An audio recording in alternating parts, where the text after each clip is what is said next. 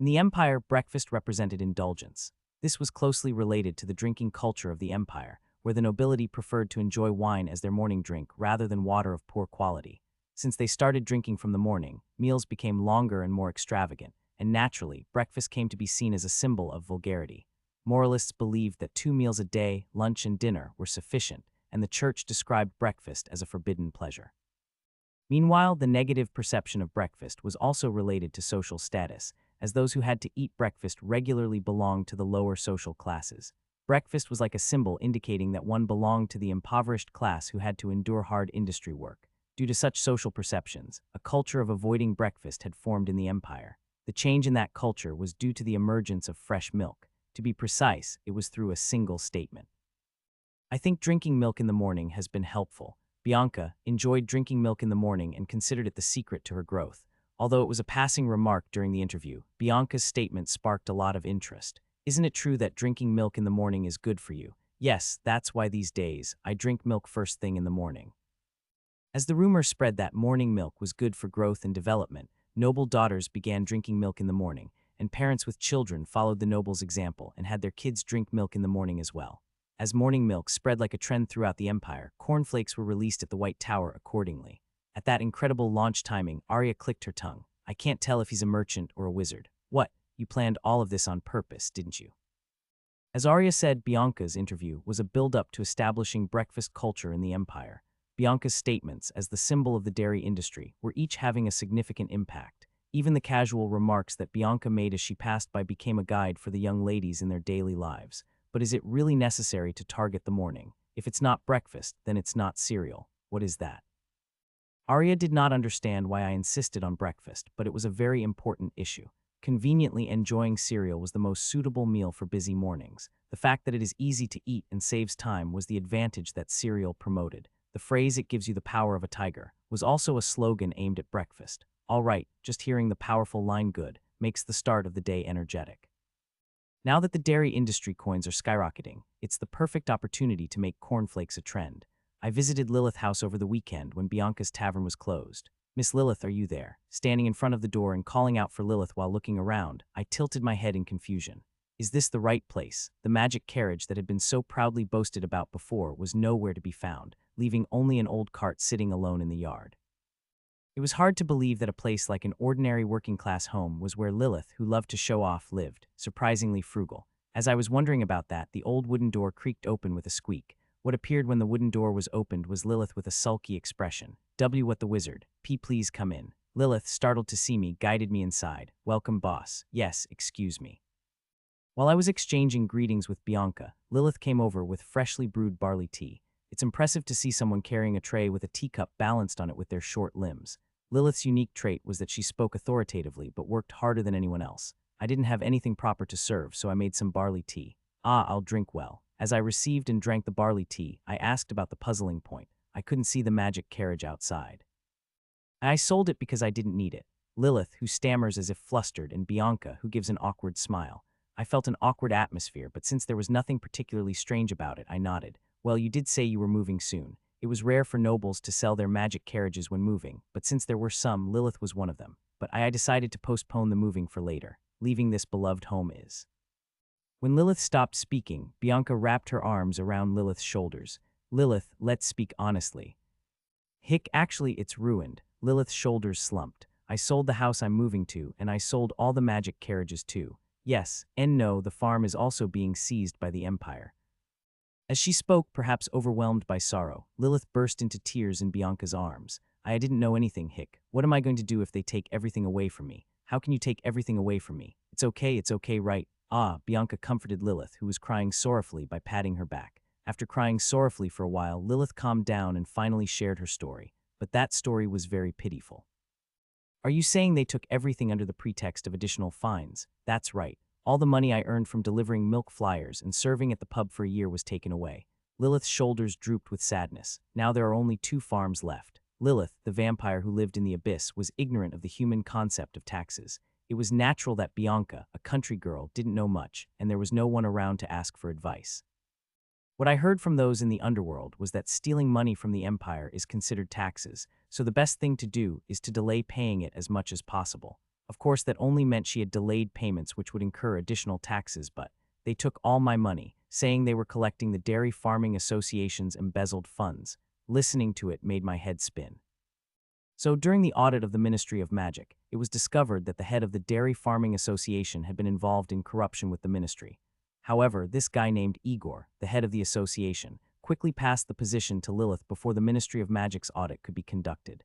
Lilith, who knew nothing, was offered the position of Dairy Farming Association chairman, and enchanted by the title, happily accepted the position. However, as a result, she ended up taking on all the tasks that the previous chairman had left unfinished.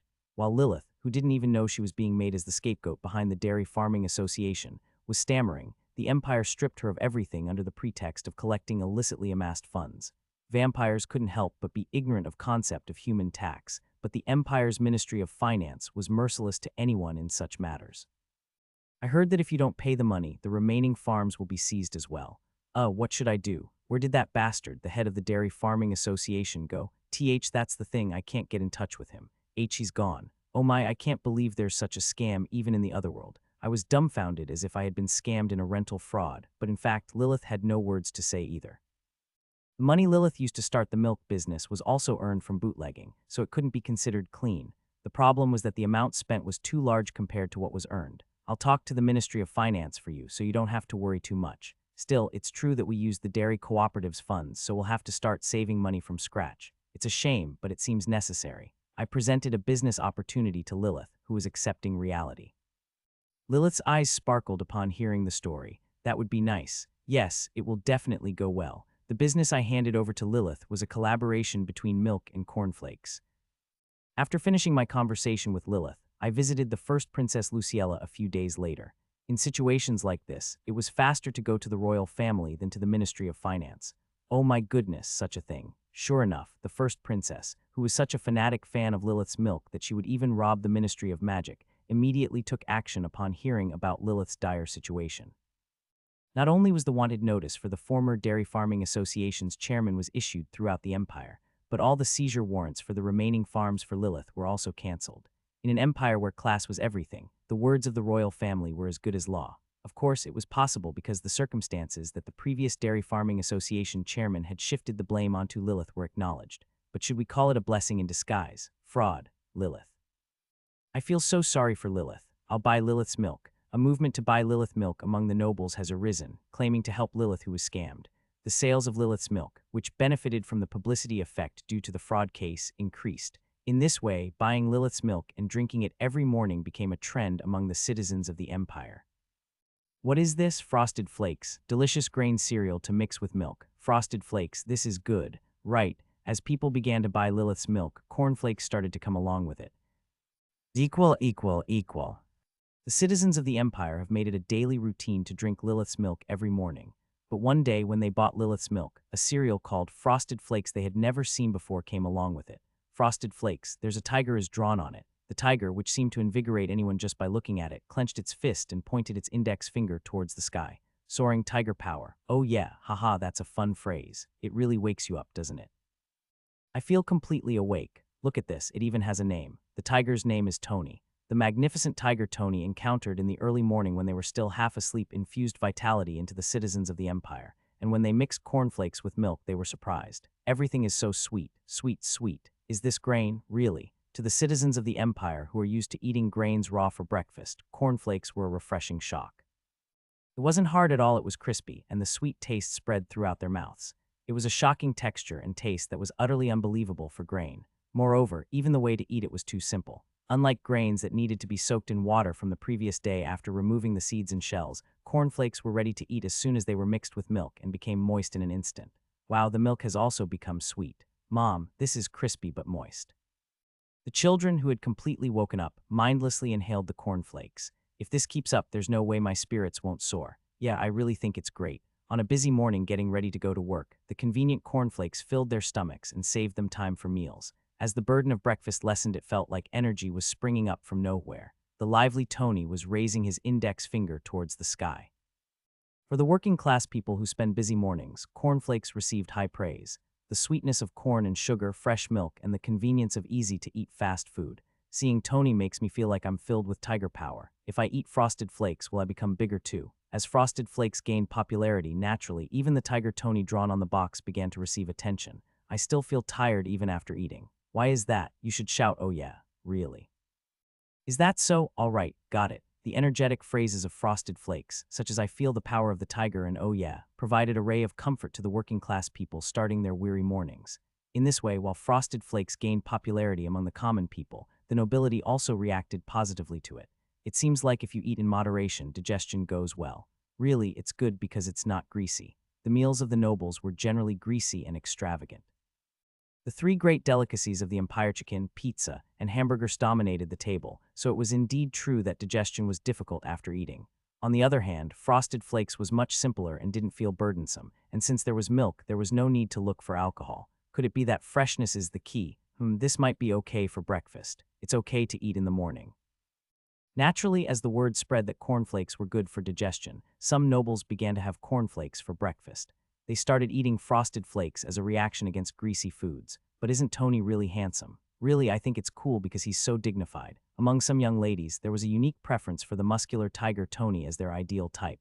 The Empire's breakfast was being revived with cornflakes, and at that moment, the developer of Frosted Flakes, Yuri. Mr. Tony, welcome. I was facing Tony, the tiger who was the model for the mascot of Frosted Flakes. In this other world, various races are living. The Tiger Beastman clan also existed, albeit in small numbers. I used my experience from the polar bear incident and contacted the clan first this time. If I used a tiger on Frosted Flakes without permission, it could cause a headache later due to copyright issues. The clan that formed such a bond is the Tony that we are facing now. Unlike Bolitar, who gave off a warm impression like the neighbor next door, Tato was a large, muscular tiger. His personality was equally bold and dignified.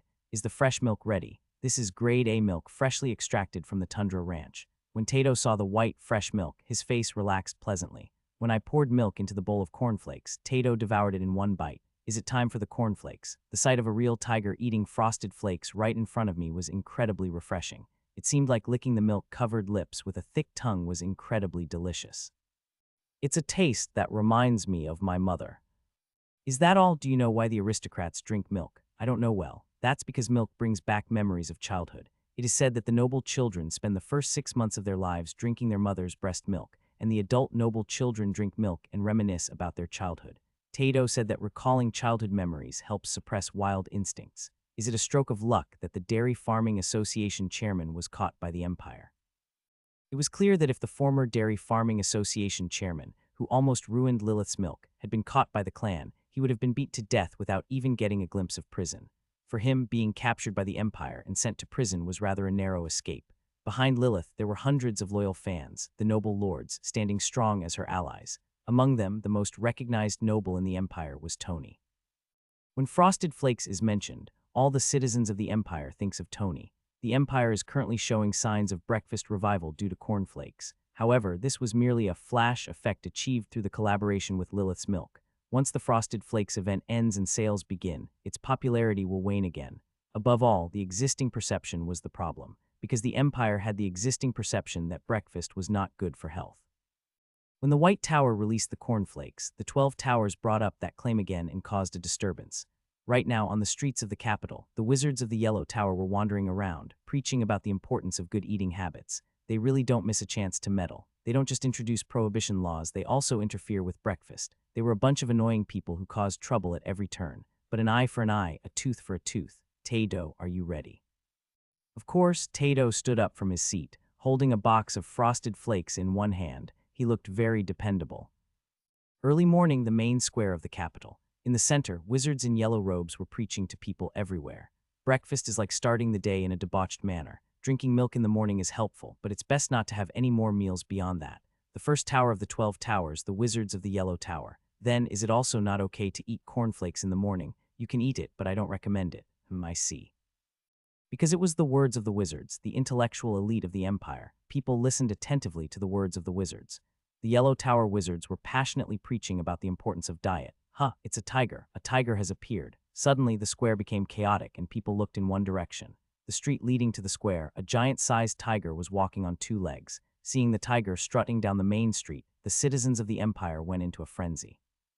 That makes sense. The Tiger Beastmen were a race that couldn't be seen in the capital. People were bewildered by the appearance of a beastman, who is rarely seen even in the autonomous region of a different race. However, that embarrassment was more like a welcome, surprise than fear. To Tony. Is it real? Thud thud. Tato's steps led to the center of the square, precisely to the place where the wizards of the Yellow Tower were. Eek, the wizard who had been spreading rumors about cornflakes, hiccuped as he saw Tato appear before him. What is frosted flakes? Ah, breakfast. Breakfast is good for your health. Yes, that's right. Breakfast is good for your health. The wizard of the Yellow Tower babbled incoherently, not even knowing what he was saying. On the other hand, the citizens of the Empire who were listening to the sermon could only be dumbfounded. What? You just said it was bad. Was it a lie? The surroundings were buzzing as the wizard's claims changed as easily as flipping a palm. Eek. As Tato's massive hand approached, the wizard, who had instinctively covered his body, blinked upon seeing what was in that hand. What Tato was holding in his hand was a box frosted flakes. It's a gift. The wizard, holding the frosted flakes, answered in a daze. And to Tony, really Tony has come. The citizens of the Empire, realizing that Tony was real, rushed in with boxes of cornflakes. Sign, please sign, me too. Great. The square where the Yellow Tower's sermon was taking place instantly transformed into an impromptu Frosted Flakes signing event. Equal, equal, equal. Oh my goodness, Tony is holding Frosted Flakes. I can't believe Tony actually showed up. The citizens of the Empire were both surprised and delighted by Tony's appearance. He was indeed someone who invigorated people every morning. It was only natural to be delighted by the real thing that came out of the box. Tony-san, that was great. Please do it just once more. Good, wow. When Tony directly shouted the famous line from Frosted Flakes, everyone, regardless of age, cheered loudly. He signed it with his paw. Awesome. People looked at the box of Frosted Flakes with the giant paw print of Tony with admiring eyes. Please put it on my shirt. Understood. Tony's massive paw print was clearly imprinted on the white shirt of the citizen who asked for an autograph. I don't know what it is, but it's really cool. People envied the huge paw print of Tony printed on the shirt. Thus a line formed as everyone asked Tony for paw prints, and Tony's popularity spread throughout the capital. Shirts with Tony's paw print for sale. Please give me a paw print tattoo on my back. Naturally, various products featuring Tony as the main character began to be sold. Shirts stamped with Tony's paw print and paw print tattoos have gained popularity. I'm going to be Tony. You be the Yellow Tower wizard. No, you did it earlier. This time it's my turn to be the tiger. Among the children, the story of Tony driving out the Yellow Tower wizards became a hot topic, and role-playing games based on it became popular. In the meantime, there was also talk about the breakfast that the Yellow Tower wizards had been claiming. Right now, Bollider and Tony are having a strength contest, but is that really important? Can you be quiet for a moment? People's main interest was not breakfast, but Bollider and Tony. Who would win if the two of them fought, don't you know? In the wild, bears are food for tigers. Ah, that's just a typical brown bear story. Bollider is a polar bear. Are you saying that polar bears are stronger than grizzly bears? Of course. People were so engrossed in passionately debating who was stronger between the polar bear and the tiger that they didn't even pay attention to the story of the 12 Towers. Even when it occasionally spoke up, it was often ignored. What am I supposed to do if I have to go to work but didn't eat breakfast? Health and all that, you need to have strength to work. So that's why the Ministry of Magic is so weak they don't eat breakfast. They lack the spirit of a tiger. Due to realistic reasons combined with visual elements, the claims of the Yellow Tower wizards were dismissed as nonsense. The followers of Cornflakes claimed that you need to have breakfast to feel energized like a tiger. That makes sense, considering that while Tony was a muscular and robust tiger, most wizards who skipped breakfast were usually scrawny. As expected, Yuri's words were right. What did Yuri say? Don't you know? Didn't Yuri develop Frosted Flakes? Of course, he made it to promote breakfast. So that's what it was. Yuri only thought of cornflakes when he saw the combination of leftover grains and milk, but this became a direct rebuttal to the Ministry of Magic's previous claim that breakfast is unnecessary. I heard that Yuri places great importance on breakfast. They say that when he wakes up early in the morning, he starts with milk calisthenics. Goodness, is he really that diligent? Yuri has been transformed into a morning calisthenics advocate by the citizens of the Empire. Are you hibernating? Look at how dark the room is. The curtain is drawn back with grumbling words. The scorching sunlight stings my eyes painfully. Wake up, just 5 more minutes. Is it because I changed the bed before to a dwarven-made bed? It was hard to get out of bed in the morning. I don't know what material the cushion is made of, but it feels like my body is floating on a cloud. The down comforter is just so soft. Whack, in an instant, the blanket was suddenly pulled off and a cold wind enveloped my body. Did you forget that we have a shoot later this afternoon? Help me up, sigh. As I reached out my arm, Arya sighed. Even so, she grabbed my outstretched arm and pulled me up. Be ready and come out by 8. With a curt remark, Arya left the room. Despite her grumbling, she did everything she needed to do before leaving. The window which had been opened who knows when brought in a chilly breeze that fully woke me up. It was tough to suddenly get up early after lounging around. After washing up roughly, I sat at the table and started eating cornflakes with milk when a huge figure sat down across from me. It was a tiger that seemed to have jumped out of a Frosted Flakes box. Tony, I want to express my gratitude. Is there anything for which you need to thank me? In the Empire, the Mountain Lords were a symbol of fear. It was rare for humans to encounter the Mountain Lords, but if they did, they couldn't escape death.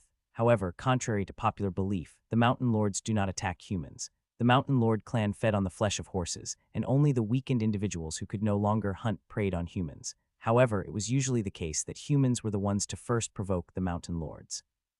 As a result, the Mountain Lords did not get along well with humans, and whenever the two races met, tension always lingered.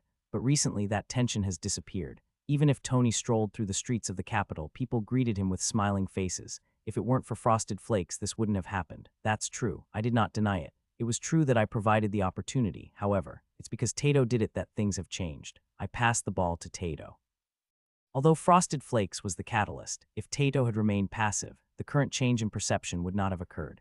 The story goes that because Tato moved, changes also occurred. Indeed, Tato had been going around the capital every morning recently, performing various good deeds. Not only was he participating in the church's charity events, but he was also mingling with people and helping others. That was something Tato did. It had nothing to do with me.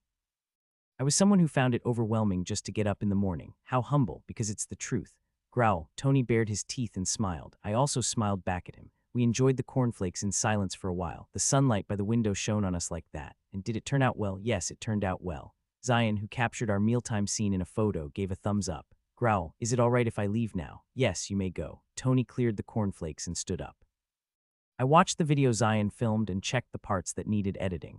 Since this middle meal scene is too long, can we skip it a bit and emphasize the sunlight more? I will give it a try. While taking notes on the instructions, Zion tilted his head in confusion. But what are you doing by taking a picture of this? What else would it be? A vlog. I was recently working on a series capturing the daily life of Tony, the so-called. Of course, the conversation during the meal was genuine and without a hint of pretense. It's real. Someone who can't even get up in the morning, what do they know about vlogs? Arya was poking fun with words, but I had something to say too. Counterfeit Frosted Flakes are popping up. We can't just sit back and do nothing. That's true. Recently, cornflakes, cereals led by Frosted Flakes have been popping up everywhere. It's not hard to think of cornflakes, but making them is easy. Gourmets interpreted the trend of such cereals was a backlash against luxurious breakfasts. The morning cereal craze has begun to sweep the empire. To survive in this harsh cereal market, you need to package well. It seems like even 12 Towers doesn't want to interfere with the cereal anymore. There's no way they can afford that. That's true too. The 12 Towers were going through a rough time due to the prohibition law they had enacted. Many merchants also enjoyed drinking parties on board to evade the law or drank alcohol under the pretext of using medicinal cold medicine. Above all, the grape block was the biggest problem. People bought it as juice, but it turned out they were actually drinking it as alcohol. Since more people were drinking alcohol than before Prohibition, the 12 Towers was busy trying to contain the side effects. It means that they don't have the capacity to worry about cereal. What do they say at the church? I came because of that anyway. Is something going on? Lilith was taken to the church. What? Apparently, the rival dairy farmers reported to the church claiming that Lilith is a vampire. Let go of me, I've never harmed anyone. The details are a matter for the church to decide. After receiving damage reports from the dairy farmers, Lilith was taken to the Whiston Archdiocese by the Holy Knights who responded. Thus, the shocking rumor that Lilith was a vampire spread throughout the empire. Is it starting again? Anyway, this damn empire never has a quiet day. Most of the citizens of the empire reacted with boredom. It was no wonder, as in the empire, the method of labeling rivals as dark wizards or witches to eliminate political opponents was commonly used among the nobles. It might have been shocking in the past, but since it's a method that's been used so often, they've become desensitized to it. There were too many people accused of being dark wizards in the empire to respond to each one individually. The citizens of the empire believed that this was yet another case like the previous ones. As it turns out, the people who reported Lilith were rival dairy farmers. The dark wizard merely turned into a vampire. The essence of eliminating the enemy remained unchanged. Above all, were vampires originally that kind of creature? It's very different from what I thought. There are even those who are now perceiving vampires differently because of the rumors that Lilith is a vampire. Lilith's bright and cute image contrasted too much with the gloomy vampire image that had been prevalent. It was too difficult to suddenly associate Lilith with such a gloomy vampire, as the image she had built up in the empire was too strong. Lilith, diligently stretching her short limbs as she did her exercises. Lilith, who personally delivered milk bottles while going around promoting. Lilith, who didn't back down even after being scammed and losing her farm. The citizens of the Empire have been observing Lilith, who works more diligently than anyone else, through the crystal orb all this time. The truth was that it didn't feel real for such a child to suddenly become a threatening creature. The rightful source is Novelrecap. In an era where even the nobles walk around openly, you're being too harsh on the kid. By that logic, aren't polar bears much more threatening? I find the lady living in our house scarier. There were too many life forms threatening the Empire to consider Lilith a threat. Above all, the biggest problem was that there was no substitute for Lilith's milk. The bishop who took money from the dairy farmer should step down. Because she's cute, she's innocent. I want to drink some fresh milk. There was a surge of public criticism, demanding the church for Lilith to be released. Lilith, who was transferred to the Archdiocese of Houston, had to stay in a sunny room with a window for a few days. It was to determine whether Lilith was a vampire through sunlight. However, unlike the brief knowledge humans have that vampires fear the sun, vampires simply prefer the night and do not fear the sun. It was true that they disliked bright things, but that didn't mean they were affected by it. Moreover, Lilith wasn't any ordinary vampire, but a trueborn.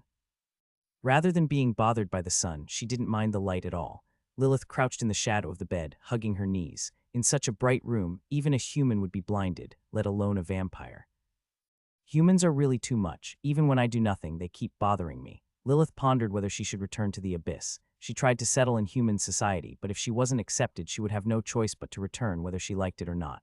At that moment, the door creaked open. What entered was a beautiful human dressed in a white nun's habit. "Lilith, please come out." The Saint Josephine smiled kindly at Lilith, who was looking up at her. "Don't worry, I've come to help Lilith." "Me?" "Yes, Yuri asked me to stay with Lilith." "Wizard." Lilith, startled by the name Yuri, followed Josephine to the waiting room. "Are you thirsty?" Josephine handed fresh milk to Lilith. "Could you please wait a moment? There are people who want to meet Lilith." Leaving the puzzled Lilith behind, Josephine went outside and returned shortly after with a group of people. "Lilith." Bianca ran over and hugged Lilith. "Bianca, how did the store fare? Why didn't you tell me?" Bianca was asking why she hadn't been told the truth about being a vampire. "I was afraid you would hate me, so I did that." "Why do you say that I would hate you, Lilith? Don't humans dislike vampires?" "You're an idiot. I don't dislike it. Everyone likes Lilith." Lilith looked at those who had come with Bianca. Bianca's father Joseph, who scolded Lilith every time for the rent, the dwarf who was a sworn enemy due to the moonshine, and the wizards like Yuri, Zion, and Arya from the White Tower. She thought she had no connections in human society, but quite a few people came to see Lilith. "HMPH, why are you all rushing over here and causing a commotion?" Lilith, who had turned her head with unnecessary bravado, rubbed the bridge of her nose. Everyone smiled at the sight of Lilith blushing. The public perception of vampires is not great. The knowledge the citizens of the Empire had about vampires was that they feared the sun and craved human blood. Of course, the church wasn't so inflexible as to arrest someone just because a report of a vampire sighting came in. We will proceed with the formal trial of the vampire Lilith Valentine. The Archbishop of the Whiston Archdiocese struck the gavel in the grand hall of the cathedral. The dairy farmers who claimed to have been harmed by Lilith were standing opposite her.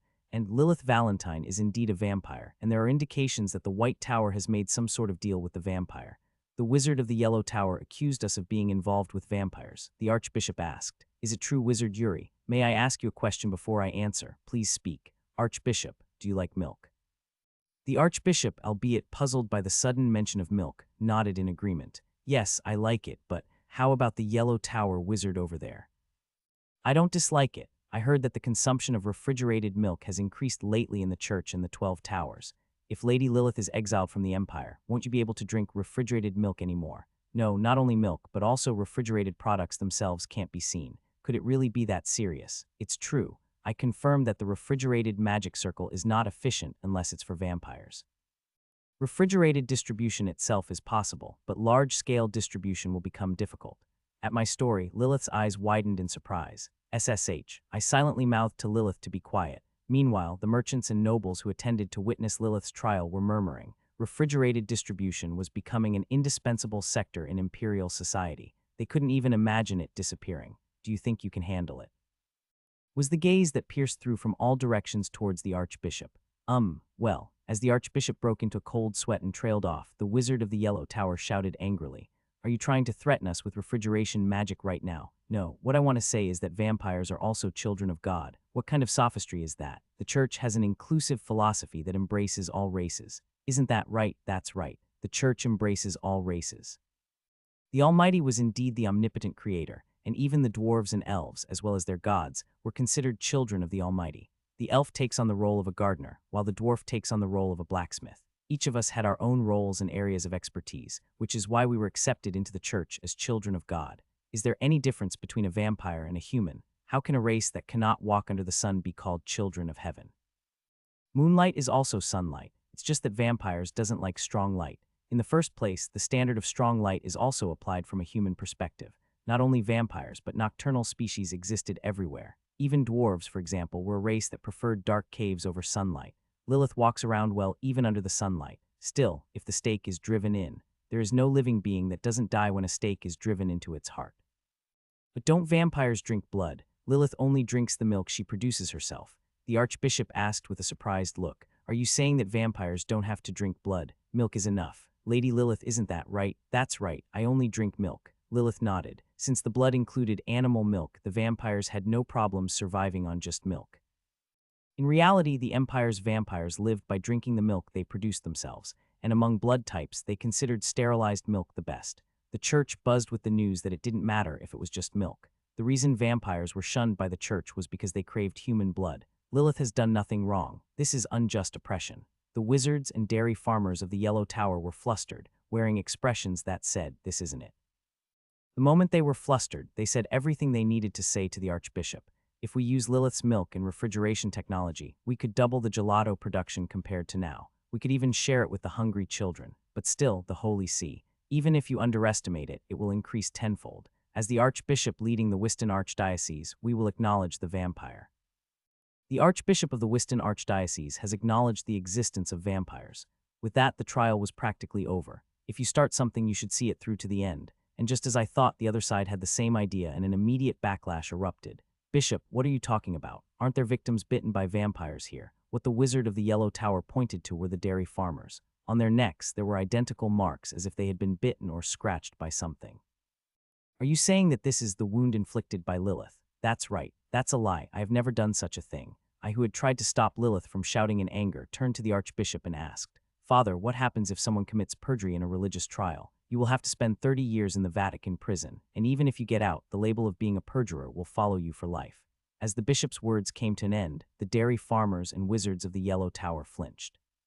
30 years in prison was one thing, but being labeled as a perjurer means a life sentence. If we were to consider it a past life, it was like drawing a red line. Moreover, the other world was even harsher, as perjurers were branded with a mark of perjury, making it impossible to hide.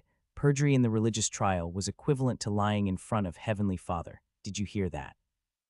I heard. Then I will take it that those wounds were inflicted by Lilith. The dairy farmers silently agreed. And Mr. Tato, I got it. Tato, who had been observing the trial from the spectator seats, stepped forward. The Holy Knights tried to stop such Tato, but I only wish to confirm. They stepped aside at Tato's words. It wasn't that they were overwhelmed by his aura or that he was a strong opponent, just that the Archbishop of Whiston had waved his hand to dismiss them. Growl.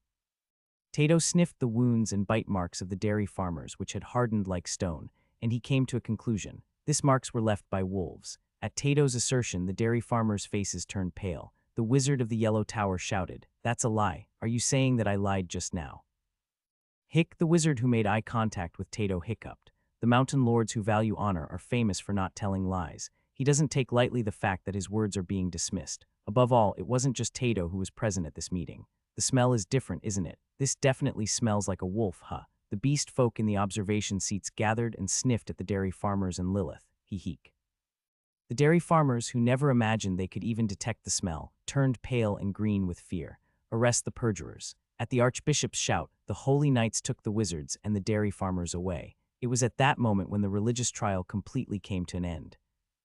HMPH, liars are getting what they deserve. Lilith scoffed as she watched the dairy farmers being dragged away. If it were up to her, she would have liked to deal with them herself, but just knowing that those damn church people took them away was enough to make her feel better. Lilith returned to the exit. For the few days waiting for the trial, she couldn't even drink any blood and was trapped in the cell, so her vision was blurry. And then a white milk bottle appeared. "Please drink." Lilith, who received the milk bottle handed over by Yuri, lifted her head and gulped down the milk. "Ah, milk after my grievances is resolved is the most refreshing taste ever." Lilith's face regained its vitality after drinking fresh milk. "But wizard, is it okay that you lied because of me? Why does it matter? They were the ones who lied first. But didn't they say that perjury is not allowed in the Inquisition? an eye for an eye, a tooth for a tooth. Yuri committed perjury during the religious trial. The claim that if Lilith was driven out of the empire, we won't see refrigerated food anymore was a lie. During the exchange with sharing the low-temperature sterilization method, Lilith taught the principle of refrigeration at the White Tower. Even without Lilith, it was possible to use the self-contained freezing at the White Tower. So the claim that they wouldn't be able to see refrigerated foods if Lilith was banished was a lie. Lilith had to be shocked by the fact that Yuri would even commit perjury for her sake. Did you really believe my words? Isn't Lady Lilith's word more trustworthy than those who sell spoiled milk? A wave of emotion surged through Lilith's heart. You're welcome, and I have never committed perjury myself. Lilith tilted her head. Didn't you also inform the White Tower about the refrigeration magic? It's true that the effectiveness decreases when a human sets it up, and I was thinking that if Lilith was banished, I wouldn't be able to use the freezing circle anymore. Lilith's eyes widened. Did you really go that far? Yes, so claiming that refrigerated distribution will no longer be plausible in the Empire is not perjury. Still, collaborating with gelato production is out of the question. Yuri made an agreement with the Archbishop to collaborate with Lilith's Milk for the church's gelato production. They decided to increase the production volume by a whopping tenfold. However, Lilith was barely managing just by distributing milk. The former Dairy Farming Association chairman committed fraud, causing immense damage. The first princess helped, but that was only to prevent Lilith's farm from being seized. The already confiscated farms could not be reclaimed, and Lilith was fully repaying the debts for the funds that the Dairy Farming Association had illegally accumulated. Therefore, there is no capacity to produce even the milk needed for gelato. But aren't there dairy farmers who were taken away? What do you mean by they? You can produce it on their farms. Lilith blinked. Is it really okay? Yes, the children of that farm's families were all involved in this perjury, so you should reach a suitable settlement. Oh, then that could work. Lilith's eyes sparkled. Perjury in the religious court was a grave sin enough to be socially ostracized. The families of the dairy farmers had to desperately deny any involvement, whether they had committed perjury or not. It was a situation where one had no choice but to offer unconditional cooperation to Lilith, even if it meant for survival. Lilith had devoured the dairy farmers without spending a single penny. They were paying the price for their own actions, so it could be said that it was a case of reaping what they had sown. However, it is still unreasonable to increase the gelato tenfold right away. You can take your time. What do you mean by that? Didn't you make a promise with the Archbishop? We haven't set a schedule or a deadline for when to increase production, so it's fine. Is that really okay? Lilith thought this was completely a scam. Things like this, you just go for it and see what happens. Well, human society is tough. I'll gradually teach you. Yuri just simply smiled faintly. The religious trial of Lilith held in the Archdiocese of Wiston was the center of public attention. And as a result, not only the citizens of the Empire, but even the Holy See had to be astonished. Is it true that Archbishop Gerard recognized vampires as children of God? Lord Gerard, how could you come to such a conclusion? The outcome of the ecclesiastical trial by the Archdiocese held strong authority, but it does not represent the opinion of the entire Church. The final decision on matters that could cause controversy was to be made by the Pope and the Cardinals. The Cardinals did not understand Archbishop Gerard's judgment at first. If it's the vampire's technology, they say they can increase the gelato production. Being able to increase gelato is certainly a happy thing. However, accepting vampires as children of God is a separate matter. They said the increase in production is tenfold. Of course, not only the cardinal who brought it up, but everyone's mouth dropped open. Tenfold, you say? If it's tenfold, how much would the alternative production be? The cardinals were finally able to understand Archbishop Gerard's decision. While the religious trial and gelato were separate matters, a tenfold increase in production was simply too significant. Above all, they say that without vampires, it would be impossible for the distribution of refrigerated food to exist. In an instant, the Pope's hand, which had been scooping gelato with a kind smile, came to a sudden halt. Your Holiness, I have never heard of the doctrine being above the will of the Lord. Why, yes, that's right. The cardinals had puzzled expressions, wondering why the Pope suddenly brought up such a topic, but they understood his intentions through his subsequent words. God has never put a fence around his children. It is humans who have defined vampires as beings to be rejected. Heaven was the creator who embraced all beings. If refrigeration technology and gelato can save countless people, isn't that a great act of kindness?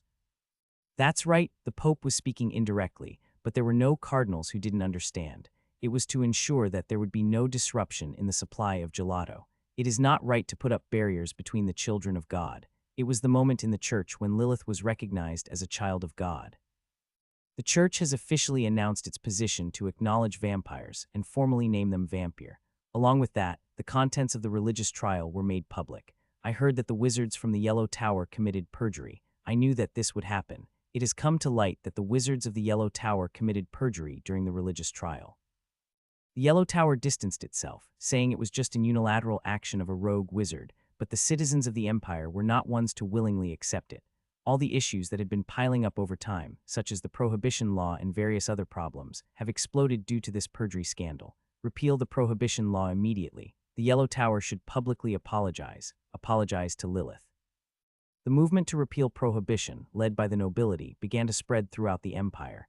And are you saying that cheeses can be mass-produced? Oh my, Lilith's cheese. In the process, even I encountered unexpected problems. Cheese is best when you dip it in milk. The first princess started developing strange recipes. Cheese is the most popular dairy product in this world.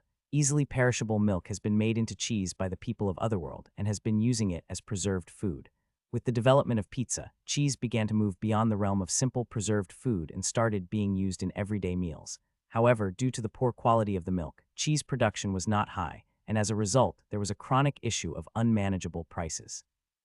However, with the introduction of Lilith's milk, the price of cheese plummeted to an absurd level. Of course, the price of pizzas with cheese also dropped.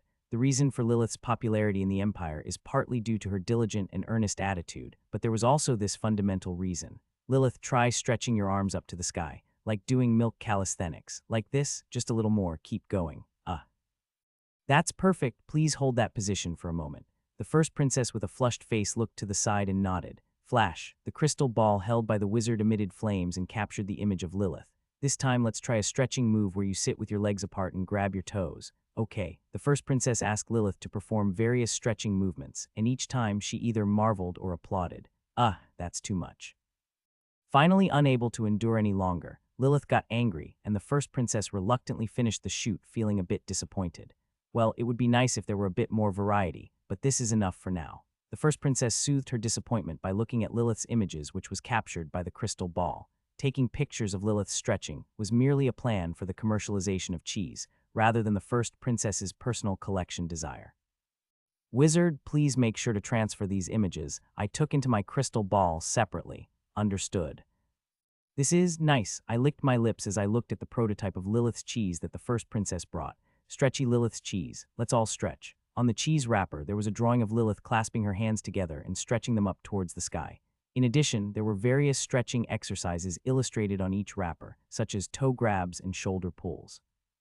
Seemed like an expression to emphasize how cheese stretches, but who would have thought to incorporate Lilith's stretching exercise into it? Its packaging inspired by milk calisthenics. Excellent, right, yes. The first princess's sense was nothing short of genius. This was a plan that could never have come about without someone who understood the needs of the citizens better than anyone else. In terms of quality, it goes without saying. As the name suggests, the cheese that stretches endlessly is Lilith's cheese. This will definitely sell well. I agreed to the release of Lilith's cheese without much thought. Price, quality, model, planning. There was no flaw to be found in the cheese made by the first princess. In itself, cheese. The problem arose about a month after the release of Lilith's cheese. Highness, what is this? It's the Lilith's secret recipe with the instructions for making milk cheese ramen. I was momentarily speechless as I looked at the first princess's secret recipe titled How to Enjoy Lilith's Cheese Deliciously. Would you like to try it? I just finished eating a little while ago, so I'll give it a try later. I used to pride myself on having a wide variety of food options, but the first princess always had extraordinary creativity that has surpassed mine.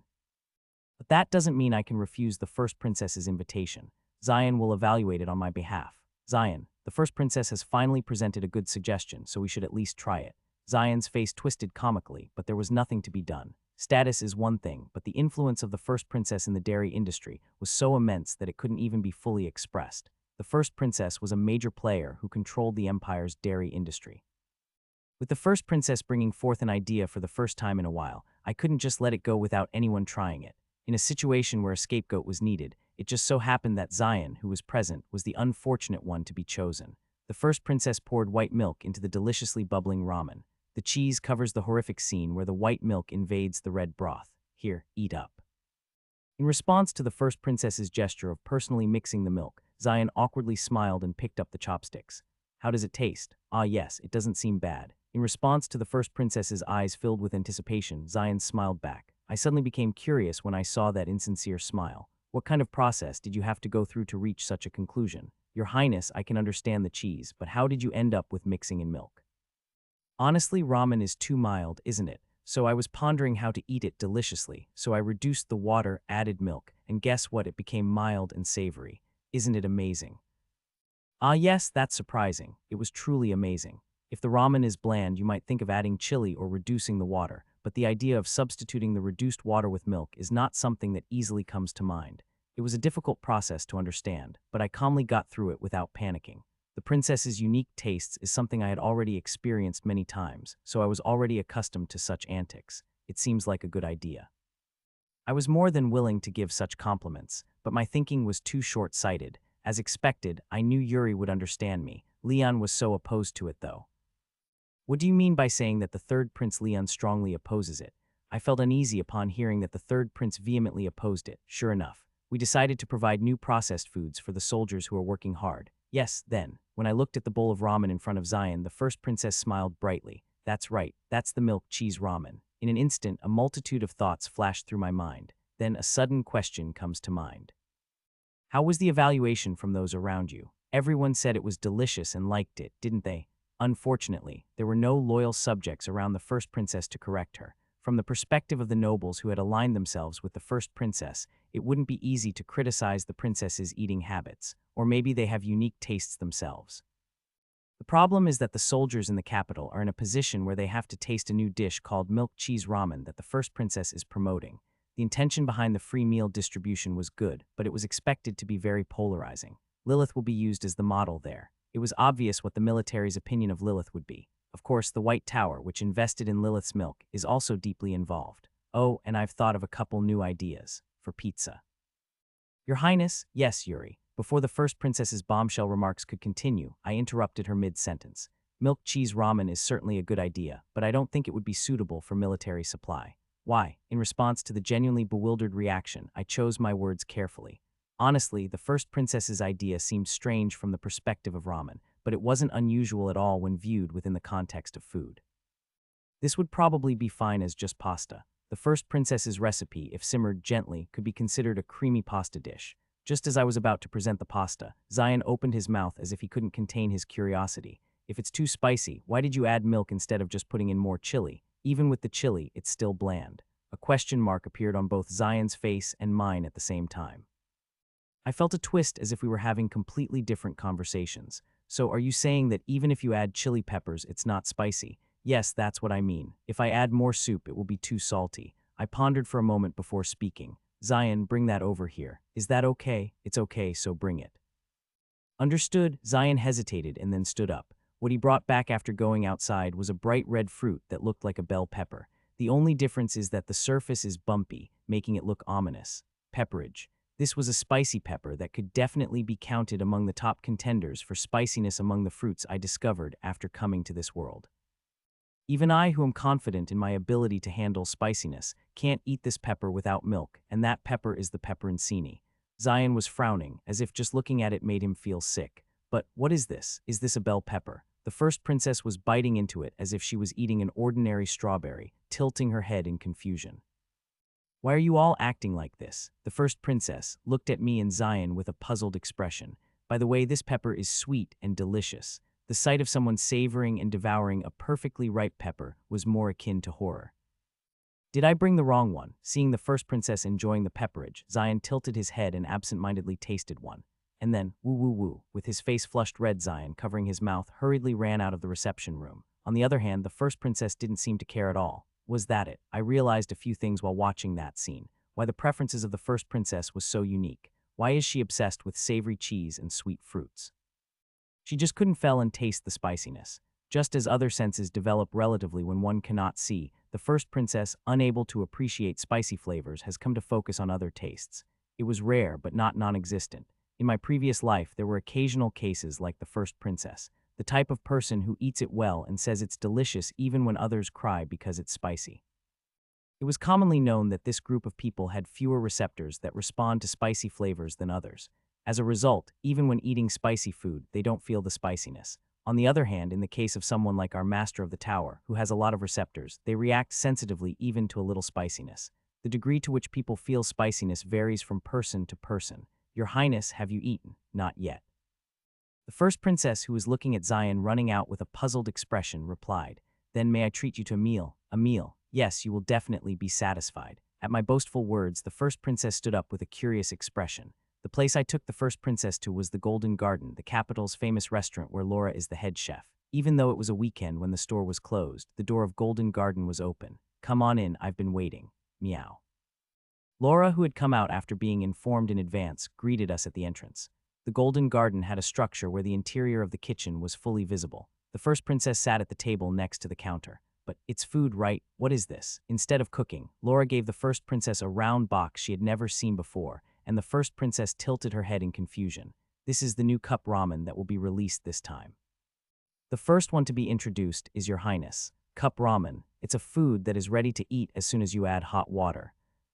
Does that mean I don't have to cook because it's processed food? Amazing. At the story that just pouring hot water would complete the dish, the first princess's eyes widened. Just like cereal that you eat with milk, the story was that ramen is also complete as soon as you add water. You just need to wait for about 4 minutes. Since Laura had already prepared the hot water, all that was left to do was wait. Meanwhile, while waiting for the noodles to cook, Laura walked over and took a can of tuna from a drawer. She strained it through a sieve, pressing the grease out with a spatula, then placed the chunked tuna on the cutting board and chopped it. Tap, tap, tap, tap. 2 kitchen knives dance on the cutting board, and in an instant, the tuna is finely chopped. Laura, having placed the chopped tuna into a mixing bowl, squeezed mayonnaise on top and began to mix it evenly with a spatula. What is that? It's tuna mayo. Are you saying to mix tuna with mayonnaise? It's a combination I've never heard of before. The first princess felt as if she had come to another world. She was quite skilled at cooking, but everything Yuri introduced was something she had never heard of or seen before. Would you like to try it once? The first princess's eyes widened in surprise as she accepted the tuna mayo that Laura handed her. It's delicious. The creaminess of the mayonnaise combined with the tuna created a savory and slightly salty flavor. This would taste great with cheese on bread, don't you think? While the first princess tasted the tuna mayo, 4 minutes passed. It's time. Yuri, holding wooden chopsticks, poked holes in the cup ramen lid. Poke, poke, poke. What is that supposed to be? It's about making a hole to drain the water. Are you saying to drain the water from the ramen? Yes, this is something you mix and eat. You can follow along too, Your Highness. On the lid of the cup ramen, the area for poking holes was kindly labeled with poke, poke, poke, so the first princess was able to poke the holes without difficulty. This way it will be easy to throw away. As she let water flow from the glass into the sink, the first princess's eyes sparkled. Unlike the bagged ramen that had to be cooked and transferred to a separate bowl, this cup ramen was designed to be very convenient to eat. However, unlike the convenience, the first princess did not have any expectations about the taste, because she wouldn't be able to feel the emotions of the chicken breathing fire from its mouth that was drawn on the container. That emotion grew even stronger as the sauce was poured. A red sauce, you say. As she mixed the noodles with the sauce, the red color that emerged made the first princess secretly disappointed. In fact, she couldn't understand why the citizens of the empire were so crazy about ramen. Even the spicy flavor of ramen was too bland, so she added milk and cheese to it. You will surely like it. So she didn't have high expectations for Yuri's boastful claims. After absent-mindedly rubbing the bright red noodles for a while, the first princess's eyes widened slightly at the aroma wafting up from the cup ramen. The scent, intense and spicy, it stimulates the tip of your nose as if reviving dead nerve cells. Although she hadn't tasted it yet, the first princess could tell. This is different from the food she has tasted so far. The first princess took out her favorite ingredient, Lilith's stretchy cheese, which she always carried with her, and mixed it into the red noodles. Swish. The cheese melts in the heat of the noodles. As she lifted the chopsticks, the red noodles, coated thickly in cheese, came up with them. The delicious cheese stretches out. She opened her small mouth and took a bite. The first princess's movements came to a halt just as she had positioned herself. BRR, the body holding the chopsticks, trembled slightly. Bang, bang, fireworks went off in her head. The spiciness that stimulates the tongue, the richness of the cheese, and the chewiness of the noodles came together to create a festival in my mouth. The visualized taste unfolds before the first princess' eyes. Chasing the fire-breathing chicken, Lilith was running with her arms outstretched. This is spiciness. A wave of emotion swept across the lips of the first princess as she experienced the world of new flavors. I can taste it, I can taste it. While fiddling with her chopsticks, the first princess devoured the noodles like a madwoman. If you mix it with tuna mayo, you'll experience a whole new flavor. Following Yuri's advice, the first princess mixed the tuna mayo that Laura served with the noodles. And another bite. Chewy noodles coated in spicy sauce and cheese mingle with creamy tuna mayo, swirling around in your mouth.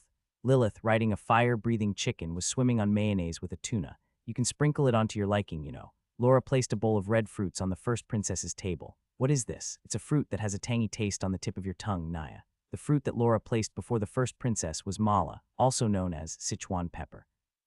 Pupil of the first princess, who had taken a bite of the Sichuan pepper, widened. Pub-ba-ba-ba, fireworks exploded in her mind. The chicken that used to breathe fire had now become a phoenix, flying above the clouds. Wow, what the heck have I been eating all this time? Her tongue was crying out. This is exactly the food she has been looking for. Born into royalty and having tasted and experienced countless dishes, she was the first princess, but she swore that she had never felt this way before.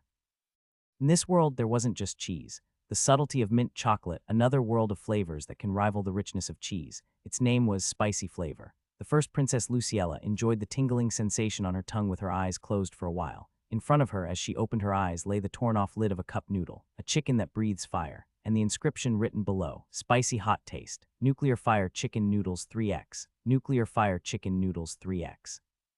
You really enjoy that. I was amazed by the sight of the first princess devouring the nuclear fire chicken noodles 3x in an instant. I didn't know there would be someone who could eat this, even after I made it, let alone 3x. It was questionable whether even the regular spicy chicken would be accepted in the empire. The reason I gave the first princess the 3x was to let her know the taste of spiciness, not because I really wanted her to eat it.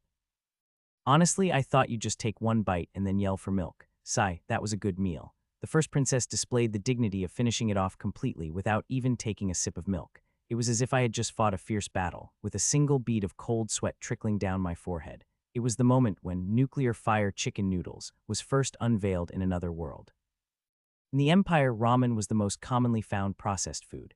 The spicy flavor was refreshing, but above all, it was popular because of its easy cooking method and low price. Even in the church, ramen was often used as relief food for the poor, so it was hard to find anyone in the empire who hadn't tried ramen. It has been quite a while since ramen spread to this world. How many years has it been? 4 years and 3 months. Has it really been that long already? Well, that's because Yuri doesn't look at the calendar. At Ranya's remark, I scratched my cheek. It was true that I don't look at the calendar very often. By the way, that was already 4 years ago. Time really flies. No, if you really think about it, you couldn't even say it was fast. The first food I spread in the other world, alongside with cola and Pringles, was ramen. MSG and ramen soup were introduced as 2 ways to save bad tasting dishes. The soup created by the PhDs of large corporations was ramen soup, so in a way it was only natural. In an empire that only knew salt and pepper, ramen soup was truly a revolution in taste. Anyway, due to the popularization of this ramen soup, the citizens of the empire had adapted to the spicy flavor. It's about time to take it out. Nuclear fire chicken noodles, the spicy ramen that sparked the global Korean fire noodles challenge craze.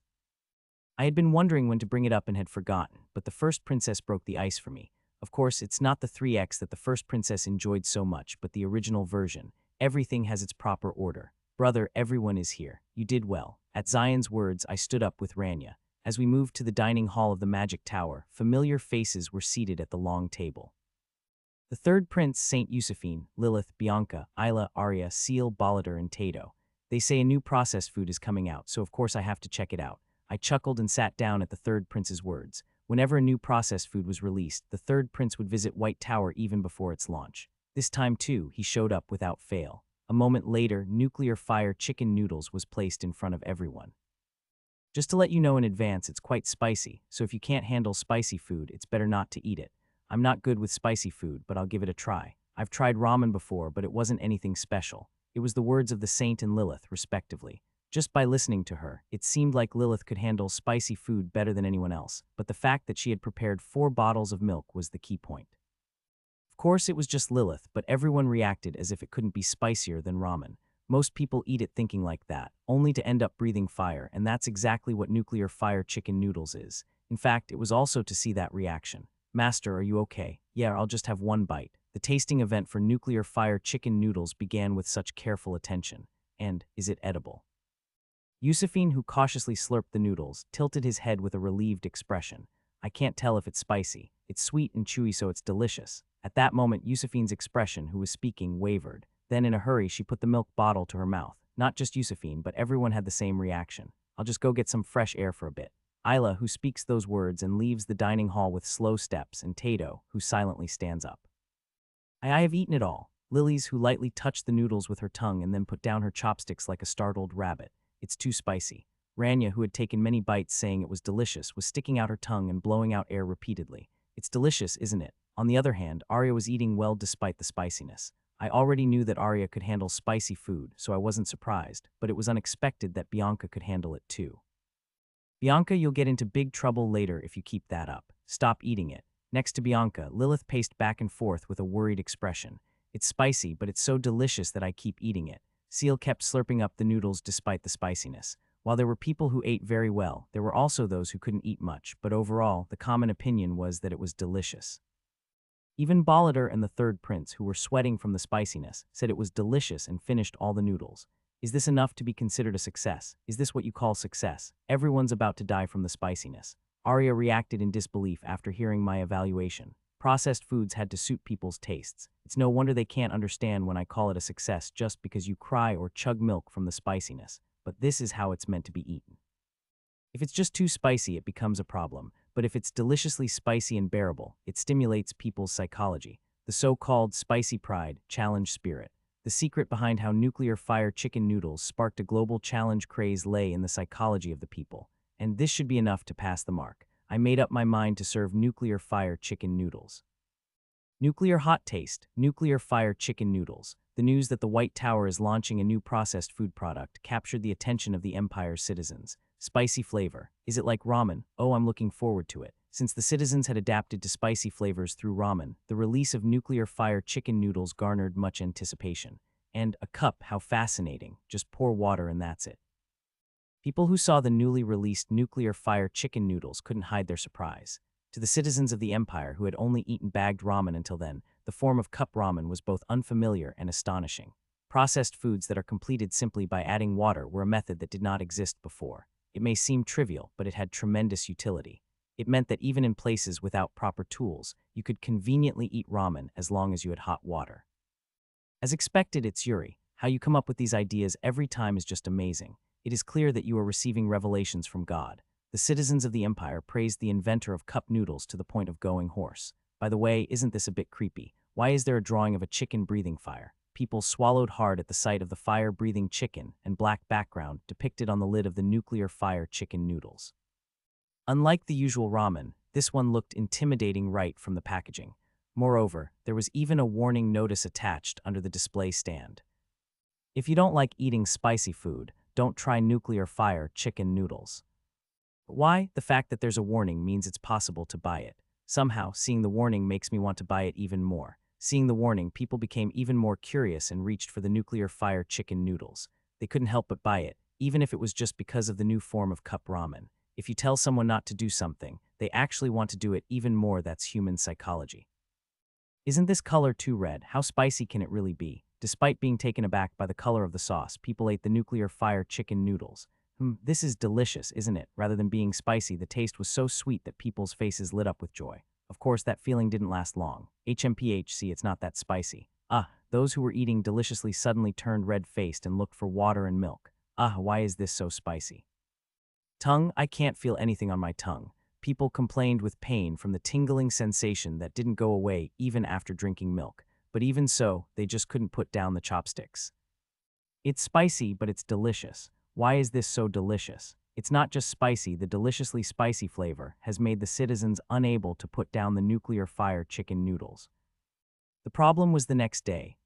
My stomach doesn't feel good. The fire in nuclear fire chicken noodles doesn't just come from the mouth, it comes from below as well.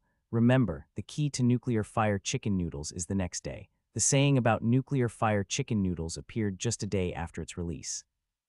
Nuclear fire chicken noodles elicited an explosive reaction from the citizens of the Empire. This was not just because nuclear fire chicken noodles is spicy or delicious. It's my gift. What is this? Spicy chicken. Try this delicious food. Oh, this is really delicious. The citizens of the Empire playfully gifted the nuclear fire chicken noodles, which was only released in the capital, to those who were unaware of it.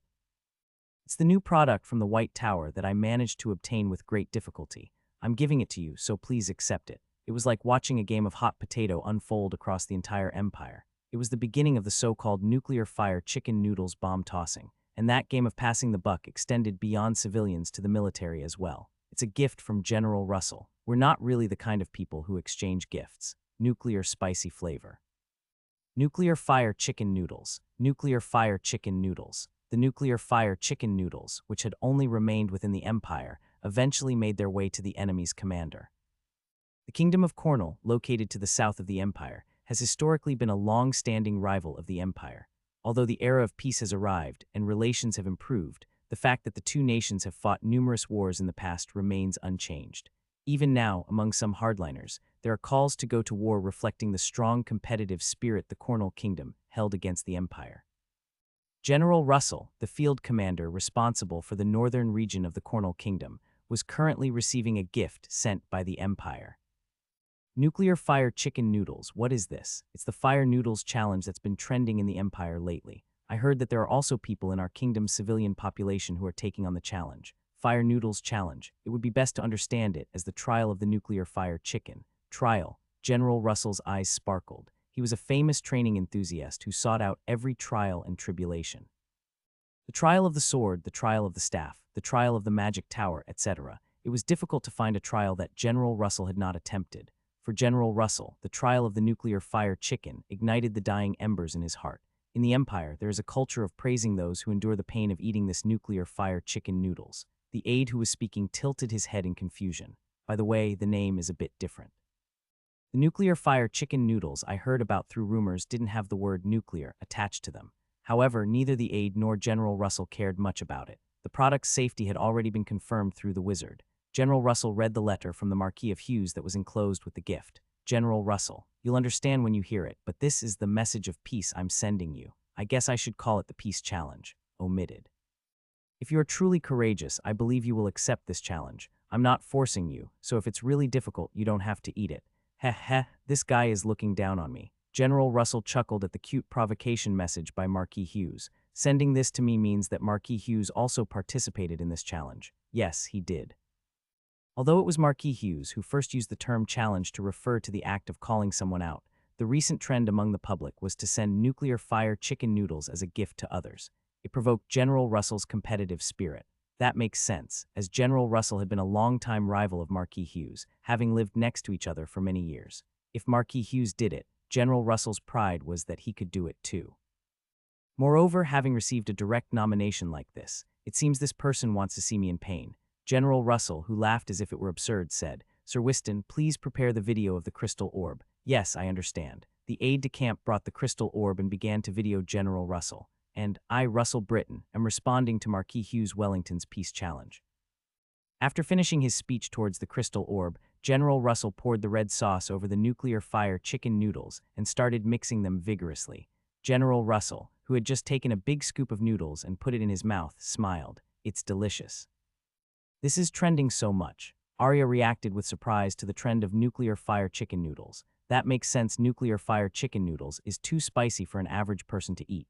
Arya predicted that the sales would be sluggish due to the difficult-to-eat spiciness, but ironically, that very spiciness became the selling point for nuclear fire chicken noodles. When eaten, the nuclear fire chicken noodles was a cultural shock to the citizens of the empire. That shock naturally gave rise to the desire to share it with acquaintances, which led to the trend of nuclear fire chicken noodles. Thus, the bomb relay, where gifts lead to more gifts, was named the Fire Noodles Challenge and became a sensation, spreading beyond the empire to other countries. It's called the Desire for Challenge. The Fire Noodles Challenge that took place in the previous life was happening in another world, transcending time and space. Even if we live in different places, the emotions people feel are usually quite similar. Of course, it was me who attached the term challenge to the nuclear fire chicken noodles to stir up competition. Just by adding a single word, such a dramatic result was achieved. This is what trends are all about. That being said, suddenly, as I was looking at the table, I tilted my head in confusion, feeling a sense of emptiness. Arya, where did the nuclear fire chicken noodles that was here go? Wasn't that taken by the first princess? You said she would come to pick it up tomorrow, right? She must have taken it when she came yesterday. Is that so? I tilted my head and then lost interest. As Arya said, the items couldn't have run away on their own. Suddenly, I remembered that Marquis Hughes had shown interest, but I told him that it was spicy, so he should be fine. It's not like eating it would kill you. It's just spicy enough that it feels like you're dying. Why, Your Excellency, did you get me something to drink? Quickly, hiccup. The aide, startled by General Russell's scolding, clumsily knocked over the cola on the table. Here it is, phew. General Russell, who was hastily gulping down the cola given by his aide, spat it out. Milk, I understand. The aide fled the office as if he was escaping. The Fire Noodles Challenge that started in the Empire has sent the Cornwall Kingdom in a spicy frenzy. Hee hee, you're not seriously saying this is spicy, right? Haha, no way. Hick, it's not spicy at all. Sniff, you're the one who looks like you're struggling with the spice. There were nobles who took pride in who could handle spicier food better, but there were also heartwarming scenes of people gifting each other nuclear fire chicken noodles, and this caused some problems as well. You say that the nuclear fire chicken noodles is that delicious. I clearly heard Marquis Yut scream while eating it. The reactions of the nobles who ate the nuclear fire chicken noodles were all quite a sight to behold, so the rumors about the nuclear fire chicken noodles spread like wildfire among the kingdom's citizens. How delicious could it possibly be for a noble to scream like that? However, unfortunately, unlike the nobles, it was as difficult as finding a needle in a haystack for the commoners of the kingdom to get their hands on nuclear fire chicken noodles. Since we don't trade, we can't even try it. Ah, I'm envious. Although it was an era of peace, there was little interaction between the kingdoms and the empire. To obtain nuclear fire chicken noodles, one had no choice but to receive a gift from an acquaintance in the empire or go to the empire directly. It's nuclear fire chicken noodles. Please take one each. What? Nuclear chicken? Wow. One day, the merchants who came from the empire began to spread nuclear fire chicken noodles. Height is growing, bones are strong. While they're dancing in the crystal orb. Wow, amazing. The kingdom's citizens were completely captivated by the advertisements coming from the crystal orbs brought by the merchants. This phenomenon did not occur only in the private sector. Soldiers, how much have you suffered in the scorching sun today? What is that sound? The soldiers on guard at the border zone tilted their heads in confusion at the sudden loudspeaker announcement. What is that? Large wagons from the imperial faction have been approaching the Cornell Kingdom. What is it? I don't know much about it either, but these are items donated by the military for their hard work. The soldiers' eyes widened in surprise as they checked the cart at the merchant's words. Hey, look at this. End nuclear fire chicken noodles. Huh. The open cart was piled high with nuclear fire chicken noodles. Did they really told us to take this? Yes, they told me to take everything. Originally, they were soldiers who were supposed to report to their superiors first, but the word free made them lose all sense of reason. And the executives who should point this out. Hey, hurry up and get ready before we get caught. Go get a bag. Rather, they were busy leading the soldiers and taking the nuclear fire chicken noodles. Where is the commander? They still haven't come out of the bathroom. No, how long have you been inside that you don't know what's going on outside? What's going on? Could it be that the Imperial Army has attacked? No way, you're distributing nuclear fire chicken noodles. Yes, what does this mean? Are you saying you're distributing nuclear fire chicken noodles? That's right. The officer shouted with a look that showed he had made up his mind in the absence of the commander. I guess I'll have to accept it for now. I'll go too. Then you go and get mine too. They say they're giving out free food, and the desire to receive it was the same for both soldiers and officers. Moreover, it was a processed food that wasn't even distributed in the kingdom. Indeed, the empire is the best. Happiness is a matter of escape. Patriotism has gradually melted away. It was the beginning of the cultural invasion. The decision for the empire to drop nuclear fire chicken noodles on the Cornell Kingdom was made during a military meeting held 2 weeks ago. Your Excellency, everyone has gathered. A blonde beauty with blue eyes like a frozen lake is looking down at the map of the continent spread out on the table. Christina Julius Offenbach von Terras. The woman with her curves accentuated by the tight military uniform was the newly appointed commander of the Southern Army as the Duke of Hughes moved to the center. I have the honor of meeting Her Highness the Second Princess. She was the second princess of this country. Prince Leon, the third prince, evaluated Christina like this. Christina is a war fanatic. If we let that woman become the empress, the continent will be plunged into chaos. Tyrant. Third prince was indeed obsessed with conspiracy theories, but he was objective when evaluating others. She has good qualities, but those qualities are skewed towards war, making her a terrifying woman. The evaluation of the third prince was accurate once again. Swish, swish. Moving the chess pieces scattered haphazardly on the map of the continent, the second princess was waging a solitary imaginary war. It seemed that the war was not going well, as the second princess's brow was slightly furrowed. You must be good at Civilization game series then. The person who seemed like she could easily pass the time alone with just a map of the continent and chess pieces was none other than the second princess. In simple terms, she was a war game addict. However, she also knew how to listen to those around her when it came to unresolved issues. The fact that she even listens carefully to the words of children for the sake of victory was what made the second princess so terrifying. The reason why the mages of the 12 Towers, including myself, were summoned to the meeting. Today I have called upon the monks to seek their wisdom regarding the monster territory. The second princess, who had taken her eyes off the map, looked around at those seated at the table and spoke. If you have any suggestions on how to subdue the southern monster territory, please feel free to share them. The empire was suffering every year from the hordes of monsters invading its borders. Among them, resolving the monster territory, located in the southwest, was the task assigned to the second princess, who had just been appointed as the commander of the Southern Army. It seemed like simply subduing the territory of monsters would be enough, but it was not as easy as it sounded. To subdue the monster territory, we must first deal with the Cornell Kingdom. The Cornell Kingdom. If you want to conquer the territory of the monsters, you need to deal with that country first. If we leave the border undefended to subdue the monster territory, the Cornell Kingdom wouldn't just sit idly by. You couldn't move the army while having an enemy behind you. In solving the magic barrier problem, the Cornell Kingdom has always been an obstacle. The reason the second princess convened the meeting was also to discuss the measures for handling the Cornell Kingdom. Regrettably, we cannot handle both the Cornell Kingdom and the monster territory with just the Southern Army. We need to seek cooperation from the central government to pressure the Cornell Kingdom. In the meeting room, there were strong opinions advocating for sanctions against the Cornell Kingdom. The second princess also had an expression that agreed with their opinions. Swoosh. The second princess's hand was already moving the pieces on the map to invade the Cornell Kingdom. They have advanced all the way to the capital. Even the hardliners were discussing a treaty, but the second princess took it a step further and waged an invasion war. What do you all think? The second princess looked to the left side of the table and asked. It was the direction where the wizards of the magic tower, including myself, were gathered. How about collaborating with the Cornell Kingdom to jointly defeat the monsters? It was the opinion of the wizard of the Yellow Tower, who was skilled in strategy and tactics. What are you talking about?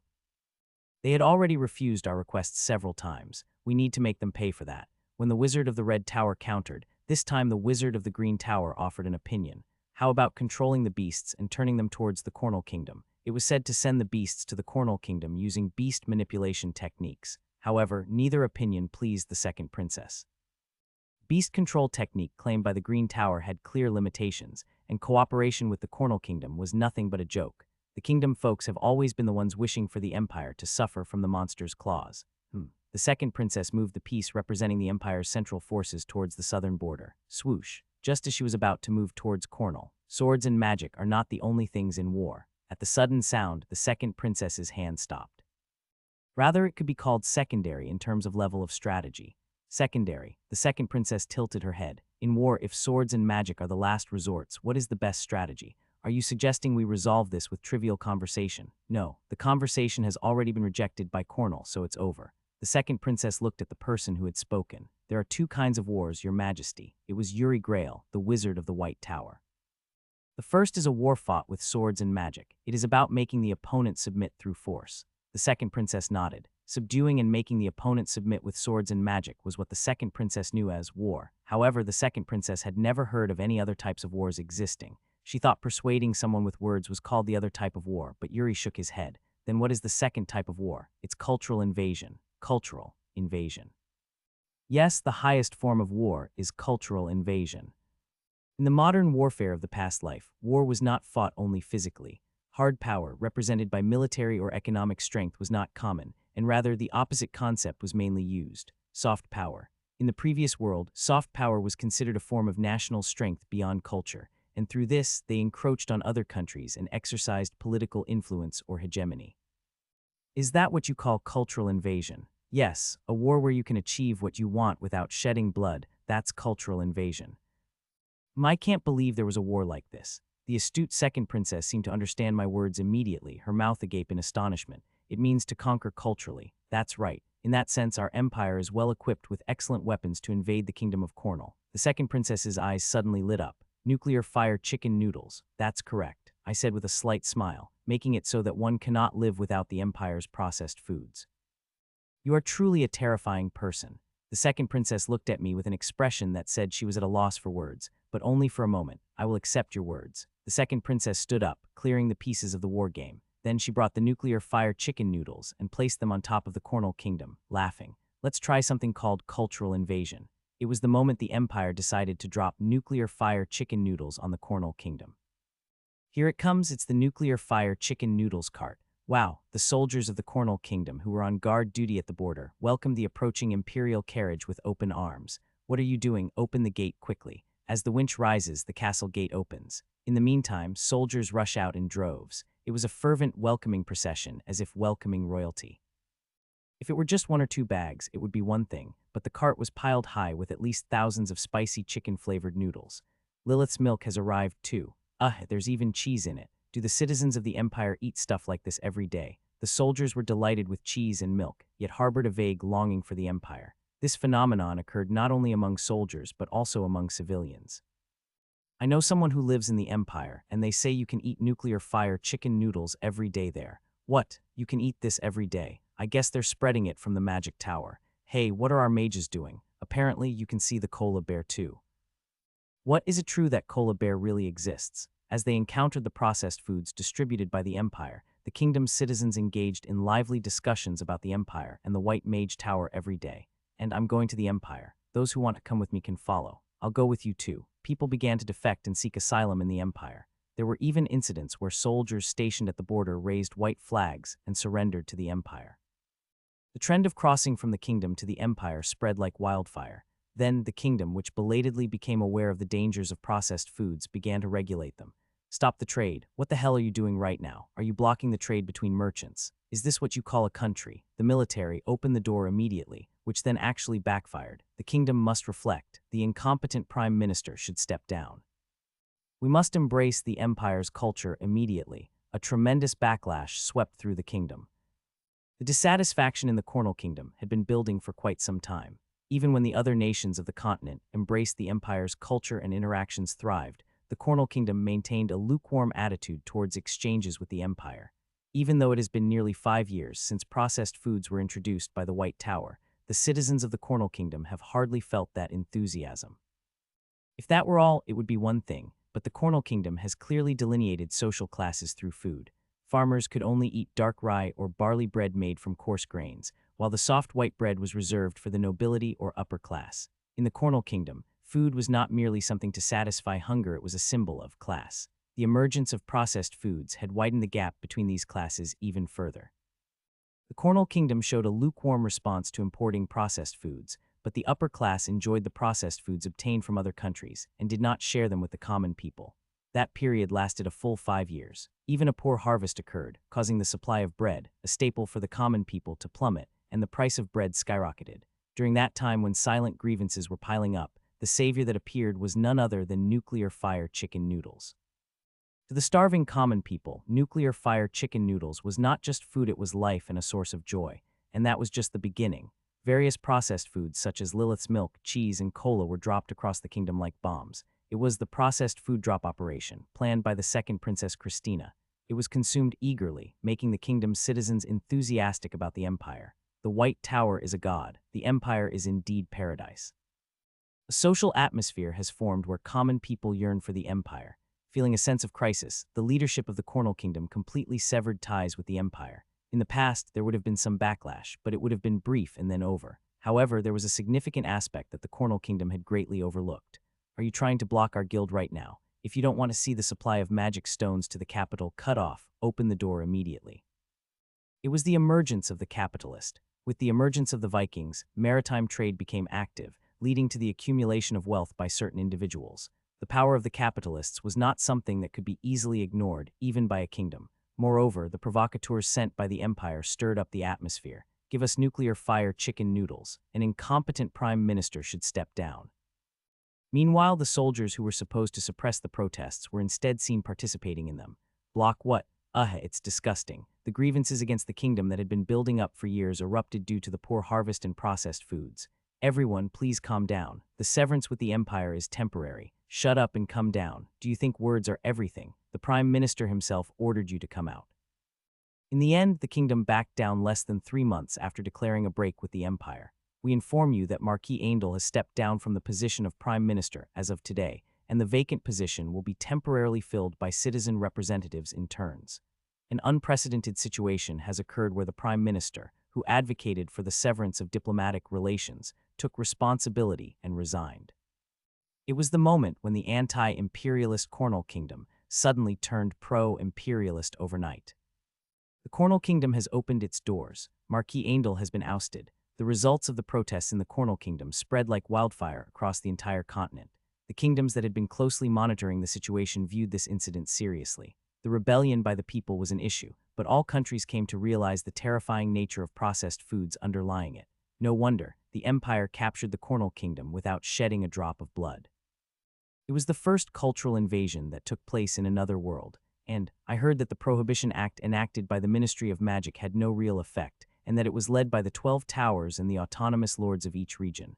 The Emperor cannot help but lament this situation. We also deeply empathize with the suffering of my country's people. Therefore, we have decided to take decisive action. By the authority of the Emperor, we will revoke all the prohibition laws enacted by the autonomous lords in each region.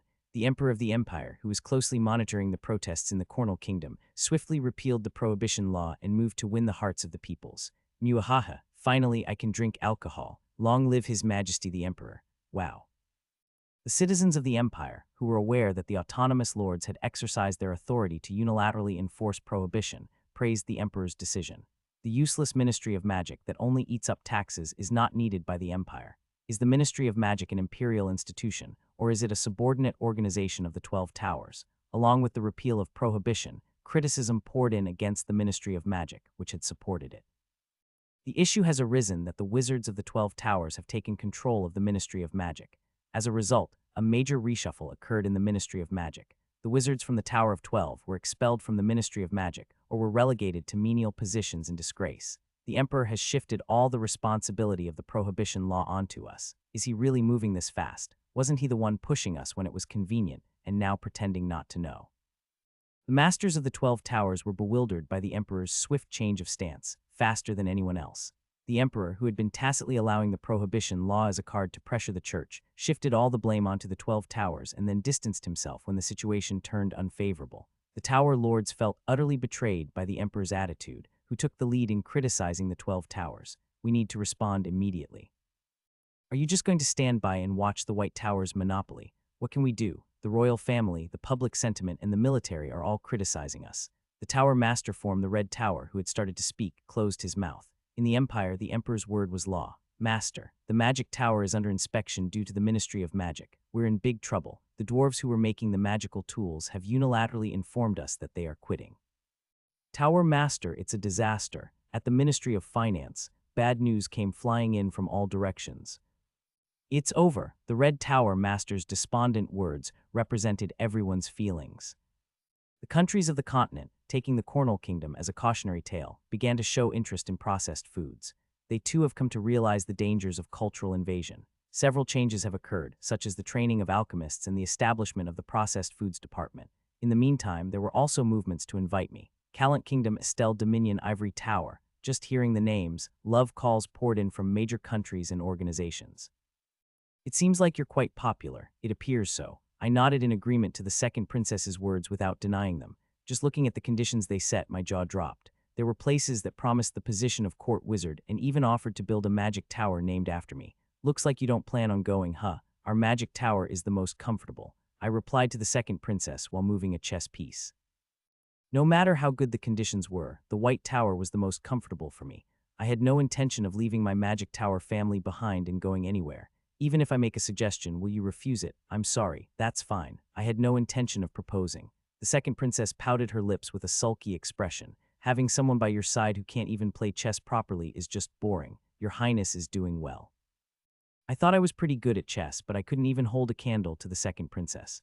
Her skills were at a level that was stagnant water. We decided to cooperate with the monster subjugation in Cornel. That's great.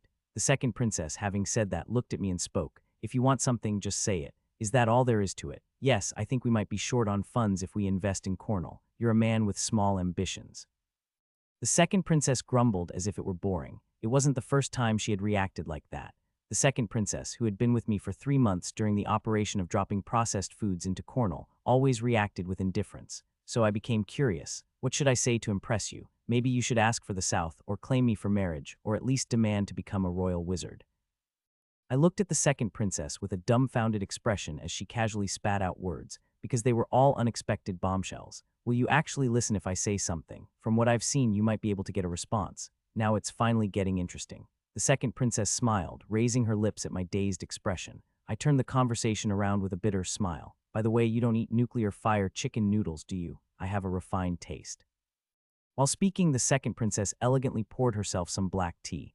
Like that behavior, the second princess was elegant in every way. I doubted whether she and the first princess, who's obsessed with stimulating flavors, were really related. So what are you planning to make next? I'm thinking about distributing coffee. Coffee? Yes. I nodded while watching the second princess drink her black tea. You will surely like it as well, Your Highness. Coffee is a drink that chases away sleep and brings vitality. As such, it was effective as a morning stimulant. Nice. Arya closed her eyes and enjoyed the rich aroma of the coffee. Bitter, spit. Frowning, Ranya poured in milk and sugar. The aroma is nice, isn't it? Still, it seems a bit bitter to drink as is. Zion, though not as much as Ranya, still found it bitter and added water to it. It was obvious. What I gave was the first modern-style coffee, espresso. It was made by applying pressure with high-pressure steam through magic to finely ground coffee beans. Because it has a stronger taste compared to regular coffee. Even in Italy, the home of espresso, people mix it with chocolate or milk during the day. If you add water, it becomes an Americano, which is American-style coffee. If you add milk, it becomes a latte. The evaluation of the coffee's taste was starkly divided. I think Snoopy is much better. I think Snoopy suits my taste better too. I like this. While Arya liked the espresso, Ranya and Zion couldn't understand what the taste of coffee was all about. That's true when you first taste coffee made from beans. You usually only taste bitterness. You have to drink it a few times to be able to taste the various flavors inside. In the case of someone as sensitive to taste as Arya, they might be able to sense all those flavors even after just one sip. It's quite tricky to make too. Using magic, it was possible to extract espresso with high-pressure steam, but this method could only be used by wizards. To manufacture and mass-produce a magical tool that extracts high-pressure steam, a significant initial investment was required. It was not a suitable method for popularizing coffee. This is instant coffee. It's low cost, sweet in taste, and just tearing it open, mixing it with water, and stirring it makes it the ultimate instant coffee. Instant coffee was indeed the easiest means to popularize coffee.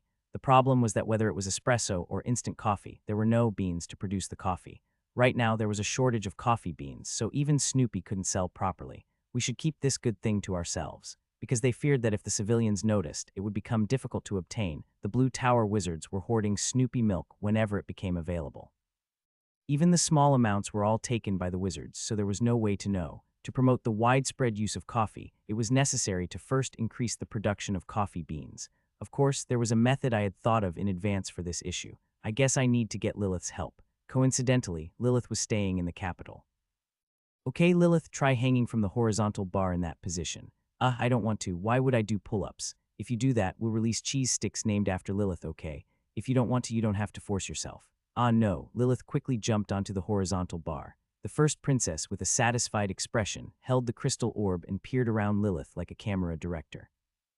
Your Highness, what are you doing right now? Yuri, welcome. I was making the packaging for the cheese sticks. It seems like it's already out. We had decided to release the cheese sticks, and it seemed like they were in the process of making the packaging. Lilith was the model. I don't know why the first princess is holding the crystal orb and taking the photos herself. You've been through a lot. I looked at Lilith hanging from the pull-up bar with pity and asked, after the shoot, may I borrow Lilith for a bit?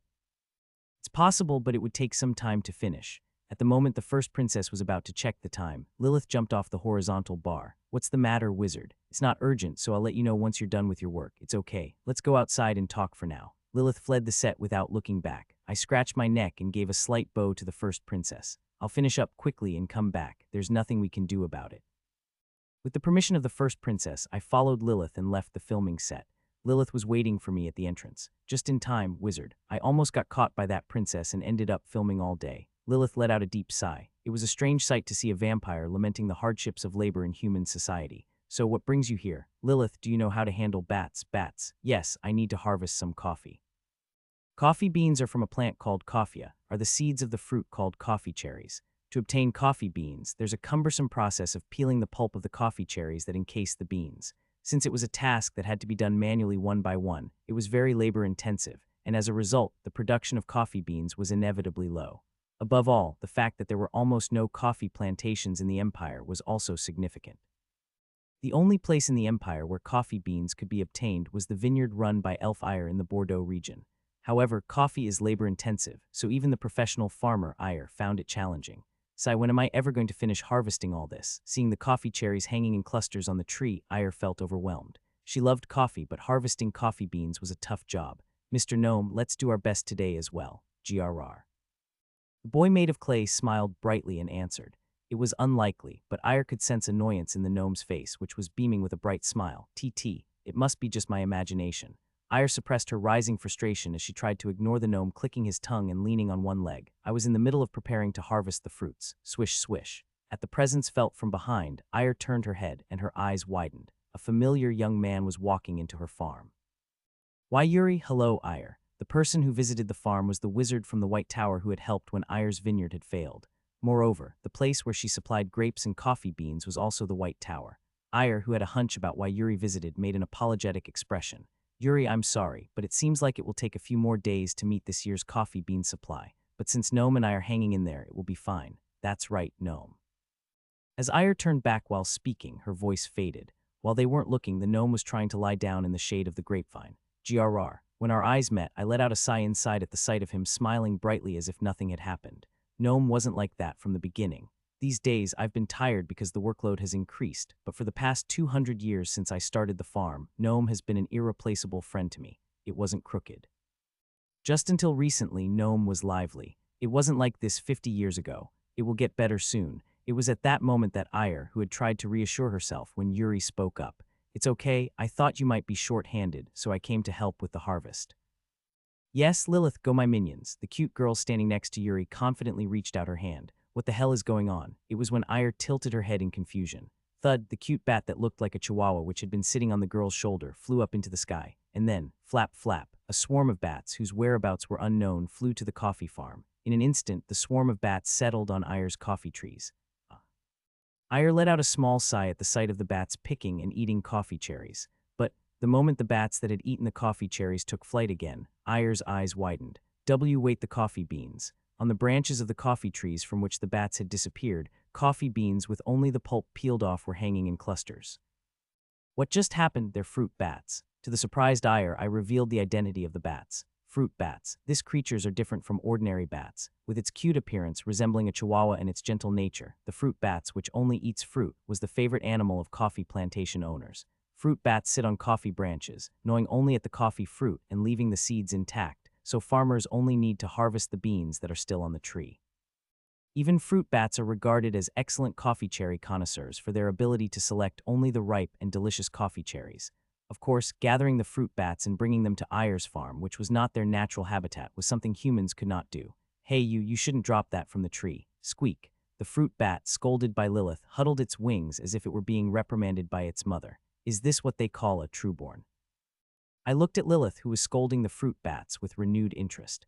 Vampires were a race that could command minions by sharing their blood, and the minions that vampires commonly use are bats. Lilith turned the fruit bats into her minions and brought them to Ire's farm. As a result, the coffee cherries on the coffee farm were stripped of their flesh in an instant, leaving only the seeds behind. Are the beans ready? Goo goo. The gnome, who had been resting against the tree, seemed to have gained some energy and suddenly stood up, starting to pick coffee beans diligently. With the advent of cereal, breakfast became prominent, and the Empire's morning streets were filled with the comforting smell of baking bread. This was a sight that until recently was unimaginable. In the Empire, the right to produce bread was held solely by the lords, and in every village, there was a lord-owned oven where bread for the entire community was baked. However, with the emergence of processed foods, bread was no longer the only source of food, and the lord's monopoly disappeared, leading to the establishment of bakeries on the streets.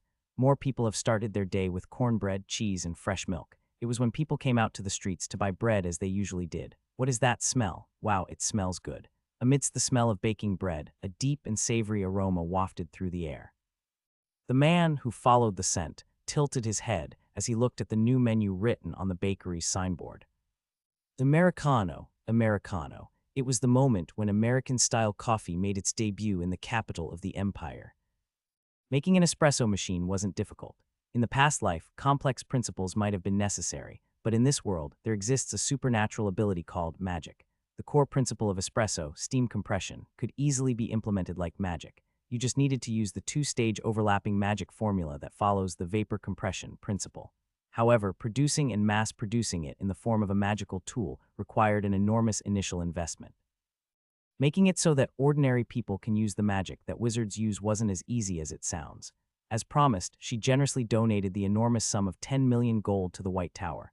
The espresso magic tools produced under the sponsorship of the second princess were placed in pubs and bakeries on a rental basis, and thus the Americano is made.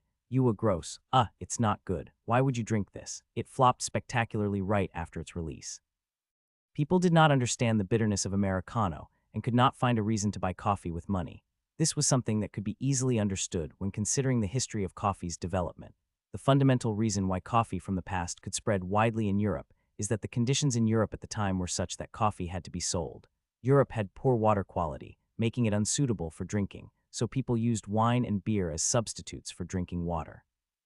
Since there were no alternative drinks to replace alcohol, coffee, the first alternative drink to appear, was bound to succeed. Unlike alcohol, which frequently caused accidents, coffee didn't have any significant side effects. The first mover effect played a significant role in establishing coffee as a popular beverage. On the other hand, the water quality in the empire was not as severe as it had been in Europe in the past. In this world where magic exists, finding unpolluted water wasn't relatively difficult, and above all, carbonated drinks, a substitute beverage, were commonly available. Boli cola, pure cola, cider, Welch's, etc., sweet and tasty alternative drinks were readily available. It seemed almost impossible for coffee, the bitter water, to surpass these carbonated drinks and capture the taste of the empire's citizens. However, coffee didn't sell well only during its initial release, and before long it started flying off the shelves. Fill this container with Americano. 3 2-liter bottles of Americano. Please make them very cold. Every morning on their way to work, bureaucrats and robed wizards stood in long lines to buy Americanos. Stop taking so long and hurry up. Can't you see everyone waiting behind you? Which department are you in? The awakening effect of not being able to sleep after drinking an Americano became widely known, leading to its explosive popularity among night shift workers. They sought out Americano not for its taste, but for survival. My head is spinning. But you have to drink it. Morning and evening, weary bureaucrats, clutching their Americanos, headed to the palace. Of course, Snoopy, which was tastier than an Americano, became a bigger topic of conversation. Huff, SS Snoopy is here. Where? Due to the powerful strength that doesn't let you sleep, and the Snoopy that comes to wake you up even if you do, Americano gained popularity as it was relatively less burdensome. Seeing bureaucrats with dark circles under their eyes, holding an Americano as they pass by, has become a common sight in the capital. Early coffee was established not for its taste, but as a beverage to ward off sleep and enhance work efficiency. How do you drink this bitter beverage? My life is so bitter that I can't even drink Americano. Of course, due to its unique bitterness, there are still many who don't understand it, making the Americano a drink with strong preferences for and against. However, it was true that the capital became more vibrant with the birth of the Americano. Are you having an Americano again today? Haha, so you're still adding sugar to your milk today, huh? Bureaucrats and wizards, who usually had no contact with each other, became acquainted through the coffee shop. If you're not in a hurry, why don't you sit down and have a chat? Sure, which tower are you working at? I'm affiliated with the Blue Tower. So you make holy water. Right, that's my job. They leisurely enjoyed coffee and had a conversation during lunch break. A bakery that simply sold coffee has transformed into a coffee house where people can drink coffee and have conversations. The birth of these coffee houses became a venue for people from all walks of life to meet and interact. I became an apprentice at a dwarven forge. Oh, that's impressive. Haha, it's not like it's excellent or anything. Just getting by day, you know. It also became a wellspring of knowledge for each person to learn about fields and worlds they were previously unfamiliar with. Don't be ridiculous. War is not fought simply with swords and magic. So what is war then? Can't you see the Cornwall Kingdom incident? What is important for national power is precisely culture. People met through coffee houses, built friendships, and sometimes engaged in heated debates. People from completely different social classes met and developed into lovers and friends. This was possible because, unlike the high society, where only the upper class gathered, the coffee house was a popular and open space that allowed not only intellectuals, but also common people to frequent. Due to a single cup of Americano coffee, a community was being formed in the imperial society. This is interesting. Princess Christina, the second princess, quietly smiled as she observed the interactions of those people. Is it permissible for royalty to come out and drink like this? What's the big deal? No one recognizes me anyway. Isn't there such a thing as what if? Then can't you just protect me? I can't do things like fighting, but perhaps the princess will have to protect me. Asking the princess to guard you, how audacious of you. I looked at the second princess, who was holding her coffee cup with a slight smile, with newfound admiration. The second princess was indeed a fascinating woman, more authoritative than anyone else, yet sometimes more easygoing than anyone else. If I were the first princess or the third prince, I wouldn't have been able to freely come and go in such an open space. Should I call the act of entering such a space without any escort bold or reckless? The woman who was utterly unpredictable was none other than the second princess. By the way, how about an Americano? It's bitter and even astringent. If that were all, it wouldn't be so bad, but they even diluted it with water, making the flavor drop. Is that so? It would be better to drink water with lime in it. At the sharp criticism from the second princess, I scratched my cheek. I thought I would get praise for drinking well without saying much, but instead I only received criticism. But why is that? Just as I thought, it's not to my taste. Even while criticizing the Americano, the second princess couldn't take it out of her mouth. A faint smile even formed at the corners of her mouth. But it seems like I'll be coming here often. She walked around the coffee house, smiling, with a very satisfied expression. She was indeed an unpredictable woman. At first, the Americano was noted for its stimulating effect, but it became known to the public through coffee houses. The coffee house, where people from various fields gathered to chat, was a type of place that could not be found in the previous empire. This form of interaction gained popularity among the citizens of the empire, and coffee began to be recognized not just as a drink for awakening, but as a beverage for sharing knowledge with one another.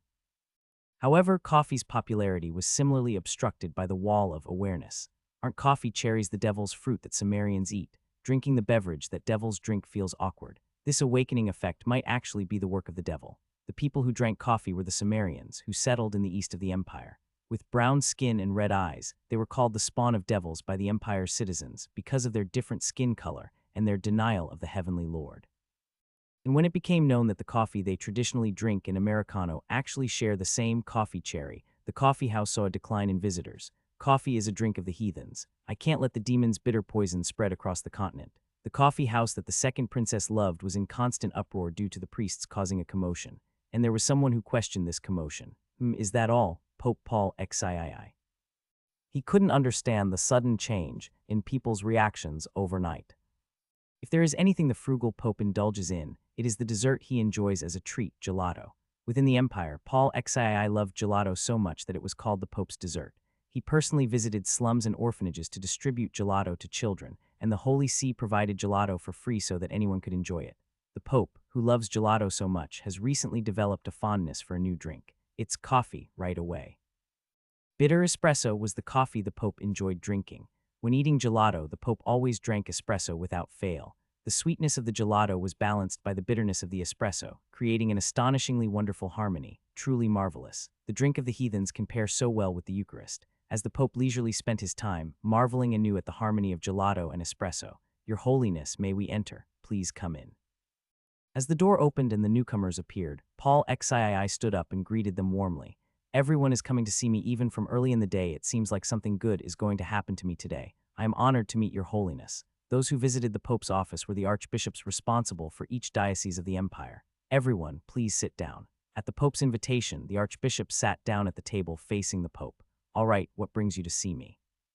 "We came to see you to hear your response to our petition. You're talking about the pagans of the East." "Yes, that's right. Their drink, coffee, is trending in the world." The archbishop, who had opened his mouth, trailed off. The Pope was sipping the drinks of those pagans. "Are you saying it's a trend?" "Yes, that's right. Would that be a problem?" "Yes, Your Holiness, what is that?" The archbishops were quite taken aback by the Pope's question. Of course, the pagans they were talking about referred to the Sumerians of the East. They were a people with brown skin and red eyes who did not believe in the Heavenly Father, and for that reason they were called the Eastern Devils. "Coffee is a drink that the demons of the East consume. Then I must be drinking the devil's beverage, that is." The Pope is the representative of God on earth. The Pope's words were the very essence of morality and ethics. Can we really call the drink that such a representative of the Lord drinks the drink of the devil? When the archbishops, lost in thought, fell silent, Paul XIII smiled kindly. "I'm not trying to criticize the archbishops. Coffee is indeed a drink that pagans consume." The Pope knew the reason the archbishops had come to see him. The heads of each diocese submitted a petition to the Pope asking him to ban coffee, but the Pope did not respond to the petition. He thought it was too much of a waste to ban such an amazing drink just because it was considered a pagan beverage, so he thought a lot about it, and the answer to that concern was surprisingly simple. "Then I will ask the archbishops." Rumble. The Pope poured espresso from a coffee cup into gelato and asked, "Is this food of the devil or is it the Eucharist?" "Your Holiness, this is." The Pope who had posed the question arrived at his own answer. "I cannot know." "Well, since there's no answer, how can one know?" The archbishops were left speechless. "If you answer it's not the Eucharist, it means you're denying gelato, and if you answer it is the Eucharist, it means you're acknowledging coffee." It was a miraculous logic, as if facing an impenetrable shield and a spear that pierces through everything.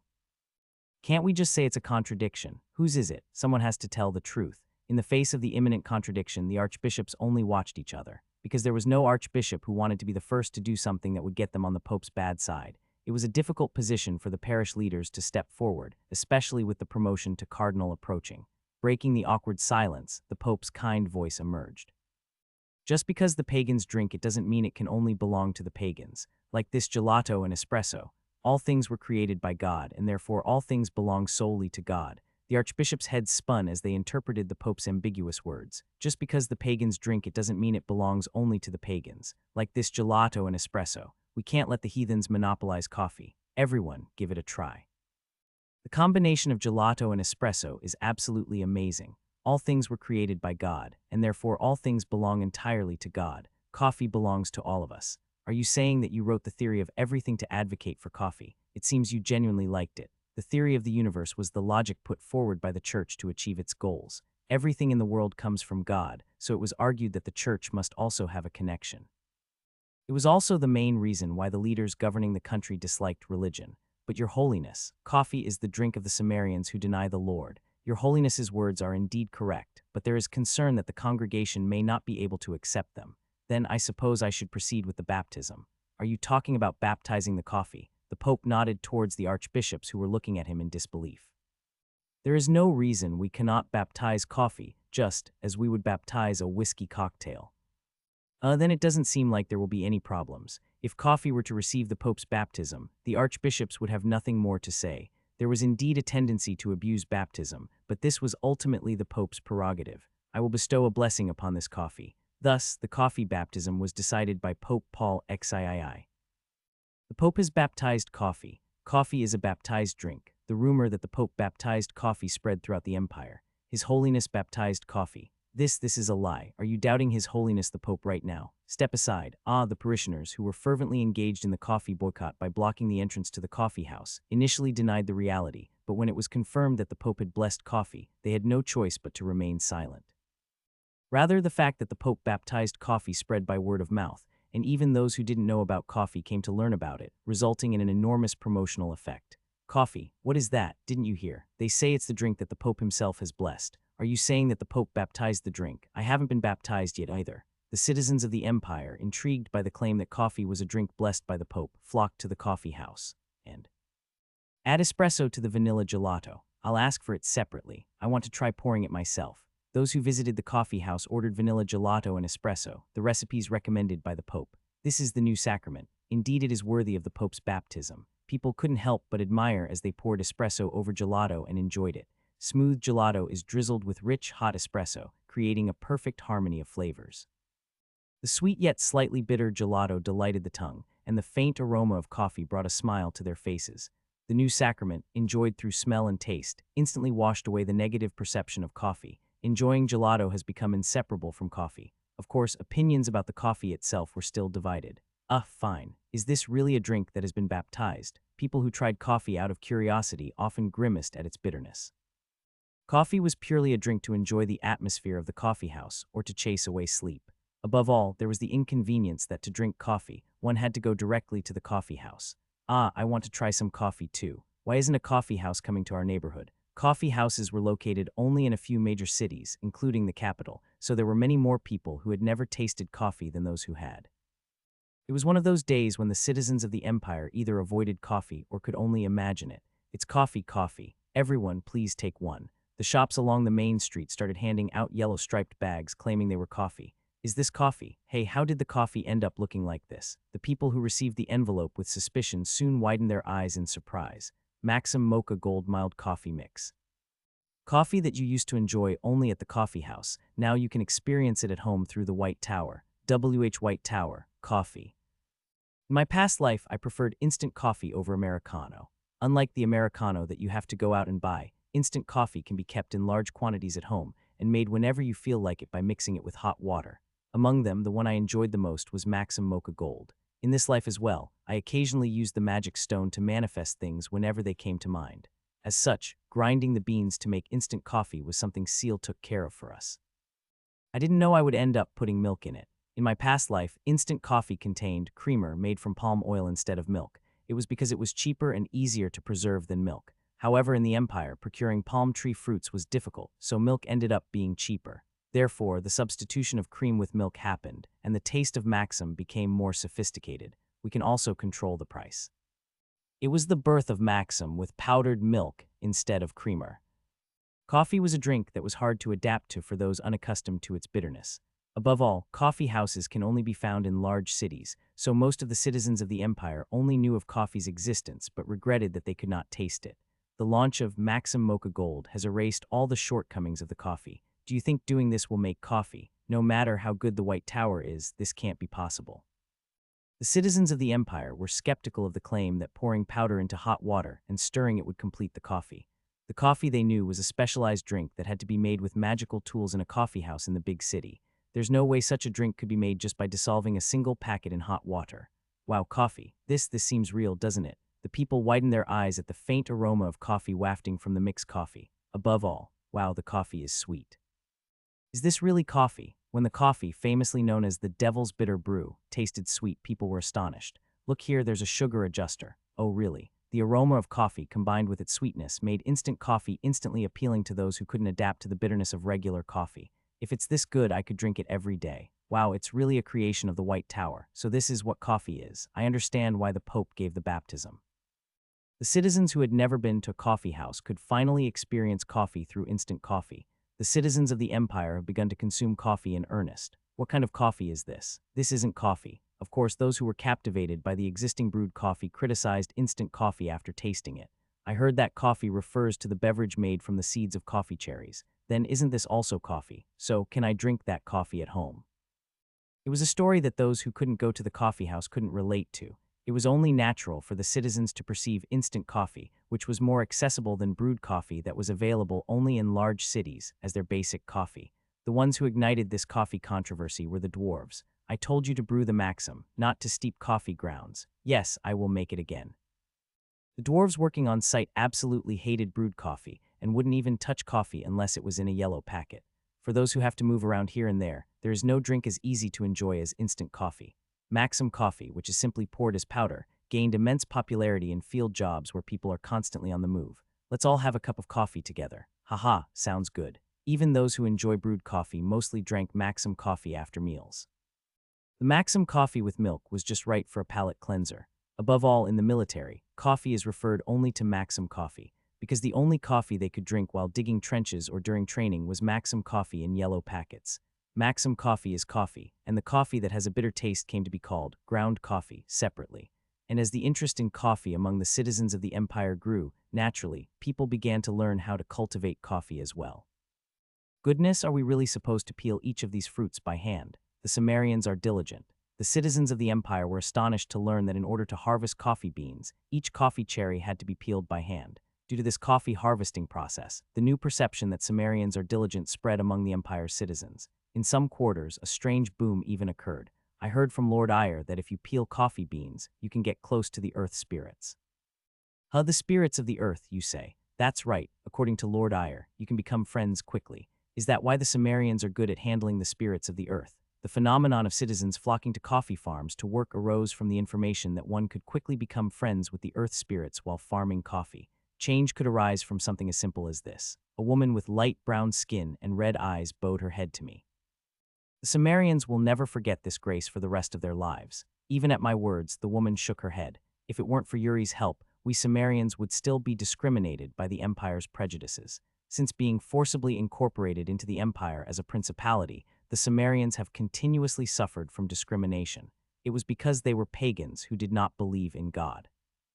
However, this was only a superficial reason. The fundamental cause of the empire's discrimination against the Sumerians lay elsewhere. That is something you should thank Lord Eyre for, not me, because she explained it in a way that made sense. The Sumerians were inherently able to wield the earth magic, which, combined with their skin color, became the reason the empire persecuted them. Brown skin and blood-red eyes, their extraordinary magical power was feared as being devil-like. Of course, it had long been revealed through magic that this was a misunderstanding, but the deeply rooted prejudice showed no signs of disappearing. However, that misunderstanding and prejudice were changing because of coffee. The Sumerians are diligent and are known for harvesting the coffee that the Pope has blessed, among other advantages. From their perspective, since the Sumerians were supplying the beans they were short on, they could say that they're helping each other out. So how was Maxim? The taste was good. Princess Mia of Samar made an ambiguous expression. If we're talking about imperial-style coffee, just like an Italian distinguishes American pizza as something other than pizza, Mia's reaction to instant coffee was the same. The Sumerians were a people who were sincere about their coffee. Still, I was curious about this, so I asked, how was the Americano? The affogato was delicious. I asked about the Americano, though. Mia silently looked at the full cup of Americano on the table and smiled. That alone was enough of an answer.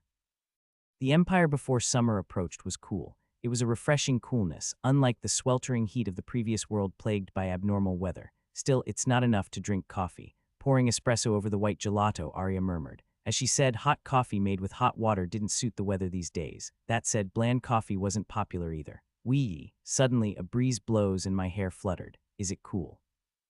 Rania was holding a small magical tool that looked like a fan next to me. What is this? The new magic fan that just came out this time. These days, you often buy new releases. If you earn money, you should spend it. It's a flex, but the fact that she flexes so modestly is what makes Rania cute. You can buy a bigger one. I picked up the straw while thinking such thoughts. Senior, but what have you been drinking since earlier? Iced Americano. Arya's expression turned strange, as if to say, what kind of bizarre drink is that? Even an Americano has enough water in it and you added ice to it. It's edible before it melts. I'd rather just drink cola. As if she didn't understand, Arya shook her head. It was a completely understandable reaction. In my past life, iced Americano was a drink that couldn't be found anywhere except in Korea. The only country that puts ice in a drink meant to be consumed hot is Korea. Then Arya, seeing my glass cup, tilted her head in confusion. But why is there a polar bear drawn on the cup? Balladur will sell it. Yes, Arya's expression becomes strange once again. Are polar bears selling coffee? That's how it will sell even in winter. Always iced coffee. Always cola, followed by always iced coffee. It was preliminary work for iced coffee. Always iced coffee. The reason was that I always planned to make iced coffee after making Coca-Cola was simple, because there are no ice makers in this world. Unless one understands the principle of the ice magic, it was difficult to extract ice indefinitely. No, it was possible. Since it was a world where magic and alchemy existed, it was entirely possible to extract ice indefinitely. There were even ice-type magicians who used ice as their primary weapon in this world. I heard that among the different tribes living in the Arctic region, there are also spirit users who handle ice spirits. It's only natural that with a little research, making an ice maker is possible. However, ice makers have not been created in this world, nor has any attempt ever been made, because even such attempts would be met with wizards rushing in to oppose them. In human society, those who could create ice in seasons other than winter were almost exclusively wizards. The wizards, who considered ice to be their exclusive domain, would not welcome the invention of the ice machine. The main reason was that the concept of a refrigerator called magic cold storage existed, so the nobles did not feel much inconvenience. If there was a shortage of ice, it was common sense in the empire to go to the magic tower and buy some. No one wanted to get into a dispute with the wizards.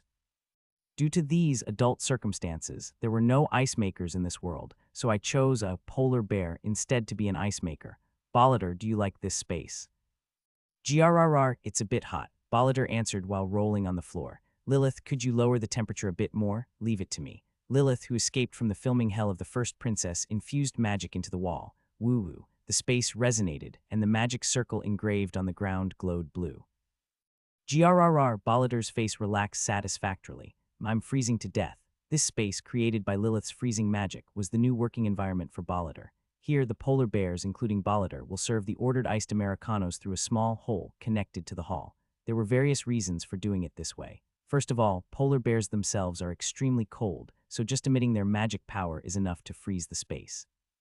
Until the appearance of the vampires, I even made plans to use polar bears for refrigerated distribution. The problem was that the polar bears were clumsy at controlling their magic, so even a little effort would freeze the magic circle itself. Even their strong bodies meant they didn't need to use their brains, so the polar bear tribe was a race that didn't even have the concept of magic. So it couldn't be used for refrigerated distribution, but it was perfect for tasks requiring ice like now. The character, Polar Bear, itself was also the best box office draw. Why is the space leading to the hall made so small? It's to consider both sides. I don't understand what it means. I kindly explained to Lilith, who was tilting her head in confusion.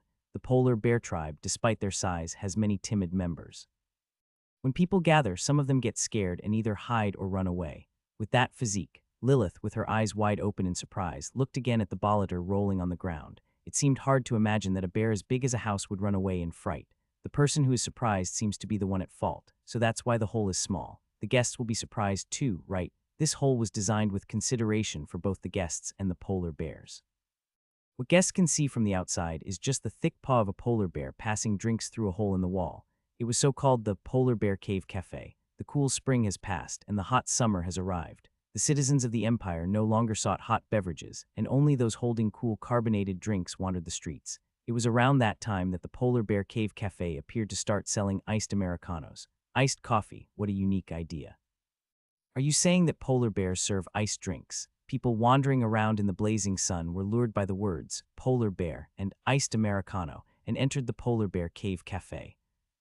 Grrr, come here. Haha, you're really good at imitating voices. They were startled by the lifelike voice of the polar bear, but then they simultaneously burst into laughter, because there was no way a polar bear would be in the imperial capital in this scorching heat. Submit it through the hole. Please get me an iced Americano. I'll have the same, please.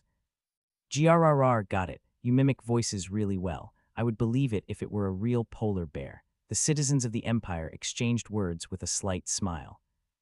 Grrr, it's an iced Americano. Then, when a polar bear's paw suddenly popped out through the hole, they were startled as if they were about to faint. Take it, iced coffee and polar bear, the beginning of always iced Americano. Iced drinks are this cheap. This is a revolution. How did you come up with the unit price? The introduction of iced Americano, which cools off the heat, was met with cheers from the citizens of the empire. The very idea of an iced Americano wasn't surprising, but the fact that they added ice in the summer was indeed revolutionary. That makes sense in the empire. Summer ice was a rare commodity. They said you just need to freeze water in the icebox, but it took a long time. If you wanted to get ice separately, you had to buy the ice sold at the Magic Tower, but since it wasn't cheap, iced drinks in the summer were considered a luxury. However, at the newly opened Polar Bear Cave Cafe in the capital, Americanos with ice were being sold at the same price as regular coffee. In the summer, you can enjoy ice to your heart's content. As the name Cave Cafe suggests, the inside of the coffee house was even cool. Grrr, iced coffee. People burst into laughter at the sound of the polar bear coming from beyond the hole. Haha, your voice is really the same. Look at this, the meat is so tender. Is this for real? Come on, no way. People thought the polar bear concept was a fun event and received it cutely. The cool polar bear and the iced Americano filled with ice were perfect for blowing away the sweltering heat. But it's real. I clearly saw with my own eyes the polar bears coming to work in the early morning. Stop lying already. How can you say that polar bears roam around in the summer? Reports have emerged of sightings of polar bears heading to the Polar Bear Cave Cafe in the early morning. The citizens of the empire laughed it off, saying it was just bragging. A polar bear commuting to and from the empire. It was a nonsensical story. However, some curious people visited the cave house just in time for closing hours. Oh my, it was really true. Wow, a polar bear. They were astonished to witness a polar bear walking out through the back door while drinking cola. Indeed, as it turned night, the polar bears was finishing its work. And Flash, the wizard who was waiting with a crystal ball, captured the image of the polar bear heading home. And so, the scene of the polar bears leaving work spread throughout the entire empire. Polar Bear Cave Cafe, a real polar bear commuting to work. In the empire, polar bears sell coffee. A rumor spread that if you visit the Polar Bear Cave Cafe, a real polar bear will make you coffee. Just one iced Americano, please. Grrr, wait. The polar bear answered me. It was instantaneous for the Cave Cafe to become a landmark in the capital.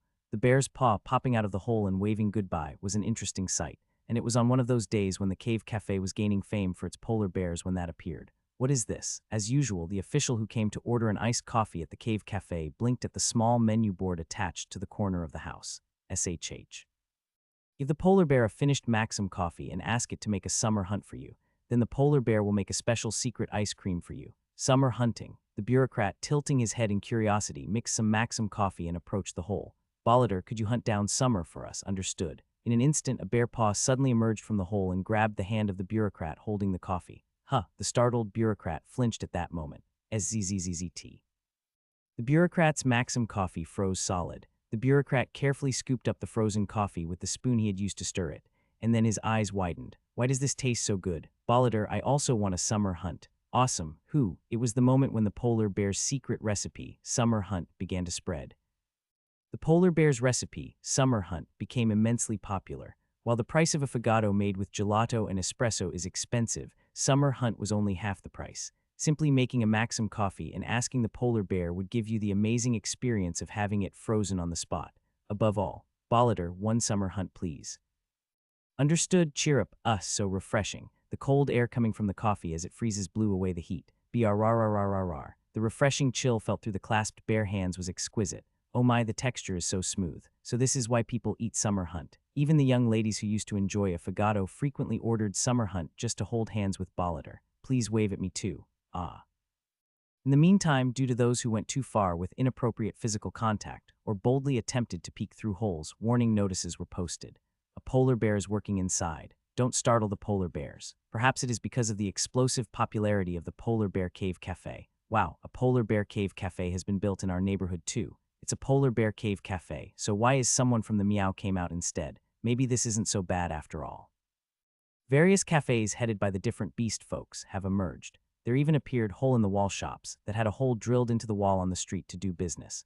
While the popularity of Summer Hunt was causing an increase in hole-in-the-wall shops, the White Tower was planning the official release of the real Summer Hunt. Since Summer Hunt was essentially made by freezing mixed coffee, there were no difficulties in production. The wrapping paper can be made using the dwarves' paper-making techniques. Of course, it will take some time to maintain the factory for mass production. While the alchemists and dwarves were busy preparing for the Summer Hunt, our Magic Tower family went to the beach for a vacation. Caw-caw. The summer sky without a single cloud and the clear emerald sea of another world were spread out before me. I lay under the shade of a tree and leisurely watched the beach. Of course, I didn't came to the vacation spot just to have fun. If I wanted to play, I would just lie in the garden of the tower. I wouldn't come all the way to the beach. This was all to shoot an advertisement for the release of Summer Hunt. In summer, we go to the beach. There is nothing like a beach to beat the heat in summer season ads. It wouldn't be an exaggeration to say that the models for the ads of Cool Sea and cool outfits were cheat codes for Summer Hunt. All right, Miss Bianca. Good. That bastard. Is he filming that? At the beach, Zion, holding a crystal orb, was posing for the camera with a wide grin on his face. At this rate, they'll get sucked into the crystal orb. The model for Summer Hunt was Bianca, who became famous from the Milk Calisthenics song. Bianca's abundance, reminiscent of bountiful milk, was perfect for the summer advertisement. No, is it for all seasons? Bianca, who debuted in an advertisement with the Milk Calisthenics song, entrusted her tavern to her father and was working part-time as a crystal orb model. Personally, I see it as a desirable choice. Losing such talent to a tavern would be a tremendous loss for the empire as well. Even though they were just splashing around, a miracle was happening where it looked like a photo shoot. The view is nice. I was leaning in the shade, blankly watching the Summer Hunt advertisement. Suddenly, a shadow fell over my head. What are you doing? Working. When I looked up, Arya was staring down at me intently. Working while just laying around. Just getting to the beach in the summer is already a hassle. You're funny. Ignoring Arya's scoff, I got up and took out the Summer Hunt from the icebox. Want some? Sure. I tore open the wrapping and split the Summer Hunt in half. I tried to divide it perfectly, but it didn't break as I intended. I handed the noticeably smaller piece to Arya. Why is it smaller for me? That's just how it is. Where does it say things have to be that way? Change it. No way. Without giving her a chance to take it away, I bit it and Arya clicked her tongue. In the end, Arya, who had given up and was sitting next to me eating Summer Hunt, suddenly asked with a curious expression, "Why did you make it like this?" Just make the shape properly and cut it in half. Then it wouldn't be fun. It has to have the thrill of splitting to be interesting. That's not fun at all. That's because you ate the smaller piece. What the heck is that? That's totally unfair. That's why it's interesting. What made Summer Hunt sell well was precisely this unfair distribution. It was a wicked ice cream called Summer Hunt, which was difficult to split in half, so one side usually ended up getting a larger portion. Even if it were perfectly divided in half, due to the asymmetrical shape, one side would inevitably have more. Because of these characteristics, the Summer Hunt was also called the Friendship Destroyer, and it was common for children to fight over size. So there was a time when they improved the shape to be perfectly halved. Sales plummeted. In a way, it's like the principle of a lottery. Just like scratching a lottery ticket with anticipation, Summer Hunt was the same. Cutting it in half and having the bigger side win was another kind of fun besides the taste. It's a kind of trivial entertainment. Cut, the filming is all done. Hearing Zion's voice, I got up from my seat. The Summer Hunt was trending in the Empire, but it was not a formally released processed food. It was a recipe for freezing Maxim coffee. Even that was a dish difficult to taste without a magic cold storage. The advertisement for Summer Hunt came out around the time the recipe was spreading. Enjoy together. Summer Hunt. It was an advertisement showing Bianca, dressed lightly and revealing her smooth skin, getting tired from splashing in the water and sharing a summer hunt with Lilith. It was just a video of splashing around and eating ice cream, but, huff, this is the Summer Hunt. Shall we go to the beach? The advertisement for the Summer Hunt, which could be considered radical for the Empire, shockingly etched itself into people's minds. Thus, Bianca's Summer Hunt advertisement garnered such an enormous response that it became a hot topic in the Empire for a while. It's Summer Hunt time. Wow, this even comes as a processed food. As soon as Summer Hunt was released, countless crowds flocked to the store to taste it. Cutting it like this is the right way, right? That's right, it's about tearing and splitting it in the middle. The citizens who saw the advertisement bought a Summer Hunt and shared it with their close friends. I can't wait to see what it tastes like. It won't exactly taste just like Maxim, right? At first, the atmosphere among the people was warm and friendly. The problem appeared after they split the Summer Hunt. Wait a minute, doesn't this size seem a bit off? Just eat it. You can't reattach something that's already come apart.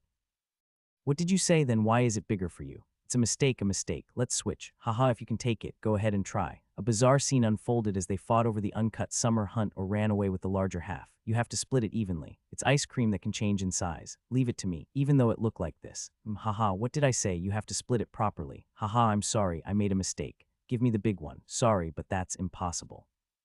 Summer hunt, which blows away the summer heat, is famous not only for its taste but also for its size. Above all, the lower prices compared to gelato or espresso allowed everyone to enjoy the summer hunt. Even in the scorching afternoon sun, even in the cool evening after the sun has set, people paired up in twos, sharing their summer hunt and chatting. And it's summer hunt time. Wow. Through the White Tower, summer hunt was donated to numerous orphanages across the empire. The cold breeze of ice cream was hunting the empire's summer heat. It was summer. Don't let go of my hand. Don't worry, I won't let go. You already said that earlier. This time I'm not letting go. Really. If you let go, you'll die. The emerald waves of the Empire's eastern sea. Arya, who caught the buoyant stone floating on the water, is diligently splashing around. In front of him, Yuri was holding the buoyant stone. Even Ranya was swimming alone, while surprisingly, Arya was afraid of the water. It was because Yuri was holding onto the floating stone. Didn't you put it down? I'm holding on. Arya frequently checked if Yuri was holding onto the buoy while swimming. It was more like a child splashing than swimming. With her head submerged in shallow water, Arya diligently moved her arms and legs. Sigh, this is quite tough. When there was no response, Arya's eyes, which had been lifted, trembled. Where did you go? What Arya was holding onto was just one buoyancy stone. The moment she became aware of it, her body, which had been floating just fine, sank as if it was like a stone. Pant, pant, gasp. While Arya was struggling alone in the shallow water up to her chest, I was facing an unexpected person. You were enjoying it all by yourself, leaving me out. She was a noblewoman who seemed to be draped in elegance. I stood up from my seat and bowed my head. I am honored to meet Her Highness the Second Princess. The woman who approached the shade of the tree was Princess Christina, the second princess. What are the odds of running into the second princess by chance at a beach like this? It was clear that she had come looking for me, so I asked with a puzzled expression, "What brings you to see me?" Christina frowned, perhaps displeased with my question. You're still as clueless as ever. Yes, I just came to hang out. You don't seem to believe me. Yes, well, the princess is not someone who has a lot of free time. Christina, who would be busy preparing to conquer the demon forest in alliance with the Cornwall Kingdom, wouldn't have come to the beach without any reason. It was right to think that she came to see me. Tusk, what a boring guy. Christina, who grumbled at my answer, took out the summer hunt from the icebox. Then she tears the paper and splits it in half without hesitation. Summer hunting was cut exactly in half as if with a knife. Your skills are impressive. HMPH, it's nothing. Christina, who had chuckled softly, handed me the summer hunt and sat down in the shade of the tree. At that moment, Arya was splashing water everywhere and thrashing about. Even if she stands on her tiptoes, she still sinks. Where had she thrown away the buoy? It was a mystery how she was flailing around like that. It was while I was curiously watching Arya's flailing, which defied the laws of science. Christina opened her mouth. I decided to send Summer Hunt off to the upper echelons. Your Majesty, is it? The palace, no higher. I widened my eyes at Christina's gesture as she pointed to the sky with her index finger. Imperial family. It seems the emperor was pleased. You prefer Summer Hunt over a Fagotto. It was surprising, but Christina's words didn't end there. The emperor has acknowledged that the cultural invasion of the Cornwall Kingdom was effective. He decided to create the Cultural Invasion Department and make me take charge of it, with the White Tower as an advisory body. I assume you have received the permission of the Tower Master. Christina nodded. Our Tower Master was someone who would fall head over heels for the imperial family, so there was no need to ask. By the way, what you mean is. Christina twisted her lips and laughed. Let's see each other often. Am I being reeled in? I was feeling frustrated when suddenly my cheek stung. When I turned my gaze, Arya, who had emerged from the sea as a water ghost, was glaring at me as if she wanted to kill me. It looked like she had been through a fierce battle, with seaweed strands hanging all over her head. Sorry, I was trying to hold on, but the princess came, so I couldn't help it. I made the first move before Arya could snap back. Were you just out here to watch me fall? It wasn't just a coincidence that the princess showed up, was it? When did she learn telepathy? I was momentarily taken aback by the sharp deduction that pierced through my innermost thoughts, but I managed to maintain my composure and responded calmly without breaking my expression. Do you think I came out here just to watch you fail? You're my precious junior. Talking like that makes me even more suspicious. Despite her words, Arya's expression was softening a bit. I took that opportunity to remove the seaweed strand stuck on Arya's hair. Isn't it cold? First, let's sit down and dry off. I spread a mat in a sunny spot, made her sit down, and even covered her with a towel, and Arya's expression melted away like snow. If you were going to leave, you could have at least told me beforehand. I didn't know the buoyant stone would sink. Arya also had nothing to say about him and awkwardly closed her mouth. It must have been embarrassing, seeing that they changed the subject themselves. What did you talk about with the princess? It was decided to supply the summer hunt to the imperial family. The imperial family. I nodded while finishing removing the seaweed strands left on Arya's forehead. Yeah, it seems His Majesty really enjoyed the summer hunt. That's totally amazing, right? Arya's voice rose in surprise. That makes sense, since the imperial family had never officially received processed foods even once. Not only the imperial family, but also the palace were the same. All the food used in the palace is prepared within the palace, and only specially selected ingredients are used. The imperial palace cuisine could only be created through the hands of the imperial palace chef, but it's not even the imperial palace, and our summer hunt is being served at the imperial banquet for the imperial family. It was beyond what could be described as a big deal, but I couldn't just be completely happy. It seems that the second princess has started to take an interest in our White Tower. If they went as far as to establish a department, it must be sincere. According to the second princess, the emperor created a cultural invasion department, but it is clear that the second princess's influence was at play. It was impossible for the second princess, the southern commander, to take charge of the cultural invasion department unless she herself agreed to it. It's one thing to come all the way to the beach. Well, the second princess's attention wasn't a bad thing. It's just that the attention of the princess is burdensome. Aside from that, it was all good. If it was beneficial, it was fine. There was no way it could be harmful. The second princess was generous to the extent that it was remarkable. Above all, we must prevent war. If we left the war-crazed second princess alone, we couldn't predict what would happen. If it's the second princess I know, it wouldn't be strange for her to start a war tomorrow. If there is one thing I have learned over the past 9 months of knowing the second princess, it is that her ambition is the unification of the continent. It wasn't that I came to know it, but rather that it was something I couldn't help but know. The second princess used to wage continental wars through war games during her entire break time. You'll naturally come to realize that it's not just a simple game but genuine when you spend time together. Princess Christina was serious about everything and a knight superior to anyone else. In fact, the peace of the continent was like a thin sheet of ice, ready to break at any moment. Due to the prolonged peace, the military forces of each country had reached a saturation point, akin to a ticking time bomb that could explode at any moment. The astute second princess is aware of this and is preparing for the impending war. The subjugation of the monster realm should also be seen as training for war. But this was not the era I envisioned. If possible, I thought that war should be prevented. I wished that the bomb of that war would not explode in the hands of the second princess. That's why. You're persistent, aren't you? The role you assigned must be done properly. Right after returning from the summer vacation, I started going in and out of the palace as an advisor to the second princess's department. To maintain peace in the empire, we had to redirect the second princess's interest in war elsewhere. Sit down, let's play a war game. Sure, it's just a formality, but we spent all our time playing war games or chatting. The concept of soft power we talked about last time is quite interesting. Still, whether my feelings were understood or not, the second princess also began to view the war from a new perspective recently. The empire's cultural power was so overwhelming that it could minimize wars. Right now, even the Cornwall Kingdom has opened its doors due to processed foods. Still, there must be limits to what can be gained without war. At least some minimal skirmishes are unavoidable. I wasn't an idealist who wanted to eliminate war itself either. It was about avoiding unnecessary wars. By the way, you're not going to the south, huh? How can I be in the south in this sweltering heat? I don't want to be soaked in sweat and become a sweaty mess. Speaking, the second princess split the summer hunt in half and handed one side to me. It seems you like the summer hunt. Quite decent, actually. Despite being the southern grand chancellor, the second princess stayed at the palace, saying the south was too hot. She might be criticized for how she could command from a distance, but she had excellent aides. Receiving their reports and handling matters in writing alone made the southern army of the second princess run much more smoothly than when Marquis Hughes was present. Of course, this was all possible because of the second princess's extraordinary work abilities. She even introduced a video conferencing method through a previously non-existent portal. If necessary, she would even go directly to the south herself, so all the initial complaints were completely resolved. Let's call it a day for now. After exchanging various small talks for a while, the second princess stood up from her seat. I have to go to the monster realm, so you don't need to come for a while. Monster subjugation. She was referring to the plan to subjugate the monsters in the south along with the Cornwall Kingdom. Since we're on the topic, I took out the protective magic bracelet I got from Ayla from the competition. It would have been difficult for me too if something had gone wrong to the second princess. The only person who I could communicate during the main broadcast was the second princess. It was an ironic situation where the second princess was practically the one preventing the war. You won't be in any danger if you wear it.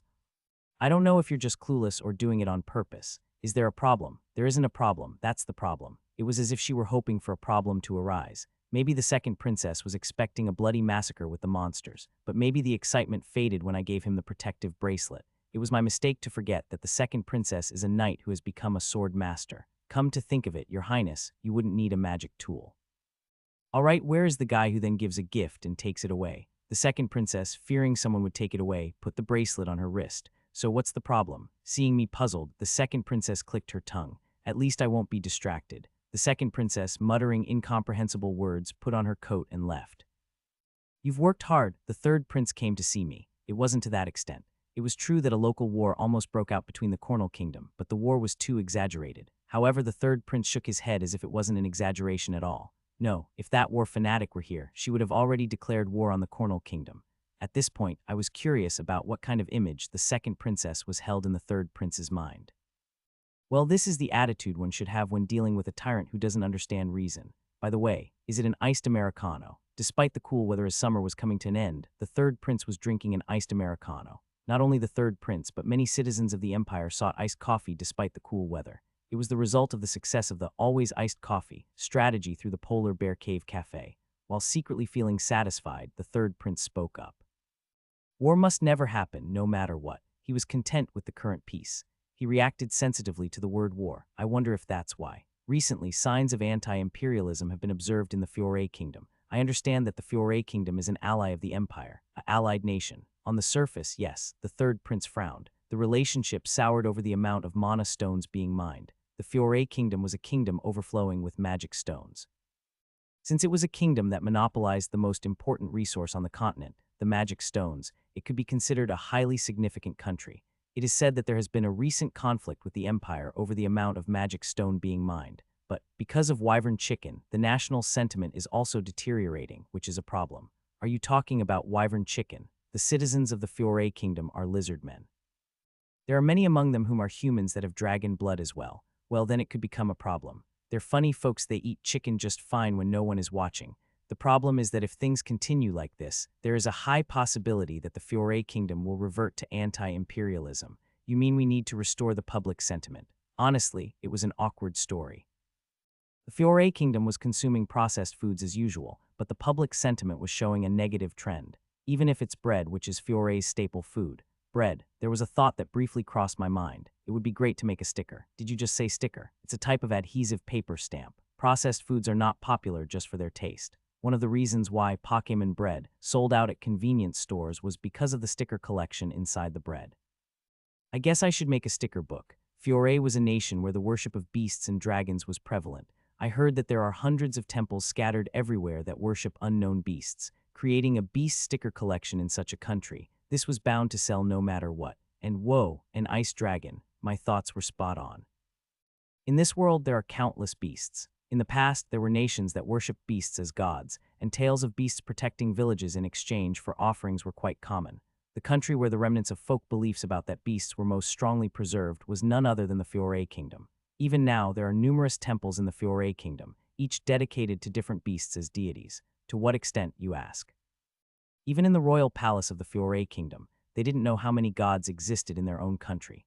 What started as a beast is now even being turned into a temple for historical figures. Since it was a kingdom where such minor deities were rampant, there were also attempts to systematically organize the gods that existed in their country. The Fiore mythology is exactly that. Like the Greek and Roman mythology from the previous world, Fiore had various stories intertwined with gods. The Fiore mythos was the most famous story in the Fiore Kingdom, with various adaptations existing in different regions. I guess you could say it's the best-selling novel in the Fiore Kingdom. To me, it looked like an uncut gem. Story, characters, and design, because everything was perfectly in place. If we make it with a sticker or card, it would sell well. However, the list of Fiore mythology's beasts was so vast that it was a field I found difficult to touch upon. I needed to get help from an expert in this field. If you're an expert in mythology, you should call a beast scholar. Does anyone know? Yuri, you have someone who knows. I tilted my head at Count Trion's words. I had never even been to the Fiore Kingdom, let alone know a beast scholar. But Dorian is from Fiore. Yes, wasn't he a dwarf from the Red Hammer tribe? Being born outside the village is said to be common among dwarves. Dorian, who remodeled our magic tower and is now working at the brewery, was from Fiore. It was said that he was a renowned beast scholar. So is it true that dwarves are otakus? Following Count Trion's advice, I visited the brewery after a long time. Beer was flowing out in torrents from the tap attached to the massive oak barrel. It seems like it's gotten bigger. In front of the barrel that had somehow grown larger since my last visit, dwarves were lined up, holding their mugs. This is amazing, amazing. Move aside if you all followed. What are you talking about? I haven't even finished half of it yet. That crazy bastard. Where in the world is there a dwarf who receives a barrel? Are you not going to move away from the oak barrel before I chop it up with an axe? The dwarves, with their noses flushed bright red, were jostling each other, raising their beer mugs. It was a scene where it was hard to tell whether this was a brewery or a dwarven tavern. In fact, even if I did it this way, it was still a profitable venture for me. The dwarves were getting paid in beer for all the work they did at the brewery. There was no reason to say anything since they were doing well at work while having fun. Rather, they should be given a bonus. Please place 3 pieces of each type of chicken on each table. Understood. On the large table set up in the factory's spacious grounds, the employees of Trion's upper management laid out beer and chicken. Garlic soy sauce chicken, seasoned chicken, fried chicken, and Guinness stout were placed on every table. Clap, clap, everyone come over and have some chicken. At the mention of chicken, the dwarves who had been bickering over the barrel rushed out. Whoa, chicken, hee hee, as expected, it's Yuri. The dwarves hurriedly took their seats at the banquet set up on the grounds. While the dwarves were having a heavy drinking session from the early afternoon, I met with Dorian and had a conversation. What's the occasion for coming all the way here? I heard that you know a lot about beasts, so I came to see you. Beasts? In an instant, Dorian's eyes sparkled like a child's. Well, I know it well. There are no beasts on this continent that I don't know about. Then you must know a lot about the Fiore mythos as well. Of course, some of them were written by me. It was the original author himself. I was trying to find an expert, and the original creator appeared before my eyes. Did it go well? I told Dorian the reason I came to see him. After hearing the entire story, Dorian tilted his head. So you mean to say you want me to create a compendium of beasts from the Fiore mythology? Yes. Why are you making a compendium for beings whose existence is even uncertain? I'm going to put it in the bread. Bread, yes. So we need the encyclopedia. Dorian's eyes filled with skepticism at my answer. The reason why Pokemon bread was popular in the previous world was because it evoked the memories embedded in the Pokemon medium. Adults empathized with the topic as it evoked nostalgia from their childhood, while the younger generation joined the trend because they could profit by selling the stickers from Pokemon bread. Regardless of the generation, everyone started hoarding Pokemon bread to collect the stickers. The Fiore Kingdom was in the same situation. To the citizens of the Fiore Kingdom, the Fiore mythos was a fairy tale, a dream, and a culture told by adults during their childhood. They say that those who went to meet the mythical beasts and ended up disappearing while playing a real-life version of Pokémon Go are all in the same boat. The citizens of the Fiore Kingdom were so interested in beasts that just one wyvern chicken could disrupt the national sentiment. So the compendium of beasts is essential. You need to let people know what kind of beast is hidden inside the bread and how many are released in total for them to take an interest. In fact, since only a limited quantity of Mutwo and Mew from Pokemon bread were released, collectors even engaged in hoarding to find them. I gathered the beast scholars of the Fiore Kingdom, including Dorian, to create the complete Beasts Compendium. Waiting like that for a month, it's complete. A total of 1,036 types of beasts have been recorded in the encyclopedia. Bang! Dorian brought a thick encyclopedia and placed it on the table. It was a hardcover book with an artistically embossed ice dragon on the cover. There are quite a lot of beasts. Among them, 568 species are either uncertain if they exist or are already extinct. I skimmed through the encyclopedia while listening to Dorian's explanation. Indeed, it was worth inviting the experts. The characteristics and appearances were clearly documented. While I was watching The Demon's Lair, I noticed something strange and tilted my head in confusion. There are also nameless beasts. They either couldn't be named because different regions have different names or they have gone extinct. I see. I nodded and looked at the encyclopedia. In the place where a massive ice dragon adorned a page, there was only a simple and unremarkable phrase, Ice Dragon, written. There was even a page that only had the words King of the Vampires written on it without any illustrations. Besides that, there were other bizarre things that were too grotesque to look at. I can't use it like this. It's not great. In a word, it lacked style. A Ice Dragon Phoenix, the Vampire King, a major revision seemed inevitable. The Fiore mythology boasts an extensive story. The citizens of the kingdom usually only knew a few famous beasts from the myths. It was an old tale, and since it was uncertain whether it even existed, it didn't attract much attention. Then one day a book titled was released in the Fiore Kingdom.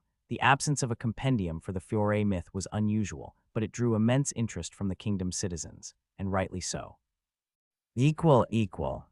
Blue-eyed ice dragon, Iberkina Light. The ice dragon that freezes everything. It is said to be an ancient dragon that has lived for more than 6,000 years and possesses the ability to freeze the world. Habitat permafrost tundra mountain range =====. Vampire Lord Dark. A trueborn that inherits the bloodline of the primogenitor.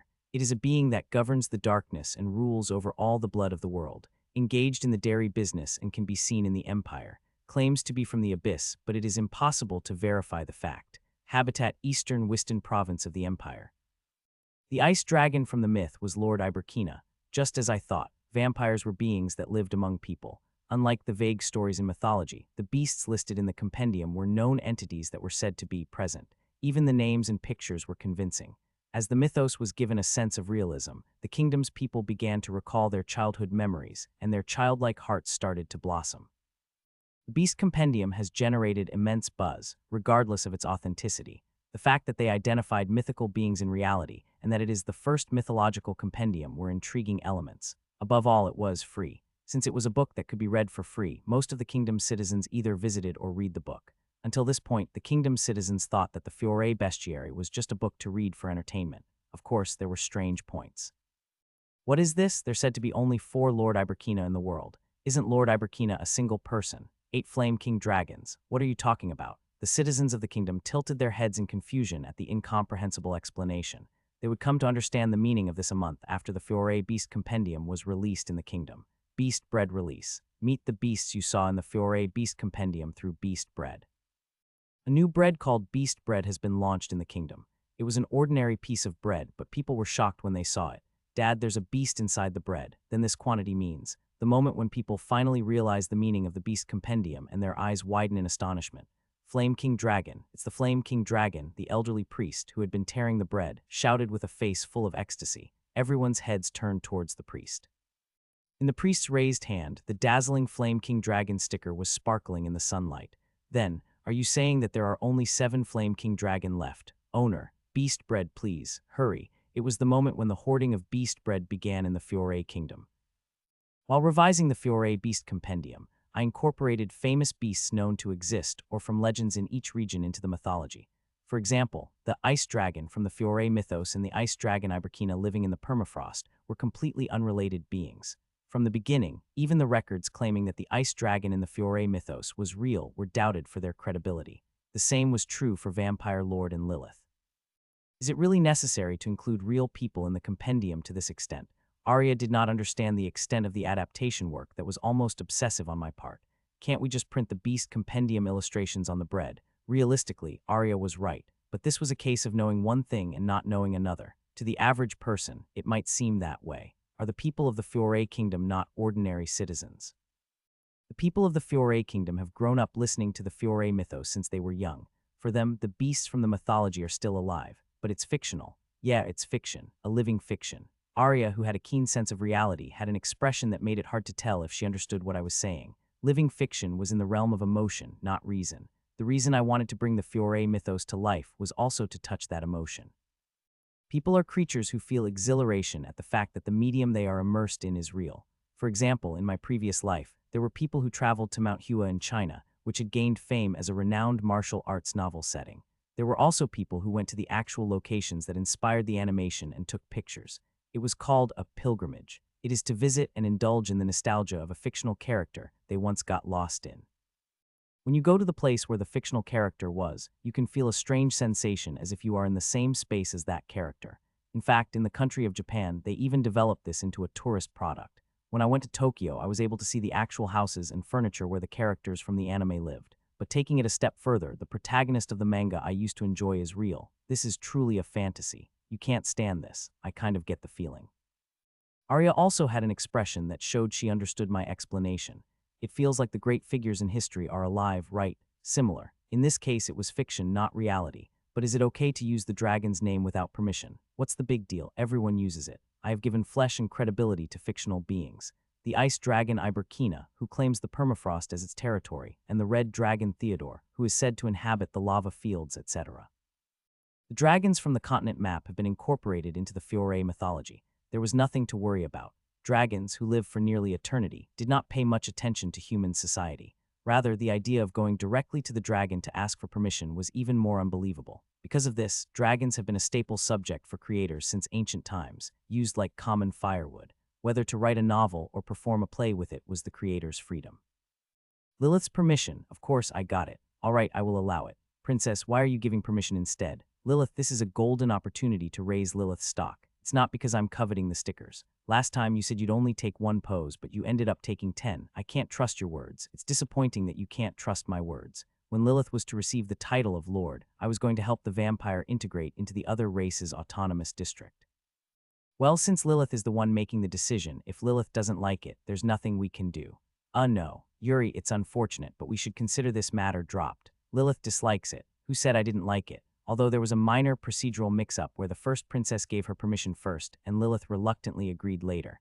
It was a conditional permission to receive approval for the production modeling, but it was a reasonable request. Lilith herself, as the party involved, will have to confirm it. The condition proposed by the first princess was indeed a trap, but Flame King Dragon, Blue-Eyed Ice Dragon, Vampire Lord, it was the reason behind the birth of the Beast Bread Compendium. The release of Beast Bread caused an explosive reaction in the Fiore Kingdom. To think there was a beast inside the bread. They say only 3 people can complete the compendium. I heard that there are only 6 copies left of the Flame King Dragon. The fact that the beasts listed in the Beast Compendium could be drawn from the bread meant that it was an event open to all the kingdom's citizens. The fact that it was made directly by a dwarf craftsman, making it impossible to have counterfeits, was also a merit of the stickers. It was known that only the dwarf artisans called Beast Lord could create the stickers. Even, those who complete the bestiary will be bestowed with the title of Beast Master, and their names will be inscribed in the Be Beast Master. Resonance is wonderful, I've decided. From today, my dream is to become a Beast Master. The title of Beast Master, who conquered the Fiore mythos, has shaken the hearts of the kingdom's people. It naturally led to the craze for beast bread. Damn, another goblin. I don't want to see that orc's face anymore. I feel like the bread I ate during the day is stuck in my throat. Will the blue-eyed ice dragon actually appear? The kingdom's people were busy tearing off the wrappers in front of the store. Flame King Dragon. This is the beast shop where the Flame King Dragon appeared. Antia was summoned once, and Aldrich was summoned 3 times. The merchants displayed the list of items that had come out of their shops and solicited customers. Meanwhile, there was another reason why beast bread stickers became even more popular. Pooh. Bam. Bam. Pooh. This is addictive. Haha, making it so that a melody plays every time you tear the paper. What a brilliant idea. Every time you tore open the wrapper of the sticker, a melody corresponding to the grade of the beasts inside would play. The longer the melody and the louder the sound, the higher the grade of the beast. It is a simple scroll magic placed on the sticker's wrapping paper at the White Tower. This simple melody scroll could be mass-produced, so it was a process that didn't cost much. Of course, the price of bread has risen accordingly, but compared to the value of the stickers, it was just an interesting event. Preda for sale. Exchanges are not accepted. Finding a long golem in good condition. The citizens of the Fiore Kingdom gathered in the central square or parks to trade or open stickers as if it were part of their daily routine. Then whenever a long melody was heard, everyone in the square would look over there. Bam bam bam bam bam. Rare. What's up, Fee Fenrir? Are you talking about Fenrir, the wolf of divine slaughter? Sell it to me. I'll give you 100 gold, 200 gold. An unexpected auction was held, and there was also a heartwarming scene where everyone shared their bread with one another. In just half a month, tens of thousands of beast breads were sold in the Fiore Kingdom. However, since the appearance of the Flame King Dragon, no more stickers that surpasses the rare grade have appeared. It was one day, about a month after the beast bread had been released. Tap, tap. Late at night, Hans, a man working as a mercenary, was sitting by the campfire preparing a late dinner. Pooh. Another dud. Hans clicked his tongue as he threw the sticker he had opened into the fire, and then it was the time when he was about to put the beast bread in his mouth. Could I warm myself by the fire for a moment? Who are you? Hans, wary of the gruff voice heard from the forest, asked. No need to be wary, it's just a passing dwarf. The one who appeared in the doorway was a dwarf with a squat build. I want to warm up, can I join you? Do as you please.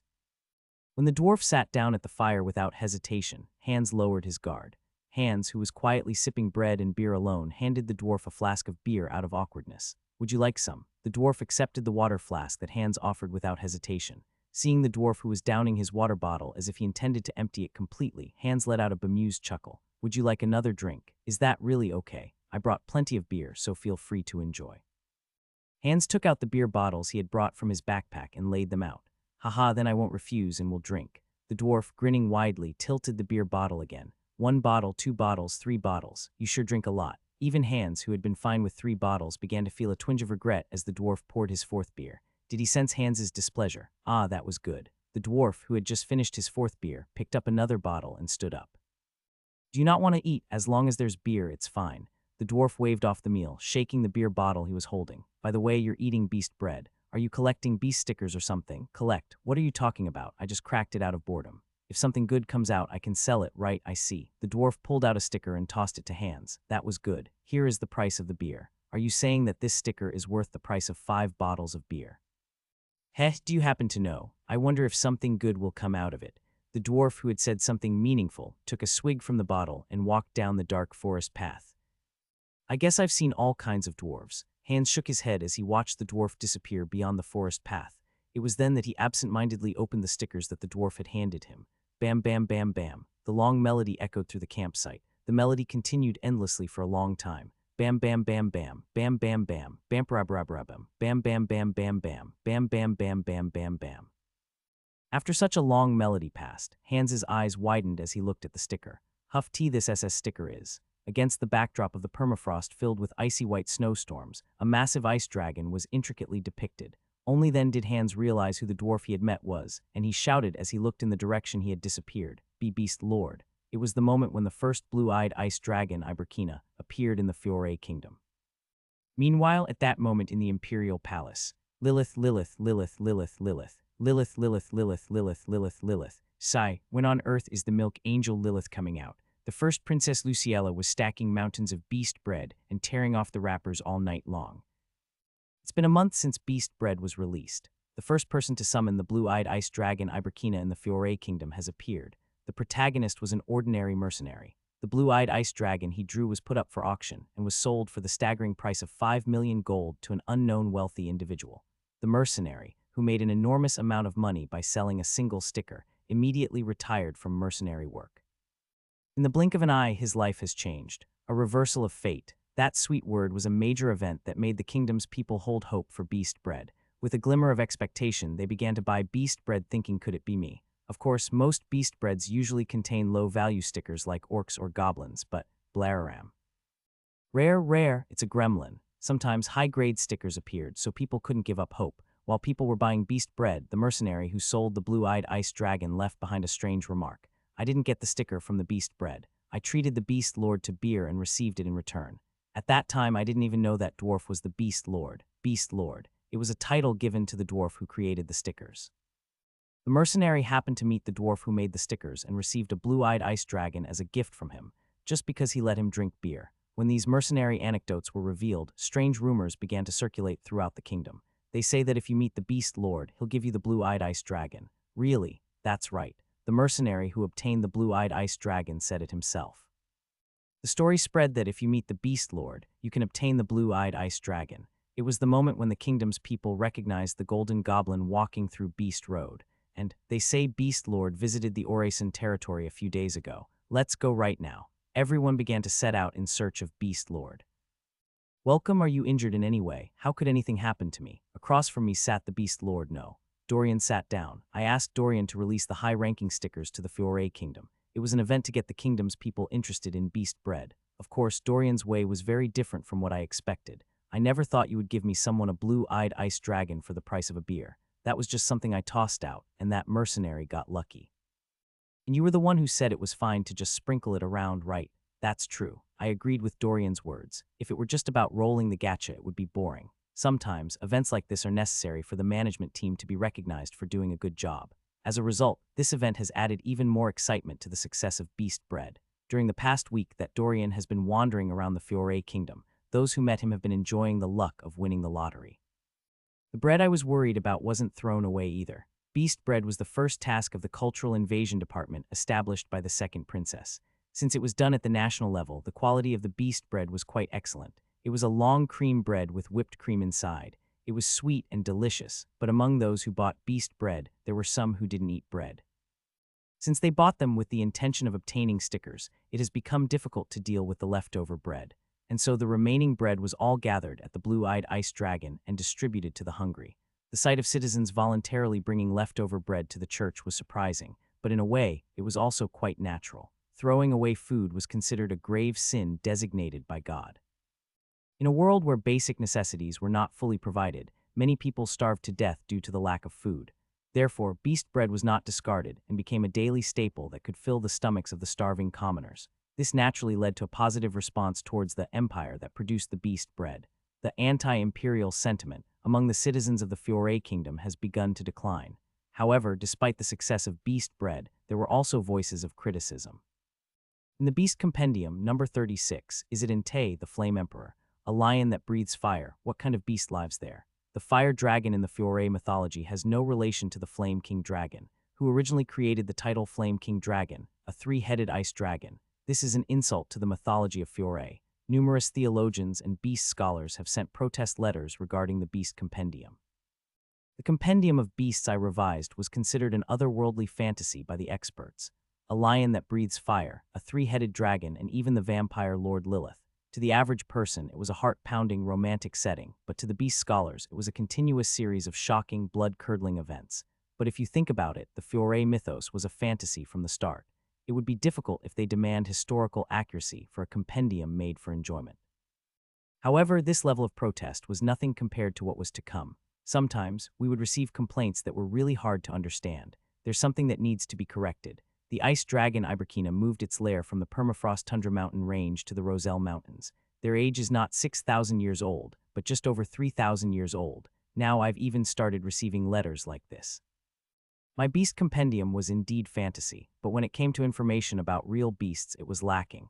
I cross-referenced the experts' opinions and historical records and even consulted Dorian. There was no mention anywhere that Iberkina had moved the lair. The saying that its age has been inflated was even more absurd. It's just nonsense, so there's no need to pay attention. That would be best. It was a strange letter that occasionally appeared, so I threw it in the trash as Dorian suggested and forgot about it.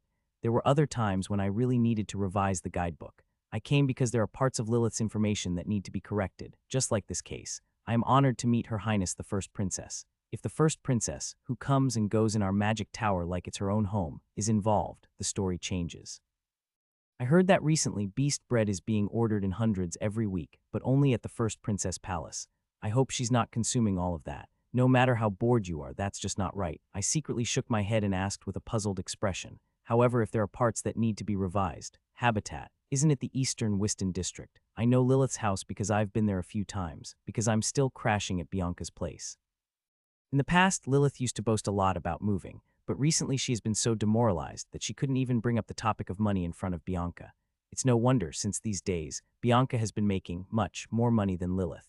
Bianca, who was riding high on the summer hunting advertisement, was enjoying explosive popularity. Her overwhelming abundance and her unique, gentle, and soft smile melted anyone who faced it. It could be said that it was a bona fide blue chip in the advertising industry.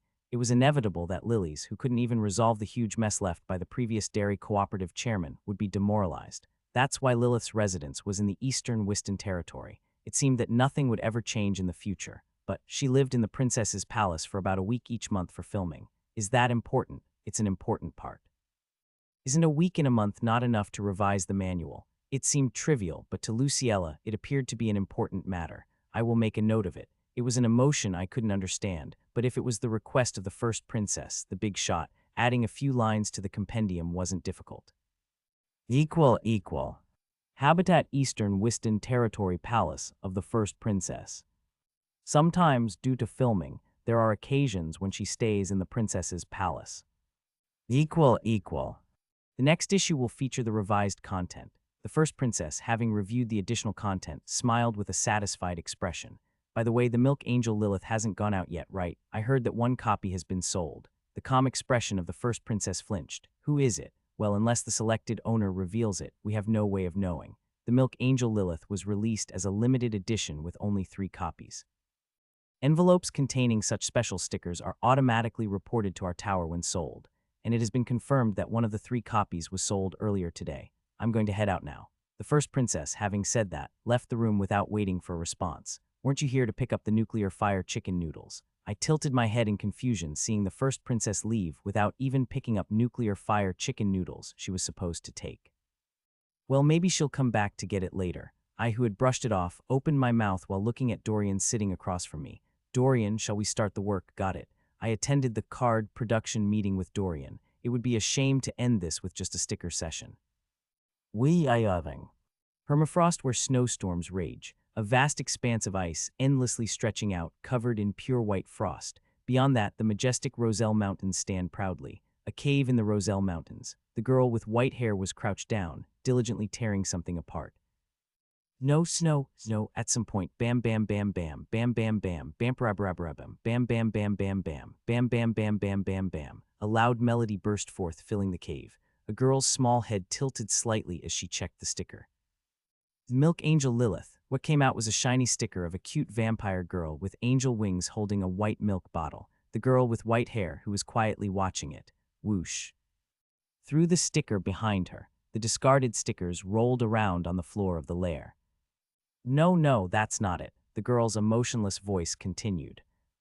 Ice Dragon Iberkina. She recently woke up from a long sleep. I'm hungry. Grrr. The first thing Iberkina did after waking from a 500-year slumber was to fill her empty stomach. One of the ice troll tribes residing in the Roselle Mountains vanished into her mouth that day. Having filled her stomach after 500 years, Iberkina spent her time rolling around in her lair. Grrr. Food, it was one of those rare days when she just lounged around, filled her stomach, and stared blankly, continuing her leisurely life. Krr, they say this is the habitat of Iberkina. Creek, how on earth are we supposed to find Iberkina's lair in this vast tundra? As Iberkina waddled around the mountain, she suddenly heard someone talking about her.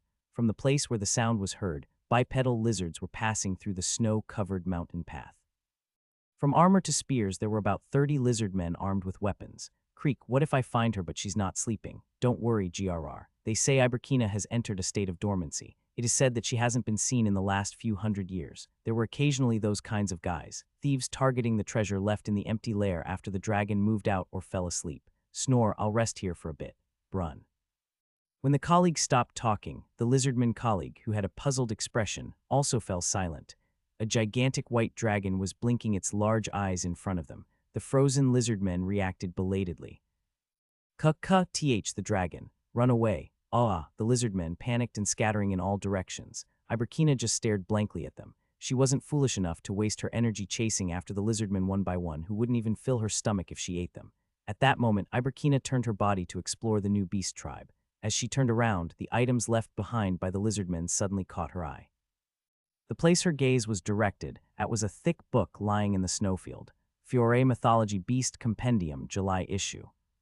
The cover of the book, which was written like that, had a stunningly beautiful white dragon engraved on it. A white light emanated from Iberkina's body as she realized that it was herself. Soon, when the light disappeared, the dragon's massive body was no longer there. A girl with long, pure white hair, sitting there like a doll with a blank expression. It was Ice Dragon Iberkina. Me, Iberkina, lifting the grimoire, turned the pages with a curious expression, and the girl's white pupils widened in surprise. The ultimate blue-eyed ice dragon Iberkina. What was depicted? There was a massive yet beautiful dragon with 3 heads. Acquisition condition can be summoned at the White Tower after collecting 3 copies of the blue-eyed ice dragon. 3 copies, the girl's small head tilted to the side. Kobe was an ordinary young man living in the capital of the Fiore Kingdom. Helping with his parents was Kobe's daily routine. One day, Kobe had a dream. Are you going to buy that beast bread again? I'll be back soon. Leaving behind his mother's sharp gaze, Kobe grabbed his beast compendium and ran to the park. Oh, is Kobe here? Yes, how are you, sir? How can I be fine? I'm struggling again today. It's already the 10th goblin copy. Haha, something good will come out soon. Kobe greeted the people gathered in the park. I'm buying Aldrich, looking for someone to exchange the July and August issues of Beast Compendium.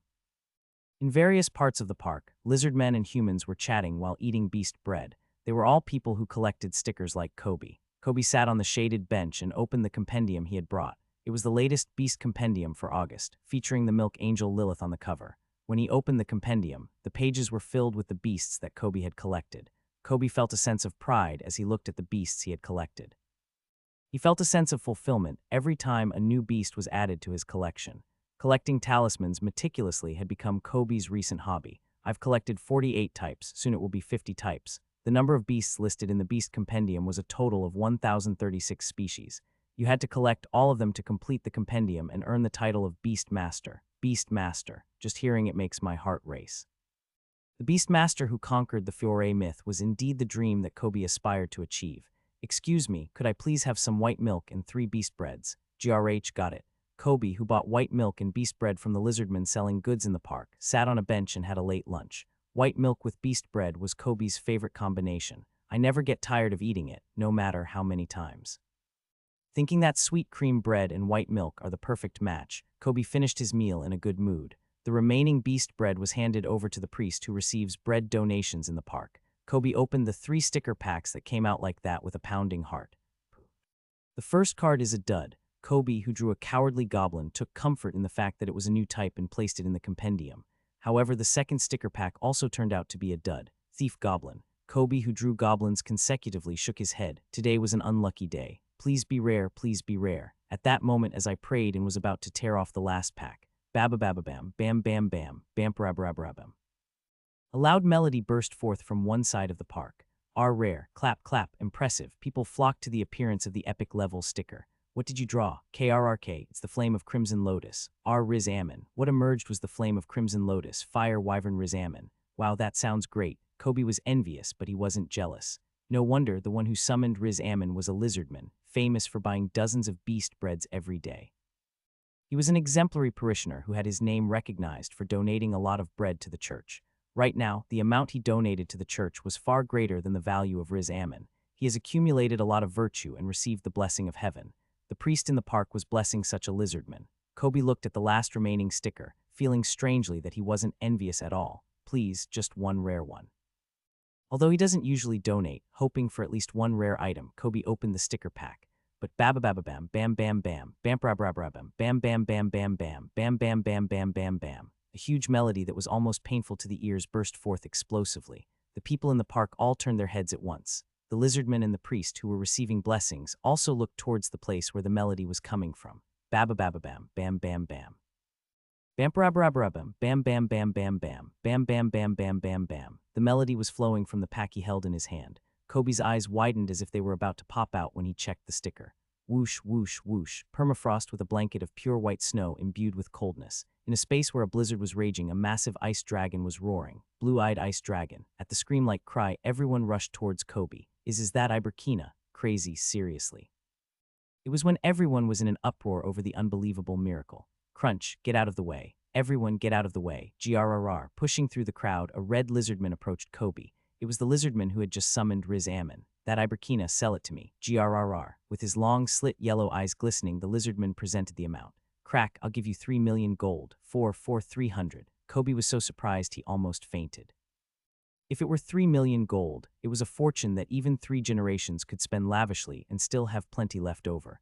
However, Kobe hesitated to hand over the blue-eyed ice dragon. Beast Master. Such things were already out of Kobe's mind. However, I had no intention of handing over Iberkina to the lizardman. That makes sense.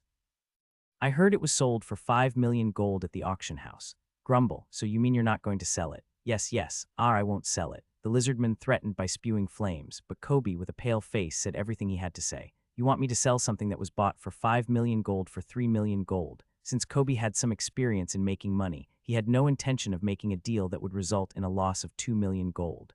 And even if it's 5 million gold, I won't sell it. No matter how much the lizardman offered, Kobe had no intention of selling. The value of the ice dragon will keep rising. In Kobe's view, the popularity of beast bread was just beginning. As beast bread becomes more famous, the value of the blue-eyed ice dragon Iberkina will continue to rise in the future. Selling such treasures in the early days was a foolish thing to do. Of course, it could have been life-threatening, but Kobe had his own thoughts on the matter. Let's propose a 10 profit and leave it with the Kingdom Bank. If you said you would share the profits with the country, no one could touch you. You have to endure for at least 3 years. The lizardman kept raising his offer, but Kobe covered his ears. It was at that time. Plod, plod, through the noisy hall, an oddly clear sound of footsteps echoed. A girl with pure white hair was walking towards Kobe. Wow, beautiful. Looking at the doll-like, expressionless girl, Kobe couldn't help but admire her. It was as if the girl had been sculpted by the hands of a god. One could find no flaw in her. While everyone was surprised, the white-haired girl approached the place where Kobe and the lizardman were confronting each other. Grumble, who are you? The lizardman bared its teeth and threatened, but the girl didn't even look at him. She opened her mouth, gazing solely at Kobe. Sell it to me, why would I? Kobe's words, which were about to be a refusal, suddenly changed. I will sell it. The girl handed over the platinum coin she was holding and received a sticker in return. The founding coin of the Fiore Kingdom. The platinum coin, which starts at a base of 10 million gold, was the item the girl handed over to Kobe. Everyone looked at the girl taking the blue-eyed ice dragon Iberkina with astonished eyes, and at that moment, it's gone. In front of everyone, the girl disappeared from the spot. Great Grand Wizard. It was the moment when the rumor spread throughout the Fiore Kingdom that a great sorcerer had appeared and bought the blue-eyed ice dragon. The one who appeared in the square of the Fiore Kingdom and bought the blue-eyed ice dragon was none other than Iberkina. 2 more copies. As Iberkina inserted the sticker she had drawn into the compendium, she wore a proud smile. The ultimate blue-eyed ice dragon Iberkina. The goal of Iberkina was to create that 3-headed dragon. Are you here to send me off again today? Yeah, meanwhile, Iberkina came to the mail reception office. It was to send the daily request for the correction of the beast compendium. Because I didn't get a reply. What kind of jerk doesn't reply to our cute little customer's message? The postman who patted Iberkina's head put a sunkist in her mouth. After sending the letter, Iberkina lounged around in her lair for a while. No response. Iberkina requested a correction for the beast compendium no less than 4 times. The habitat and age are wrong, but as always, there was no response. The cheeks of Iberkina, who was lying face down in the form of a girl, were puffed up. Suddenly, a mountain of beast bread caught the eye of the sulking Iberkina. Haya! The hundreds of beast breads that had been piled up disappeared in an instant. In the Fiore Kingdom, beast bread was entering a new phase. Rumors have spread that the prince is said to collect stickers, and some wealthy merchant supposedly bought the Flame King dragon for millions of gold. Stickers was transcending the realm of their category and becoming highly valuable collectibles. The popularity was so immense that it was being re-exported from the kingdom to the empire. In the imperial capital, flyers seeking stickers were frequently posted. I heard the princess also put up flyers. Yes, that's right. I tilted my head with a puzzled expression. Is there even a reason to go that far to obtain them? Isn't wanting them enough reason? That is true, but the answer of the first princess was difficult to understand. No wonder the one who put up the flyers for the milk angel Lilith was the first princess. As soon as she heard that one copy had been sold, she dashed out in a flash, and it turns out it was to put up flyers.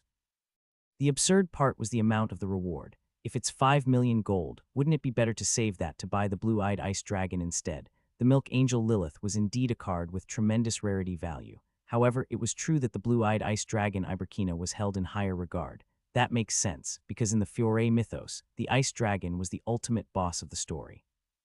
To use the enormous sum that could buy that ice dragon to acquire the milk angel Lilith was a realm that was hard for an ordinary person to understand, without an incredible obsession. The even more incomprehensible point is, didn't you meet with Lilith yesterday? The first princess met Lilith yesterday, the day before yesterday, and the day before that.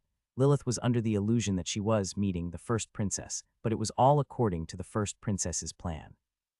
The first princess could meet Lilith anytime she wanted. No wonder the first princess, who was well versed in the political struggles of the palace, was a cunning woman skilled in all sorts of schemes and intrigues.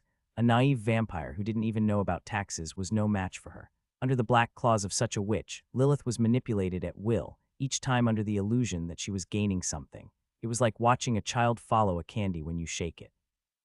I don't know why she uses her outstanding abilities to fulfill her selfish desires instead of for politics, but anyway, I found it hard to understand why the first princess, who could see the real Lilith anytime, was obsessed with the mere picture of sticker.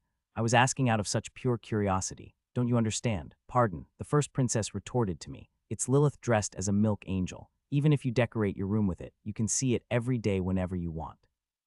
Can you resist, Yuri? Well, honestly, when you put it that way, I kind of understood. I understand. Even so, I still couldn't understand why she had to burn 5 million gold.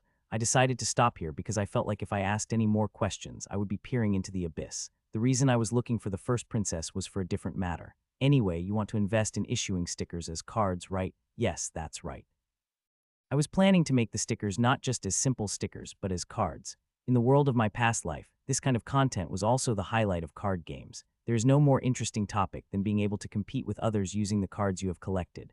I was planning to issue corresponding cards to those who had already collected the stickers, upon proof. However, since it wouldn't cost just a few coins, I was hoping for the investment of the first princess. I'll have to check the details, but for now, I understand. After that, I continued to have various conversations with the first princess, and only after receiving a positive response did I get up from my seat. It was when I had resolved the investment issue and returned to the tower. What are you all staring at so intently? In the meeting room, Rania, with a serious expression, was constantly peering into the crystal orb. Not only Rania, but our Magic Tower members were also exchanging opinions while looking at their own crystal orbs. Did Yuri come? Yes, but what is that? A grand wizard has appeared. A grand wizard? Yeah, I was slightly surprised. If they were a grand wizard, it was said that there were barely 10 of them on the continent. It was the era of magical prosperity, so having nearly 10 was remarkable. The level of a grand wizard was such that even one appearing in a century was considered extraordinary.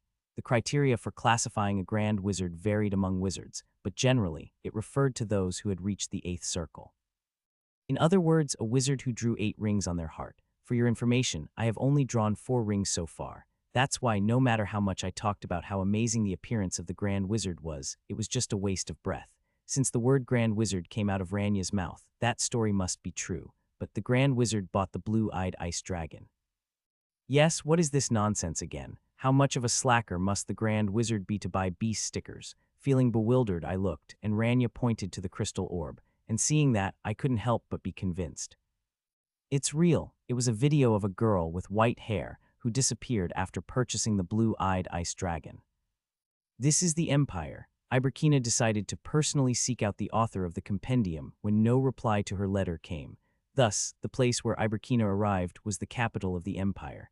Iberkina looked around the bustling capital with a curious eye. Hole in the capital of the Empire, there were holes in the walls everywhere, and hands were reaching out from them to deliver food to the people. Although Iberkina had experienced numerous cultures, the Empire was the first place where they conducted trade through a hole. Balater, Ice Co. Totally absurd. A strange country. In the eyes of Iberkina, who described the Empire as a strange country, a familiar poster suddenly caught her attention. Equal. Milk Angel Lilith. Reward 5 million gold equal. The picture drawn on the poster was one that Iberkina was also familiar with. An incomprehensible picture of a vampire bearing its fangs pretending to be an angel. I was so disappointed when I saw that after expecting my sticker to appear with the loud melody. It will probably be rolling around somewhere as a rare item. There was a bounty of 5 million gold, but Iberkina didn't pay any attention to it. Rather, a delicious smell stimulated her sense of smell. The small nose wiggled cutely. Grrr. I'm hungry. Iberkina walked towards the source of the smell, Golden Garden. The place they arrived at was the famous restaurant in the capital run by Laura, called Golden Garden. Welcome, Meow. I came to eat. I will guide you to your seat, Meow. Following the Meow tribe folk who walked with a little trot, Iberkina sat by the sunny window. Then she pointed to the entire menu. This, give me everything. Everything you say, Meow.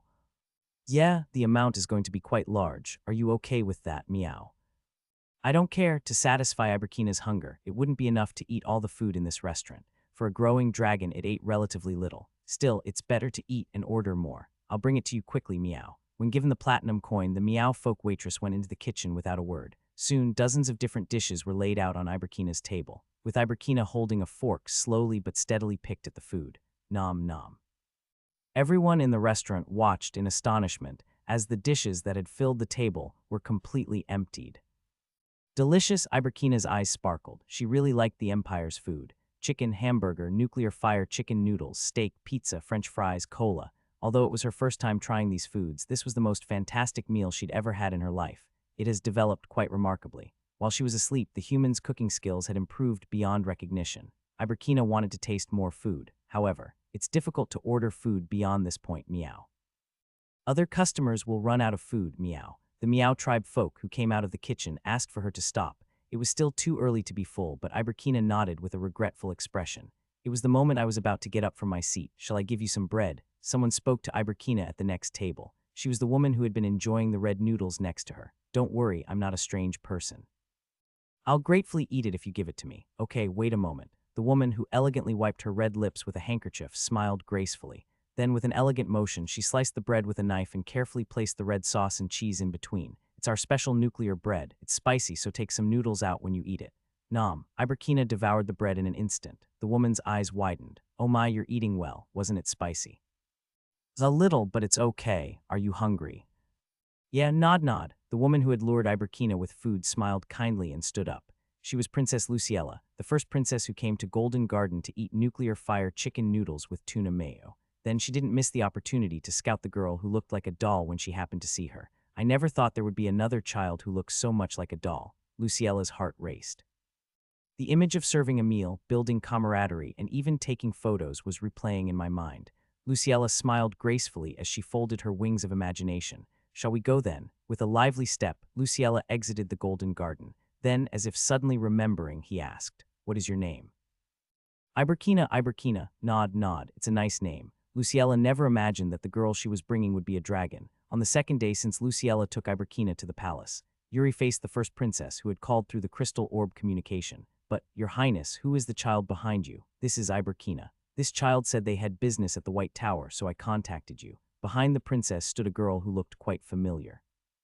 A girl with white hair who looks like a doll with a blank expression. I asked again, hoping I had misheard. "What did you say your name was? Is it Iberkina?" I was at a loss for words when I compared the girl to the video I had seen before on another monitor. Hee, we happened to meet by chance while having a meal. The first princess's words did not reach my ears. Iberkina and the Grand Wizard. The only thought that crossed my mind was one. Did she kidnap a dragon? "Hello, yes, how do you do?" Immediately after the communication with the first princess, I encountered Iberkina, who had visited the magic tower. The Iberkina I saw was a girl with an expressionless smile, making it impossible to discern her thoughts. Could it really be a dragon? The idea that Iberkina is a dragon was merely my speculation. It was highly likely that it wasn't true. The instances of dragons appearing in the human world were limited to amusement, and even then, it was rare for them to reveal their true identities. It was far more realistic to think of him as either a namesake or a grand wizard impersonating a dragon. I was curious about which side it would be, but I didn't take the risk of trying to find out. I had heard that dragons whose identities were exposed would not let the one who spoiled their fun go unpunished. By the way, may I ask why you were looking for me? I was curious about why Iberkina was looking for me. In the communication with the first princess, I only heard that they were coming, but I didn't hear the reason. But I came because I didn't get a reply. Could you tell me what reply you are referring to? Request to update the database. I sent it 4 times, but I haven't received a reply. I see, you sent it 4 times, and I'm sorry for not being able to respond. I understood Iberkina's feelings, but there were circumstances that justified it. I think I couldn't reply because so many malicious letters came. Letters related to the revised compendium of beasts I created came pouring in by the dozens every day. From letters cursing the White Tower to the monthly controversies over the suggestive covers of the Beast Compendium, and even threatening letters suspecting rigged drop rates. Identifying Iberkina's letter among that pile was practically impossible. "Excuse me, but could you tell me what letter you sent?" I wrote that Iberkina moved her lair from the permafrost tundra mountain range to the Roselle Mountains. I also mentioned that I'm not 6,000 years old, but only 3,000 years old. The moment I heard it, something came to mind. Requests for corrections to the compendium had come from various places, but this letter persistently demanded corrections only about Iberkina. "Did you read it? I have a lot of unread letters, so I haven't been able to read them yet. Actually, I read it and immediately threw it into the fireplace. At that time, I thought it was nonsense. If you let us know, we will revise the content in the next issue." Nod, nod. Iberkina nodded with a satisfied expression. On the other hand, I tried my best to keep my expression steady. Because of the current conversation, the possibility that Iberkina is a dragon has become almost 100. If she knew not only where she had moved but also their age, they must have been the person themselves, or someone close to them. Moreover, since they shared the same name, it was unnecessary to mention it. Still, I wanted to quietly let it pass while pretending not to know as much as possible. "Iberkina has 4 horns. Let's pretend we don't know. The one who's 6,000 years old is my sister." I couldn't pretend not to know. The only 6,000-year-old creature in this world was the dragon. She has no intention of hiding it at all. The problem was that not only I was here, but also our tower master was present. As expected, Rania looked at Iberkina with a shocked expression. "Dragon." "There's no need to be on guard. I'm just here to revise the compendium." Iberkina replied as if to reassure. Even so, Rania didn't relax. I asked, secretly hoping for a different answer. "Is it okay for you to say something like this?"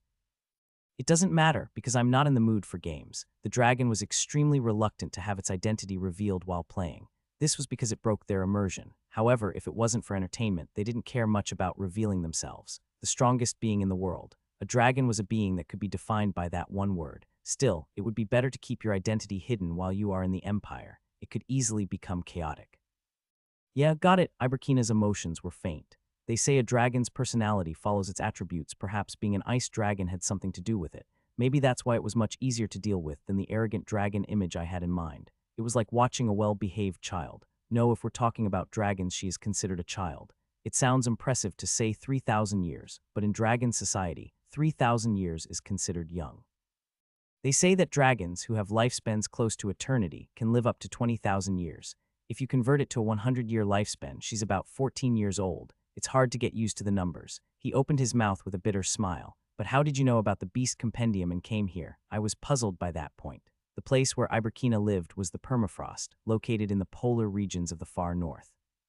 The Fiore Kingdom, where beast bread is all the rage, was still too far away. But the lizard men brought it, lizard men. Yes, Iberkina nodded. They were looking for my lair by checking the compendium. I inferred and noted the habitats of each beast in the compendium, but they were only approximate locations. But who would have thought that there would be crazy people who would go all the way to the permafrost after seeing that? Anyway, it was a world where people who didn't value their lives were running rampant. I inwardly shook my head and asked, "So did you buy the blue-eyed ice dragon?" Nod, nod. The ultimate Iberkina, I want it. Iberkina's eyes sparkled like stars. Iberkina, for some reason, wanted to have the ultimate Iberkina with 3 heads. He did draw well. The artwork that Dorian, the dwarf known as the Beast Lord, poured his heart and soul into was none other than the ultimate blue-eyed ice dragon. In short, it was incredibly cool, and Iberkina was completely captivated by that dazzling appearance. However, the ultimate blue-eyed ice dragon was a badge awarded only when 3 Iberkinas were collected. A sticker that exists only in a single copy on the continent. It wasn't something that could be given away just because someone asked for it. When it was explained well, Iberkina, though disappointed, did not throw a tantrum anymore. How she was raised at home, she was a dragon who really listened well. Just seeing you makes me feel proud. However, there is a downside. Nom nom. She had a habit of trying to put everything she saw into her mouth. She eats the chicken with the bones. If you said, everything was a one-bite cut, it was no wonder that the first princess could lure her with food and kidnap her. Entering the dining hall, Iberkina constantly sought food. Then, after finishing work, Iberkina's eyes sparkled when she discovered Balador entering the dining area. However, Balador, who received the gaze, froze as if he had seen a monster. Then it took a step back and quietly turned around and ran away. The point was he was running on all fours. Did he instinctively run away with being afraid of dragons? Indeed, the ice dragon was the tyrant of the permafrost. Similarly, for the polar bear tribe living in the permafrost, the ice dragon was an object of fear. It was natural to feel an instinctive fear upon seeing the dragon, the apex predator atop of the food chain. The bear hates me. Seeing Balador run away every time they met, Iberkina felt downcast. On the other hand, Balador had to lose a lot of fur due to stress for a while. It was the first moment I learned that bears also lose their fur due to stress. Despite having achieved the original goal of modifying the Beast Compendium, Iberkina did not leave the White Tower. The reason was nothing special. Delicious, at the White Tower, the hub of processed foods, one could see a variety of foods, and this completely hit Iberkina's taste. This was the result I intended. A dragon with infinite magical power was the very embodiment of irrationality. If we could just get the help of that dragon, the possibilities would be endless. You can also entrust the card production. What I wanted to create was not just a simple card. The goal was to use magic to insert a kind of hologram that projects a small illusion onto the surface of the card. Of course, illusion magic had a high design difficulty, and the cost burden was significant enough to require the investment of the first princess. Because of this, the illusion magic was a gimmick that could only be applied to certain specific cards. I guess we should start applying the narrative rating. However, this scarcity will actually make the beast cards even more special. Because people had a desire to have something special, I remembered that there was a craze for pulling cards to get special cards even in the world of my previous life. The existence of Iberkina will significantly reduce the production time of these cards, because the dragon was an unreasonable being that could complete a magic spell requiring precise calculations without any margin for error, just by instinct. It wasn't for nothing that dragons were called the masters of magic, by the way. A child shouldn't be drinking coffee at such a young age. Lilith took the Maxim coffee that was in front of Iberkina. Drink some milk. Lilith was staying at the White Tower to help with card creation. As a true born, Lilith possessed a wealth of knowledge about magic. Up to that point, it was fine, but Lilith was treating Iberkina like a child. Unable to assert herself in front of the first princess or Bianca, she met Iberkina, who looked younger than her, and emphasized that she was an adult. "I'm old, aren't you shorter than me?" With a difference in height as negligible as measuring acorns, Lilith wore a victor's smile. It was impressive to see Iberkina acting like that, even knowing she was a dragon. The surprising thing was that Iberkina followed such orders well. "Lilith, how do you make this? Can't you do that one thing? Hand it over here." Lilith manipulated her magic in front of the card that read Chain Slayer. A magic circle then appears on the card, and the magic begins to take shape above it. And swish, a small figure bound by chains appeared on the card. Oh, HMPH, this is nothing. Looking at Iberkina, whose eyes shone like stars, Lilith stroked her nose. That's amazing. I was slightly impressed. Lilith said it was nothing, but in fact it was something huge. A regular wizard would have to spend half a day on it, but Lilith solved it in just 10 minutes. It must have taken a long time for Lilith to become like that. You couldn't judge the age of a vampire by their appearance. If you learn, you can become like me. It was a brazen sight, like an elder wizard bragging to a child. However, like this, yeah, like that, tilting her head and waving her hand, a result similar to Lilith appeared before Iberkina. Lilith blinked as she compared her own with Iberkina's. Then, the magic circle.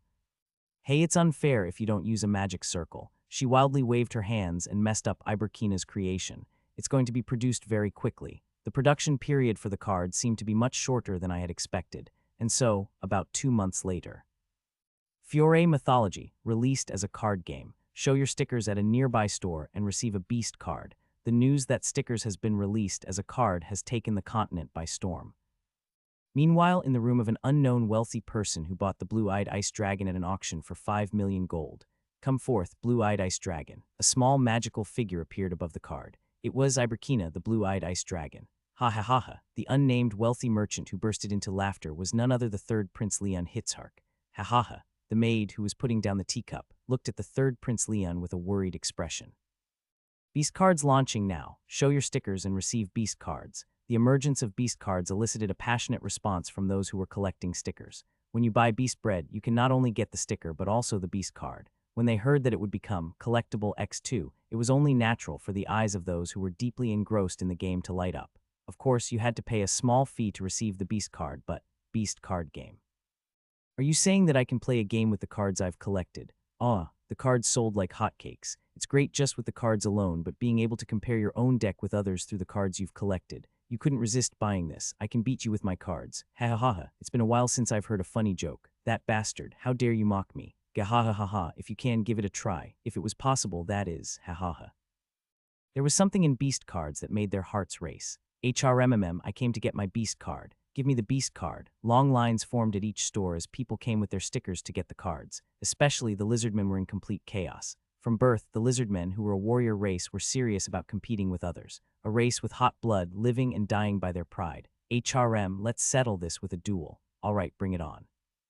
The beast card game set fire to the hearts of those lizardmen. Draw, I'll defend and end my turn. Haha, is it my turn? Fusion, what? The Fiore kingdom and the empire overflowed with those who duel with beast cards. Among the lizardmen, it was such a heated situation that they wouldn't even consider you one of their own if you didn't have a beast card. However, what excited people the most was something else entirely. Giarararua. Weight, Flame King Dragon. No way.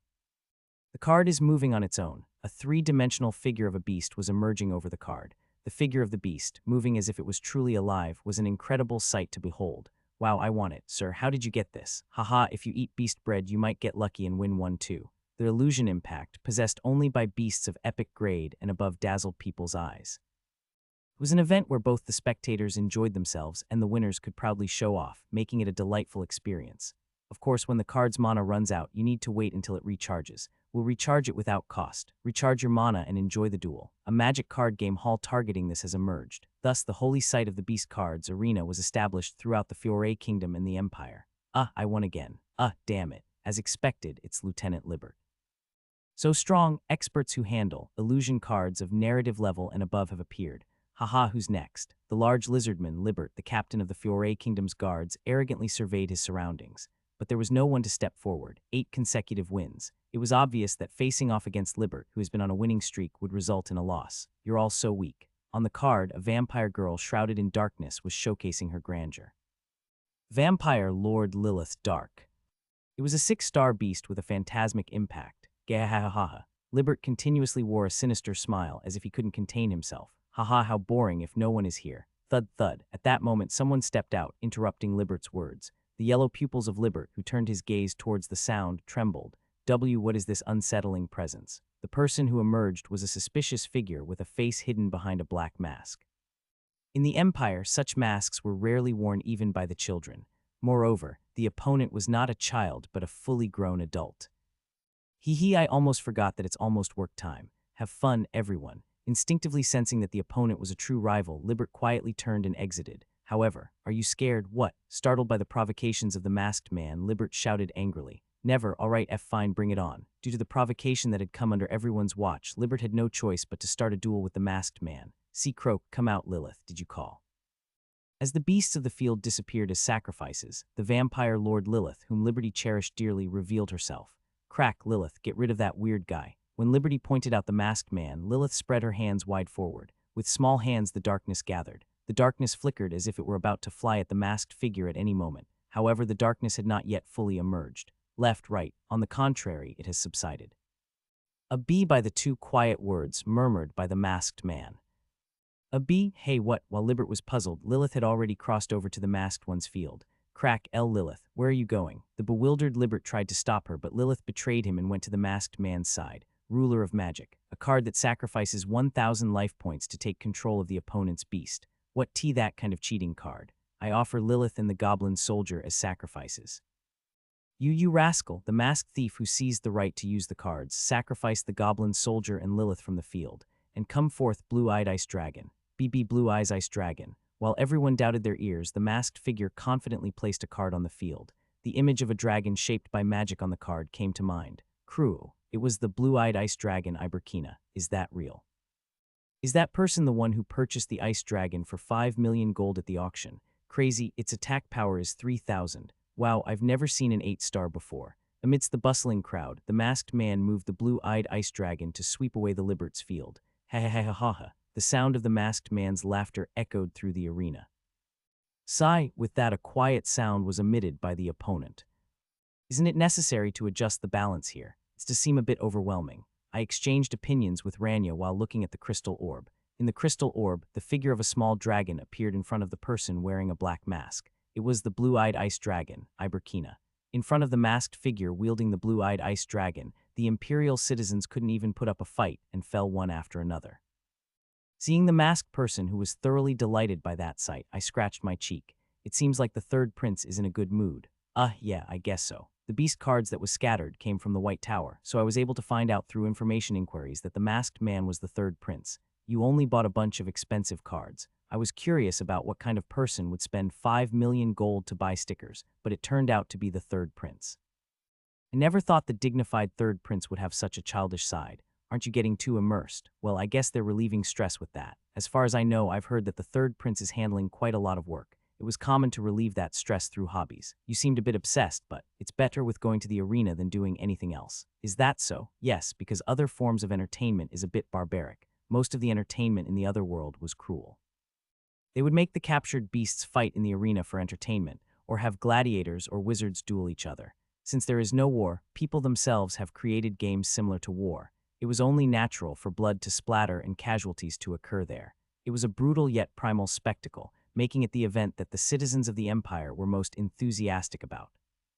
I think it's not a bad thing that the third prince has taken an interest in beast cards rather than engaging in such gladiatorial events. "Come forth, blue-eyed ice dragon." Is that right?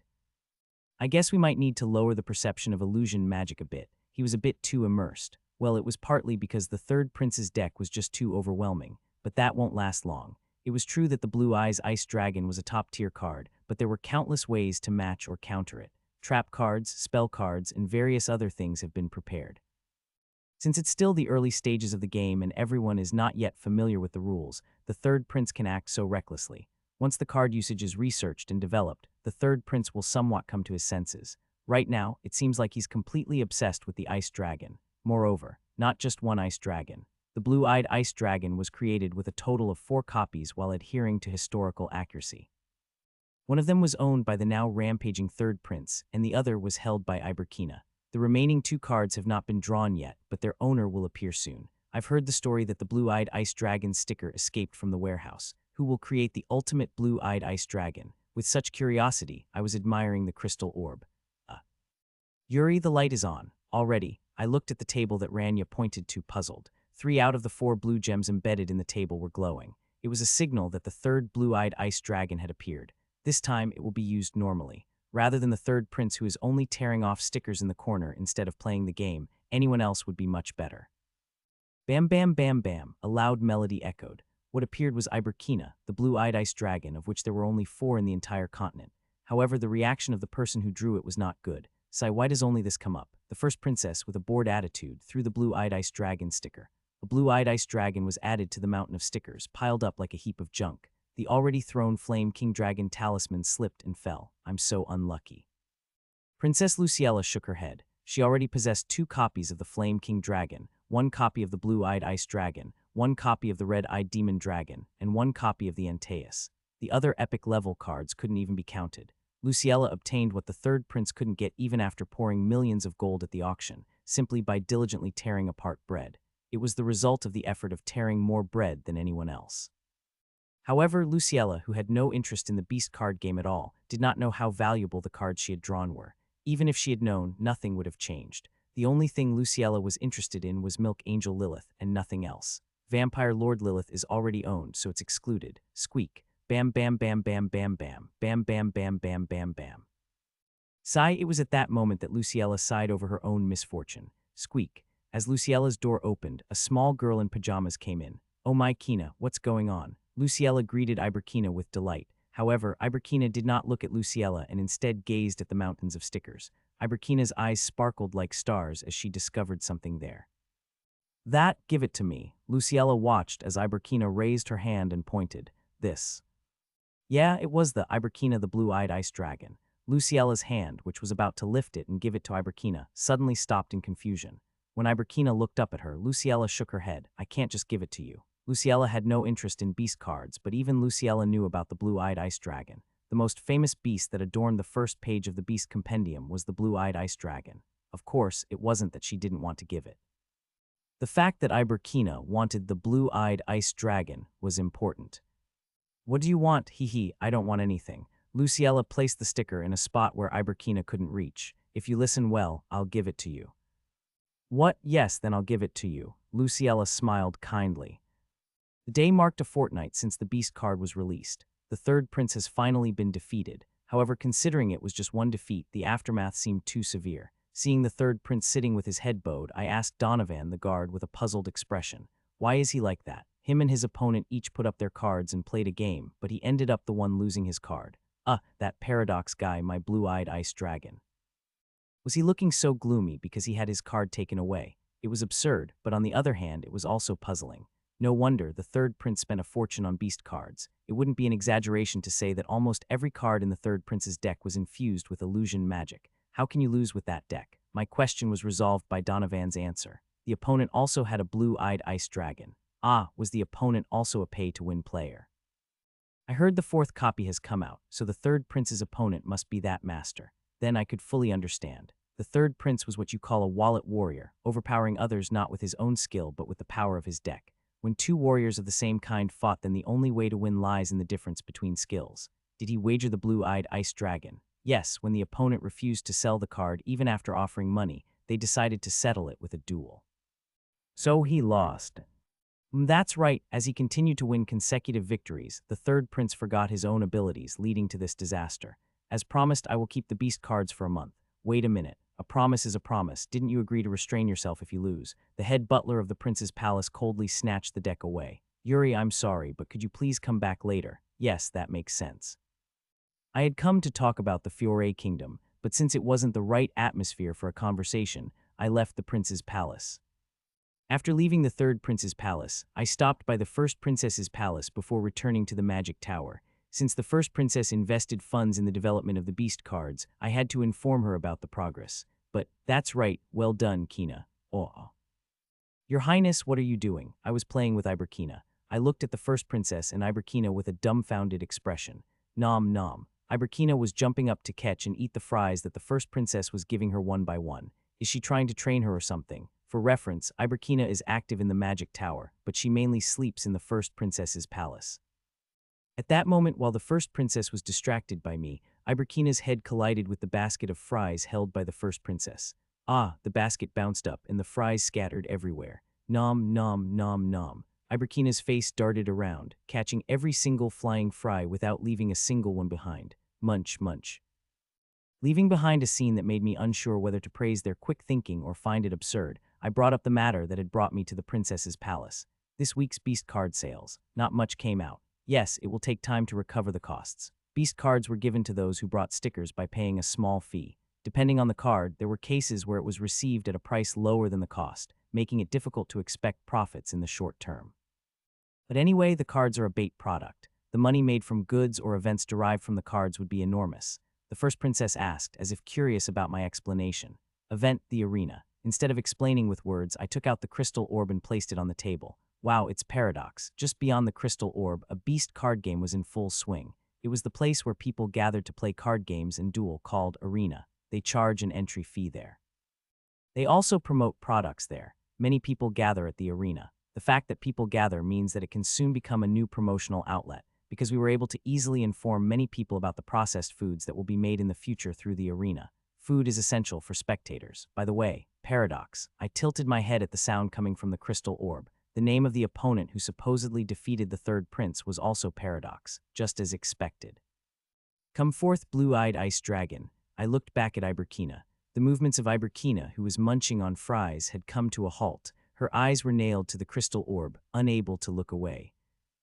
Ice dragon, did I misjudge? The person holding the remaining ice dragons, please step forward. It's a showdown for whoever obtains the ultimate ice dragon. The person in the video shouted boldly, not even knowing that the opponent they are provoking is a real dragon. Looks like someone that's addicted to the game like Leon. When I see people like that, I just don't understand. The first princess shook her head, as if she couldn't understand a man who would risk his life over just one card. I honestly don't know if it's something the first princess, who spends all night peeling packs, would say. Meanwhile, upon hearing the man's remark, Iberkina ran to her room. Then she came back carrying a large bag. Kina, what's that? While we looked at her in bewilderment, Iberkina poured the sack onto the floor. Crash, stickers poured out. For your information, beyond that bag is connected to her lair. Iberkina often used to reach into the bag, rummage around, and pull something out. She poured out the stickers she had collected in the collection. Trading them for cards, are you planning to play a game with that person? Nod, nod. Understood then, Iberkina. Just as I was about to say that I would bring the card, the first princess shouted in surprise. Her eyes were wide open, fixed on something. THT, that is. Following her gaze, I turned my head and could understand the first princess's reaction. Milk Angel Lilith. A sticker with a Lilith adorned with angel wings was sprawled out, reaching for milk. Please give that to me, Kina. If you behave well, I'll give it to you. The first princess's eyes wavered. She realized that Iberkina was mimicking her previous actions. The corners of the first princess's mouth, which had awkwardly lifted, trembled. Hey, Kina, what does that mean? Sit down. When Iberkina pointed to the floor, the first princess's body stiffened. It was a request that couldn't be easily granted, but seeing the milk angel Lilith, which had fallen next to Iberkina, the stiffened body slowly began to move. The first princess, who was sitting quietly on the floor like a cat, blushed and rolled her eyes. Kinda just wait and see. Eat. Iberkina lifted the French fries. Just this once. The first princess, hesitantly lifting her head, awkwardly took the French fries from Iberkina's hand and put them in her mouth. Ah, nom. You did well, Iberkina praised and patted the head of the first princess. The first princess's body trembled slightly. Pushing away the strange feeling with effort, the first princess spoke. Are you giving this to me now? Iberkina picked up the sticker and handed it over instead of answering. It was the milk angel Lilith. When the delighted first princess tried to pick it up, Iberkina pulled her hand back. Why, with that meaning in mind, Iberkina opened her mouth.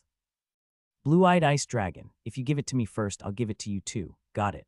The first princess, though secretly regretful, brought down the blue-eyed ice dragon sticker from the shelf. However, when she finally got the milk angel Lilith, she was so happy that she forgot all about her composure and squealed.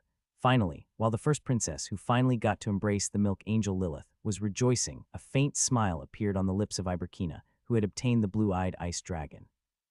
Only one more copy to go. Only one copy remains until someone can obtain the ultimate blue-eyed ice dragon. The next day, Iberkina converted all the stickers she held through the White Tower into cards. Then she quickly skimmed through them and gathered only the necessary cards, discarding the rest. There wasn't even any particular concern. Iberkina, have you played the Beast card game? I haven't tried it, but is it really okay to decide on a card so easily? Yeah, no problem. I tilted my head at Iberkina's nonchalant attitude. Was it possible to make a decision just by glancing at it like that? Even the fact that she said she had never played it made me wonder if Iberkina knew the rules of the game. But a few days later, again, we won. Who on earth is that girl? Is Paradox absent again today? A new loser has appeared in the arena. While the world was buzzing about Beast Cards TCG, I was developing a new processed food. Although processed foods were widely spread throughout the empire, not everyone could enjoy them, especially fried chicken. Specialty shops that fry and sell chicken were concentrated in the city. Although the popularization of oil has been achieved, it is still scarce outside the cities. In areas where oil was scarce, the prices of fried foods were inevitably high, and consequently, it was difficult to find chicken as well. There was no way to store fried food and eat it conveniently later. For example, like frozen food. It's close to winter, so why frozen food? At my mention of making frozen food, Arya tilted her head. Winter is approaching soon, and it was puzzling to think about making frozen food when we would barely have enough warm meals, because you can just heat it up. You're going to heat it. Yeah, melt it and eat it. Frozen foods that are thawed and eaten existed in this world too. However, it was a method used only in some cold regions, and it was hard to find in other areas. For frozen foods to become mainstream, frozen distribution needs to be possible, but it has only been limited to ice cream, and its efficiency was too low to share capacity with other products. We don't even have a microwave to heat things up. Due to these technical issues, I couldn't even try frozen foods. I had to endure the hassle of having to go out every day just to eat. A frozen party was something you could only dream of, but those days are now over. Blue-eyed ice dragon attack. Allah, because a dragon appeared and started beating the third prince with cards. Ice dragon Iberkina, from her name which includes ice, was a being capable of realizing frozen food. Dragons were said to possess immense power, enough to be called them, agent of the gods, an unreasonable being with infinite lifespan and overflowing magical power. The ice dragon was a magnificent being that could summon winter just by its very existence. It's refreshing. Kina, please do this part too. It's a hassle. That great being was now being used as an ice pack for the first princess. The first princess, having learned the fascinating fact that cool air comes out of Iberkina's mouth, asked Iberkina to blow her breath. Should I call that a dragon breath too? It wasn't wrong to say it was the same breath, even if it was. Good job, Kina, here's a snack. As a reward for breathing cold air, Iberkina was given a bread filled with nuclear fire chicken noodles made by the first princess herself. It was a bizarre dish with even pineapple on top of the noodles. Nom, you're eating well. Iberkina ate everything well, regardless of what it was. Even the bizarre eating habits of the first princess wasn't a barrier for Iberkina. Whether it's mint chocolate, pineapple on pizza, or nuclear fire chicken noodles, she has eaten everything the first princess gave her. The gluttonous princess and the gluttonous dragon. It was surprisingly a good match. Would you like some too, Yuri? I'm fine, I had a meal before coming. By the way, may I borrow Iberkina for a bit? Are you trying to make the frozen food we talked about last time? Yes, even the first princess now knew that Iberkina was no ordinary person. Regarding this, Iberkina did not reveal her identity, but nothing changed. If it's hard to say, you don't have to. The first princess doesn't care much about it. The reason was quite bold. Iberkina is Iberkina after all. Whoever Iberkina is Iberkina. In response to the attitude of the first princess who believed in her, Iberkina didn't say anything, but it seemed she was quite moved. As evidence, she was getting along well with the first princess. Nom, freeze. The space freezes with the resonance imbued with magic. That's amazing. I rolled my eyes. At the words of Iberkina, the hundreds of waste magic stones stored in the basement of the White Tower all absorbed the cold. The mana stone that I could no longer use and had to discard is now filled with the power of cold. It has become a cryostone that can only be used in relation to coldness. That's enough. The recycling of magic stones. This was the key to making frozen distribution possible. The reason why frozen food could not be realized was due to the high price of the magic stone. If we can recycle magic stones, we would be able to significantly reduce costs from frozen distribution to the final product. In other words, it meant that frozen foods could be commercialized without any particular cost. GRRR. I'm hungry. Ah yes, let's go eat something delicious. There was a minor condition that only needs to be fulfilled in the process, which was that Iberkina had to be fed well. The food expenses were quite high, but compared to frozen distribution, it was relatively cheap. By the way, how is the ultimate blue-eyed ice dragon coming along? I asked while going out to eat with Iberkina. Indeed, Iberkina had been attending the arena in the capital every day recently. To collect the 3 copies of the blue-eyed ice dragon, to complete the ultimate blue-eyed ice dragon, and Iberkina participating in the arena was writing a legend of consecutive victories without a single defeat. The dragon's exceptional intelligence has made even the first-time game experience a piece of cake. However, there was no news about Iberkina collecting the 3 copies of the blue-eyed ice dragon cards. But Paradox doesn't want to come out. It seemed that the owner of the remaining blue-eyed ice dragon had gone into hiding. He boldly provoked, but when he sensed defeat, he hid. Well, considering a monster that keeps winning appeared, it was wise to go into hiding if you didn't want to lose your cards. Even if it looks a bit ugly, you will be able to gather them soon. Yeah, unfortunately, it was difficult for me to find the paradox. It seemed unlikely that Iberkina would ever possess the ultimate blue-eyed ice dragon like that. Hand over the blue-eyed ice dragon. As usual, while going out to eat with Iberkina, we were attacked by an assailant. Let's settle this with a duel. It was the man Paradox who had gone missing and had become elusive. Was he a realist? Paradox has been competing fairly through real-life duels, not card games. Thud, thud. It seems like he had a better chance of winning. Adult man versus teenage girl. It was petty but a very realistic decision. Please be quiet. Yeah, unfortunately, he made the incorrect decision. Paradox, who challenged Iberkina to a real-life duel, looked very relaxed. You can attack first. He showed such incredible confidence that he even conceded the first strike to the dragon. However, it took less than a minute for it to become clear that it was sheer bravado. There wasn't even time to pray for his soul. I don't want to hurt you. Whoosh, a cold wind blew, and the paradox that was bestowed with mercy has vanished. It's cold, I shuddered once and asked, looking at the spot where Paradox had disappeared, where did you send him? Somewhere, so you sent him on a trip. Usually at times like this, they ask where would someone want to travel to. It seemed that Iberkina had carelessly sent him off without even specifying the coordinates.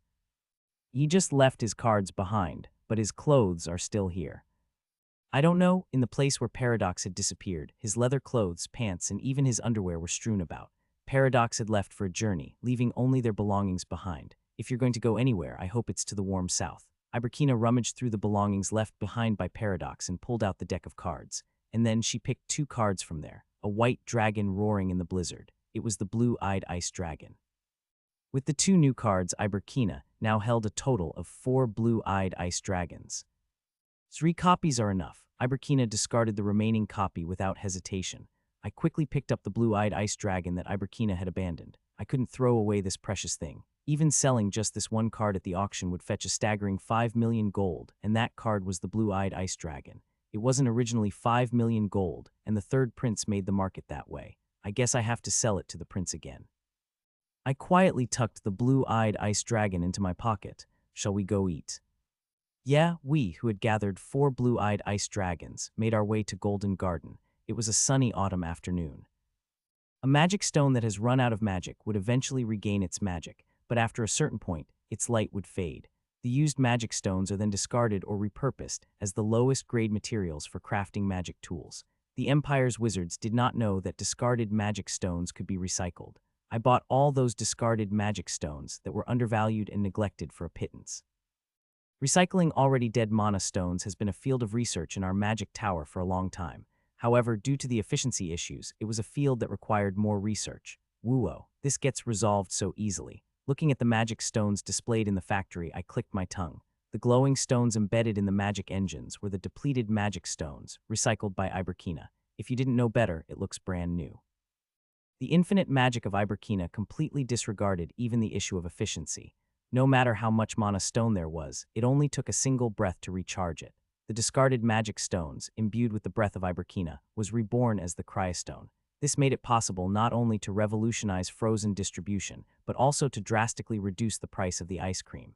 It means being able to make frozen foods. However, that didn't mean they could immediately launch boneless chicken. Boneless chicken was more of a labor-intensive task than a development one. The most important aspect of hygiene was the easiest to handle because of magic, but the process of deboning a chicken was something even magic couldn't handle. It was an incredibly arduous task of having to debone each one individually. The line that divides the chicken in half, the line that separates the wings, legs, and breast from half a chicken. Also the line where they debone the legs and make boneless meat, etc. Even the process of defleshing was divided into several stages. If we are to spread it throughout the empire, it will require an enormous amount of manpower. As the amount of labor increases, it's only natural for the unit price to go up. Beast bread was possible because it was a national project of the empire, but boneless chicken still needed more time. In this world, the very concept of boneless didn't exist. Boneless chicken was the ultimate processed food born from humanity's endless desire to eat comfortably at all costs. To accept such modern desires overnight, this other world was too fragile. It was a world where the purity of thinking it was natural to pick the bones clean still existed. They couldn't even conceive of the idea that a seller would debone the meat for them. Well, it won't take that long. Boneless chicken was something we had been planning since we launched the chicken. Until the process is in place, we have no choice but to serve chicken with bones. In fact, just gathering and selling the wings, drumsticks, and thighs separately was amazing. No matter what, that's it. Because it's flash frozen chicken. Grumble. In the freezing factory, the large polar bears were moving around, freezing the food. It is a proven fact through iced Americanos that polar bears are masters of rapid freezing. Of course, summer hunt and most of the processes for freezing food have gone through the hands of polar bears. Compared to dragons, they may be inferior, but the polar bear tribe was inherently a clan of ice.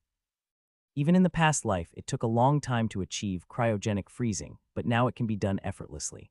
For your information, rapid freezing causes almost no damage to the meat's texture, so when it is thawed, the texture remains preserved. Frozen foods that have undergone this rapid freezing process are inspected, packaged, and shipped by the top members of the Tryon team. There's nothing more to fix in the process. At this point, we could launch it as early as tomorrow. It was the words of Count Tryon, who had thoroughly inspected the freezing plant with the guild members. And then Count Tryon suddenly asked an unexpected question. Yuri, do you know what a merchant's dream is? Well, I'm not sure. I was not a merchant to the core like Count Tryon, so I did not understand the merchant's dream he spoke of. If it were about making a lot of money, Count Tryon would have achieved it a long time ago. Before processed foods even appeared, he was already a tycoon who had amassed one of the greatest fortunes in the empire. That magnate passionately spoke about the merchant's dream with an excited face. It is to distribute all food without any issues across the entire continent. Ah, yes, that dream has now come true. The face of Count Tryon, who was always calm, was now flushed red. Oh my, frozen distribution. This is a revolution. If frozen distribution becomes possible, food can be transported without spoiling to any region of the continent, connecting all continents beyond nations and regions. The starting point was indeed the free movement of food. In this world, there are so many people starving to death because proper food is not being provided.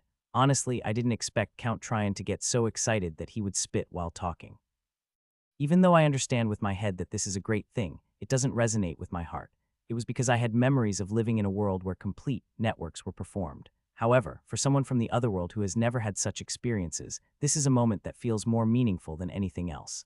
Jobs for polar bears were being created, and a complete network was beginning to take shape. All of this was accomplished through the recycling of waste magic stones.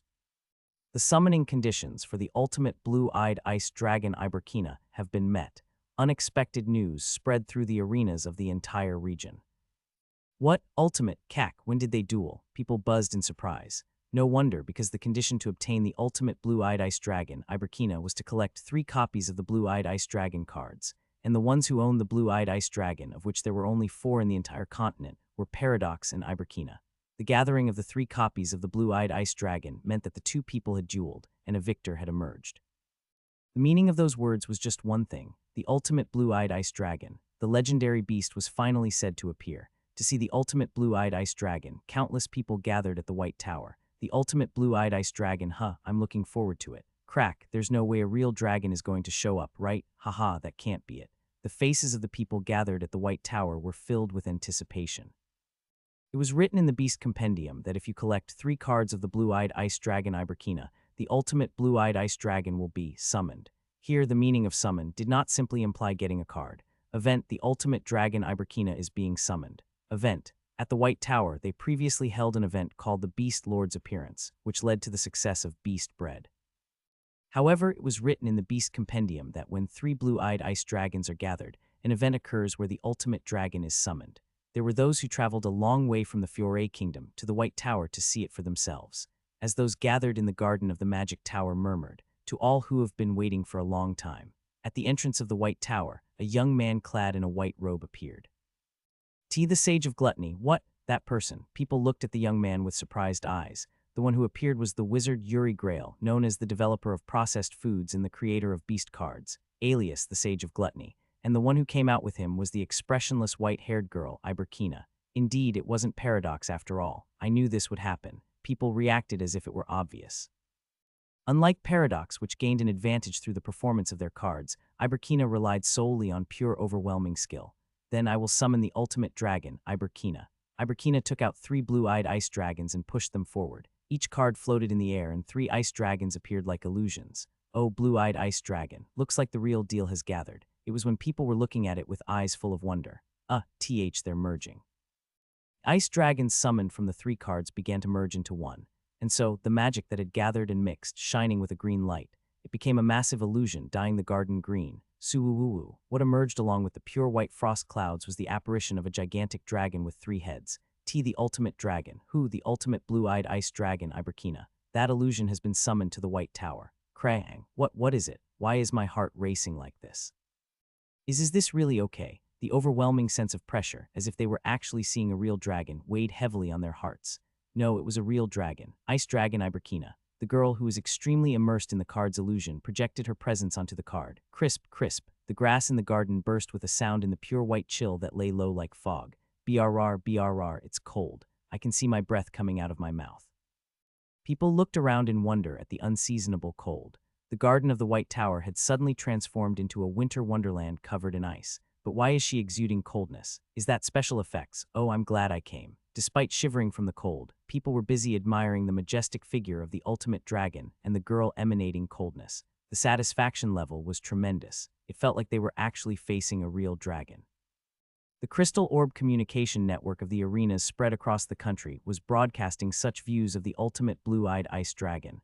And everyone, please take one. What is this? It's frozen chicken. Frozen chicken. People received the bags handed out by the wizards of the White Tower with curiosity. Ultimate Beast frozen chicken.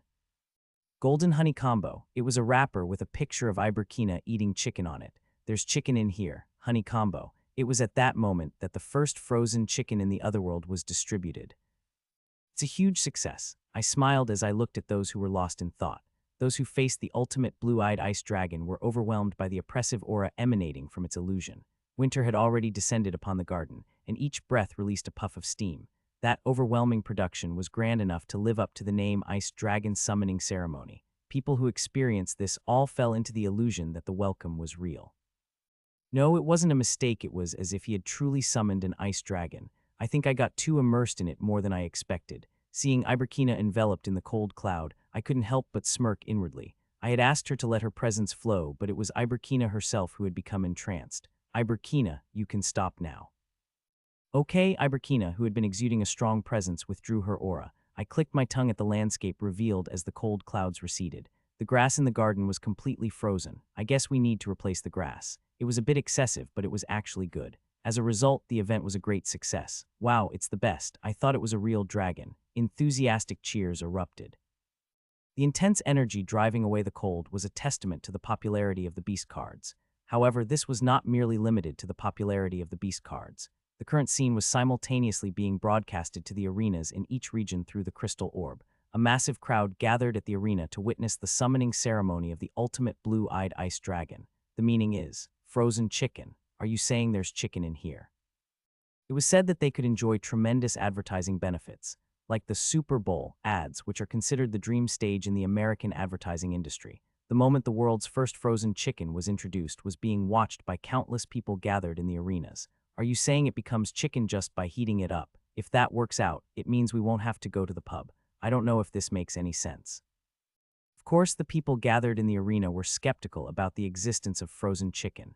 The chicken they knew was a dish that could only be eaten if it was fried in plenty of oil. If it wasn't a city rich in oil, it was a reality that fried dishes were hard to come by. It wasn't a simple dish that could be completed just by boiling or heating it up, as the Crystal Orb mentioned. If that statement is true, it means that you can enjoy chicken not just in the city but also in the countryside, which was a story hard to believe. But if you would like to eat, please bring it and heat it up. What is it really chicken? In the garden of the White Tower, a large magic refrigerator and tableware were set up. As the people who received the frozen chicken lined up hesitantly by the fireplace, the staff from Tryon heated it up and distributed it. No oil was used there, and it didn't even take 10 minutes. However, the final product was not simple. Gulp, it smells good. Is it really chicken? The sweet smell of the golden honey combo wafting through the air and the sight of the large chicken drumsticks made it clear to anyone that it was chicken. As soon as they took a bite of it, crisp, the batter that crumbles like a snack and the rich juices bursting out from within. Chicken, it's real. The eyes of the people who ate the golden honey combo widened in surprise. Even though they didn't use any oil and just heated it for a short time, it really made chicken. Above all, awesome, they just put only chicken legs. Crunch, they even have a separate container just for the wings. The golden honey combo contained only the preferred parts, wings, drums, and thighs. To those who had just eaten a whole chicken, this was a refreshing shock. Ah, it's delicious. Big legs are nice too. People enjoyed the frozen chicken with satisfied faces. Since only the most delicious parts were gathered, it couldn't help but be tasty. We have beer and cola, so everyone feel free to take as much as you want. Wow, this is an event. Ah, this is amazing. An unexpected chicken party was held in the garden of the White Tower. The scene was broadcasted live to the arenas in each region through the crystal orb. Oh, I want to eat too. Crunch, it looks delicious. When is that supposed to be released? It was the moment when frozen chicken was etched into the minds of the countless people who visited the arena. And the Golden Honey Combo is now available at stores in your area. The Golden Honey Combo was released simultaneously with the video. The ultimate blue-eyed ice dragon event was carried out with meticulous groundwork. Ice dragon was a keyword that went well with frozen chicken, so we planned a reveal that combined the two, and the Golden Honey Combo was distributed to stores in each region before the event started. After completing all the preliminary tasks, what started was this summoning event. The more meticulous the preparation, the more explosive the results. Give me the Golden Honey Combo. I just came from the arena. I heard there are frozen chickens. Is that true? The stores were overflowing with people who had just come from watching the video at the arena. The stores had made all the necessary preparations, but their stock was gone in an instant.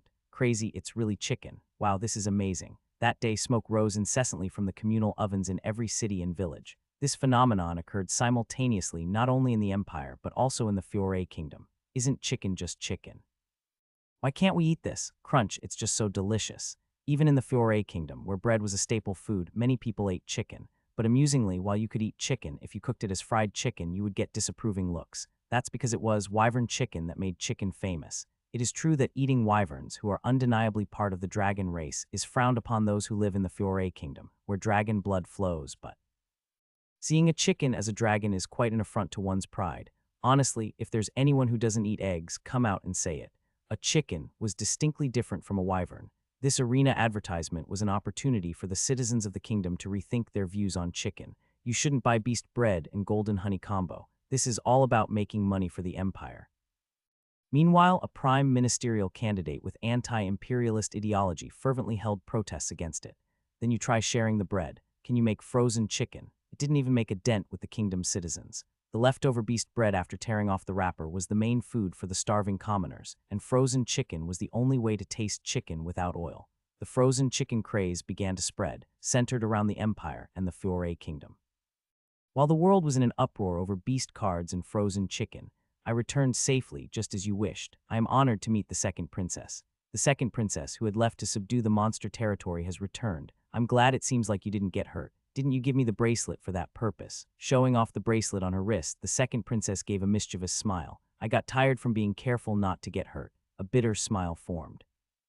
As expected, did giving the bracelet not sit well with you? Before the second princess left for the monster territory, I gave her a bracelet imbued with protective magic. It was the tears of the sea god that I won from Isla in a contest. Seeing her bring up that story even after coming back, it seems that giving her the bracelet was indeed a mistake. Someone who was looking forward to a confrontation with the monsters, the bracelet with protective magic would have been a factor that dampened their interest.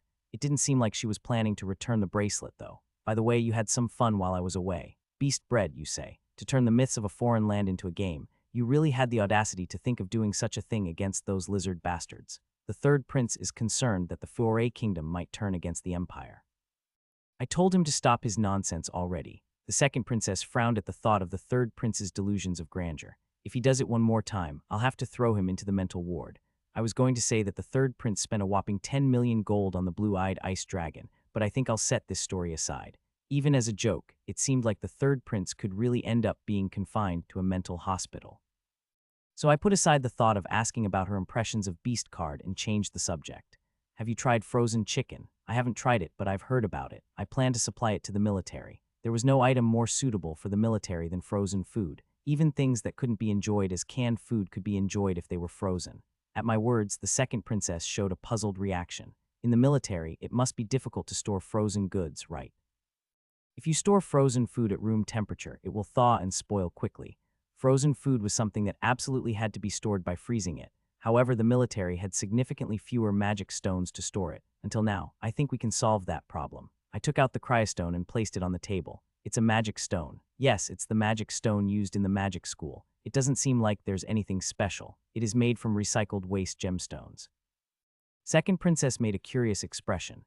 It seems to be the magic that the White Tower master was researching. That's right. However, they were always a burden, receiving money without delivering any results, constantly having to watch their backs around the imperial family. It seemed that the second princess also knew about it. I heard you were just a money-eating hippo, but it seems you finally achieved something. Yes, we have lowered the price to 20 gold. The second princess had a puzzled expression.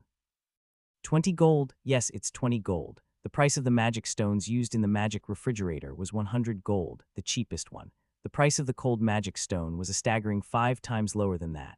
And the price of the magic stone to be supplied to the military is expected to be around 25 gold. The price of the market magic stone started at 120 gold. The principle of the magic refrigerator was the same as that of the refrigerator or air conditioner in a previous life. It was the magic refrigerator that lowered the temperature by vaporizing liquid and absorbing the surrounding heat. Of course, while the principles were the same, the internal designs were completely different and could be considered entirely separate entities. This world was one where alchemy and magic existed instead of science. It's done. I engraved the compression vaporization overlapping magic formula so it will work well now. As expected of Isla, it's nothing special. Transformation magic is the specialty of our blue tower. The mature woman, resembling Arya, responded to my compliment as if it were no big deal. Even though she said that, her ears perked up and she looked pleased. You're still as weak to compliments as ever, Isla Ivanil. She was Arya's sister and a promising mage of the blue tower, and she was the one in charge of the internal magic design of the magic refrigerator. For reference, Isla mistakenly thinks she has a good poker face, but the point is that her ears perk up whenever she's in a good mood, making it obvious to everyone. I heard that you have become a disciple of the Tower Master of the Blue Tower this time. Congratulations. Hee, I was lucky. After exchanging various greetings with Isla, I looked at the magic refrigerator she had designed. When I opened the refrigerator, a cool breeze flowed out. The thermometer installed inside indicated 2, and the temperature was being maintained consistently. In the freezer, a chill settled as if I had come to the Arctic, making my skin feel like it would freeze. The temperature has been set the same as the existing magic refrigerators. Yes, it seems appropriate. I nodded with a satisfied expression. The exact details will be known only after conducting performance tests, but for now, it didn't seem to have any major issues. As expected, it was a good idea to get help from the Blue Tower. Although we succeeded in recycling the waste magic stones with Iberkina's help, the magic refrigerator did not operate solely on magic stones. The magic stone was merely an energy source. The refrigeration magic, with its complex principles, was essential for the magic-powered refrigerator. However, since our magic tower does not handle magic refrigerators and we lacked the relevant knowledge, we completed the magic refrigerator with the help of the Blue Tower. Praising Isla's hard work, I talked about the dessert I had prepared for her. There is mint chocolate gelato in the lobby, so feel free to take some with you if you'd like. Just in time. I don't eat it, but our fellow disciples like it. If you give it to me, I will gratefully accept it. Isla answered, adding unnecessary words that weren't even asked. On the other hand, the ears, honest about their emotions, were perked up like wings. That contrasting appearance was so cute that I couldn't help but chuckle. Please tell the disciples to enjoy the meal. Yes, I'll pass it on. Through the technical partnership with the Blue Tower, we completed the production process of Magic Refrigerator, and a week later, it's perfect, the temperature is stable, and there haven't been any defective products. After completing the performance test of Magic Refrigerator, Seal said, the magic power consumption is also found to be up to 20 less than the market's magic energy drink. It's really amazing. She kept flicking her tongue while talking, but this was an inevitable outcome. Our magic refrigerator was an item that combined the freezing magic of the vampire obtained from Lilith with the technical knowledge of the Blue Tower. The vampire's freezing magic was a step ahead of human magic, so it was only natural that it was more efficient. And above all, the price is through the roof, just 25 gold. The lowest priced magic refrigerator in the otherworld has been born. Magic refrigerator is an expensive luxury item. It would be nice to have, but not having it doesn't cause much inconvenience. That was the charm of the magic refrigerator. That makes sense, as the food culture in the other world was dominated by preserved foods like bacon, smoked herring, and cheese, so rice wasn't a staple in their daily lives. Since food spoils easily, people have considered going grocery shopping once a day as common sense. Since it had always been done that way, no one questioned it. However, as the food culture of this world, which had been centered around preserved foods, transitioned to a culture of processed foods, people began to express their discomfort. Are you telling me to drink this flat cola right now? The summer hunt has completely melted. Why is the milk so warm?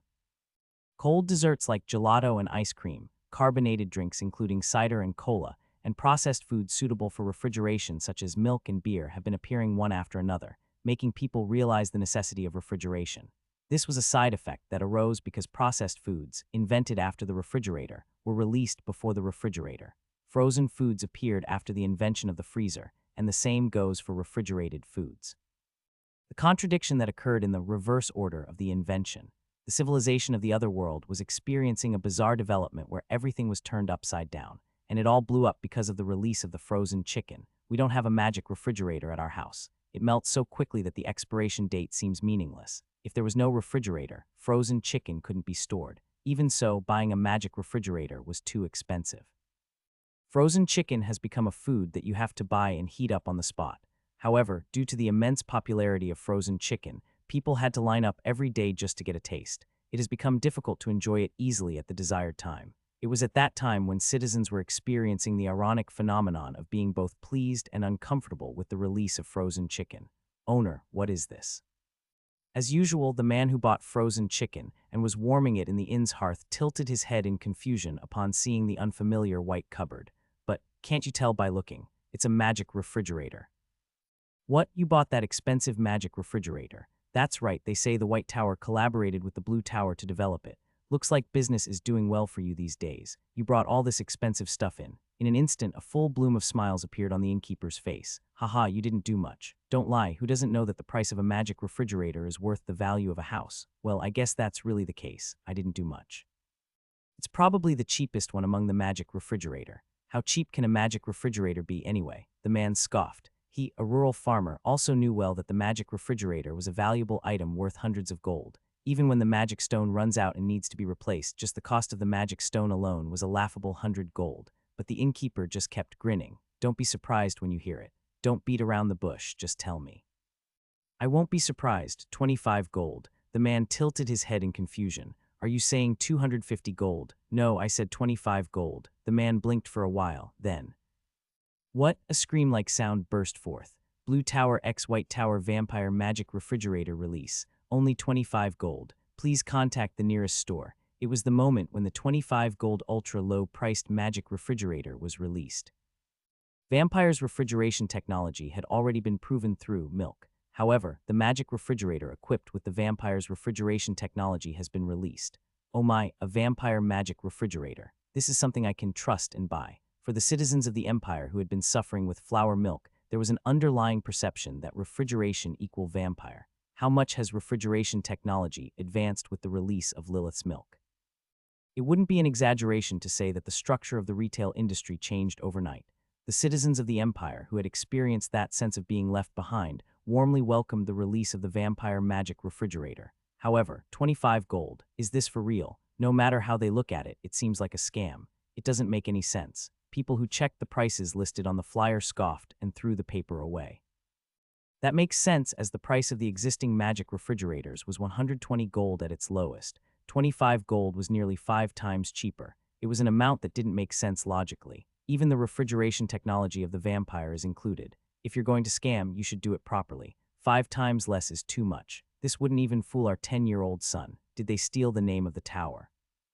The conditions written on the flyer were too unrealistic to believe easily. However, people's distrust did not last long. Come and see the Vampire Magic Refrigerator. It's the Vampire Magic Refrigerator. The stores have started bringing in Vampire Magic Refrigerator and displaying it in their shops. People who visited the store out of curiosity had no choice but to believe once they saw it with their own eyes. Geez, it's really the Vampire Magic Refrigerator.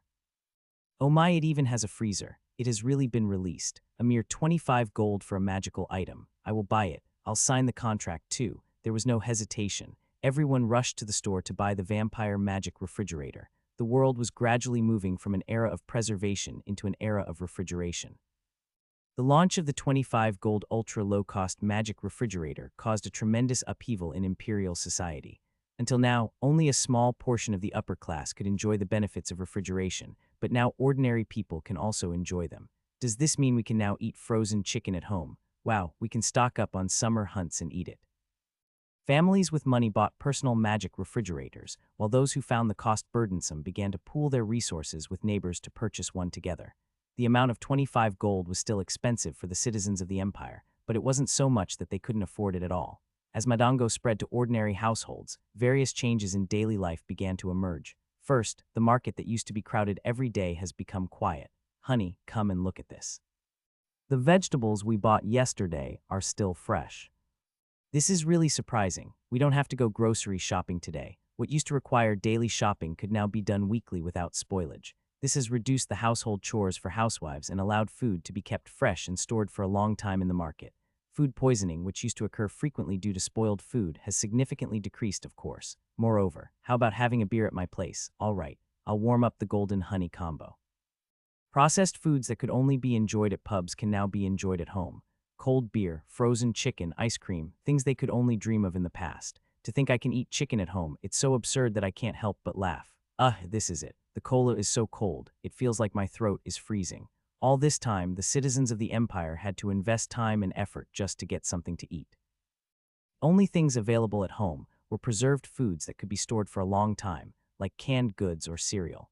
However, with the emergence of the magic refrigerator, it has become possible to take out and eat fresh food at any time and in any amount. To the citizens of the empire who had only been eating preserved foods, this was truly a new world. I can't believe I've lived this long without knowing about this great thing. Now I understand why the nobles were so obsessed with magic refrigerators. I can't go back to the days without the magic refrigerator. The citizens of the empire, having realized the convenience that magic refrigerator brings, could no longer even imagine a life without it. When left at room temperature, items that would quickly spoil and melt experienced a miracle of staying fresh and being preserved for a long time through the magic refrigerator. For those who tasted this miracle, the magic refrigerator became an indispensable essential appliance. Meanwhile, the spread of magic refrigerator didn't just change the eating habits of the citizens of the empire. Lobster has arrived. What, did you say a lobster came? Haha, that's right, see for yourself. Oh my goodness, this is a real lobster. Fresh foods that had not been part of the distribution concept until now began to be frozen in magic refrigerator and distributed to distant regions. The lobsters from the coast were first loaded onto a cargo ship and delivered to the imperial capital. Frozen chicken has crossed the border, and beef has been delivered across the sea to the kingdom on a refrigerated ship. Beyond the borders to the kingdom across the sea, with the advent of refrigerated distribution, it has become possible to transport food across the entire continent without spoilage, regardless of the region. The merchant's dream that Count Tryon was so passionately advocating for, the globalization of food, was taking place. A variety of fresh foods that could only be tasted by going to that region have flooded into the imperial capital. It was only natural that the citizens of the empire, who would be using the abundant ingredients, were delighted. Look at this, we've got a flower crab here. I haven't seen one since I was a kid. Fish from our hometown have made it all the way here. I never thought this would be possible. All of this was made possible by the widespread adoption of affordable magic refrigerators. The kraken from Bournemouth have even made it to the capital. It's a name I've never heard before. Is it some sort of seafood? The octopus caught at the southernmost coast. It's considered a delicacy that can only be tasted there. If I get the chance, I would like to try it once. If you attend the imperial banquet, you might get to taste it. I will politely decline. As I moved the pawn forward and replied, the second princess twisted her lips and laughed. Anyone would think you were about to be eaten by His Majesty. I am afraid of being eaten not by your Majesty, but by you, the second princess. That kind of remark was on the tip of my tongue, but all I could manage was a bitter smile. If it were an imperial banquet, all the imperials, including the emperor, would attend, so eating there wouldn't be the same as eating elsewhere. It will be a thorny situation where you can't tell if the food is going down your nose or your throat. I didn't want to go out of my way to attend such a suffocating event. Anyway, you're a guy who has no sense of fun at all. When I just smiled silently, the grumbling second princess swept the chessboard aside. Are we not going to do it anymore? The outcome is obvious, so what's the point of waiting any longer? This time I think I played quite well. Since it's done, let's just chat. Understood, I willingly followed the second princess's consideration. It would only be a loss for me to bring up chess here. The reaction to the crystone in the palace is quite intense. Even in the palace, the second princess smiled as if she found it amusing. The Grand Duke and the Duke of Jers are also showing interest. At this point, it was as if everyone in the empire was interested in the crystones. Both the imperial family and the two nobles holding the highest ranks in the empire were showing interest. What about you, princess? You're here, aren't you? As if to say, why are you asking something so obvious? The second princess replied, you don't need to worry about it. You were the one who made the cryostones in the first place. You're planning to completely take me for a ride. The vampire magic refrigerator released by our magic tower was receiving so much attention because of the resource that is the cryostones. The cryostones created by Iberkina could be produced indefinitely. Of course, the imperial family's assistance in the development of the cryostones was somewhat present, but this was merely a patronage towards the White Tower. I was working hard enough to justify the sponsorship I received.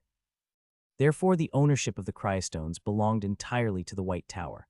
Are you okay with that? What do you mean? Having a strong reaction is good, but it might not be. It was as the second princess said. From the perspective of the magic towers that were previously producing magic stones, our magic tower must be an eyesore. They suddenly appeared and completely monopolized the magic refrigerator market. It was only to be expected that subtle pressure surrounding the cryostones would come from all directions. However, I wasn't overly concerned about that, and for good reason. It's okay. I have no intention of hogging it all to myself. I had no intention of monopolizing the magic refrigerator market alone. The distribution of the magic refrigerators was solely to enjoy frozen food conveniently, not for the purpose of making money. This kind of thing will only backfire if you try to monopolize it. It's a gain I've already gained enough. So, I plan to make the cryostones available for everyone to use. The second princess's eyes widened slightly. The cryostones, that's right. The cryostones was not something used only in the magic refrigerator. There might be an air conditioner, a cooler, or an ice maker, or maybe something else I don't know about. It will also be used in magic that deals with the cold. It was impossible for me to achieve all of that by myself. There must be many uses for it, but hoarding it is just greed, isn't it? Of course, that doesn't mean I plan to give it away for free. I was thinking of at least setting a minimum amount or condition. I don't know if your ambitions are small or big. I'm just trying to make things go well. The second princess let out a snicker. If it were as easy as it sounds, there would be no conflicts in the world. Anyway, you're no fun. A faint smile lingered on the lips of the second princess as she said that. The low-cost magic stone born from the White Tower was truly a revolution.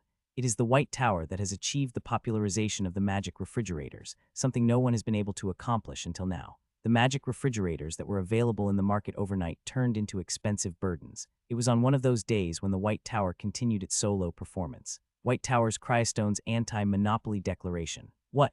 The Cryostones. The citizens of the Empire doubted their own ears at the news announced by the White Tower. To share the Cryostones meant giving up the monopoly on the magic stone and choosing coexistence. Indeed, the White Tower is different. To think you would share the Cryostones, Yuri, you are truly amazing. In the face of a difficult and principled decision, the citizens of the Empire praised the White Tower and Yuri. Of course, there were those who couldn't just take it positively. Ha ha ha, you got served what you guys deserve. Miishin, the Tower Master of the Blue Tower, burst into a refreshing laugh. However, among the 12 Tower Masters seated together, there were those whose complexion was grim. The Tower Masters of the Yellow and Red Towers were among them. At the Yellow Tower, concerns and controversies about the safety of cryostones were stirred up. Naturally, they thought that the White Tower would monopolize the cryostones, but the White Tower released them. That said, buying the cryostones now didn't look good. While the Yellow Tower Master finding himself in a difficult situation, the Red Tower Master received a proposal with one condition from the White Tower. Share the magic stones. At the White Tower, they wanted the pyrostones used in the Red Tower in exchange for releasing the cryostones. Pyrostones was a fire attribute stones produced in the Red Tower, but you're asking me to share that. As the Red Tower Master, this demand was bewildering, but the expressions of the other Magic Tower Masters were nothing but bright. Even though they are grouped under the same name of the 12 towers, their interests are all different. Red Tower Master, what will you do? Aren't the pyrostones not that important? The masters of the Magic Tower subtly pressured the old man, who was called the Tower Master of the Red Tower, accept the conditions. The Red Tower Master was upset, but in the end he had no choice but to accept the conditions. The condition for spreading the cryostones was precisely sharing the pyrostones. What on earth are you planning to use the pyrostones for? Got it, I will accept the terms. It was the moment when the fire attribute, pyrostones, was released to the world, following the ice attribute, cryostones, and that led to the birth of another product. Mini magic stove and air fryer set to launch soon. The development of the cryostones was no different from an energy revolution in the otherworld. Although it was limited to coldness, the price of magic stones has drastically decreased since they can now be recycled. The nobles expected that the White Tower, possessing the cryostones, would monopolize all fields related to coldness. Just as the previous 12 towers did, the White Tower will follow the same path. Monopolization was risky, but the fruits of that risk were as sweet as they were dangerous. There was no one anywhere who could resist the temptation of that alluring fruit. However, contrary to everyone's expectations, the White Tower released the cryostones. It was an unusual occurrence, because the Magic Tower chose the public good over the tower's interests. Yet merchants viewed this choice of the White Tower as a means to achieve even greater profits, not public good. If they could sell the cryostones at a high price, it would have been possible to generate enormous profits. However, when the cryostones was actually released on the market, people couldn't help but be surprised.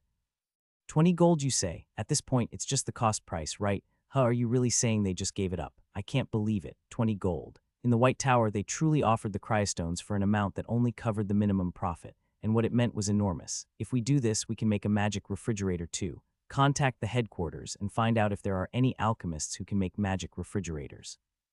All this time, the threshold of the magic refrigerator market, which had been dominated by large corporations and the 12 towers, has been drastically lowered. Due to limited capital, small and medium-sized enterprises that had previously hesitated to enter the market have now jumped into the magic refrigerator market. Make a list right now of what we can do with the cryostones. Cooling robes. This is a cooling robe. Small and medium-sized businesses, now able to purchase the magic stones that had been controlled by the wizards, began producing various items related to the cold. Look here, there's a wind turbine on the ceiling. Oh, really? No wonder the inside of the tavern was cool. The citizens of the empire went to bed, looking forward to what new cooling products would be released tomorrow, as they were pouring out day after day. The merchants who obtained the cryostones entered into fierce competition to release better cooling products, and the alchemists spent sleepless nights, their hearts racing with the anticipation of realizing their soaring ideas. The air conditioning market has begun to experience an unprecedented boom. Already, there are 20 magic refrigerator factories. In just a month, more than 20 factories to produce magic refrigerator were being built across the empire. HMPH, no one can keep up with my vampire magic refrigerator, no matter what. At Arya's words, Lilith, who was drinking milk, showed confidence. It wasn't unfounded confidence. The freezing magic of the vampires was still beyond what humans could match. From production to release, I inspected everything, and the magic was inscribed by our tower's wizards, but I don't know why Lilith is getting so proud. Lilith, milk slush. Just figure it out and make it yourself. And how many times do I have to tell you that milk is not meant to be eaten as a slushie? Can't you do it? Who said I couldn't do it? Hand it over. When Iberkina poked Lilith's pride, she instantly froze the milk with magic. See, freezing something like this is a piece of cake, but to create thin ice you need delicate. Whether Lilith bragged or not, Iberkina gulped down the milk slush that Lilith had made for her. Then she handed the empty cup to Lilith.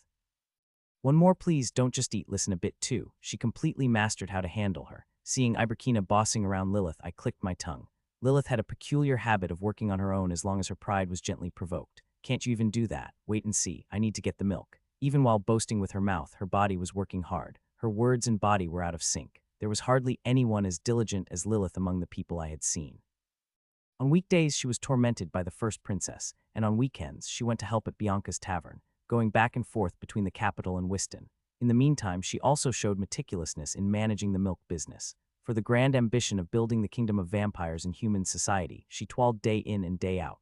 Although vampires are originally a diligent race, Lilith was exceptional even among them. On the other hand, Iberkina seemed to have no thoughts at all. I never expected to see an ice dragon asking a vampire to freeze some milk. I heard that chefs don't cook when they get home after work. Is it a similar feeling? By the way, didn't you say that it was coming over today? Yes, since Senior Zion went to get it, it will arrive soon. While I was talking with Arya, Zion came in carrying a large wooden box. Elder brother, I have arrived. Good job. Put it down there. Thud. When he set down the wooden box, a heavy sound echoed. Inside the open box, there were reddish stones filling it to the brim. What is this? Just then, Lilith, who was bringing in milk, showed curiosity. It's a pyrostone. It's a magic stone that generates heat on its own. Oh, how fascinating. A mere magic stone generating heat on its own. Such a thing never existed in the abyss. At that moment, Iberkina, who had a summer hunt in her mouth, frowned. Theodore's poop. Lilith, who was curiously examining the magic stone, froze in surprise. Are you saying it's dragon poop?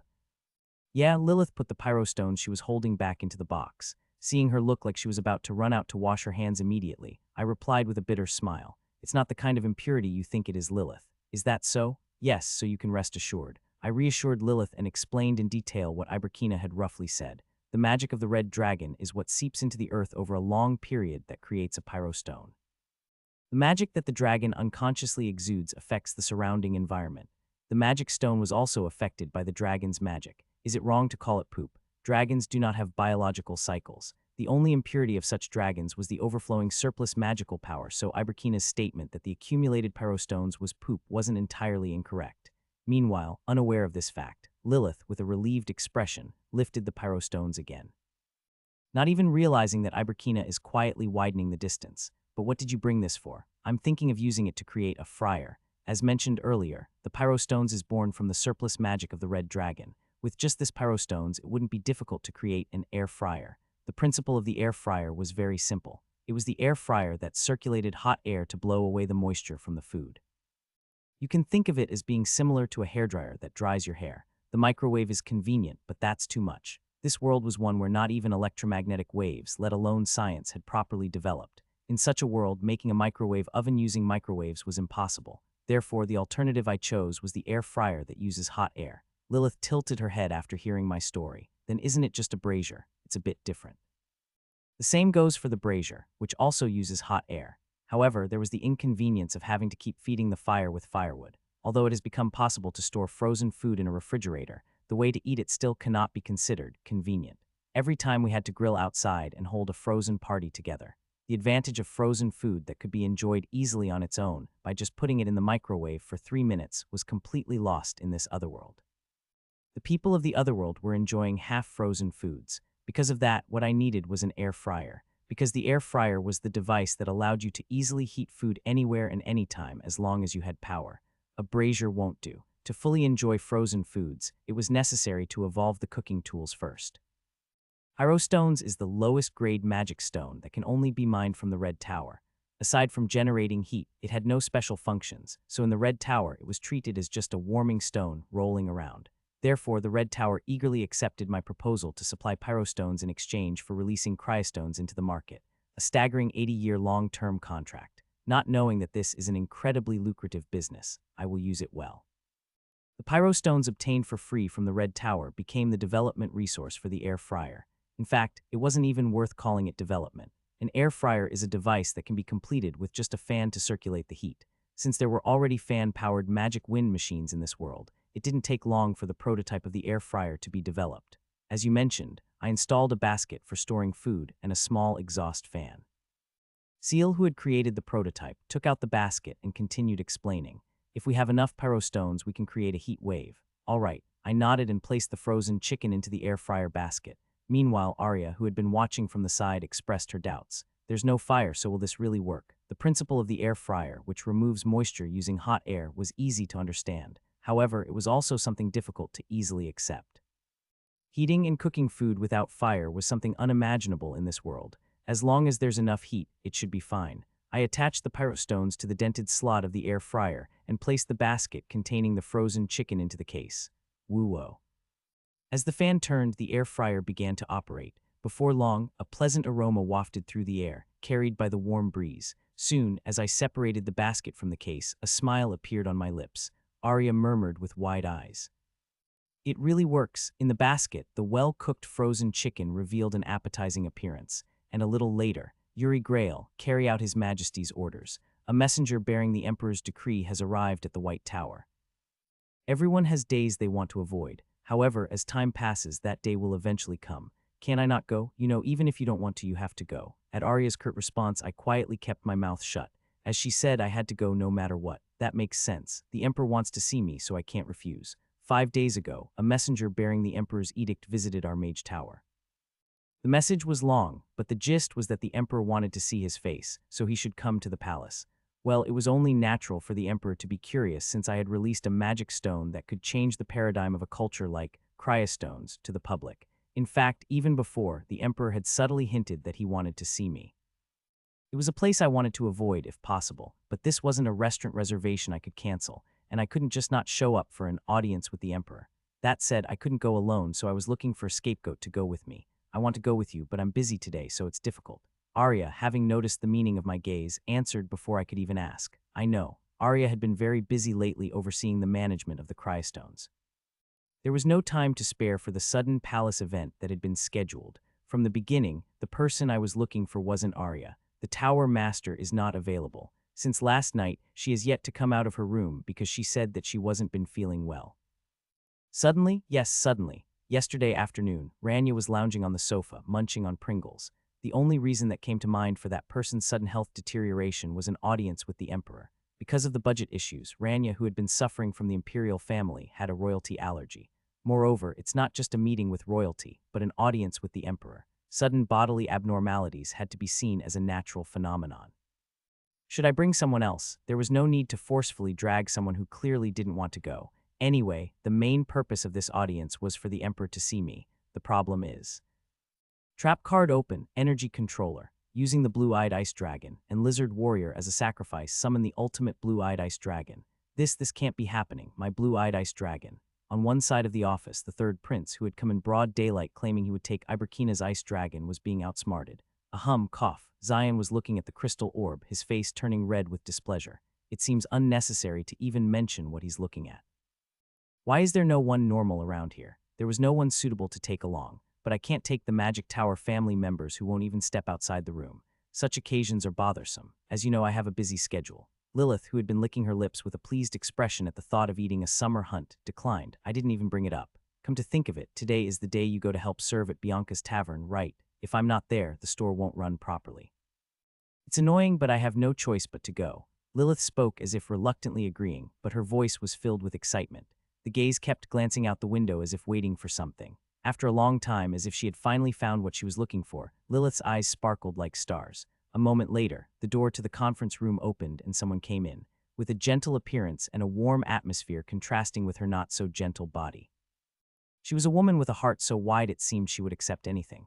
Bianca. Lilith jumped up. Then, like a baby bird seeing its mother, it runs over quickly. Why did you come so late? Sorry, I got a bit delayed because of the shoot. Did you wait long? Who said I was waiting? The woman who entered the meeting room was none other than Bianca. She was also the guardian who came to pick up Lilith every weekend. Listen up, I've created a new magic for the magic refrigerator this time.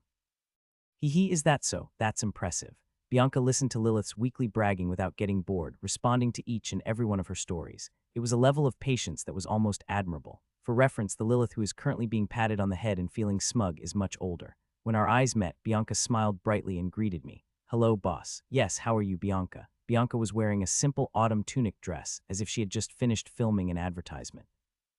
You're handling all 4 seasons. Clearly, it was a modest outfit, but when Bianca wore it, it didn't look modest at all.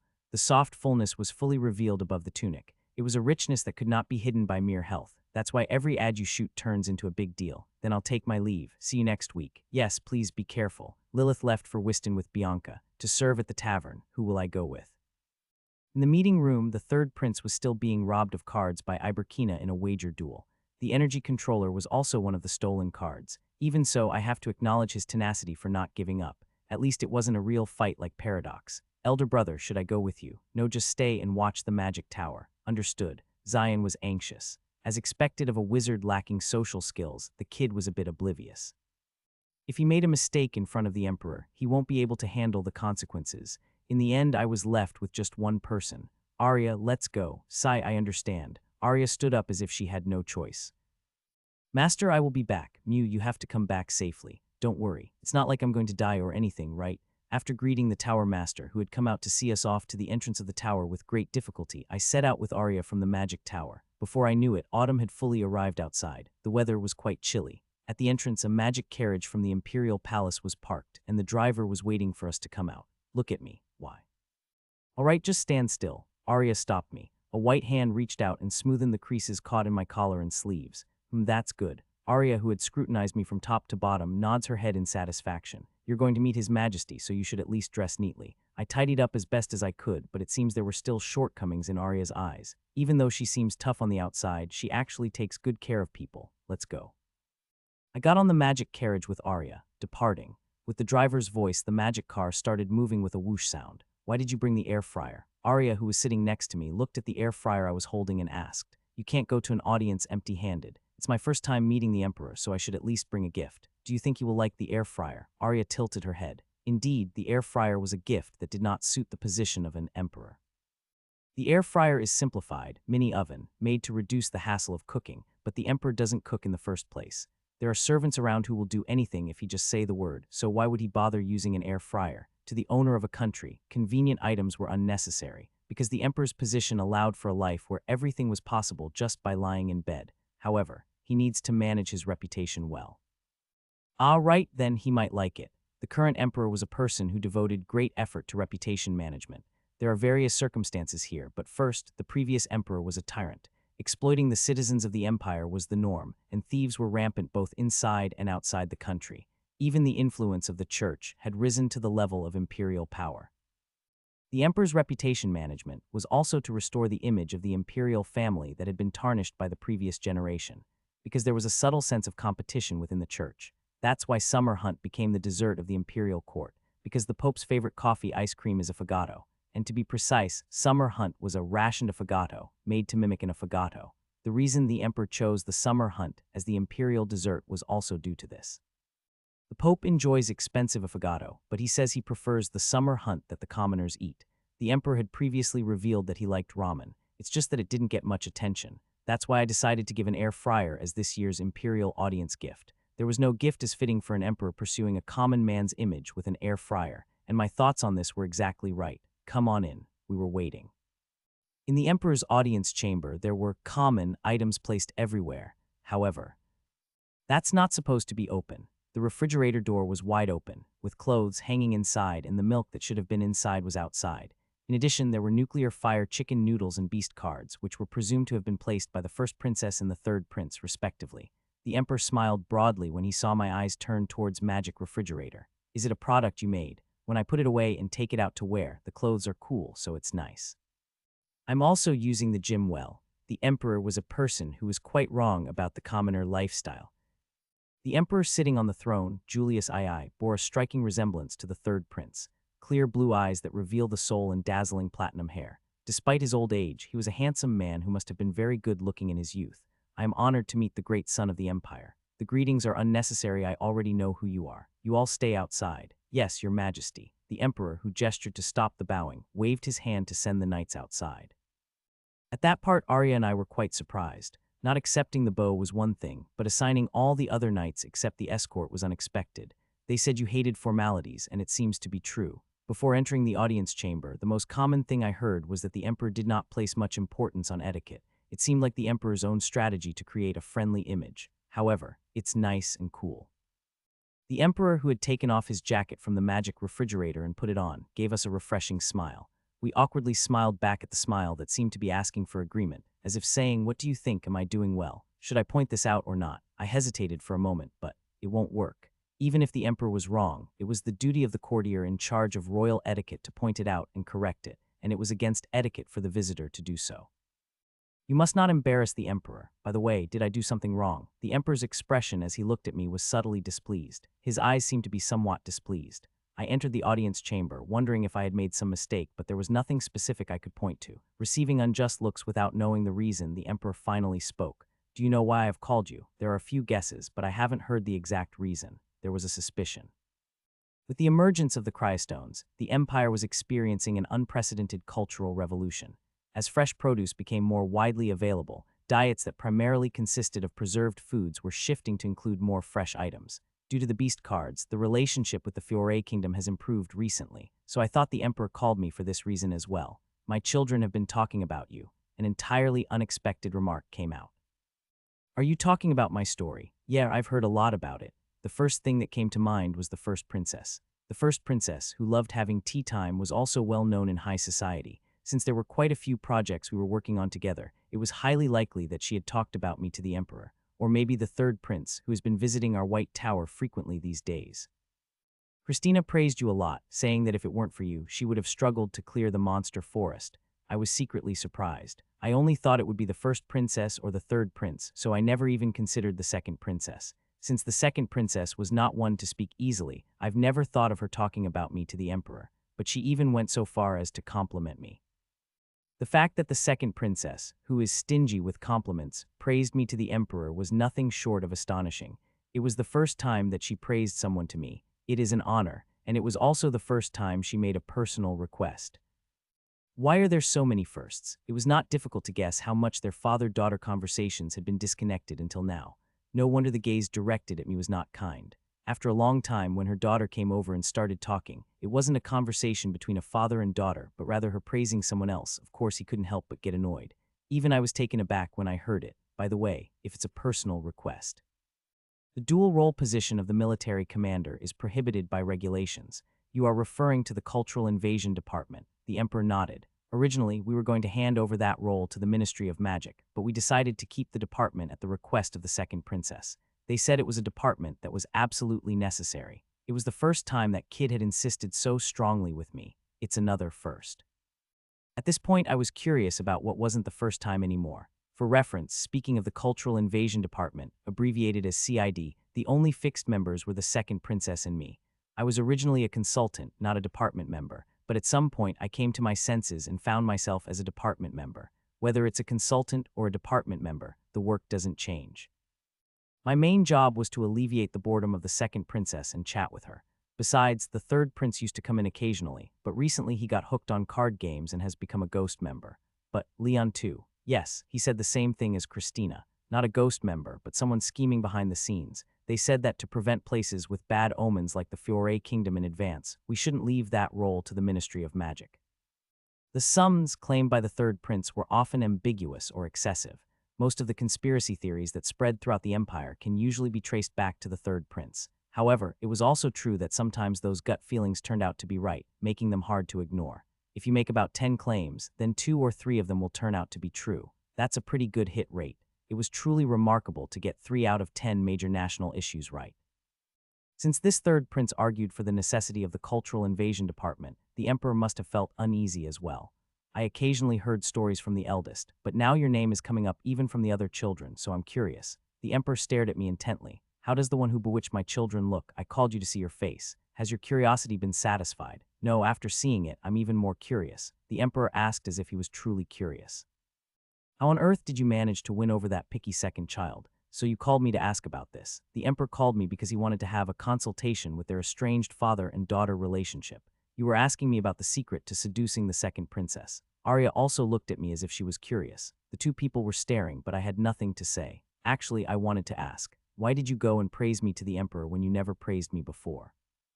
The mischievous laughter of the second princess came to mind. A bitter smile formed on his face, as if to say, go ahead, give it a try. It seems that she were impressed by how the Cornell Kingdom was opened without shedding any blood. Thus, in the game orchestrated by the second princess, we exchanged stories with the emperor that were neither a formal audience nor a father-daughter consultation. Occasionally, political discussions would come up, but nothing special was said.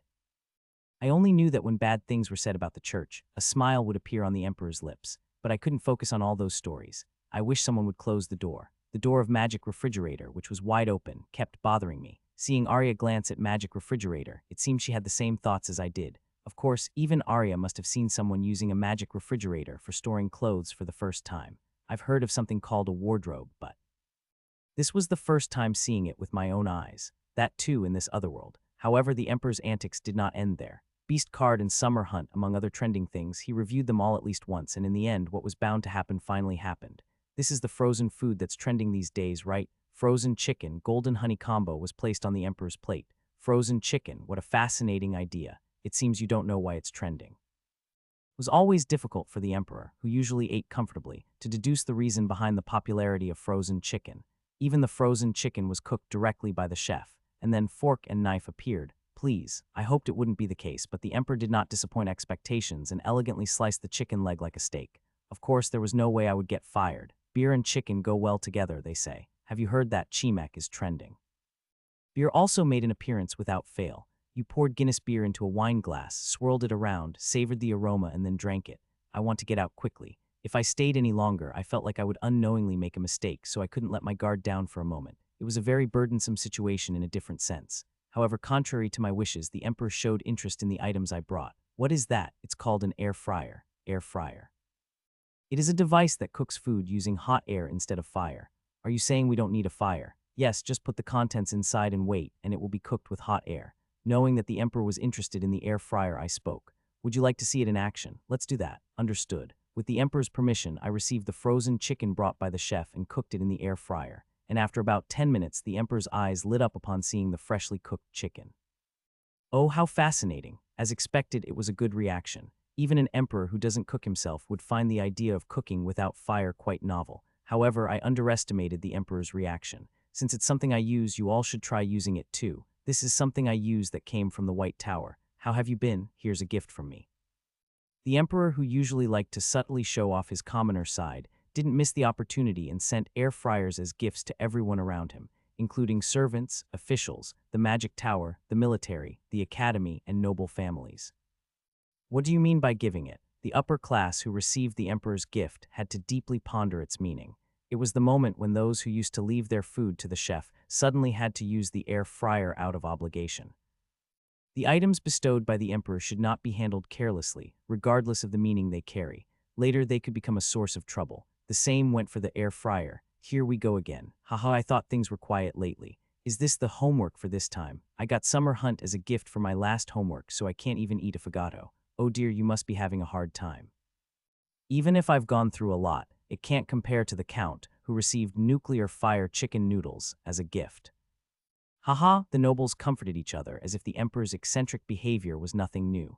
Regardless of the emperor's intentions, as the recipient of the gift, one is obligated to use it, whether they like it or not, since it was bestowed by the emperor. The capital nobles referred to it as the assignment given by the emperor. Of course, the assignments given by the emperor weren't all bad. Are you saying that I just need to put the frozen food inside and press the button? Yes, my lord. For the time being, even the cozy fireplace is saying goodbye. That frozen chicken. Get some of that thing called golden honey combo. The nobles who received air fryers as gifts from the emperor began to use them out of obligation.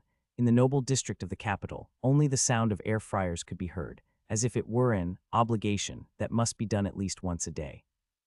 The air fryer designed for the common people was thus first implemented by the upper class, not the common people. Still, as I keep doing it, I'm getting used to it. You just have to press the button, so it's surprisingly easy. Frozen chicken is actually quite tasty. My taste buds have gotten used to it. I've recently taken up baking cookies in the air fryer as a hobby. It was a trend that felt somehow unnatural. Luciella's humming echoed through the kitchen of the first princess's palace. Oh my, it's perfectly baked. Luciella nodded in satisfaction as she looked at the spicy chicken toast with melted cheese that appeared when she opened the air fryer. She had a hobby of creating dishes with her own unique twist, which was quite uncharacteristic of royalty. Due to the air fryer, the first princess's palace, where cooking time had increased, saw the birth of new dishes every day. The star of the day was the nuclear fire chicken noodles sandwiched between toast topped with a mountain of savory Lilith's cheese and a café latte. Something feels off. Looking at the café latte, Luciella felt an inexplicable emptiness and realized the reason. Ah, this was missing. Swish. The grated cheese from the grinder was sprinkled over the café latte like snow. Only then did the first princess, with a satisfied smile, pick up the tray of food and walked away briskly. All right, everyone, it's snack time. Meanwhile, at that moment, Lilith was hanging from the pull-up bar in the living room. It was a forced exercise initiated by the first princess, but now it had become so ingrained in her body that she felt uncomfortable unless she stretched on the bar every time. She checked several times to ensure no one was around before hanging there. Aha, that feels good. This is the feeling. The feeling of the muscles in her armpit stretching was refreshing. At that moment, Lilith's face was refreshingly relaxed. Oh my, Lilith, the eyes of the first princess, who was bringing out a snack, and Lilith, who was hanging from the horizontal bar, met exactly. Lilith's pupils trembled as she saw the first princess's face light up with joy filled with emotion. Ah no, he got it. In response to Lilith's unfounded denial, the first princess merely covered her mouth and smiled. Lilith, feeling even more uneasy at that laughter, quickly got off the horizontal bar. Denying the slight sense of regret, Lilith changed the subject. What on earth is that? It's a snack I brought for Lilith. Me, of course you have to give some to Iberkina too. Before long, Iberkina, who had just come out of the room, sprawled out on the sofa. Just get up already. Haven't you been lying in bed until now and not getting up? Yeah, Iberkina leaned back against the sofa and lay down. Even though Lilith didn't even like that, she gave up on further criticism knowing that was the limit. What bothered me more was that Luciella was claiming it was a snack. It was a dish where it was hard to tell whether the cheese was placed on the bread or the bread was placed on the cheese. This is one thing, but why on earth did you sprinkle cheese on the coffee? It's a cheese latte. Doesn't it look delicious? You can eat this all by yourself. Lilith frowned deeply at the strange combination. Then she looked to the side and gave advice. Iberkina, you eat stuff like this, nom nom. But it's already too late. Iberkina was opening her small mouth to devour the mountain of cheese. Startled, Lilith quickly intervened. You shouldn't eat strange things like this, then you'll get sick. Hurry up and drink the milk, hurry up. Lilith urgently fed milk into Iberkina's mouth, as if milk were a cure-all.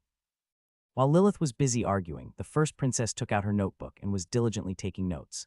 Lilith, who had given a milk bottle to Iberkina, tilted her head in confusion upon seeing that scene. What are you writing? I'm thinking of publishing a cookbook using an air fryer. Lilith's expression turned cold. Sorry, but it seems better not to do it. They say it's good to try everything at least once. Sometimes there are experiences that you don't need to go through at all. Thus, while Lilith tried to impart the wisdom she had gained over her long life, the first princess did not heed her words. She was busy tasting the ingredients on the table with cheese and writing down her impressions. Then the first princess's eyes widened in surprise as she ate the pineapple on cheese toast. This taste. Like someone struck by a tremendous inspiration, the first princess began to write in her notebook as if possessed. Toast, no. Nuclear fire chicken bread, no. Pizza would be good too. Seeing the incoherent behavior, Lilith quietly took Iberkina and left. If you don't drink milk, you'll end up like that, while telling Iberkina a lesson she wouldn't understand. Starting from the palace, air fryers spread throughout the capital. An air fryer that can easily cook frozen foods was a useful item in daily life. The air fryer is an object that denies the goddess of the hearth. You must not use the air fryer. Voices have begun to emerge, saying that air fryers should not be used in the church. Even though the world was buzzing about air fryers, I went to the second princess's palace as usual. The second princess, who was working in her office, welcomed me. "Did you have a good meeting with His Majesty?" "I did. I told him about you, so how could I not know?" The second princess, who had lifted her gaze from the documents she was handling, had a small but unmistakable smile on her lips, as mischievous as ever. There, I realized that the second princess had done it on purpose. "Why did you do that? What do you mean? I heard you praised me to the emperor." "Praise? I don't know what you're talking about. I was merely stating the facts. If that sounded like a compliment, then that's His Majesty's problem." I couldn't help but smile bitterly at the sight of the second princess pretending not to know. This wasn't just a simple matter that would end with His Majesty taking it as a compliment. I heard that the emperor has given air fryers as gifts to the officials in the capital. The church folks are making a fuss. The second princess, saying that, had a smile of amusement on her lips. As expected, the second princess knew everything. How the emperor who showed interest in me will act, and how the church will respond as a result. There are rumors that the air fryer is an object that denies the goddess of the hearth. The empire regarded Heavenly Father as the sole creator, but that did not mean there were no other gods. Because there were other gods believed in by dwarves, elves, and other races under the heavens. One of the most famous gods among them was the goddess of the hearth, Hestia. Hestia, the goddess of the household who protects domestic peace, was also a highly revered goddess with numerous followers, both from different races and humans. What Hestia symbolized was precisely fire and the hearth, and the air fryer was an appliance that used neither fire nor a stove. Depending on the interpretation, it could have been an object that completely denied the goddess of the hearth. I expected it, but these are really old-fashioned things. It is an opportunity to repay His Majesty. The church was using the goddess of the hearth as a pretext, but it was all a rebellion against the emperor. Previously, the church had promoted the affogato as the pope's dessert. Then the emperor immediately turned the summer hunt into the imperial dessert. But this time, the emperor was promoting an air fryer, pretending to be a commoner. This was a good opportunity to repay the church that had once dealt a blow during the summer hunt to the emperor. At the church, they stumbled over the goddess of the hearth and came out with the story that the emperor is trying to disturb the peace of the household. It was ultimately a power struggle between the church and the imperial family, but the one that got stalled was the air fryer. The air fryer won't sell well. "So what are you planning to do now?" The voice of the second princess, who asked so, seemed to carry a tone as if she was curious about my next move. She was viewing this as a game similar to chess or war games. "So you wouldn't hesitate to do something so mischievous, would you?" "I'm thinking of going to the north." "North?" Only then did the second princess, who had completely taken her eyes off the documents, look up at me. "I guess we have to go to a place where the hearth doesn't ignite. For example, the permafrost. Why? The air fryer works even in places without a stove. The north, where fire is precious. I'm thinking of shooting an advertisement there. Was it an unexpected idea?" The second princess's red eyes widened. "The goddess of the home and hearth, Hestia. Her fire warmly illuminates the entire world, but there are places even Hestia's fire cannot reach. It is the northernmost part of the north, Svalbard. In this place, infinitely close to the permafrost, Hestia's fire cannot reach, but even in such a bitterly cold environment, people live on. It's not because humans are animals of adaptation, because if even a place like this is not suitable, there is no place for them to live. BRR, it's cold." "Iskin, don't whine, even this little fire was hard to come by. In a cold barracks, children and one adult draped in animal skins were huddled together, relying on a small campfire. Crackle, crackle. In the pot hanging over the hearth, the meat of a sea monster was sizzling and cooking. How much longer do we have to wait? Not yet, just wait a little longer." The children watched the meat cooking slowly, swallowing their saliva with a gulp. Seeing that, Iskin, the leader of the white wolf tribe, wore a bitter smile. It was a pitiful sight, but in Svalbard, where fire was precious, even this small stove was a luxury. In Svalbard, where only frozen ground exists, it was difficult to find even a single common tree. If they went outside right away, most of them would freeze to death because they couldn't even find fire. Compared to those people, having even a brazier made them better off. However, flicker, oh no, the fire that was cooking the meat suddenly diminished and then went out completely. The oil has run out. Disappointment spread across Iskin's face as he confirmed that the oil drum was completely empty. The amount of oil distributed by the village was limited, so further cooking was impossible. The meat wasn't fully cooked yet, but it was best to eat it as it is. It was at that moment that Iskin was about to put down the pot. Whoosh, a brief voice echoed, and the chill inside the barracks seemed to be sucked away somewhere, disappearing. Magic. The startled Iskin jumped up from his seat. Iskin, stepping out of the barracks, widened his eyes at the scene unfolding outside. A massive magic circle was floating in the air, absorbing the cold. Swoosh. The chill trapped in the magic circle turned into a white mist and billowed up into the sky. How is it? This is what true magic is. A girl who appeared to have used magic was proudly lifting her chin and boasting. Ooh, the expressionless girl next to her let out a soulless exclamation. The girl's shoulders shrugged up as if she was satisfied with just that magic. Do you now feel a bit of awe towards me? Nod, nod. The expressionless girl who nodded her head opened her mouth blankly. Ah! From the girl's mouth, a mist more potent than the magic's outcome billowed up. The girl, Lilith, who had her mouth wide open in shock, snapped back to her senses and shouted angrily. That's not magic. Iberkina tilted her head. Clumping the cold air, that's even more unacceptable. If you're going to use a verb, just quit it. Iskin stared blankly at the situation he couldn't understand. What on earth is this? In his view, as long as the result was good, that was all that mattered, but the girl who used magic was unwilling to acknowledge anything. While Iskin was so absorbed in the conversation between the two girls, the pot in his hand had completely cooled down. Oh no, when Iskin was feeling disheartened by the cold, congealed piece of meat. Are you Iskin? Iskin, who turned his gaze at the suddenly heard voice, wore a wary expression. Who are you? Who are you to know my name? You don't need to be on guard. I am a person who has come to help Svalbard. The one who appeared was a young man wearing a white robe. By the way, did you come to help our village? That's right. While Iskin was puzzled, an old man clad in animal skins appeared behind the young man. Iskin asked the old man, Village chief, this person says they came to help our village. What does that mean? Literally, since he is a distinguished guest from the Empire, we will treat him with utmost respect. The village chief earnestly urged Iskin to treat the young man with courtesy, but Iskin had no such luxury. How can he serve others when he is shivering from the cold, having run out of even oil? It was when Iskin did not hide his discomfort and openly expressed it. Oh dear, it seems the fire has gone out. The young man looked at the cold meat in the pot and said, If you don't mind, I would like to warm it up for you. Would that be possible?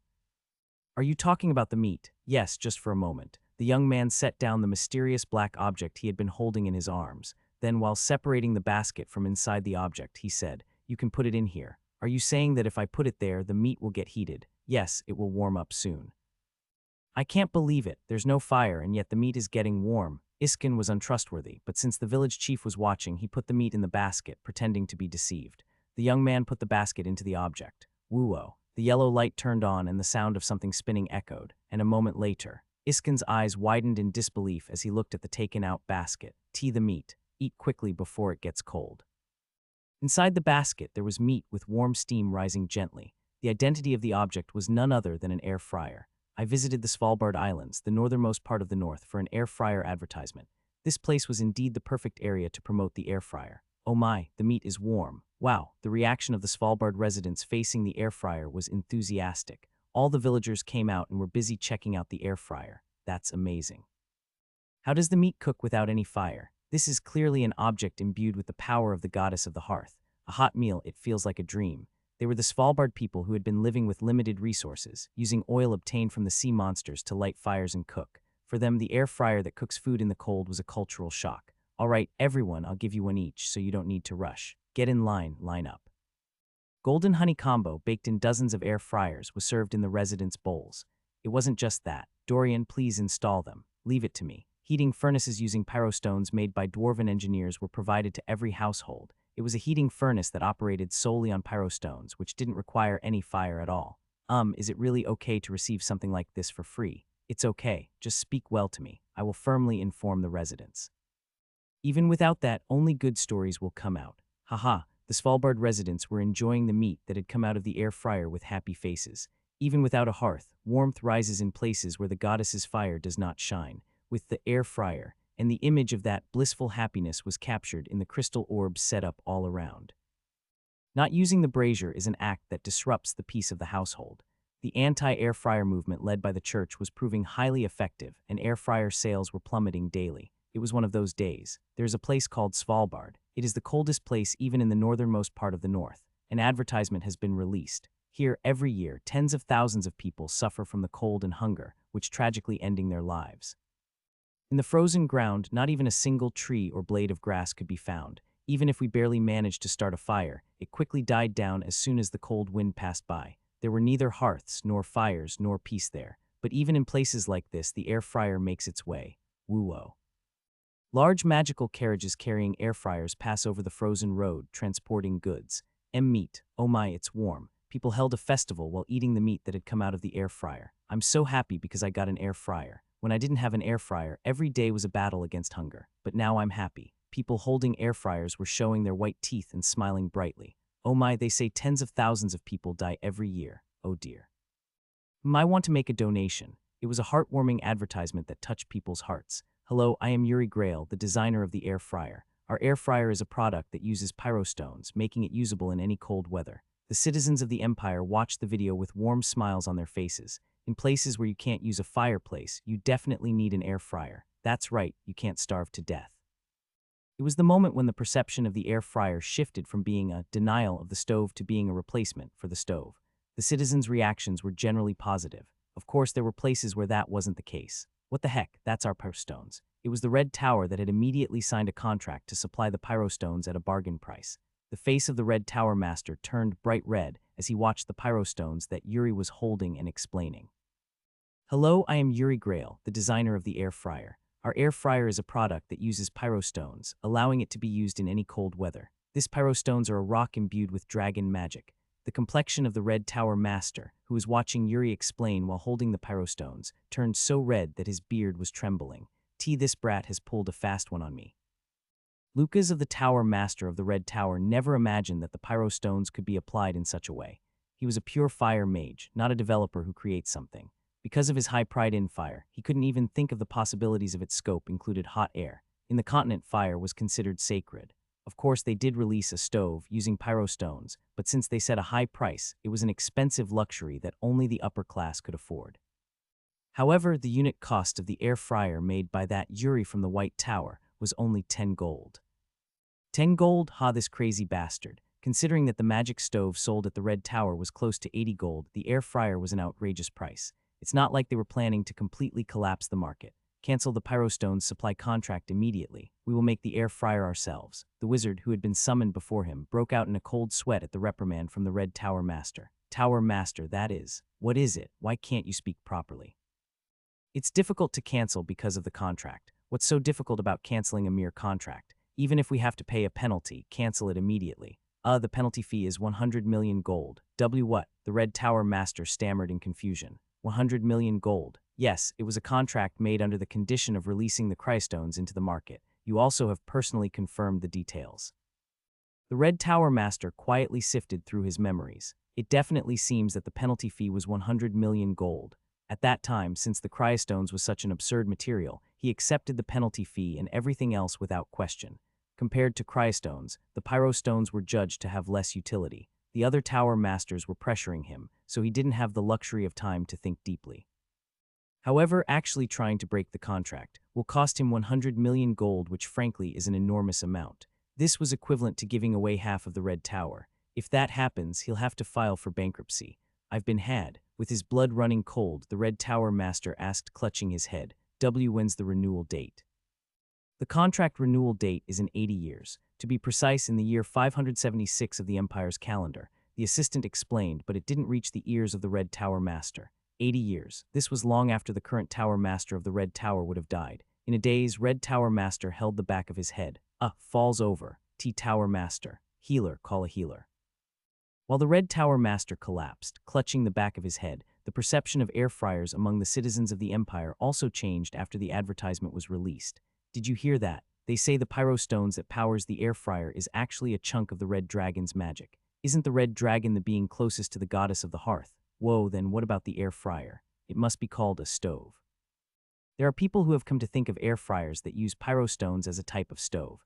Isn't it strange to call it a stove when it doesn't use fire? What's the difference between burning pyrostones and burning wood for fire? Still, the hot wind isn't fire, but using pyrostones, it's difficult. A heated debate erupted among the citizens over whether an air fryer qualifies as a hearth. The one who spurred this change in perception was the emperor. I heard that in the Svalbard archipelago, tens of thousands of people die from starvation due to the cold every year. If I can contribute to saving so many lives, I shall certainly do so. The emperor decided to spend his own money to buy air fryers in bulk and distribute them to the Svalbard archipelago. The emperor, cornered by the church's attack, seized the opportunity and launched a counterattack. May the fire of the goddess dwell in Svalbard. Julius II. Just as I thought, the air fryer is a hearth. Long live His Majesty the Emperor. Of course, public opinion has tilted towards viewing the air fryer as a hearth.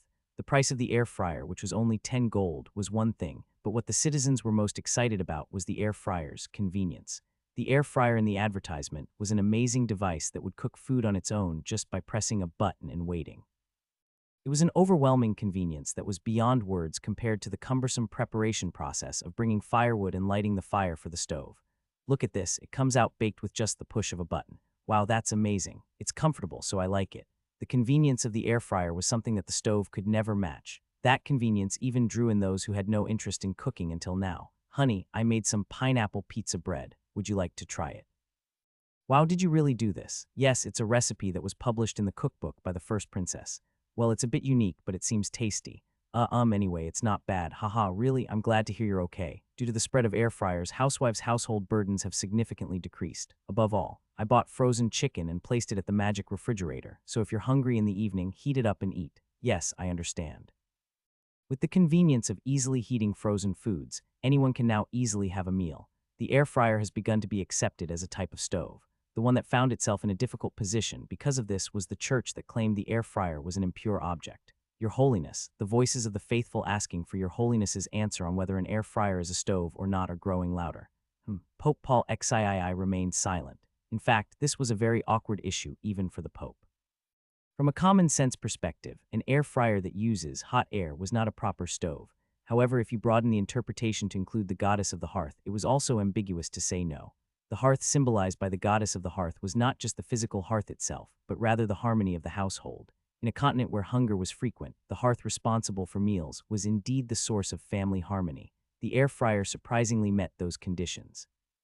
However, it was unreasonable to consider an air fryer without embers as a hearth, so logically it should have been denied, but every year tens of thousands of lives are lost in the north due to the cold. Your Holiness, that was the problem. Denying the air fryer was like denying the lives of the northerners. As children of God, human life should be prioritized above all else. The doctrines was in conflict. Of course, the doctrine of heaven takes precedence over the goddess of the furnace.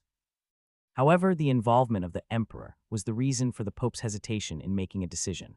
If I acknowledged the air fryer, it would be like accepting the emperor's deception. The increasing authority of the emperor was something the church had to be wary of. However, betraying the lives of the northerners was also something that should never be done. This meant that the church would lose its influence in the north.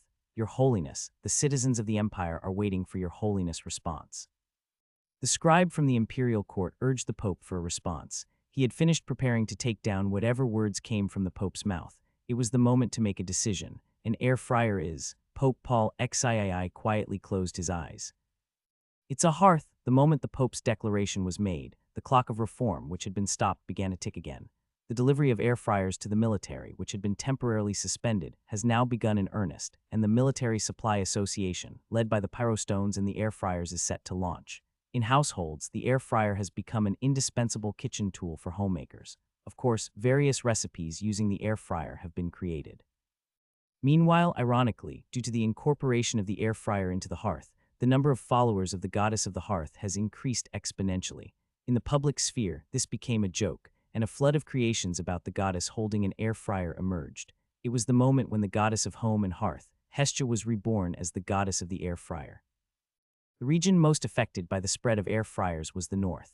In the southern regions where the temperature is mild, it made life more comfortable, but for the northern people who endured the cold, the air fryer was a matter of survival. The meat that had to be eaten frozen because they couldn't even light a fire could now be cooked warm, and the steaming hot soup that came out warmed the frozen bodies and hearts of the northerners. I caught some fish. It froze on the way, but is it okay? Haha, what's there to worry about? Come on in, come over and have a warm meal. The Svalbard Islands, which had been like a city of the dead, overflowed with warmth and laughter. In the square where the feast was held, people were laughing and chatting, enjoying food and drinks. Indeed, our magic tower gained much more from helping Svalbard than we gave. I heard that the empire was turned upside down because of this air fryer commercial.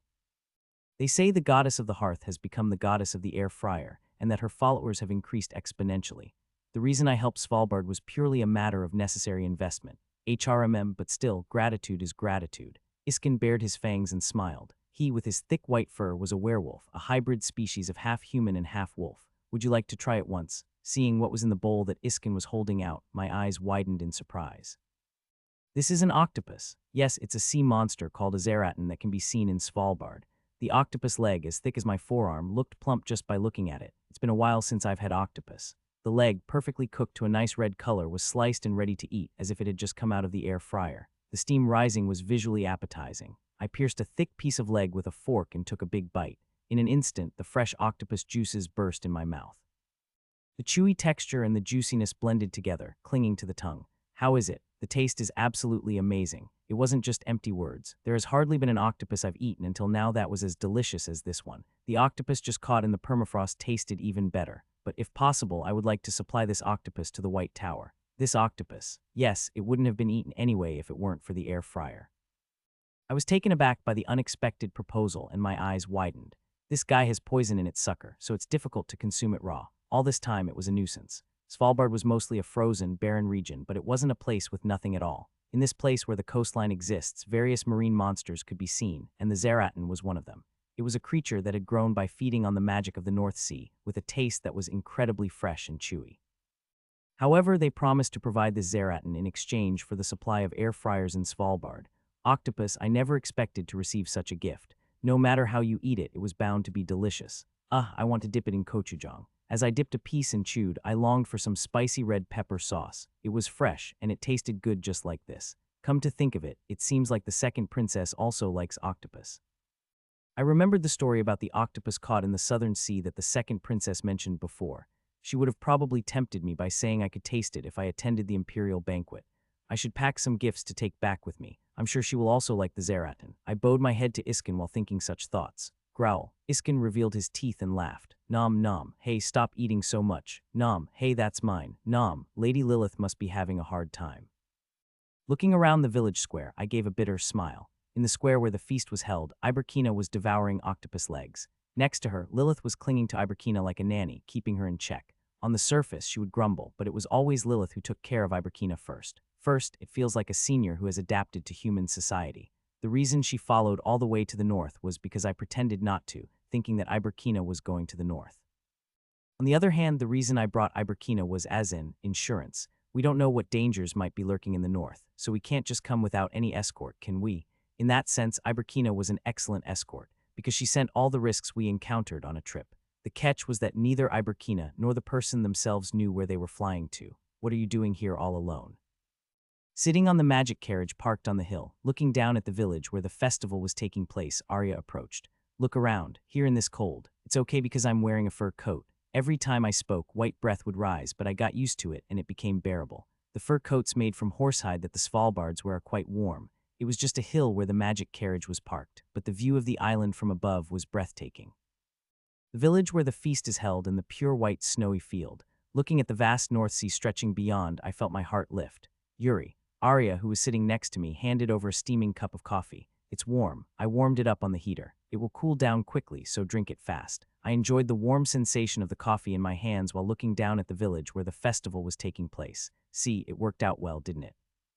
Seriously, you could at least say something else. Arya grumbled. Indeed, Arya had vehemently opposed this trip to the north, saying there's no way I wouldn't freeze to death on the way here. In the permafrost, dangerous creatures were swarming and the cold was unbearable. Many people have gone missing after coming this far, so shooting an advertisement here was a big adventure for me as well. It's just that it seemed fine because we've achieved success. If it weren't for Iberkina, I wouldn't have tried either.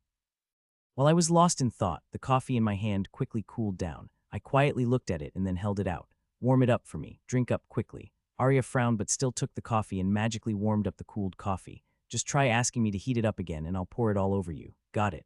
With a grin, I took the coffee and looked up at the sky, which had already begun to darken. The waves of stars scattered across the night sky was brilliant and mysterious. The galaxy of stars, as if about to spill over, naturally evoked a sense of wonder about nature. Ah, it's an aurora, suddenly Arya shouted. Using the night sky as a black canvas, a brilliant curtain of colors revealed itself. It was as beautiful and enchanting as a curtain of stars drawn across the night sky. Wow, looking up at the aurora, we let out a soft exclamation of wonder. The dreamlike, beautiful waves of 5 colors were gently illuminating the dark world. The Svalbards who had been celebrating the festival were now with their hands clasped, offering a solemn prayer. When people see the aurora, they usually pray and make a wish. Arya was looking up at the aurora with her hands clasped together and her eyes wide open. Who prays like that? It's such a waste. When are you ever going to see something like this again? Since it was a valid point to say, I continued to watch the aurora without any further response.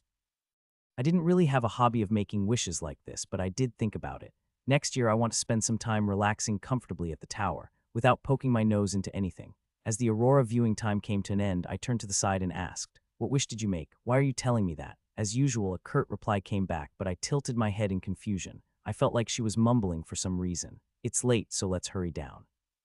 Arya, who got up from her seat first, walked down the hill at a brisk pace, forgetting to grab the coffee can she had brought. She wasn't like this originally. I feel particularly flustered today.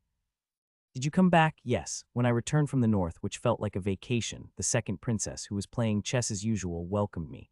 You did something interesting, with a mischievous smile. The goddess of the air fryer, huh? Seeing that smile made me realize once again that I had truly returned. Apparently, there's even a play about that topic these days. It was time to return to everyday life. You always do the most unexpected things. The phrase goddess of the air fryer was so amusing that the second princess couldn't wipe the smile off her face. Indeed, in this world, a god was an absolute being that could never be approached. The idea that the symbol of that god could be replaced by a mere human tool was utterly inconceivable. However, the Pope acknowledged that utterly impossible event, and a flood of related creations emerged in the public sphere. In terms of past life myths, it felt like Zeus was walking around with an electric cord instead of a lightning bolt. Home appliances have become symbols of the divine. Honestly, this was something I never intended either, so I was utterly bewildered. Who the hell is the crazy person who gave appliances to a goddess? On one wall of the second princess's office, there was a portrait of Hestia holding an air fryer. If the goal was to tease me, it was a success. As soon as I saw it, I got dizzy. This was a crazy act that could easily get him arrested for blasphemy if he made even the slightest mistake. While I became serious, the second princess just kept giggling for some reason. Hearing the reason for that laughter made it even more absurd. The priests of Hestia are voluntarily promoting air fryers. Why are priests promoting air fryers? That way the number of believers will increase, won't it? Since even the Pope has already acknowledged it, there shouldn't be anything to worry about. Well, even so, the air fryer, that's what religion is. There are those who purely believe in gods, but mostly there are those who sell the gods for profit. The second princess casually uttered blasphemous words. The second princess often made such biting remarks, but there was nothing wrong with what she said. I was worried that someone would overhear because it was too explicit.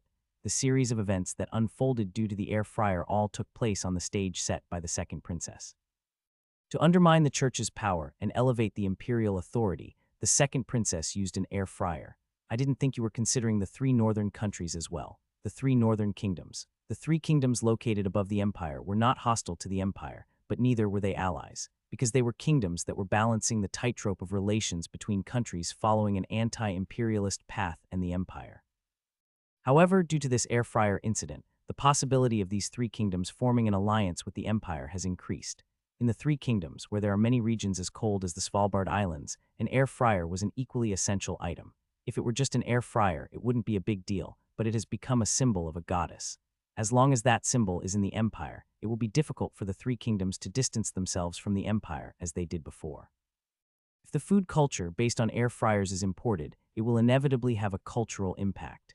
The incident where the second princess introduced me to the emperor was turning into a massive snowball effect. That being said, I brought a gift. I carefully placed the box I brought on the princess's table. After unwrapping the outer packaging and opening the lid, what appeared was a bowl neatly filled with fresh octopus legs. It was the octopus Zeratin from the Svalbard archipelago in the North Sea. The condition is good, because the magic of Iberkina was imbued in it. The octopus maintained its original freshness. I remembered you talking about octopuses back then, so I brought this as a souvenir from my trip to the North Sea. Oh, it's refrigerated. It must not have been easy to bring it here, right? Using magic, it wasn't too difficult. A smile appeared on the lips of the second princess, who had been squinting as if it were an unexpected gift. Since you're taking such good care of me, I must try this here out of gratitude. The second princess, who took out the bowl with the octopus, personally brought a fork and knife. Is it okay to eat it like this? Yes, I heard the toxicity has been removed, so it's fine to eat it as is. Then I shall enjoy it.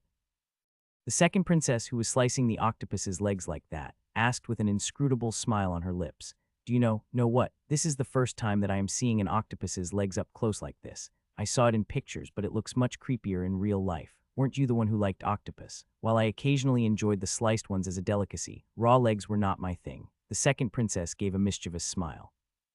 Giving raw octopus legs in the palace means you're cursing the other person. Thank goodness it was me and not His Majesty that would have been quite a sight. As if just thinking about it brought her joy, the second princess let out a cheerful laugh. For someone who had been cursed, they didn't look in a bad mood at all. On the contrary, the previously languid atmosphere was now in high spirits. You always acted so smart, but it turns out you have this silly side too. As a wizard, I'm not well versed in the imperial etiquette, so I apologize. What's there to apologize for? If I receive that much, that's all that matters.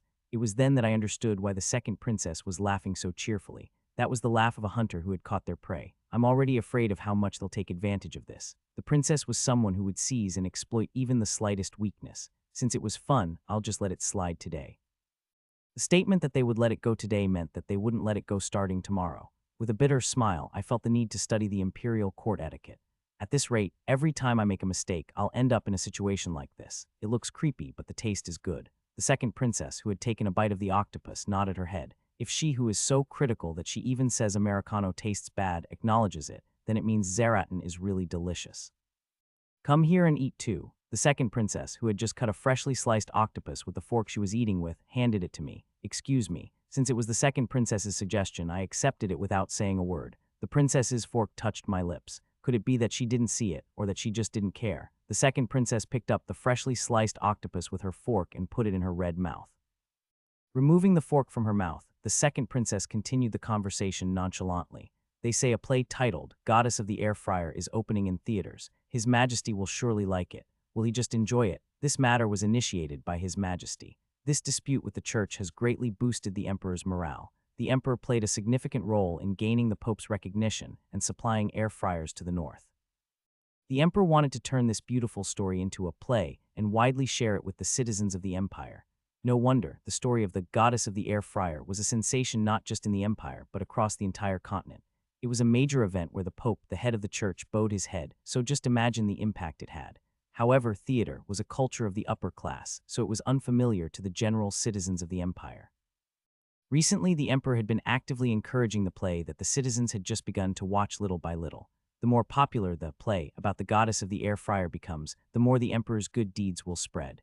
If the play spreads, it will also promote air fryers in the 3 northern kingdoms. With her red lips, the second princess said while stealing a bite with a fork. The play was about the prelude to invading culture with an air fryer. If we introduce the product through a play and launch it when the time is right, we can successfully spread the air fryer. You can cultivate a sense of familiarity with the empire without any hint of conflict. That's a good idea. But first we need food. Food, the second princess asked, as if puzzled. Yes, if the citizens are to be interested in a long-running play, there should be food to eat while watching the play. If you watch a play that lasts for several hours without eating anything, your mouth is bound to get bored. Frozen food was the most convenient food to eat, but it was difficult to concentrate on the play when there was a smell of food. But it can't be as noisy as snacks either. A theater needs its own unique snacks. It's the kind of thing you can buy in bulk at a low price and keep eating without getting tired of it. Is there such a thing? Just sell popcorn. Popcorn. It is food made by roasting corn kernels over a fire. Popcorn, a soulmate inseparable from the cinema. That snack, which came to symbolize 21st century film culture, was indeed the processed food necessary to promote theater. In the empire, what people enjoyed eating while watching plays was candy. Sweet candies not only alleviated the boredom in their mouths, but also didn't make any noise when eaten, so they didn't interfere with the concentration required for the play. When theater was an elegant pastime exclusive to the upper class, then candy alone would have sufficed. However, the fame of the Beast cards and the emperor's active promotion of the viewing culture have expanded the reach of theater beyond the upper class to the general populace of the empire. Then, the shortage of candy began to become apparent. Even after eating, I'm still not full. I was watching a play and got hungry, so I went to eat in the middle. To the citizens of the empire who valued fullness above all else, candy did not even provide a hint of satisfaction. As a result, people started bringing frozen chicken and ramen into the theater to watch plays. When they brought in food that smelled, of course, a fight broke out among the audience. Food that emits strong odors in a theater that required concentration became a distraction during the performance. As arguments became more frequent, more people started to avoid going out to watch the plays. Who goes to see a play at that time? Everyone goes to see the arena. Do holograms appear in the play? What about the blue-eyed ice dragon? Will Lilith come out? A sentiment formed that watching the exciting Beast card game was 100 times better than watching a play. It's the blue-eyed ice dragon. The prince has arrived. In the arena where everyone was shouting together creates a frenzy of excitement there was absolutely no discomfort that emerges like in a theater. Rather, the arena even went so far as to promote new menu items. No one cared what anyone else was eating. However, just as there are people who enjoy a noisy atmosphere, there are also those who prefer a quiet one. For the theater to become part of the daily lives of the citizens, it needed food specifically for theater. Is this going to turn into popcorn? Yes, that's right. Looking at the item that Yuri brought, the second princess couldn't hide her bewilderment. It's just a corn kernel. What was in the bowl were ordinary kernels of corn. It didn't look like it would be food for the theater. Right now, yes. But it will change if we heat it. Yuri closed the lid of the bowl and placed it on a small stove using pyrostones. Then a loud sound of something exploding inside echoed through the air. The savory aroma wafted gently through the hole in the lid. After a while, when the popping sound stopped, Yuri opened the lid that had covered the bowl. Then, the second princess's red eyes slightly widened. The bowl that used to hold the corn kernels was now filled with fluffy, cloud-like white grains. So it was just by heating those corn kernels for it to change like this. Not all corn can become like this. Only corn with the hard kernels known as Z-maize everda or flint corn can become popcorn. You seem to know all sorts of things. The second princess picked up a piece of popcorn and brought it to her mouth. As soon as it touched her mouth, it was crispy like a snack, but it quickly melted away and disappeared, creating quite a unique texture. The nutty flavor was just as good as any other snack. At the same time, it wasn't pungent, nor did it make a loud crunching sound when bitten. Only then could the second princess understand what Yuri had said. This is food for the theater. Yes, if we have corn and pyrostones, we can cook it in large quantities. How on earth does he find out about things like this? The second princess muttered, secretly astonished by Yuri's extensive knowledge. I guess I should go see a play soon.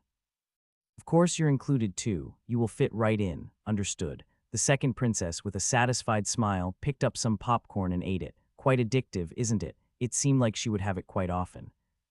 As autumn passed and the weather grew colder, the citizens of the empire naturally began to reduce their outdoor activities. Things that can be enjoyed in a warm indoor space with a fireplace have become popular. Accordingly, the number of people visiting the theater has also increased. It was due to the emperor's active encouragement. However, despite that, the theater was not very popular. There was still a strong perception among the citizens of the empire that theater was a culture enjoyed by the nobility. For the citizens of the empire, who were busy with their livelihoods, sitting quietly for hours to watch something was not a familiar culture. Such things were activities enjoyed only by the noble aristocrats. That strangeness was indeed strange, but the biggest problem was that they couldn't concentrate on the play because of the smell of food. Unlike the nobles who enjoyed candy elegantly, the common people always came in with something to eat, saying they were hungry. Because of this, theater was a genre with divided opinions. Thompson was also one of those who did not prefer theater for that reason. But even Thompson couldn't avoid going to the theater today. The long-awaited play is premiering today. Goddess of the Hearth Hestia, obtaining an air fryer. I have to see this no matter what. Thompson, a fervent believer in the White Tower, had been eagerly awaiting the premiere of the Goddess of the Air Fryer. He stood in line for half a day just to buy a ticket to see it on the release day. I wish there weren't so many people eating ramen today. Because of those guys who come in trying to cook ramen, the theater often turns into a battleground. Thompson headed to the theater, carrying a bag of cornflakes with dignity. As Tom Mason was about to enter the theater to watch the play, he was met with a puzzling sight. What is that? Bang, pop, pop, pop. With the sound of something frying, the corn kernels in the glass box popped up all at once. The popped corn kernels swelled up and turned into fluffy white clouds. Even the passers-by stopped in their tracks to watch the fascinating sight. Before you go in, grab a popcorn. It doesn't smell and it's delicious. Popcorn. Even though he was puzzled by the unfamiliar name, Thompson found himself lining up in front of the popcorn vendor without realizing it. Equal. Regular garlic caramel cheese. Large 15 silver, regular 10 silver. Half and half possible. Cola 10 silver equal. The popcorn being fried in front of him was fascinating, but the variety of flavors was even more diverse than Pringles. But strangely, it didn't have a really pungent smell. Would you like to place an order? If half and half is possible, could I get the caramel flavor and the regular flavor in the regular size? Yes, please wait a moment. The employee, who greeted with a kind smile, scooped up some fried popcorn and handed it to Thompson. Here it is. Thompson tilted his head as he looked at the popcorn being offered by the employee. I ordered the regular size. The bowl filled with popcorn was enormous just by looking at it. Thompson thought it was obvious that the staff had made a mistake, given the size that made him doubt he could eat it all by himself. It looked too big to even be considered large, but the regular size is correct. Wait, are you really giving this much? Haha, that's right. You need to watch for 2 hours, so you should eat well. I only paid 10 silvers, and yet this is the amount. With a bewildered expression, Thompson accepted the popcorn. That's quite a lot. Please give me a cola. Here it is. I hope you enjoy the show. Thompson, having taken the cola and popcorn, sat on the bench and popped a piece of popcorn into his mouth, and then his eyes widened. What is this? It was a texture I had never experienced before, crispy yet melting sweetly in his mouth. Crazy, this is amazing. There was a lot of food, it was cheap, and it was even delicious. This was an essential item that you absolutely had to buy to watch the 2-hour play. I made a mistake by not going for the large size. Thompson, having taken a big handful of popcorn, entered the theater with a satisfied expression. People everywhere in the theaters were reacting like Thompson. Goddess of the Hearth Hestia, obtaining an air fryer. The performance of the Goddess of the Air Fryer, influenced by the Emperor's wishes, had its first demonstration in the heart of the imperial capital. Even the Emperor of the Empire came to watch the first performance. How can the main character be absent from such a meaningful occasion? I'm sorry, Your Majesty. I also came to watch the play because I had an invitation from the Emperor. Even without that, I was almost dragged out by the second princess. You don't seem to enjoy plays that much usually, so this is surprising. The Emperor looked at the second princess, who had come to watch the play with me, with a surprised expression, as if he didn't expect to see each other here. Only after seeing that scene did I belatedly realize that it was very rare for the second princess to come to watch a play. Since it is the first performance that His Majesty is attending, of course I must participate. Haha, yeah, I'm glad you came. Even at the second princess's empty words, the Emperor smiled as if genuinely pleased. The brief communication between the father and daughter seemed to bring him great joy. It seemed he had no doubts about me accompanying the second princess. After all, the second princess and I were entangled in the same department. Then enjoy the show. The Emperor left first with the nobles who came with him, and I took my place with the second princess. Let's go inside too. Yes. Following the second princess, I entered the VIP room where the entire performance hall could be seen at a glance. As I sat down, I glanced at the second princess. The second princess, with her blonde hair elegantly tied up to reveal her white neck, was wearing a captivating black dress instead of her usual white military uniform. After only seeing her in neat military uniforms, it was hard to get used to seeing her in a contrasting black dress. If the usual second princess exuded the dignity of a commander leading an army, the current second princess was extremely sensual. The pitch-black dress, paired with the crimson eyes, made the presence of the second princess even more striking. It was a captivating yet haughty beauty. The second princess, sensing my gaze, turned her crimson eyes towards me and asked, "Do you have something to say?" No. Shaking my head, I turned my gaze forward. Since it was a demonstration attended by the Emperor, it was only natural to dress appropriately. I couldn't help but keep glancing over. But Your Highness, since you're here, you should try it. The second princess placed a large container filled with caramel popcorn between us. Are you seriously planning to make me eat all of this by myself? Of course not. I awkwardly smiled and denied her words. In the darkness where the lights were off, the princess's red eyes, glowing like rubies, were drawing a mischievous arc. Before that smile even fades, the fire from the hearth has reached Svalbard. The performance has started. The play was excessively exaggerated in its adaptation. The story was that I ended up making the air fryer was said to be because I received a revelation from Hestia, the goddess of the hearth, and the Emperor felt Hestia's presence in the air fryer and realized it was the goddess's hearth. The Svalbard people welcomed the air fryer as the goddess's hearth, with open arms as if they had been waiting for it to arrive in the north. It was a play so exaggerated that I wondered if there was anything that actually matched the facts. They've written a novel. The second princess twisted her lips at the exaggerated story. Since she knows all the facts, it will look like a ridiculous comedy to her. Still, the acting is quite good, isn't it? The content may have been a comedy, but the actors' performances in the play were outstanding. The second princess also acknowledged that part. I don't really like heavy adaptations, but the Halo theater troupe is quite famous. Of course, the Emperor wouldn't have entrusted the first performance of the play to just any theater troupe. The Halo Theater Company, known for their portrayal of the goddess of the air fryer, was one of the most renowned theater troupes in the Empire. There is the downside that the adaptation is overly exaggerated for the sake of the play's enjoyment. We watched the play focusing on entertainment rather than historical accuracy. This is the goddess's hearth mentioned in the ancient texts. That's right. One day, the goddess revealed a vision to me. She told me to make your hearth. At that moment, the design of the air fryer came to mind as if it were drawn in my head. When he told such absurd stories with a serious expression, it made me laugh. I glanced over at the second princess, and she too was engrossed in the play. I quietly watched the ongoing play to avoid breaking the second princess's immersion. I was carefully eating popcorn, making sure not to touch anything, while watching the play that was gradually unfolding. Goddess, is this truly your hearth? Suddenly feeling a bit peckish, I reached for the popcorn bucket while watching the play. Maybe because I had eaten half of it, the container was quite deep. It was when I delved even deeper.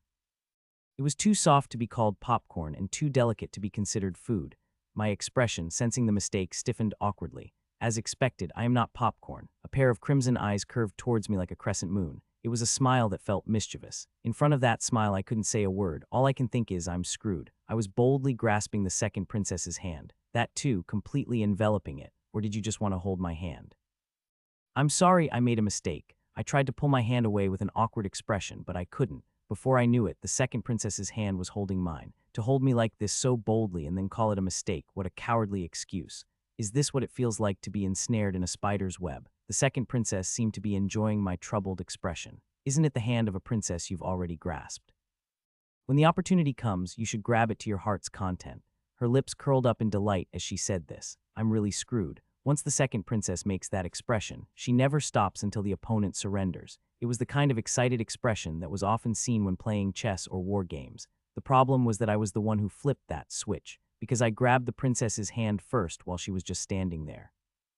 I was also responsible for handling that situation. Since I had already touched it, I couldn't back out. Then I will. With a bitter smile, I had no choice but to hold the second princess's hand and watch the play. Your Majesty, the congregation is waiting for an answer. The actors were giving their all as they reached the climax, but the play didn't catch my attention. All my senses were focused on the warmth felt from the hands held together. The delicate knuckles, the soft palm, and even the playful touch of the index finger tracing the back of the hand. The touch of the delicate hand was felt strangely, one by one. The gaze was directed at the performance, but all the nerves were focused on the clasped hands. I've seen the whole play. A bitter smile formed. I couldn't grasp any of the content of the play. On the other hand, the second princess was calmly watching the play with an indifferent expression. If you asked about that content, it seemed like I could tell you everything from A to Z, an atmosphere that exudes sophistication and an aloof elegance. There was hardly any difference before or after holding hands. In a strangely losing feeling, I tightened my grip on the hand I was holding. The second princess, who turned her head towards me, smirked as if she felt that power. You're finally becoming a bit honest now. And then boldly, she intertwined our fingers. From that point on, the popcorn in the bucket would no longer decrease until the play ended. The first demonstration of the goddess of the air fryer, attended by the emperor, was successfully completed. The citizens of the empire gave a warm round of applause to the Halo troupe for their passionate performance, and critics showered them with praise. I couldn't concentrate from the middle, so I don't know well, but it seems like it was an amazing performance. Of course, the reason the performance could be so successful was not only the actors' outstanding skills, but also the significant impact of the new theater snack, popcorn. The popcorn served to alleviate the boredom of the audience so they could focus on the 2-hour-long performance. It tastes good, has less smell, and is quieter. To the citizens who had been suffering from those who were eating ramen in the theater, the arrival of popcorn was like a savior sent from heaven. They say theaters have banned bringing in ramen. Finally, are you saying, now I can watch it comfortably. As soon as popcorn became widely available, bringing ramen into theaters was banned, and many people flocked to the theaters upon hearing the news. And we had a great experience watching the play with popcorn and then went back. The cola sales in the capital have skyrocketed in just a few days. That makes sense. If you're thirsty, you have to drink. When you eat popcorn, you inevitably get thirsty and look for a drink. Accordingly, many people were seen buying popcorn and cola together to watch the play.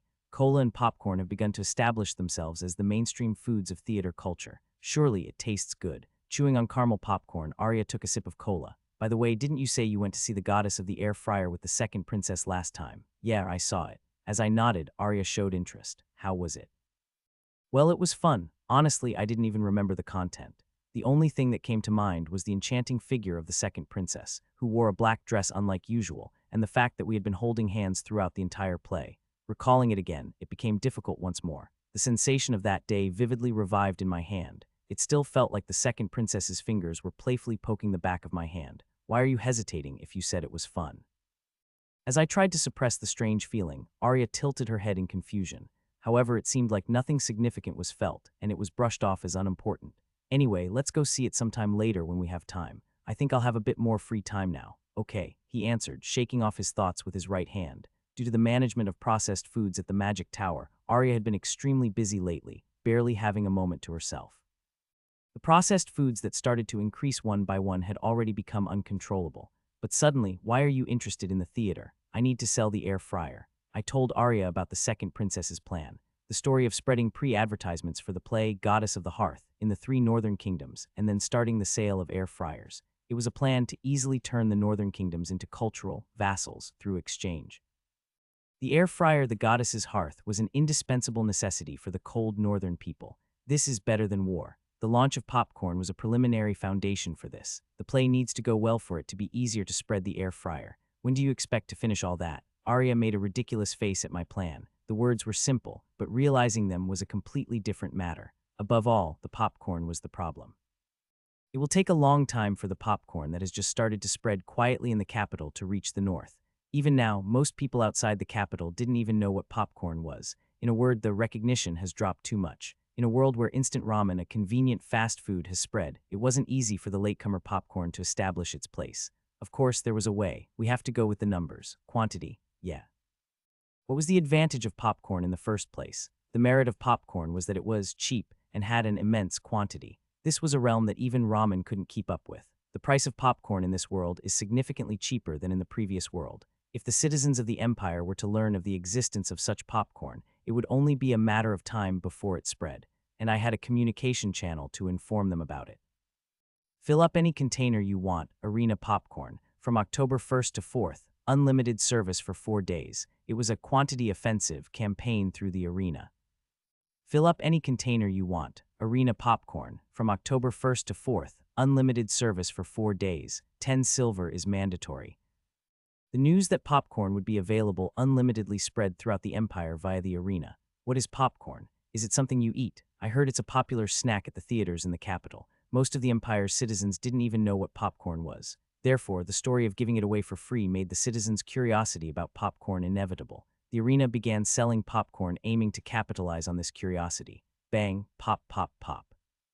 With the sound of something frying, the corn kernels burst inside the glass box. The popped corn kernels swelled up and turned into fluffy white clouds. Is that popcorn? Ho ho, how fascinating. The sight of the kernels swelling and changing shape was so fascinating that even the people engrossed in the card game couldn't help but stare. Doesn't it seem like food suddenly appears out of nowhere? People who were curious naturally lined up to eat popcorn. Wow, it's delicious. Oh my, this is only 10 silvers. They couldn't help but be amazed by the unbelievably large quantity and the remarkably low price. In an empire where even ramen costs 15 silver, how can you get this level of taste and quantity for just 10 silvers? Even the texture of the popcorn was of a kind they had never experienced before. The texture of the popcorn, crispy yet melting in your mouth as soon as you bite into it, had a subtle addictiveness to it. And above all, are you really saying that you're giving this to me without limits? It seems like you can take anything you want as long as you pay 10 silvers. I have to capitalize this no matter what. Soon an event where they could enjoy popcorn was to be held, and they were even offering it unlimited. This was an event that couldn't be missed. Any pot will do, so I guess I'll bring the cauldron from our house. This person, their distribution is small. What is a cauldron? I need to take the village food distribution container. Haha, the jokes are a bit much. Are you kidding me? Does this sound like a joke to you? Haha, then I will borrow the forge's crucible. I'll be looking forward to it. People joked about what to bring on popcorn day. Most of the time it was just exchanging jokes, but the catch was that there were also those who spoke sincerely among them. The response to the popcorn event is really hot. That makes sense. Since we're giving out free food, there won't be anyone who dislikes it. I nodded at Arya's words. I went all out and even offered unlimited access to grab attention, but if there's no response, that would be even weirder. But isn't that too much? Why are you planting so much corn? I was collaborating with the Tryon Group for the popcorn event to stockpile large quantities of flint corn in the arenas of each region. Since it was an empire genuinely dedicated to corn cultivation, securing a large quantity was not that difficult. On the contrary, it was a problem because there was too much. They were stocking each regional arena with enough popcorn to feed at least thousands of people. In Arya's view, this was way too much, but still not enough. Are you saying that it's still lacking? Yeah, I think it should be at least 3 times more than it is now. 3 times more. Elder brother, what kind of business are you running? At my words, Zion and Arya, who were seated in the meeting room, looked utterly astonished. Our tower master even has a look on her face as if she was about to pass out. Yuri, isn't this a bit much? This is the minimum I've managed to keep it at. Really, Ranya still had a look of disbelief, but there was nothing that could be done. No matter how smart a wizard is, predicting something they've never experienced before is very difficult.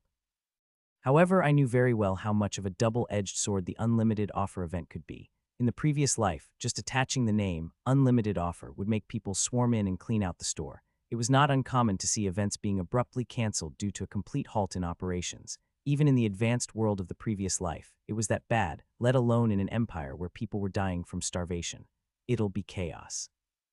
It was clear that an enormous number of people would gather. Receiving the amount of 10 silver was also taken into consideration. If we made it completely free, all the citizens of the empire would flock to the arena.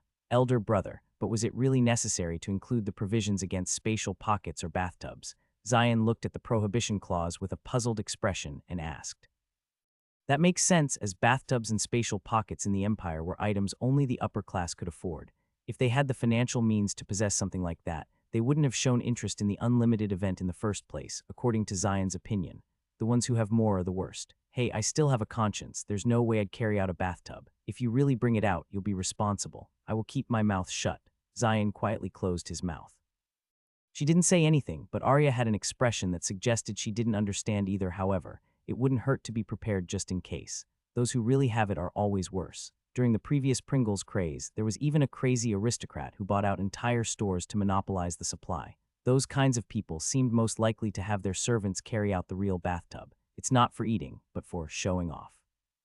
It was a possibility that a competition might arise, as I was a wealthy person capable of bringing out something this significant.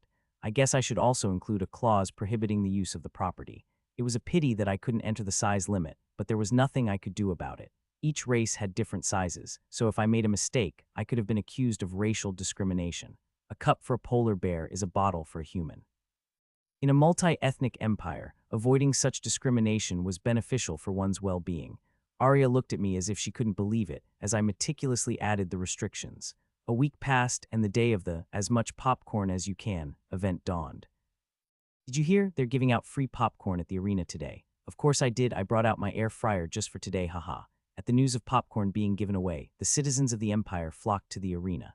The line that started the day before stretched endlessly outside the arena. From air fryers to cauldrons and even buckets, the types of containers brought out were all different. Among them, the most remarkable were the dwarves. Oh my, that dwarf seems to have no conscience. He brought an oak barrel. Crazy, isn't that a crucible? How much are they planning to take? Weren't barrels prohibited? The dwarves brought everything from oak barrels for beer brewing to forging crucibles, and some even made their own containers when necessary. Mr. Dorian, bringing barrels is not allowed, but this is my food bowl. I see, so the barrel is your dinnerware. That's right. I drink beer here, drink cola, placed the bread, and tasted everything. Do these damn dwarves have no conscience? What kind of barrel keeps changing its use every time? There was even a brazen dwarf who brought out a crucible and insisted it was a popcorn bucket. While the dwarves were unreasonable, there were also times when being polite put them in awkward situations. GRR, can it also be a water bottle? Haha, of course, anytime. The timid noble who had been asking questions was delighted by Zion's prompt permission and brought the large barrel he had set down behind him. Boom, the ground trembled. Zion, who had been staring blankly at what the noble had set down, cautiously asked. Excuse me, Tato, excuse me, but what is this? Grumble, it's my water bottle. Zion's mouth fell open in a daze at the sight of the gigantic water bottle the size of a food barrel. If it had only been this, it might have been an amusing incident despite the physical strain. Goodness, look at that. Huh, what is that? At the murmurs of the crowd, Zion, who had turned his gaze to follow them, gaped in astonishment. See, crazy. Huge white bodies were now lining up and entering the arena venue. Polar bears, and not just any polar bears, but polar bears holding magic refrigerators in their arms. 3 times isn't enough. Get your act together. Only then did Zion understand why Yuri kept singing about being short on the amount of popcorn. The reason for him quietly disappearing on the day of the event. No, what the hell are these guys doing? Fill any container to your heart's content. Arena popcorn. Zion's mind went blank at the sight of the various races bringing in truly any container. The types of popcorn containers at the event were beyond imagination. Zion never dreamed that someone would actually bring a magic refrigerator as if it were a popcorn container. That too, on a per-species basis. In addition, there were instances of people bringing large jars or military ration containers, making one question whether these were really popcorn containers. How bad was it that people were now more excited about what would appear as the popcorn bucket rather than the popcorn itself? In that state of mind, not knowing whether Zion had come to share popcorn or was just doing manual labor, he was mindlessly scooping popcorn repeatedly. Someone tugged at his collar from behind. Looking back, Iberkina was tugging at his collar. I'm hungry. Until now she had been playing card games, but when it was time to eat, she walked over quickly. Where did I leave the popcorn? Zion was flabbergasted, but there was nothing he could say about it. Iberkina, known for playing a crucial role in creating cryostones, was an extremely important member of the White Tower. To Zion, who was a substitute labor that could be replaced at any time, that little brat was an absolute boss. Kina, you shouldn't ask busy people for favors. You should get your own food. Lilith, who had been standing behind Iberkina like a set piece, scolded her. For the record, Lilith was also an absolute boss to Zion. As the milk mascot, she had no substitute labor. You've been through a lot. We'll take care of our own so you don't need to worry about it. Then would you please do that? Leave it to me. Therefore, Zion nodded without much thought. In that way, while ignoring the two children, Zion was continuing to do what he had to do. What is that?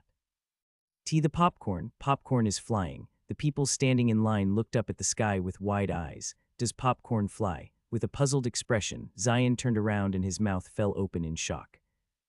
What is this? The popcorn was really flying in the sky. The popcorn that was piled up like a mountain in the bag all at once. The popcorn that flew up like that poured into the hole, drilled into one wall of the arena event hall. The sight of the popcorn they had worked so hard to pop disappearing in an instant left Zion and the event staff speechless. Zion's head turned stiffly as he realized whose doing it was. Lilith was gaping with a pale face. Lady Lilith, I don't know anything about it. Aren't you the host? Yes. Lilith stammered and mumbled, then completely shifted all the blame onto Zion. If you have something to say it to Iberkina. I'm busy, so I should be going now. When it came to comforting her, she would say she had a hard time, but when an accident actually happened, she left the scene faster than anyone else. Zion's gaze turned towards the mastermind behind all these events. Then, my food bowl, Iberkina pointed to the wall. What was that, a bowl? For the entire 3 days of the event, Zion blinked blankly at the fact that the object he thought was a wall was actually a vessel. No wonder the hole was a bit strange, but should he have treated that as a bowl beforehand? Zion didn't know what to say. It was the moment when the amount Yuri initially mentioned was truly proven to be the minimum. Of course, the labor of the Tryon Guild members was massively depleted in the process, but if you look at the results alone, it was a great success. Wow, so this is popcorn. Crunch, it's delicious. All the citizens of the Empire came to know about popcorn, which had previously been unknown to them. The citizens of the Empire, trying popcorn for the first time, were pleased with its unique texture and sweet taste. Above all, the fact that the price was only 10 silvers was significant. The citizens of the Empire preferred cheap and abundant food over quality. Moreover, popcorn was a food that captured not only quantity and price but also taste. There was no room for preference. The citizens who tasted the popcorn at the arena couldn't forget its flavor and sought it out again. Where can I buy popcorn? Well, it doesn't seem like they sell it at the general store. I heard they are selling it at the theater. At the theater, you say. News that popcorn is being sold at the theater caused people to flock to the theater. Then even those who didn't know about popcorn started to take an interest. Just what is popcorn that everyone is so crazy about it? They say the amount is incredibly huge. I guess I should try it once. Shall we go to the theater together? Okay. People flocked to the theater. It was not to watch the play, but to eat popcorn. This is the taste. The popcorn we tasted at the arena is indeed the same. It was worth coming to the theater. Those who had already tasted the popcorn were satisfied with the popcorn they tasted again, and the reactions of those who tasted it for the first time were also quite positive. And wasn't the play quite enjoyable, really? I didn't know, but I guess I should come to see it more often. The arena was noisy, but the play was calm, making it enjoyable. The popcorn craze naturally led to an interest in theater. People started watching the plays while eating popcorn. It had only been a week since the unlimited popcorn event took place. More citizens are visiting the theater, attracting people with popcorn. How interesting. The second princess, who was skimming through the documents, gave a small smile. Though it was the first time he saw the second princess after watching a play together, she seemed no different than usual. She just looked indifferent, as if nothing had ever happened. Back then, she seemed like a completely different person. The princess in the black dress was incredibly enchanting. She exuded a deadly charm, like an aloof rose. However, the princess in military uniform exuded only indifference, dignity, and a hint of mischief. Of course, the second princess in military uniform was just as beautiful, but it's awkward. Every time I saw the princess, the events of that day kept coming to mind and I didn't know how to act. Did she notice my awkwardness? You're really in a hurry. The second princess, who was looking over the documents, clicked her tongue. Are you hoping for that even in the office? Cough. I was startled without realizing it and ended up coughing. Don't understand what you're saying. The second princess smirked. You don't need to be so impatient. There's plenty of time. The red eyes narrowed slightly. It was a captivating smile that could enchant anyone, just like the one he had seen in the darkness when the lights went out. I quietly kept my mouth shut. With her being so blatant, I couldn't help but know what the second princess felt about me. But it was difficult to accept. It doesn't mean that the second princess is not attractive. On the contrary, it was a problem because she was too attractive. This was so unbearable that I couldn't resist it. If I let my guard down even a little, it felt like I would unknowingly fall for her, so I often felt a chill run down my spine. To that extent, the second princess exuded a deadly charm that no man could resist. If she weren't the second princess, I definitely would have fallen for her. However, getting involved with imperial royalty is absolutely out of the question. If that happens, my future vision of leisurely spending time in the magic tower will be completely shattered. I liked the leisurely days of eating what I wanted or making it, just like now. If I were to be with the princess, my daily life would undoubtedly be shattered. Becoming a member of the busy royalty meant that. Moreover, it goes without saying that she was the most authoritative of all, the second princess. I envision a life where he couldn't play and was constantly busy. The process to get there was nothing short of arduous, because there were more than enough families in this empire wanting to be connected with the second princess. Just thinking about getting entangled with those noble families already made my head spin. That's why the temptation of the second princess was too burdensome for me. Sometimes it made me feel like maybe it wouldn't be so bad. The second princess, who had been carefully examining my expression, turned her gaze back to the documents and spoke. "Well, let's take our time and do it later." "What do you mean by take our time later?" Before I even had a chance to ask the meaning of the terrifying words that chilled me to the bone.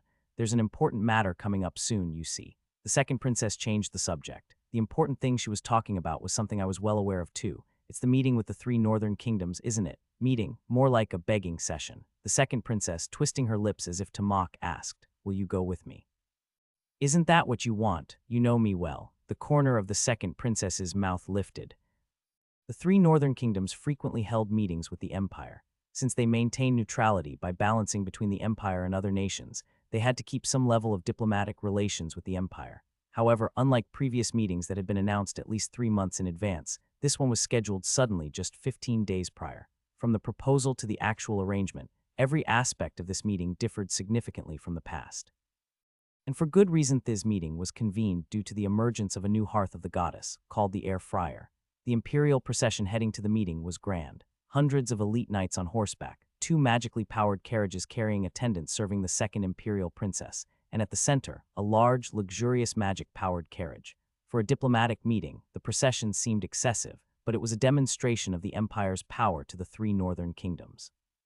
After all, diplomacy begins with showcasing national strength. That was also why there were 8 white horses tethered to the magic carriage, even though they were unnecessary for its movement. I gazed at the grand carriage with the white horses and cautiously asked the second princess, "Am I getting on as well? Of course, I need someone to talk to." The second princess gestured towards the head of the escort formation, "Unless you want me to bring him in instead." She was pointing at a knight mounting a horse, his face hidden behind a helmet. That was Sir Morian, the silent knight who never removed his helmet, even as an imperial escort. For the record, I had never once seen Sir Morian without his helmet. Whether indoors or outdoors, in heat or cold, he always wore it. Come to think of it, I've never even heard his voice. Sir Morian was a knight of silence, so much so that I often wondered if he could even speak. Noticing my gaze, Sir Morian gave me a slight nod. Even that nod was stiff and mechanical. "I see why that's not an option." Now I understood why the second princess didn't want Sir Morian in the carriage. He was dull, suffocatingly serious, and utterly devoid of humor. The second princess, who occasionally enjoyed light-hearted banter, found him impossible to tease. But still, sitting in the same carriage as your highness while others are watching is a bit. "If you don't like it, you can ride a horse instead. I'll get in," I answered immediately, making the second princess chuckle. "You're so easy to read." I blushed with embarrassment, but I didn't have a choice. No matter how awkward it was still better than riding a horse. Long hours on horseback left you sore and uncomfortable. It would take 3 days to reach the meeting location in Emont. Rather than endure 3 days of discomfort, I'd take a moment of embarrassment for a comfortable ride. "Let's go." Understood. With no other options, I followed the second princess into the magic carriage. As expected from an imperial carriage, the seats were plush and luxurious.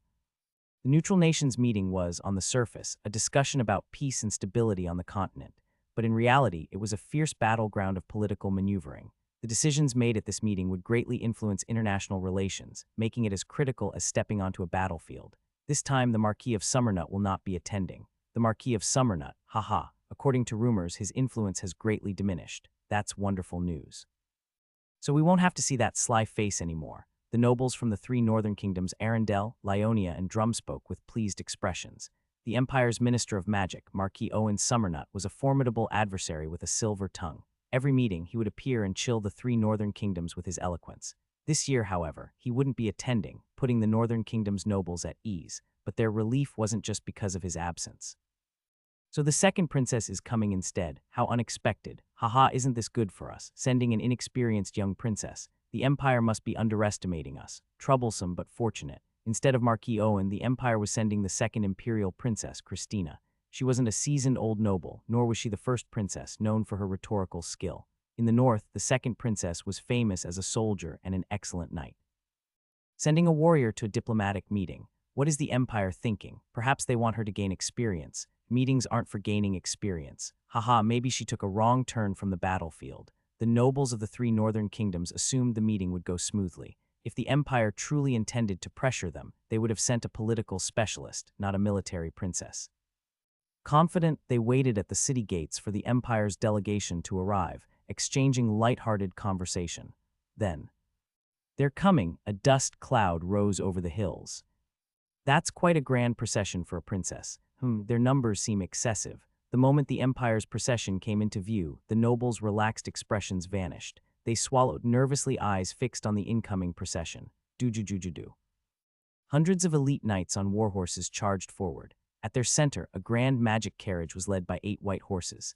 The overwhelming force crashed down like a massive tidal wave, making the nobles tense up. Even before the meeting began, the sheer presence of the Empire weighed heavily upon them. Nay, the procession halted before them. "We come from the Terrazay Empire. I am Imperial Knight Conrad, leading this delegation." Oh, welcome, Sir Conrad. We've been expecting you." Despite the fact that he remained mounted as he spoke, none of the Northern Kingdom's nobles dared to protest. Their spirits were already crushed. At that moment, the large carriage drawn by the white horses approached and stopped before them. Under the tense gazes of the nobles, a knight in a helmet stepped forward and opened the carriage door, presenting Her Highness, the second Imperial Princess. From beyond the open door, a pair of legs clad in pristine white uniforms stepped out. Dozens of eyes fixated on the second Imperial Princess as she emerged. Her golden hair, braided and tied back, shimmered like woven gold. Her eyes, drowsy yet commanding, gazed down at them with an aloof indifference. The nobles shuddered under her gaze. So this is the second Imperial Princess. This meeting might not be as easy as we thought. The nobles, who had initially underestimated her, quickly revised their opinions. The second princess, clad in immaculate white, radiated an aura of nobility beyond reach. She moved gracefully, as if she were born to rule. Slowly stepping down, the second princess turned back toward the carriage. The nobles followed her gaze and looked toward the carriage. A young man with a neat appearance was stepping out. The second princess waited silently for him to fully disembark before proceeding. Who is he? An aide? No, she seems to care about him. A person the second Imperial Princess personally paid attention to. Caught off guard by his unexpected presence, the nobles scrutinized the young man. I had thought riding in the magic carriage would be comfortable, but I was wrong. Being alone with the princess in such a confined space was far more exhausting than I had anticipated. My body was at ease, but my mind was on edge. I kept accidentally making eye contact while she reviewed documents, leaving me drenched in nervous sweat. Honestly, enduring a few days on horseback might have been easier. Finally, we're getting off. Relief washed over me as I stepped out, just then. A rotund noble with a mustache bowed before the princess. "I am Count Umberto, Minister of Foreign Affairs for the Drum Kingdom." The second princess scanned the gathered nobles and spoke. "Since everyone is here, let's talk inside." "Indeed, but..." Count Umberto glanced at me with curiosity. "Forgive me, but who might this gentleman be?" A playful smile crept onto the princess's lips. "The Sage of Glutnino here. You may know him better as the Apostle of the Goddess, Your Highness." At the moment I was taken aback by the second princess's mischievousness in mentioning the nickname that came from the adaptation of the play. The most talked about event in the North recently has been the development of the air fryer. The problem was that the anecdote had been severely distorted due to the play's fame. The Apostle of Hestia, the one who received the goddess's revelation. They were accepting the embellished stories about revelations and apostles as facts. As soon as she spoke, gasps filled the air. Because of the second princess's remarks, I had quite a tough time. The claim that I was the apostle of the goddess who had given me a revelation drew people to me, each vying for my attention. If it had been just mild curiosity, it might have been fine, but some took it too far. "Can you bestow your blessing upon me?" "Excuse me, apostle. Could I at least shake your hand?" Some begged for blessings, others simply wanted a handshake, and some even prayed to me. Each reaction was different.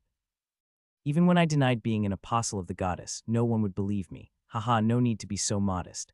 I've heard plenty of stories about you, apostle." "What kind of stories?" "Why, the tale of you bestowing blessings upon Svalbard, of course. By the way, may I have your autograph?" I felt dizzy. Even if the church were to label me a heretic, I wouldn't be able to argue against it. I was no different from an outright cult leader. "Apostle, I'll see you after the meeting then." The overwhelming attention only subsided as the time for the meeting approached. I'm already exhausted. Wiping the sweat from my brow, I trudged toward the castle gates, where the second princess awaited me with a knowing smile. Hee hee, it seems you've enjoyed yourself. Far from enjoying Atai was completely hounded. An apostle should be prepared to endure at least that much popularity. It seems you rather enjoy seeing me struggle, your highness. How could that be? Despite her words, the corners of the second princess's lips curled up in amusement. Of course, this wasn't the first time I've seen her like this. She would subtly mention my achievements to the emperor or the ministers, ensuring that I gained recognition. And whenever I found myself overwhelmed by the attention, she would secretly relish my discomfort. From being a mere food developer to a vassal catching the emperor's eye, from an air fryer inventor to an apostle of the goddess of the hearth, it was all orchestrated by the second princess. Truly, she never left me alone. But then, if you become famous now, it'll prevent unnecessary trouble later. What do you mean? Before I could question her cryptic words, she turned away. We're going to be late for the meeting. Let's go. I missed my chance to ask. With my curiosity set aside, I followed her to the meeting hall. The grand hall where the neutrality conference was being held. At the unnecessarily large round table sat high-ranking nobles representing the 3 northern kingdoms. What did you think? It was certainly impressive, but I doubt it will have much relevance to the meeting. I hope you're right. Arendelle Kingdom, Lyonia Kingdom, and the Drum Kingdom. The seasoned nobles representing these 3 nations quietly discussed the second princess. The outcome of this conference would shift dramatically depending on her approach. Whatever happens, we must lower the empire's tariffs. Don't worry too much. If the empire doesn't want hostility with the north, they will compromise to some extent. The emergence of the air fryer was both a blessing and a headache for the 3 northern kingdoms. For years, they had imposed high tariffs on imperial goods, making them prohibitively expensive for the average citizen. Now, with the air fryer in high demand, they were forced to reconsider. If the public, eager for the device, saw its exorbitant price due to tariffs, an uproar was inevitable. To ensure widespread availability, tariffs had to be lowered. However, reducing tariffs on imperial goods meant financial losses for the 3 northern kingdoms. While the empire's tariffs on their exports remained unchanged, they alone would be making concessions. This would effectively tip the scales in favor of the empire. Thus, the 3 northern kingdoms had already agreed they would pressure the empire into lowering its own tariffs during the conference. Her Highness, the second princess of the Terrazay Empire, has arrived. At the soft announcement, the nobles fell silent and rose from their seats. The second princess entered, flanked by her attendants. Despite arriving last, her stride was unwavering, exuding an air of absolute confidence, as if nothing could begin until she had arrived. She seated herself gracefully in the chair pulled out for her by a knight, and then, now that representatives from both the Empire and the 3 northern kingdoms are present, let the neutrality conference begin. With her seated, the meeting commenced. The neutrality conference was a peace meeting between the Empire and the 3 northern kingdoms. It was a place for negotiating solutions to ongoing disputes between the 4 nations. Of course, the negotiation process itself was far from peaceful. Each party fought fiercely with words, determined to secure their interests. Though swords were absent, invisible daggers flew back and forth in every exchange. So, to promote diplomatic relations, we propose reducing tariffs. In the long term, it would be ideal for merchants to trade freely, without tariffs at all. For now, our priority should be working together to lower tariffs. The nobles of the 3 northern kingdoms argued that the Empire and the North should collaborate to reduce tariffs. At a glance, their argument sounded reasonable, noble, even if only the world were as equal as this round table seemed to suggest. Even here, where everything appeared balanced, there was still an invisible seat of power. Resting her chin on her gloved hand, the second princess wore a bored expression as she listened to their demands. Once they had finished speaking, she calmly uttered a single remark. "Not worth considering. Your Highness, that is too harsh. Surely you don't mean." It seems the princess has spent too much time on the battlefield and has forgotten her manners. Despite the nobles' displeased reactions, the second princess's expression remained unchanged. "I am already being perfectly courteous." A crooked smile graced her lips. "If I weren't, I wouldn't even be seated at the same table as you." It was an attitude of overwhelming arrogance. Yet, instead of refuting her, the nobles could only grimace. They had no choice. What benefit does the empire gain from lowering tariffs? Well, northern goods will flow into the empire, of course. Explain the value of those goods to the empire. That is, the Chancellor of Arendelle, who had spoken up, fell silent. When asked to justify their importance, nothing came to mind. Northern products were easily replaceable within the empire. Seeing his hesitation, the second princess scoffed. Northern goods hold little value to the empire. Whether they exist or not makes no difference. Her calm, matter-of-fact tone alone was enough to silence the northern nobles. "Apologies, Your Highness. Then how about a 20% reduction in imperial tariffs? A duke from Lyonia proposed a compromise. In return, we will reduce our tariffs by 40 and consider additional concessions. It was a significant offer. The other nobles from Arendelle and Drum Kingdom wore strained expressions. Even so, they remained silent. This was the most they could concede. At this point, any imperial diplomat would have agreed. Marquis Owen Summernut or any skilled negotiator from the Empire would have accepted. However, you are still mistaken. The second princess was different. Mistaken. The Empire and the three northern kingdoms are not equals. Her cold, crimson eyes swept across the table, the only ones lowering tariffs. The nobles' faces stiffened. They had expected an easy negotiation, thinking a military leader would be an inexperienced diplomat, but they had been entirely mistaken. The Empire's previous leniency was not due to concern for you, but the Emperor's mercy. And you do not share that sentiment. Without answering, the second princess reached for the control panel displaying tariff rates. The moment the new figures appeared, the nobles' eyes widened in shock. T10 to 1. You want us to reduce tariffs by 90, 101. The Empire would maintain its tariffs while the northern kingdoms would slash theirs by 90, but even that was a misconception. The first kingdom to agree will keep their tariffs as they are, and those who agree later. For every delay, I will increase tariffs by 10. The second princess smirked. Her smile was merciless that belonged to the devil itself. The three northern kingdoms protested against the outrageous and unfair ratio, but they couldn't outright refuse either. If they did, they wouldn't be able to distribute air fryers in the north at all. Thus, the conference ended that day without any meaningful conclusion. After all, negotiations were set to continue for 3 days. As they left the conference hall and walked through the corridor, the second princess suddenly turned to me and asked, "Aren't you curious why I did that? Is there a need to ask?" You wouldn't follow through with it anyway. The second princess's eyes widened slightly. Why do you think I won't? Because you're not someone who stirs up trouble for no reason. You prioritize efficiency. It was true that the three northern kingdoms' nobles had underestimated the second princess, assuming she lacked diplomatic experience. Even from where I observed, it was obvious how blatantly they tried to pressure her. Had it been anyone else, they might have been swayed by the nobles' rhetoric and conceded to their demands. But the second princess was not so emotional as to let personal emotions dictate major decisions. She was far too intelligent and rational for that, though I do wonder why you made such an extreme demand and provoked their resentment. The second princess, who had been quietly listening, suddenly smirked. I didn't realize you were so interested in me. It's just a guess, nothing, sir. I cleared my throat awkwardly, but her smile only deepened. You're right. There was no need to impose such an unfair ratio and provoke the three northern kingdoms. There was no need at all. Even with equal tariffs, the Empire, with its overwhelming cultural influence, could easily turn the three northern kingdoms into vassal states. And yet, the second princess had made such a move to demonstrate that the Empire could apply pressure whenever it wished. Otherwise, the three northern kingdoms would maintain just enough tariff barriers to limit imperial influence while continuing to keep their distance just as they always had. The notion of free trade and no tariffs had never been their true intent. Their rhetoric was just a facade. The three northern kingdoms had always played both sides, wavering like opportunistic bats between the Empire and other nations. This time, the second princess was pressuring them to stop hesitating and choose a side. They could no longer hide behind the convenient guise of neutrality. Given the volatile political landscape of the continent, maintaining a gray area for too long was dangerous. Of course, that wasn't the only reason. Let me tell you a story from the past. As we strolled through the corridor, the second princess recalled a moment from long ago, a moment when she had been pushed to the brink of death after an attack by the demon worshippers who were driven by anti-imperialist ideals. The Imperials didn't always remain within the imperial palace. There were special vacation estates, summer palaces, where they could enjoy their leisure time. The first princess, Luciella, the second princess, Christina, and the third prince, Leon. It was during a visit to one of these summer palaces that they were ambushed by demon worshippers. Normally, such an attack should have been impossible. The imperial palace and its estates were protected by barrier magic. The problem lay within.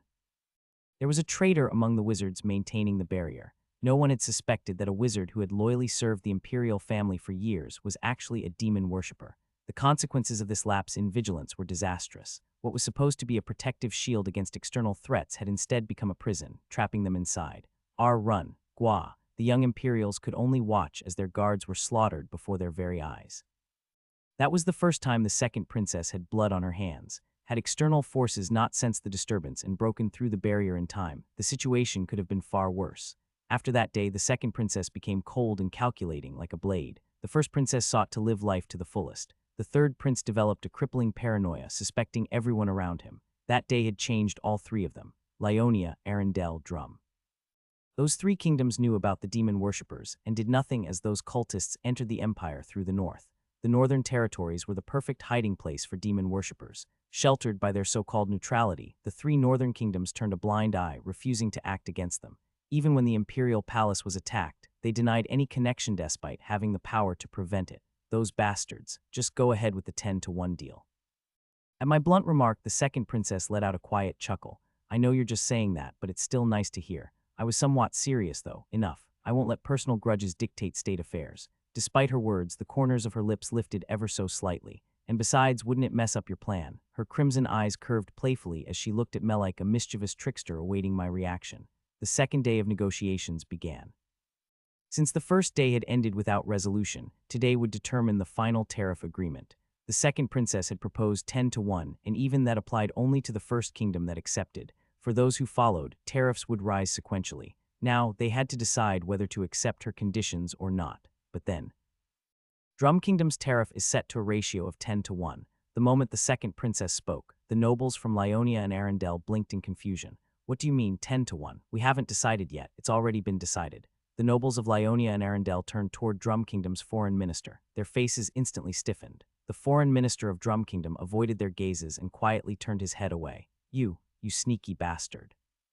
The night before, he had gone directly to the second princess and accepted her terms without informing the other kingdoms.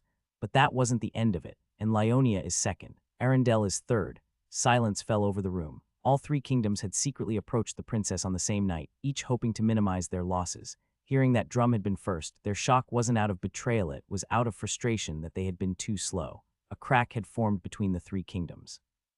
She's ruthless, they would no longer be able to trust one another. And yet the conference had yet to officially begin. Let's start the meeting, shall we? The second princess smirked. By the second day, the negotiations were already over before they even started, and yet everyone knew why she still proceeded with the meeting. Understanding her words was one thing, accepting them was another. The nobles sat in silence, their faces grim, watching each other carefully. It was Arendelle's chancellor who finally spoke. Arendelle will consider forming an alliance with the Empire, but this is not a decision I can make alone. I request time to consult with my homeland. The moment the word alliance was spoken, the other nobles closed their eyes. The Empire had a no-tariff policy for allied nations. The second princess was forcing them to choose sides, but abandoning their neutrality was easier said than done. And yet seeing Arendelle shift toward the Empire left the other two kingdoms deep in thought. Then, just as silence settled, I'll help you decide. The nobles turned toward the voice. A young man, the so-called apostle of the goddess, placed a glass box on the round table. Inside were cans of coffee, honey tea, and fruit beverages. What is this? A warming cabinet. A warming cabinet. Yes, think of it as the opposite of a cooling device. It keeps drinks warm. The noble's eyes widened. You mean, we can drink warm beverages? Exactly. Smiling, he opened the box and distributed warm cans of coffee to each noble. You must be thirsty from all this debating. Please, have a drink. The moment the nobles took their cans. Gasp, this is. Their hands trembled. The drinks were warm as if freshly heated over a fire. The warming cabinet was designed to keep pre-cooked food and beverages warm. I recalled that it had gained considerable popularity, especially during winter, when people could take out hot food on the spot. After all, steaming rice in restaurants, hot canned coffee at convenience stores, and warm honey or citron tea were staples during the cold season. There's nothing like hot coffee when it's freezing outside. The principle behind the warming cabinet was surprisingly simple. All it did was circulate heated air or steam inside the unit. And when it came to heating materials, this world was actually more convenient than my previous one. With the right magic circle, heating objects was effortless. The only problem, maintaining that heat required expensive mana stones, making warming cabinet highly inefficient. Why waste precious mana stones when you could simply heat things over a fire? Even in my previous world, warming cabinet were an oddity, mostly found in places like Korea or Russia. Most other cultures never even conceived of such a device. It wasn't that the concept was difficult, it was just that no one had thought to create it. And once conceived, building one was simple. Of course, that didn't mean there were no issues. The heating magic circle used in a warming cabinet was patented by the Red Tower, so using it commercially came with legal restrictions. A patent. For heating air, seriously. But that was just how magic worked in this world. The magic towers, extremely protective of their financial interests, imposed ridiculous restrictions on even the most trivial spells. These secretive institutions hoarded knowledge, refusing to share even the most basic magic. After all, selling magic circles or profiting off patent laws was how magic towers made their money, but I had no intention of paying the Red Tower just to heat some air. Instead, I skipped the magic circles entirely using pyrostones. Pyrostones, imbued with the mana of a red dragon, was an excellent heat source, and luckily for me, the Red Tower provided it for free, even delivering fresh shipments every month. So instead of developing a new magic system, I simply replaced everything with pyrostones. The result, a simple insulated case, now sitting on the round table me warming cabinet. The development process was trivial, but the reaction it provoked was far from it. This is incredible, a box that keeps drinks warm. The nobles of the three kingdoms stared at the warming cabinet like cavemen discovering fire. Did the goddess bestow this invention upon you? I can feel the warmth of the goddess from within. Despite having nothing to do with divinity, these nobles, steeped in hearth worship, were already linking the warming cabinet to their faith, a heated magic storage. Never imagined such a thing. Even the kin itself feels warm. For a while they simply sipped their coffee, mesmerized. Then uncertainty crept into their expressions. This is truly remarkable, but a magical device like this must be expensive. Since most magic tools were considered luxury items, they assumed the warming cabinets would be exorbitantly priced. However, will be provided free of charge. Excuse me, what did you say? Free. Yes, we will lend them out for free. Since the pyrostones itself was free, the cost of making warming cabinets was negligible. Of course, that didn't mean I was just giving them away. There is one condition. I pointed at the canned coffee they had just finished drinking. Any warming cabinet you lease must be stocked exclusively with beverages from our magic tower. Silence. Then, after a moment, that's it.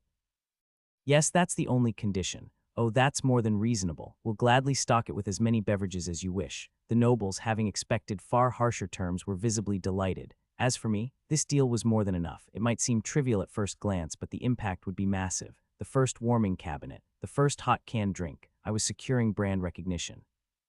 Once northern citizens drank their first hot beverage from a warming cabinet, they would subconsciously associate it with the White Tower's beverages. And brand perception was something that rarely changed over time. This was far more valuable than simply selling a few units. Even these three nobles had already linked their coffee drinking experience to the warming cabinet. I can't believe this is warm without a hearth. So this is the warming cabinet, this sweetness, the warmth, it soothes the soul. And then, what is this drink? Their curiosity naturally shifted from the device to the coffee itself, a drink I had often enjoyed back in my past life. As I looked at the can in their hands, I replied, "This is Let's Be, with a tagline of Let's Be Together, a cheap yet delicious drink loved by all." The first beverage I stocked in the warming cabinet was Let's Be. The nobles, who had been debating an alliance, left the conference to further deliberate. Now only the three Northern Kingdom nobles remained. What do you think? The elderly Duke of Lyonia, still holding his Let's Be, spoke first. Honestly, I still can't believe it, but it's clear that his inventions are something the North desperately needs. The three nobles were talking about Yuri. The air fryer and now the warming cabinet both were inventions they could not afford to pass up, but was securing them worth abandoning their neutrality? They weren't sure. More than anything, they were rethinking the rumor about Yuri being the apostle of the goddess. Could that nonsense actually be true? Are you seriously considering that story?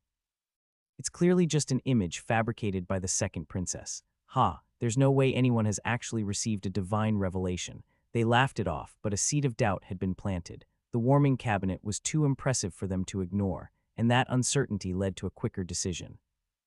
We should contact our homeland, agreed, and with that, the three nobles left to consult their rulers. Less than a month later, the kingdoms sent their responses, and the result was shocking. Arendelle will form an alliance with the Empire. Lyonia has decided to end its long-standing ties with the Empire and establish a new relationship. Drum Kingdom, as of today, will, different wordings, but the message was clear. All three northern kingdoms had unanimously agreed to an alliance. Seems the presence of the apostle of the goddess helped convince them, Please stop teasing me. I let out a bitter chuckle at the second princess's playful jab. The warming cabinet had accelerated their decision, but it wasn't the deciding factor. Both she and I knew that. The second princess's masterful diplomatic strategy had already cornered the three northern kingdoms into accepting an alliance. If anything, she had done me a favor by setting up the conference and giving me the perfect opportunity to introduce the warming cabinet.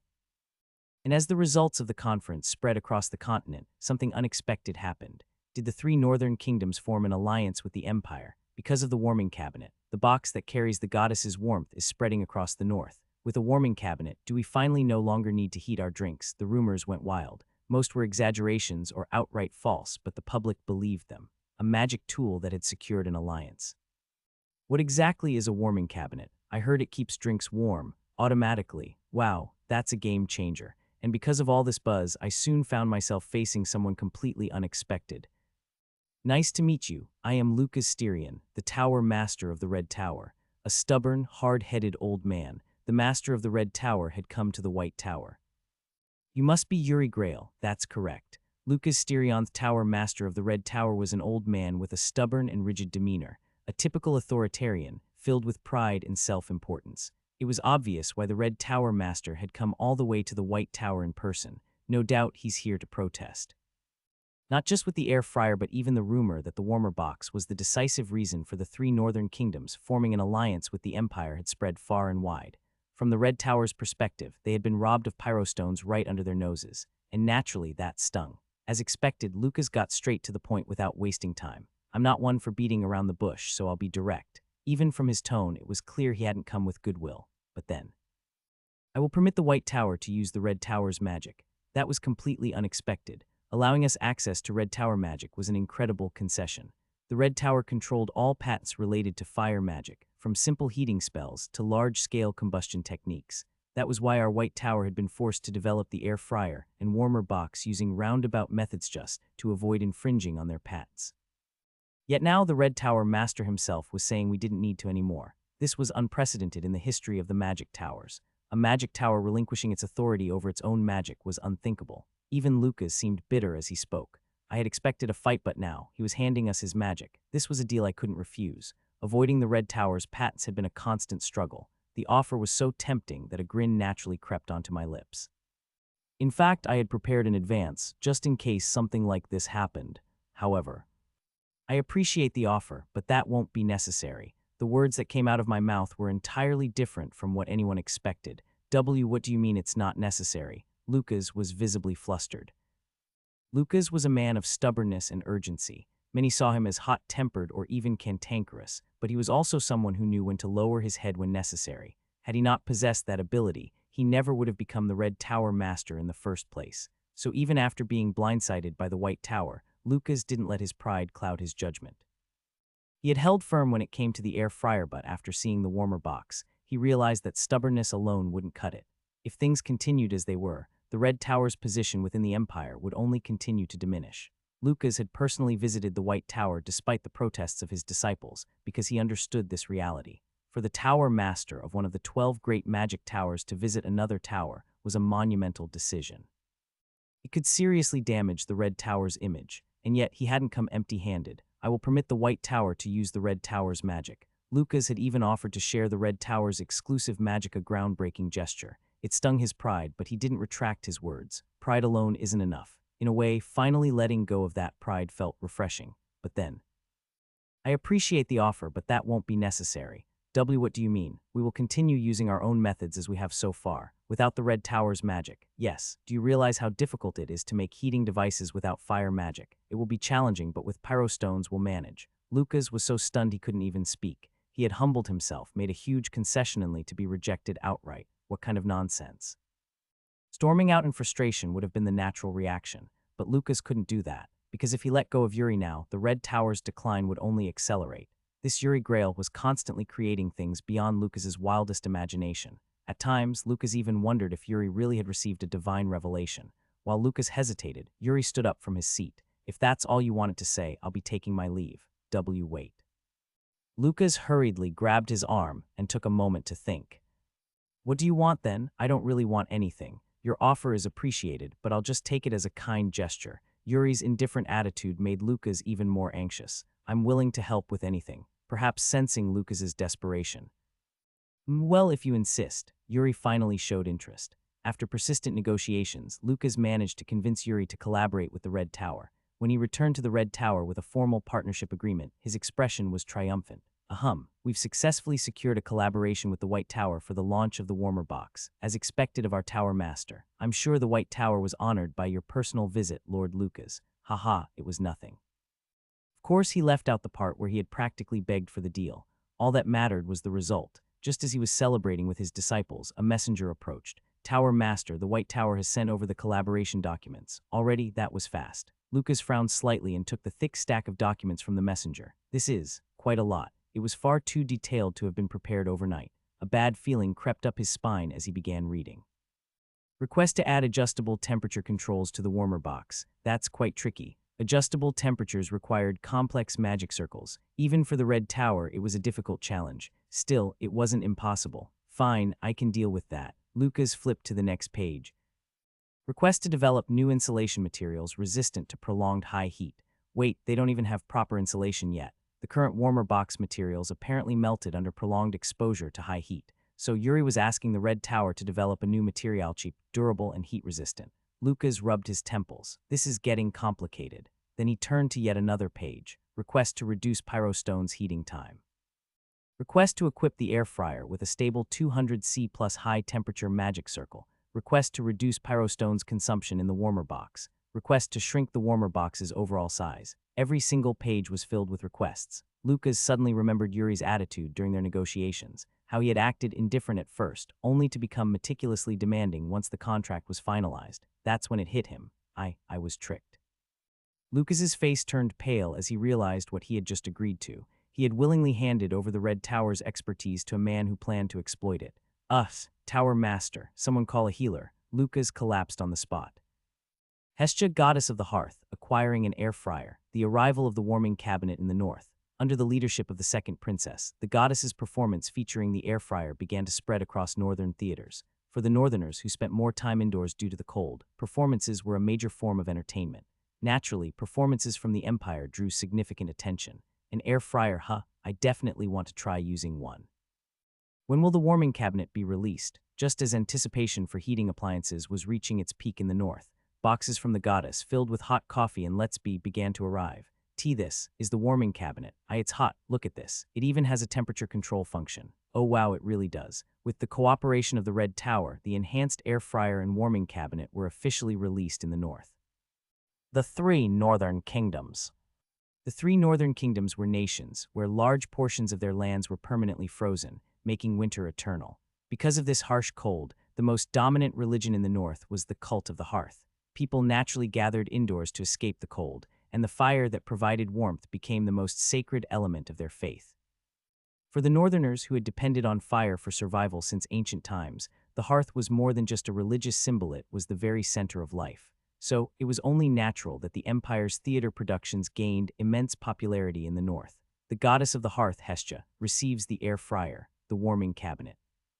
The goddess's hearth and the sacred box. This play was designed to appeal directly to the northerners, and the fact that the events of the play were based on true events made it all the more captivating. Then, when the fantastical inventions from the play became reality, the reaction was explosive. On an air fryer. Wow, it's real. Beyond the glass window of a large air fryer, golden brown chicken sizzled as it cooked. The northerners stared with wide, sparkling eyes, watching in awe as though they were witnessing a magic trick. Even in an environment where lighting a simple fire was a challenge, the air fryer functioned effortlessly. Sizzle. Whoa, look at the steam. Inside the box, steam rose as warm food emerged, a sight that was nothing short of miraculous to the northerners. Ah, the soup is hot. The meat inside is perfectly cooked. Gathered closely indoors, smiling faces lit up as the warm meals from the air fryer filled their hands, a box that can adjust its temperature. The White Tower's technology is truly marvelous. How is this even possible? The temperature is so high, yet the box remains untouched by the heat. Yuri must have truly received a divine revelation. The northerners couldn't hide their astonishment as they experienced the functions of the air fryer. For people who had to struggle just to light a fire, the ability to adjust heat with a mere turn of a switch could only be perceived as divine intervention. With a temperature range from 90 to 200 degrees, the air fryer could be precisely controlled and there was no risk of the fire going out. In the frozen north, where frozen food was abundant, the air fryer was even more revolutionary than in the Empire. While in the Empire it was seen as a tool of convenience, in the north it was a survival necessity. Soon, public air fryers were installed in villages, and food that was previously discarded due to freezing was now cooked and consumed. Come, take a drink. It's warm. Warm yourselves up here. Merchants stood in the streets, handing out warm beverages from the warmer boxes. Ah, my hands are so warm. I don't want to let go of this. Some pressed the warm cans against their cheeks, while others tucked them into their coats, cherishing the heat. A drink meant to be consumed had become a hand warmer, melting away frozen bodies and souls alike. And at a price of just 3 silvers, it was so affordable that anyone could enjoy it. It hadn't even been 2 weeks since the warming cabinets had spread, yet the streets were filled with people holding blue cans. People sat on benches, sipping their drinks. Families ventured out, showing the warmer boxes to their children. The once indoor-bound populace was now stepping outside once again. One let's be please, do you have let's be? Let's be. A small piece of warmth from another world was driving away the northern cold. Clack, a black knight moved forward. Arendelle has brought up tariffs again. The second princess's voice echoed across the silent chessboard. What do you plan to do? That's for His Majesty to decide, but despite her words, a smirk twisted her lips. That smile told me exactly what she was thinking. The second princess had no intention of accepting Arendelle's proposal. Although she claimed the emperor would decide, in reality, he had given her full authority over the tariff negotiations. As imperial goods flooded into the north, the three kingdoms were being rapidly consumed by imperial culture.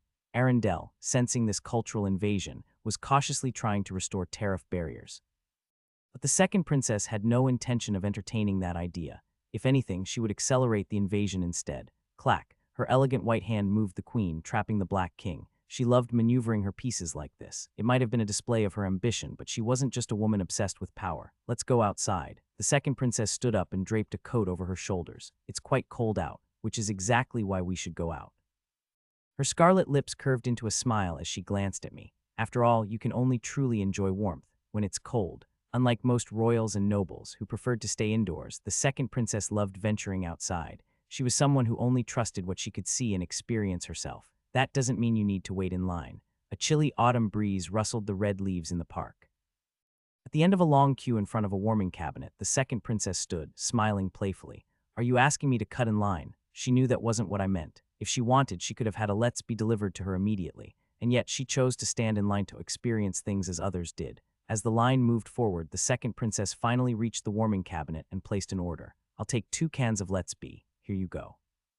The merchant, after giving her a quick glance, handed over the 2 cans without question. Her speech was slightly elevated, but not uncommon for a noblewoman. After thanking the merchant, she handed me one of the cans. Take it. As I took the let's be from her hand, the warmth seeped into my fingers, chasing away the autumn chill. Drinking let's be indoors and drinking it after standing in the cold felt completely different, so this is a warm drink. The second princess smiled as she felt the heat in her hands. She often dropped her authoritative demeanor during these outings. Even when a passing child spilled a drink on her, she let it go without a fuss. Not bad, as people bustled through the city as carriages clattered by. The second princess leaned against a bridge railing, enjoying the rising steam from her drink. At that moment, she didn't look like a princess at all, but for some reason, she looks lonely. Perhaps it was because she knew no matter how much she tried, she could never truly blend in among the people. There was a certain emptiness with the second princess. Woo-whoosh. A fierce wind suddenly blew in from the riverside, brushing past her. Her golden hair loosened, fluttered in the breeze. Her pale white neck stood out starkly. I silently watched her for a moment before wrapping a scarf around her neck. Surprised, her crimson eyes turned to me. It's cold. The second princess, who had been staring at me like a rabbit, suddenly let out a small laugh. A swordmaster won't catch a cold even without a scarf.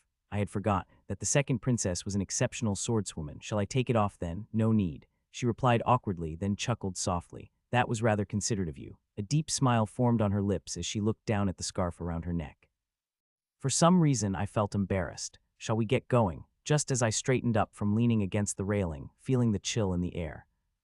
Suddenly, my collar was yanked forward. Startled, my eyes widened. Her hand was gripping my clothes. The second princess had pulled me toward her, and her faces were too close. If I moved even slightly forward, our lips would touch. Those crimson eyes, glowing like blood, stared at me in silence. My heart pounded. Her breath, laced with the sweet scent of coffee, brushed against my lips. Your Highness, you did something praiseworthy, so I shall reward you. At that moment, something flowed into me along with her coffee-scented breath. Prideful yet noble, mischievous yet gentle. My magic, roses, a rich, intoxicating fragrance flooded my mind. Her magic coursed warmly through my body, eventually wrapping itself around the circle of my heart. Like thorny rose vines, Beauty didn't hurt at all. As if it had always been a part of me, my heart felt at ease. And suddenly, the once chilly air no longer felt cold. With that, you'll be able to share my magic wherever you are. It should be enough to keep a frail mage like you in good health. The second princess smiled. It wouldn't do if my escort were to catch a cold now, would it? Your escort? We must attend the imperial banquet, mustn't we? Ah. A grand banquet was set to be held at the imperial palace to commemorate the alliance between the 3 northern kingdoms and the empire. That must be what she was referring to, however. I have no intention of attending. A crowded banquet was not my kind of event. I could already foresee the endless troubles it would bring. I hadn't even considered going. The guest of honor cannot be absent. Guest of honor. It is a banquet dedicated to the goddess of the hearth. Her crimson eyes curved mischievously. Would it be right for the goddess's apostle to be absent? She had sealed every possible escape route. It was as if she was telling me not to even dream of running away. The imperial banquet in honor of the alliance with the three northern kingdoms. As a momentous occasion, this imperial banquet would be attended by prominent figures from all nations. To escort an imperial at such a grand event was an extraordinary honor. It wasn't just about gaining public attention, it would bring immense benefits as well. A once-in-a-lifetime dream opportunity that anyone would wish for. And in this case, it was the second princess herself who had personally requested me as her escort, and in such a breathtaking manner, no less.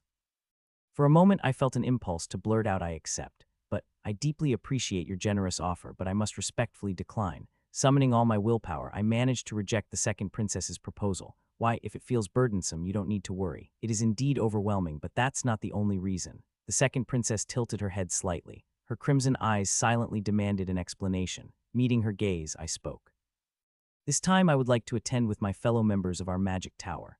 As I had mentioned, this imperial banquet was going to be a spectacular festival. With all the tower masters from the 12 towers expected to attend, that meant our tower master, Rania, would naturally want to be there as well. Rania wasn't fond of large gatherings, but if it was for the sake of the tower, she was willing to endure it. And if Rania was attending, then Arya, Zion, and my disciples would likely join as well. I wanted to be there with them. Without me, Rania would probably end up freezing in place. Despite her confident exterior, Arya was actually the type to get extremely nervous. She had a surprising tendency to isolate herself, making public appearances difficult for her. And Zion, attending an event like this for the first time, would undoubtedly feel out of place. So, I must respectfully decline the escort. "Are you certain?" "Yes, my apologies." I bowed my head in apology. For a mere magician to refuse an imperial lady's request, especially that of a princess, was an unforgivable breach of etiquette. To so bluntly reject the second princess's invitation. "How rude of you." The second princess trailed off, her gaze shifting downward. "Well, I suppose I'll have to settle for this scarf today." The black scarf I had wrapped around her white neck was still there. "It's fine." "I had a feeling you would say this. Now I'll just have to entrust this to someone boring." Hearing her grumble, I had nothing to say in my defense. By someone boring, she was undoubtedly referring to Sir Morian, the armored knight. "My apologies, it's fine. You couldn't possibly leave your tower master alone after all." Surprisingly, the second princess accepted my refusal without much resistance. I let out a silent sigh of relief. While I did feel bad for Lanya, the truth was that escorting the second princess was simply too overwhelming. People were already talking about me sharing a carriage with her during the neutrality conference. If I escorted her at the banquet as well, the rumors would become inescapable. But then, as disappointing as this is, I suppose I'll have to let you go for the first day. "Excuse me, the banquet isn't just one day, is it?" Her crimson eyes curved mischievously as she looked at me. "You weren't planning to refuse me on the second day as well, were you?" It was as if she had seen straight through me. Only then did I understand why she had let me go so easily. From the very beginning, I had been playing in the palm of her hand. I'm screwed. There was no escape. "You've done well, so I shall reward you." A reward? I absent-mindedly placed a hand over my chest. A gentle warmth pulsed from my heart. The memories of that day played over and over in my mind. Her white neck, her crimson eyes, the sweet breath, the rose, the hand that had grabbed my collar. This is bad. I was on the verge of completely falling for her. To be honest, if she weren't a princess, I would have already fallen. No, if I let my guard down for even a moment, I still might. It was a serious condition. But was it really a bad thing to fall for her? No, it absolutely is. I snapped back to my senses. No matter what happens, I must avoid the royal family. Shaking my head vigorously, I repeated this to myself. "What's with you all of a sudden?" Arya looked at me confused as I suddenly shook my head. "It's nothing. More importantly, how's the warming cabinet doing?" "It's still not selling well." I knew it. Hearing Arya's report, I clicked my tongue internally. While the warming cabinet was in high demand in the north, in the Empire, it had failed to gain popularity. Since the warming cabinet itself was rented for free, I didn't lose money on it. But our main product, let's be, wasn't selling well. It was no surprise. The Empire had too many competing drinks. The upper class drank gourmet coffee, while the middle class enjoyed instant coffee like Maxim. Nobles, accustomed to these drinks, simply ignored let's be. In the Empire's hierarchical culture, this was a major problem. Since the upper class rejected it, commoners had no interest in it either. If the elite didn't accept it, then no one else would. Additionally, the Empire's climate was warmer than the north, meaning warming cabinets were less necessary. I don't need to force something that won't sell, but I glanced at Arya. She was biting her nail, deep in thought. Though the upper class had rejected it, there were definitely people in the Empire who needed the warming cabinet. The fact that something with clear demand was being ignored frustrated her. She's working hard, so I should help. Once Arya set her mind to something, she couldn't let it go until she solved the problem. Maybe it's just because winter hasn't arrived yet. Arya, what if we host an arena event like we did for the popcorn promotion? Enough. Let's go watch a play instead. A play? Out of nowhere. You said you wanted to go last time. Oh right, I did. She had been so absorbed in work that she had completely forgot. She needed to clear her head. Ooh, senior, are you going to see a play? Can I come too? Zion, who had been watching a magic crystal advertisement, chimed in. He was handsome, but his lack of awareness was astounding.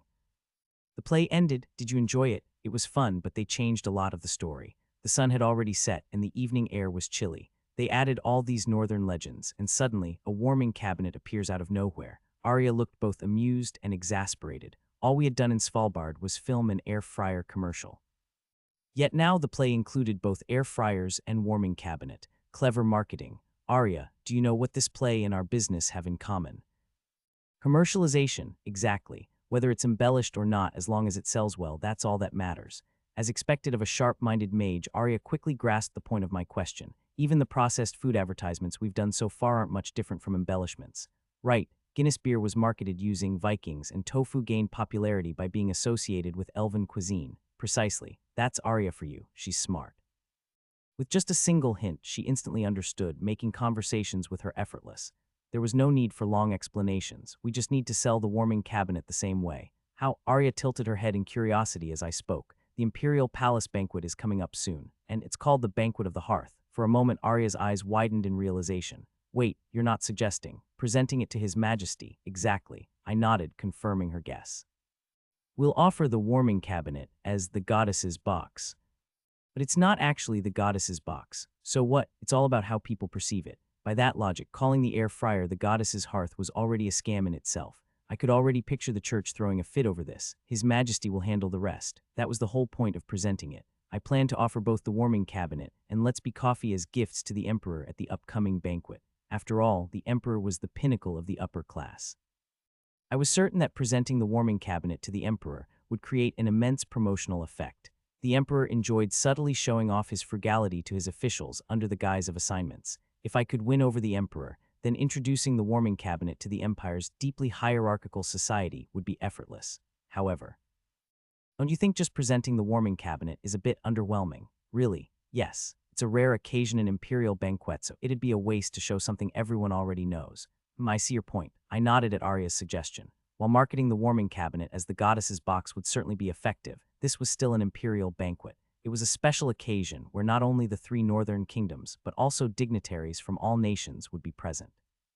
Who knew when another opportunity like this would arise? Simply showcasing the warming cabinet alone felt lackluster. I needed something that would firmly imprint the warming cabinet in everyone's minds. Something that would completely captivate the Emperor. Let's Be has already been used. At first, I considered using Let's Be, but I knew it wasn't enough. However, my dilemma didn't last long.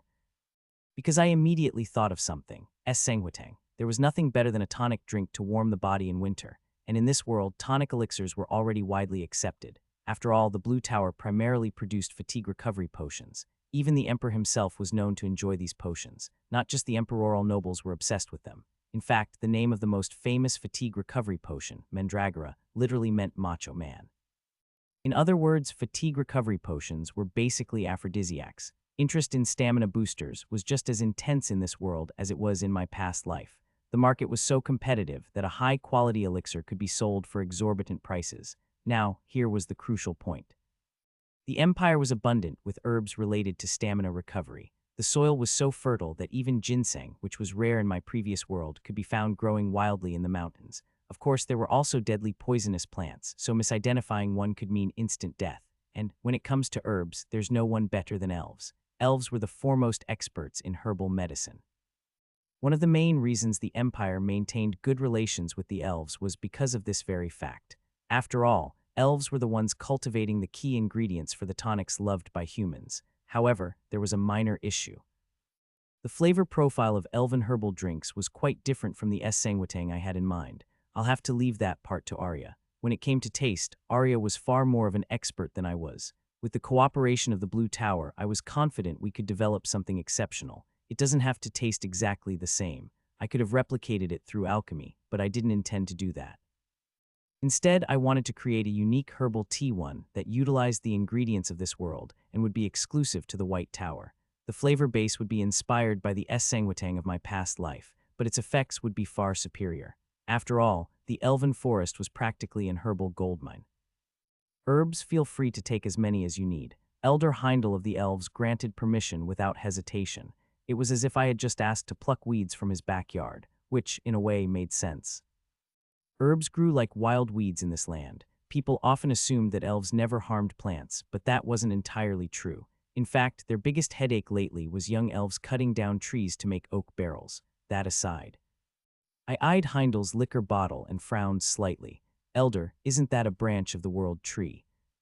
I merely performed a little pruning. The elder cleared his throat while swirling his brandy like liquor. Inside his bottle was a large branch, unmistakably from the world tree. I couldn't just discard my mother's branch, so I decided to preserve it this way. I see. Indeed. Apparently, cutting down trees wasn't just a problem among young elves. With the elves' cooperation secured, I sought out Isla, the Blue Tower's alchemy expert. Since the elves provided the ingredients, it only made sense to have the Blue Tower handle the production.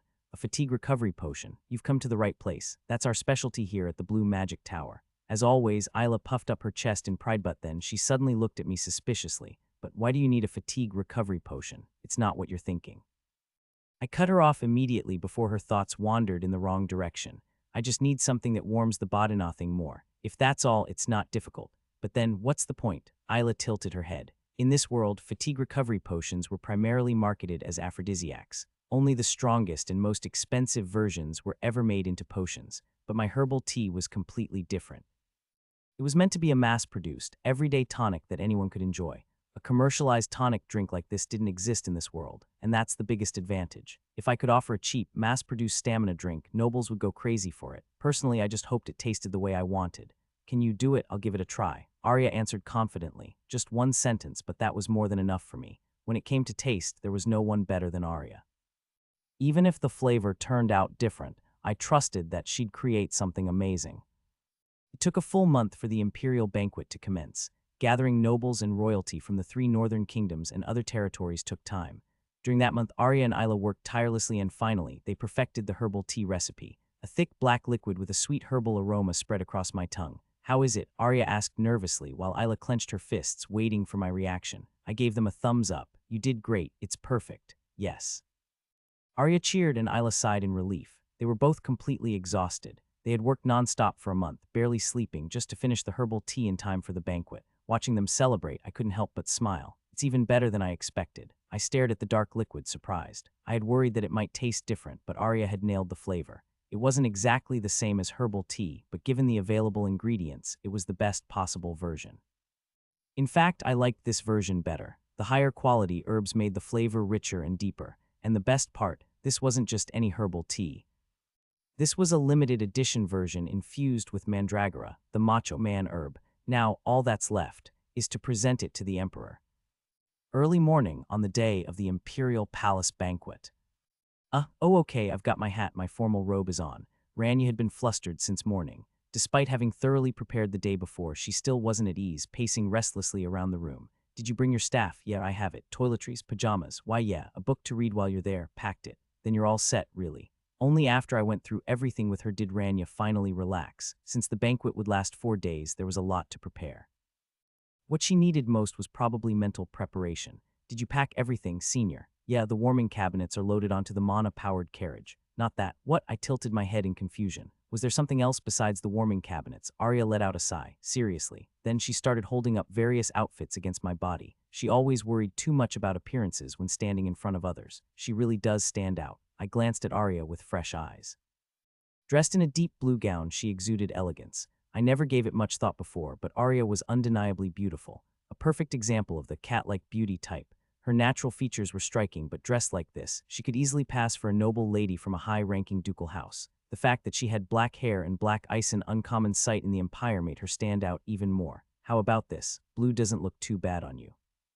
Oh yeah, it's nice. Arya continued, coordinating my outfit, completely unaware that I had been staring at her. As we made our way to the Imperial Palace, we engaged in casual conversation. For everyone except the Tower Master, this would be our first time attending a royal banquet. Tower Master, what's the banquet hall like? It's just huge. Dressed in a white robe, Rania spread her arms wide as if to emphasize the size. She was as adorable as ever. She would look great in a dress, too. I had been secretly looking forward to seeing her in one, but since she had adamantly refused, I decided to let it go for now. Just attending the banquet was already a huge step for her. If I pushed her into wearing a dress as well, she might actually pass out. The Grand Duke of Samar is attending too. Really, that's impressive. Arya's words caught me off guard. Samar, the land of coffee, and the Grand Duke of Samar, their leader, was infamous for never making public appearances. I had met his daughter a few times, but I had yet to see the Grand Duke himself, with the 12 Tower Masters, Northern royalty, and even the Grand Duke attending. This banquet was shaping up to be quite the spectacle. Sion, everything ready. Yes, the tribute has been securely packed in the warming cabinets. We have plenty of stock. Good. Let's go. After receiving Zion's confirmation, I stepped out of the Mana carriage. Before I knew it, we had arrived at the Imperial Palace. Now, all that was left was to serve the Emperor a warm, revitalizing drink. Time to introduce him to S-Sanguitang. The crisp autumn breeze rustled the golden leaves as dozens of magical carriages arrived at the Imperial Palace gates. Inside each carriage sat dignitaries from across the continent, all having received an imperial invitation. The spacious imperial courtyard was packed with countless magical carriages, all waiting in line. The vast crowd bustled about. Among them were nobles from Arendelle, Lyonia, and Drum, 3 northern kingdoms, as well as aristocrats from Urin, the alchemist nation, and even dark-skinned Sumerians.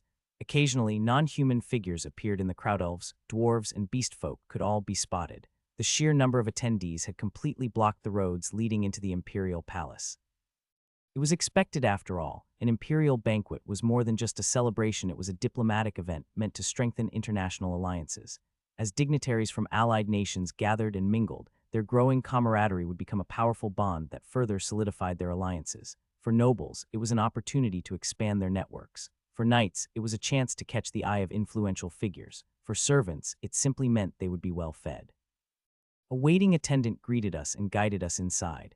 Through a special corridor designated for distinguished guests, we were led toward the grand banquet hall. Wow, there are so many people here. Zion gawked at the splendor of the Imperial Palace, clearly overwhelmed by his first visit. Stop staring, it's embarrassing. Even Arya, who usually remained composed, scolded him, which said a lot.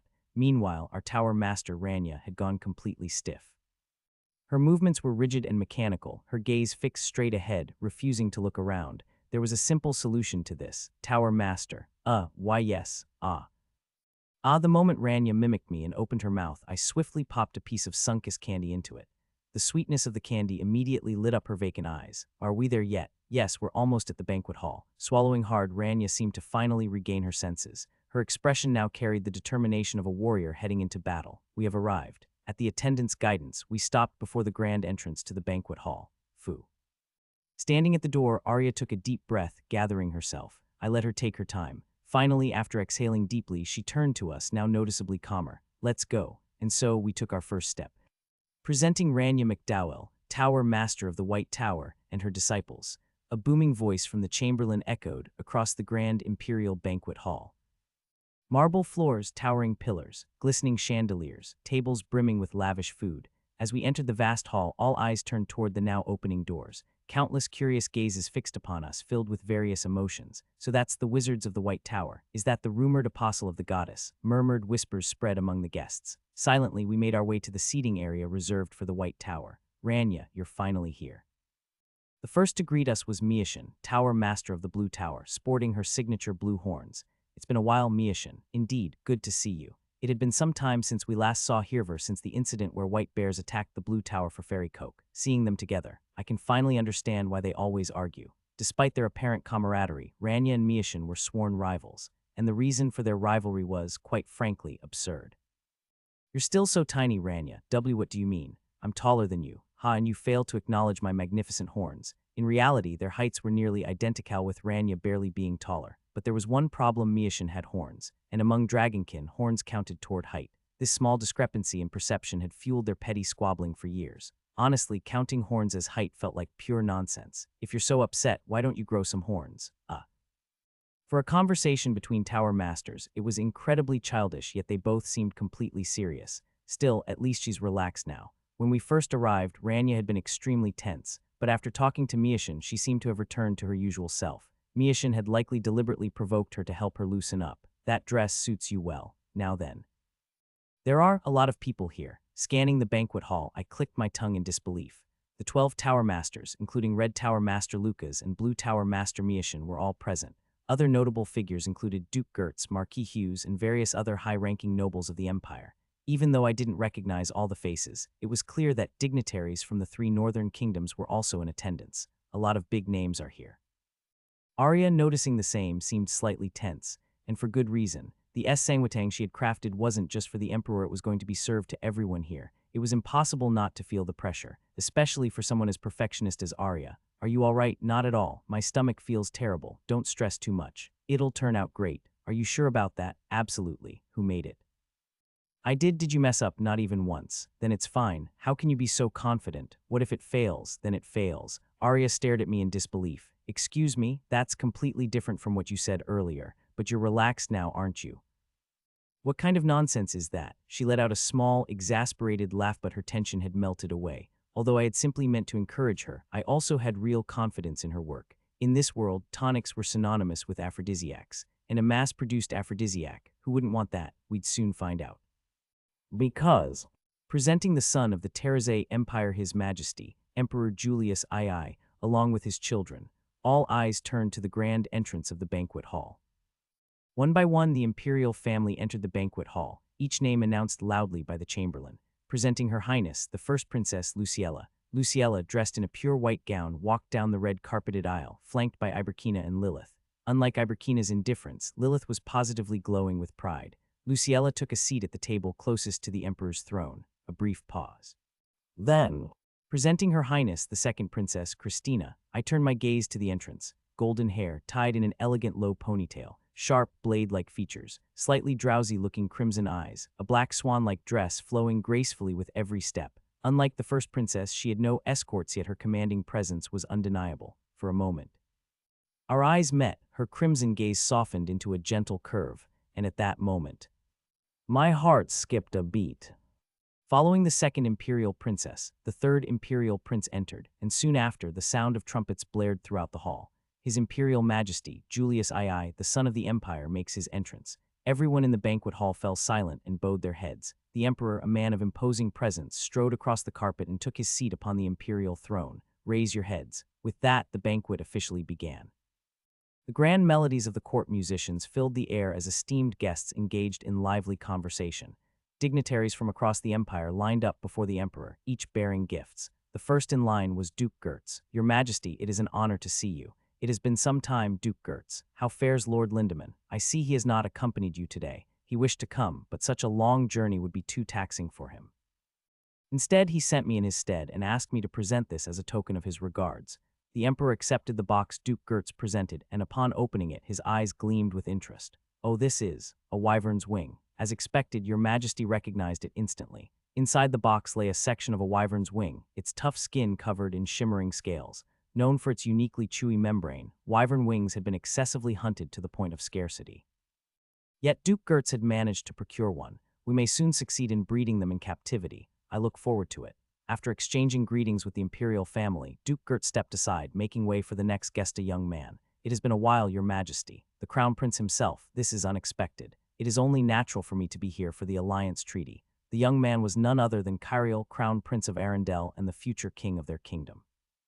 After exchanging friendly pleasantries with the Emperor, Kyriel, like Duke Gertz, presented his gift and withdrew. The procession of esteemed guests continued. Though the wyvern wing had been an impressive offering, nothing else stood out as particularly remarkable. And then it was our turn.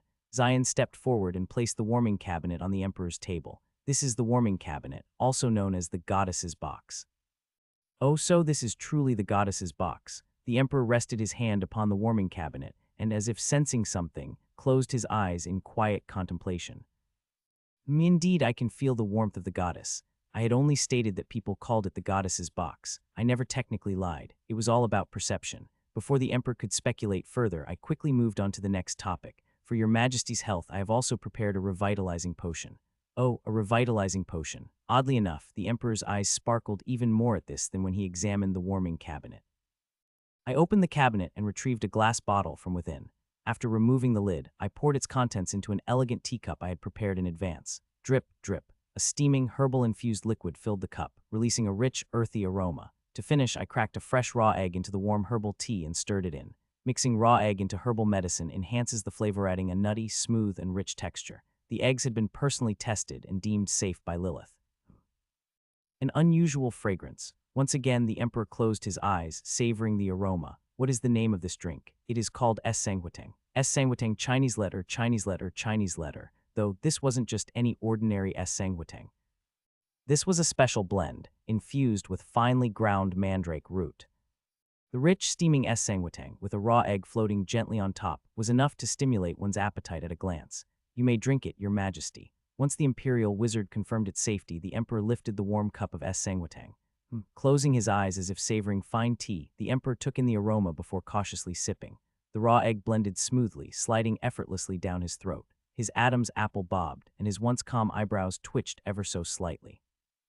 The emperor stiffened in surprise, alarming the imperial wizard standing beside him. Your Majesty, are you all right? Without answering, the emperor took another sip.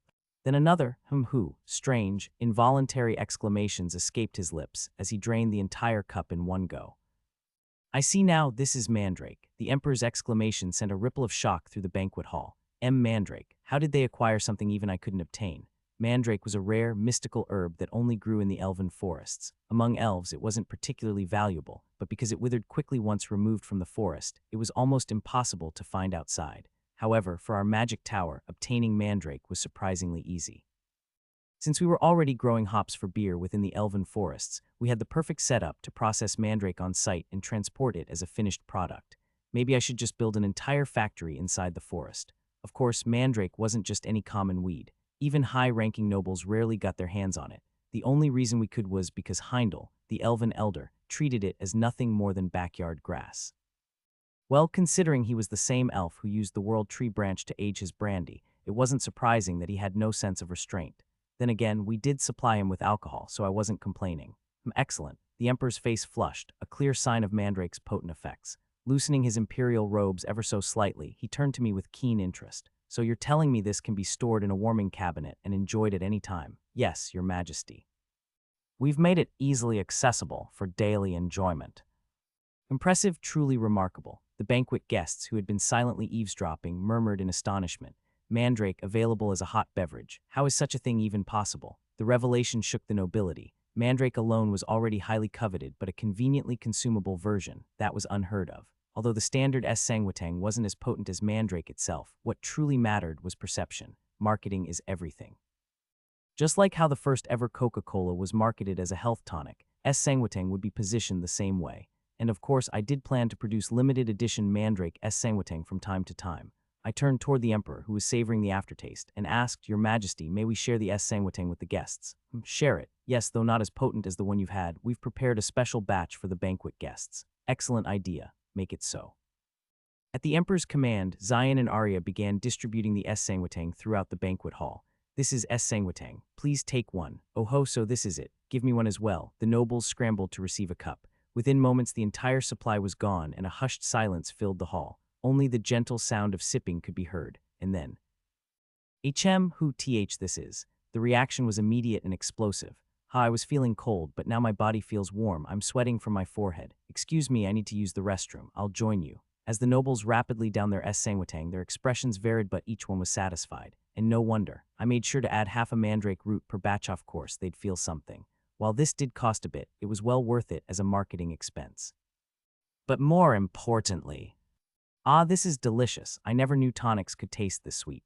The subtle, honeyed taste of sanguitang completely captivated them. Traditional potions focused purely on efficacy, making them bitter and astringent. This is something even I can drink. If you told me this was just a regular beverage, I'd believe it. To the nobles, who had always viewed tonics as medicinal, the delicious taste of sanguitang was a revelation. It was both healthy and enjoyable. Who wouldn't want it? Zion was already being pestered by nobles asking for seconds. Yuri, this is a massive hit, isn't it? Yes, it is. I smiled, nodding at Lanya's excitement. The guests here weren't just random nobles, they were high-ranking representatives from various nations. Leaving a strong impression on them meant sanguitang's massive success was all but guaranteed. Simply put, this is a huge success. Yes, Ranya awkwardly pumped her fist into the air, and rightly, Sathai's success was on an entirely different scale than anything before. We hadn't just introduced sanguitang to the Empire, we'd marketed it across all allied nations in one stroke. Told you it would work. Arya clenched her fists tightly, still in disbelief. had the outcome exceeded even her expectations, just as I was about to pat her shoulder. Kwah, with a high-pitched squeal, Arya suddenly threw herself into my arms. Startled for a moment, I then chuckled and held her close in return. Yuri, and me too, of course. Rania joined in, wrapping her arms around us as we celebrated our victory together. This was the moment Sangwatang made its debut in this world. The imperial banquet was meant to honor the goddess of the hearth, known as Hestia. Traditionally, small hearths would have been placed throughout the banquet hall, but not this time. Instead, the air was filled with the warm hum of air fryers. It was an unprecedented sight in imperial banquet where air fryers had replaced the sacred hearths. Yet at its core, the festival still honored the hearth goddess. Perhaps that was why. Are you Yuri Grail? I've heard so much about you. You're the apostle of the goddess, correct? Ah, yes, can you really hear Hestia's voice? I found myself surrounded by countless nobles, all eagerly questioning me. Somehow, the rumor that I was the apostle of the goddess had become widely accepted as truth, especially among the northern nobles, who seemed to have some strange fantasy about me. Most of them were young noblewomen of marriageable age. And so I found myself trapped in a tiresome cycle of unwanted conversation, questions about my age and preferences, party invitations, requests for a dance. It was impossible to escape, just as my mental exhaustion was reaching its limit. The crowd suddenly parted, like the Red Sea splitting before Moses, and at the end of that cleared path, approaching with graceful authority, was second Princess Christina. I'll invite you to our Britain territory. At the next party we can. The woman chattering in front of me didn't even notice Christina approaching from behind. Why is everyone confused by the way people around us suddenly backed away? She turned around and instantly froze in place. Blood-red eyes were staring down at her. He's with me, and my apologies. Her face went pale and she scurried away as if she had seen a ghost. I clicked my tongue at the sight. She really looked like she had just seen something terrifying. In an instant, all the nobles around me scattered like the tide receding from shore. So this is what it means to be royalty. I was impressed in a way and bowed my head slightly. You should learn how to turn people down more decisively. Otherwise, pests like that will keep clinging to you. I'll keep that in mind. I let out a wry smile. Dealing with people in a setting like this felt completely different. So what brings you here, Your Highness? Must I have a reason? No, of course not. Let's get some fresh air. Sounds good. I was already getting fed up with the crowd, so I followed the second princess out onto the terrace. The cool night breeze helped clear my head. Hugh, this is exhausting. It was my first time attending a royal banquet, and it was more mentally draining than I had expected. Every word spoken, every movement everything carried some sort of meaning. For someone like me, who wasn't used to this world, it was inevitable that fatigue would build up. If the second princess hadn't shown up, this would have been a long, grueling night. Here, drink this. I took the sangwatang she handed me, opened the lid, and drank it in one go. As warmth spread through my body, my fatigue seemed to melt away. Leaning against the railing, I gazed outside. Was this what they called the Festival of the Hearth? All across the vast imperial palace gardens, countless bonfires blazed, chasing away the darkness. The flickering flames thread yellow-blue were mesmerizing. As I watched them in silence, I suddenly asked, Your Highness, how are you so good at everything? You of all people ask me that. I don't know how it sounds, but I think I've just been lucky. All I ever did was recreate things from my past life, and even that was mostly with the help of others. Because I was simply bringing things back, they seemed impressive, but in truth, I wasn't particularly exceptional. That was why I didn't like standing in the spotlight. Being praised for things I didn't actually accomplish felt burdensome. Tonight made that feeling even more apparent. But the second princess, she was different. She was a true talent. I had only asked out of curiosity. That's a rather trivial thing to wonder about. Suddenly, she stepped forward and took my right hand in hers. Our fingers intertwined. Startled, I instinctively tried to pull away, but she gently pressed her palm against the back of my hand, keeping it in place. How does it feel? Feel. Confused, I belatedly realized what she meant. Her skin was soft, smooth, and cool to the touch. A truly delicate hand, but it wasn't just soft. There was something else. You have calluses from wielding a sword. I could smooth them out, but they would only come back again. A swan appears graceful, but beneath the surface, it is constantly paddling. The calluses on her palm were proof of her endless effort. To me, it looks like you've been working hard, too. Her crimson eyes locked onto my heart. Creating processed foods, running businesses, I had been constantly using illusion magic, more than anyone else. And the more I did, the more magic circles formed around my heart. 5 circles. For a 23-year-old, that was an extraordinary achievement. Even Arya, hailed as a genius, was only at the 4th circle. The second princess must have recognized my efforts through that. But my first circle was created by the Tower Master. Overjoyed at gaining her first disciple, my Tower Master personally engraved the foundation of my magic. And the 5th circle contains Your Highness's mana. Her magic had stabilized my incomplete 5th circle. Rania and Kristinami magic bore the imprints of their hands. It was hard to say that my accomplishments were solely my own. Looking at it this way, it feels like I haven't done anything from the start. Neither the processed foods nor my magic were entirely mine. The realization left a bitter taste in my mouth. Just then, a familiar rose scent filled the air. The second princess had moved in close. Her crimson eyes, as rich as spilled wine, gazed into mine. The distance was too intimate. Why, Your Highness? Then you just need to start creating your own beginnings. It was just a shift in distance, yet my breath hitched, and my body felt strangely hot. It must have been the sangwatang I had just drunk.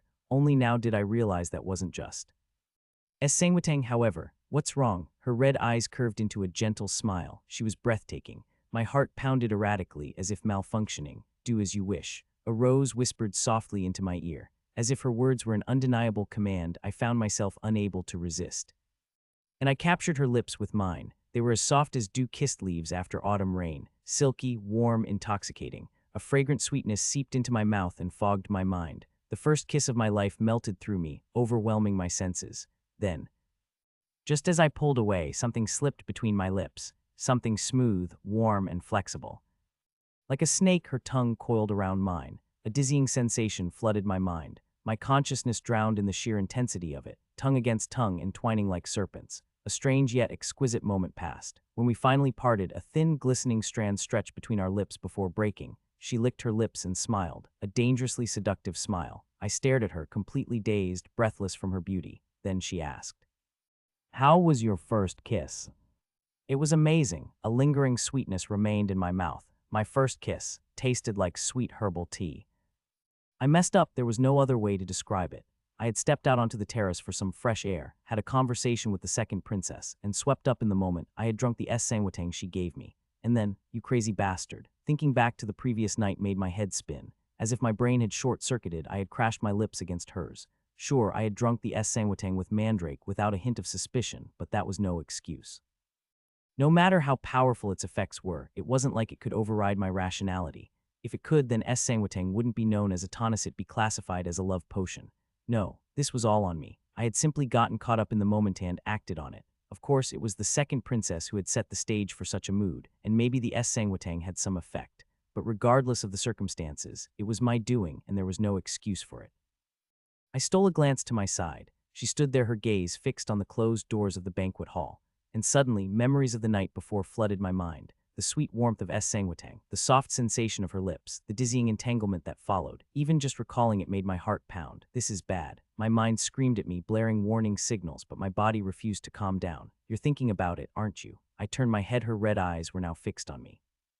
To be honest, yes. Then, without warning, she reached out and took my hand. Her fingers intertwined with mine, and the warmth of her palm seeped through my skin. Feeling better now. If anything, my heart pounded even harder, like a runaway train completely off the rails. But just as it seemed I was about to lose control again, a calm, soothing energy spread from my hand to my chest. It was her magic. Only then, as my mind settled, did I manage to lower my head and say. She gave me a small, knowing smile. I'll just collect my payment from last night tomorrow. She was impossible to keep up with. The moment I let my guard down, I'd find myself trapped in yet another impossible situation. And yet, after what happened, it was hard to say no to her. I'm an idiot. Why the hell did I do that? I mentally berated myself, forcing my thoughts back into order. If I let things slip further, I'd be swallowing a poisoned applean that would be the end of me. Then, in a low voice, she said something unexpected. It was also my first time. For a moment, I was at a loss for words, and before I could even process it, the doors of the banquet hall creaked open. Her Highness, Second Princess Christina, is entering. Let's go, she said, gently leading me forward by the hand. I matched her stride, stepping into the hall, and despite my best efforts, my heart was pounding all over again. For the rest of the banquet, I escorted the second princess. Thankfully, after the third day, she stopped attending, meaning my time in the public eye was limited to just 2 days. Under normal circumstances, those 2 days alone would have caused a massive stir. But not this time. Did you hear? Marquis Summernut has started courting a northern noblewoman. Oh, I did, from the Arden Kingdom, right? What energy he must have. Speaking of which, I heard Count Schultz is considering remarrying. What? At his age? Apparently, after drinking Mandrake Sangwatang, many nobles got caught up in the moment, leading to unexpected romances and rekindled passions. Compared to all that, my time escorting the second princess barely registered as newsworthy. They say history is made in banquet halls, and they weren't wrong. In the Empire, it was common for couples to sneak off into the gardens during grand banquets. Come to think of it, maybe that was why imperial gardens were so massive. The labyrinth-like designs weren't just for aesthetic appeal, probably served as a convenient way to avoid awkward encounters. Regardless, S. Sangwatang was a smashing success. After the first night, we began selling the remaining stock at a premium price. By the end of the 4-day banquet, we had made a substantial profit. There was even a minor scandal about someone stealing the emperor's private stash of S. Sangwatang, but I chose to stay out of it.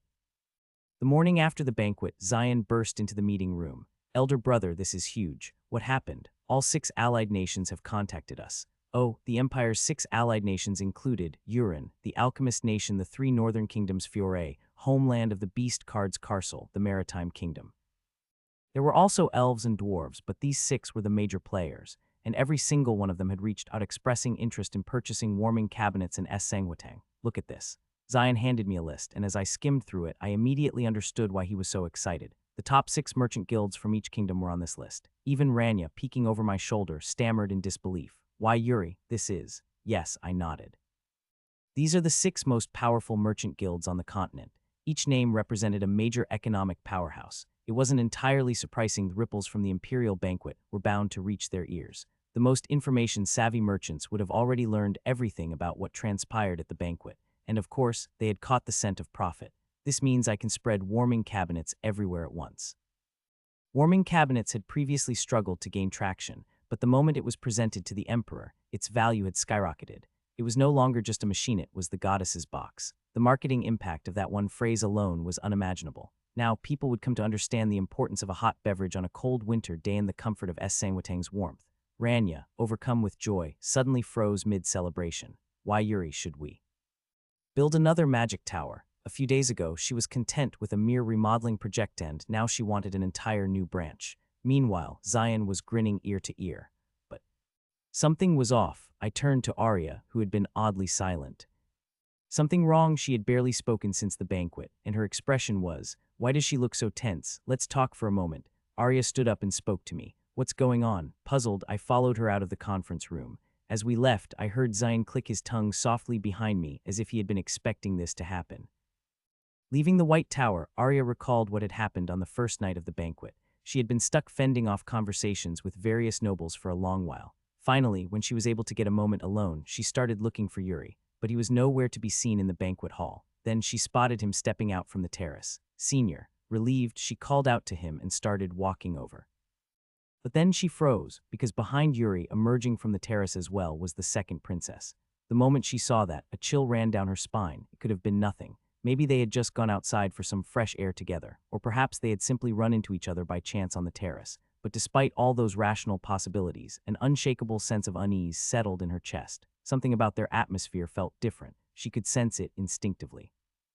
The distance between Yuri and the Princess Omion he had always been wary of had noticeably closed. She could have just asked, could have simply questioned why they had come out together. But she couldn't. She was afraid of what she might hear. After all, Yuri was someone who had never cared about romance. His mind had always been filled with processed foods and nothing else, so she dismissed it, convinced herself that she was just overthinking it.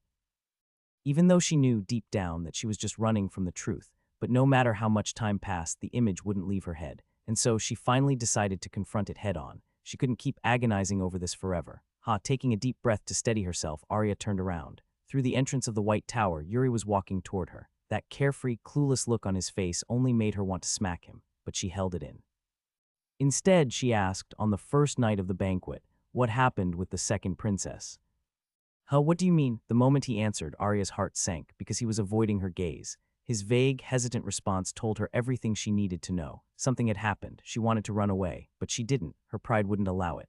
At the same time, she also couldn't bring herself to act like everything was normal, so she decided to end the conversation quickly and leave. But then, "No matter what happened, I have no intention of seeing the second princess again." At those unexpected words, Arya's eyes widened. "Wait, does that mean he knows I saw them?" Yuri felt a flicker of unease. Arya's reaction made it seem as though she had witnessed what had happened on the terrace. Otherwise, there was no reason for her to be acting so suspiciously, if she had seen.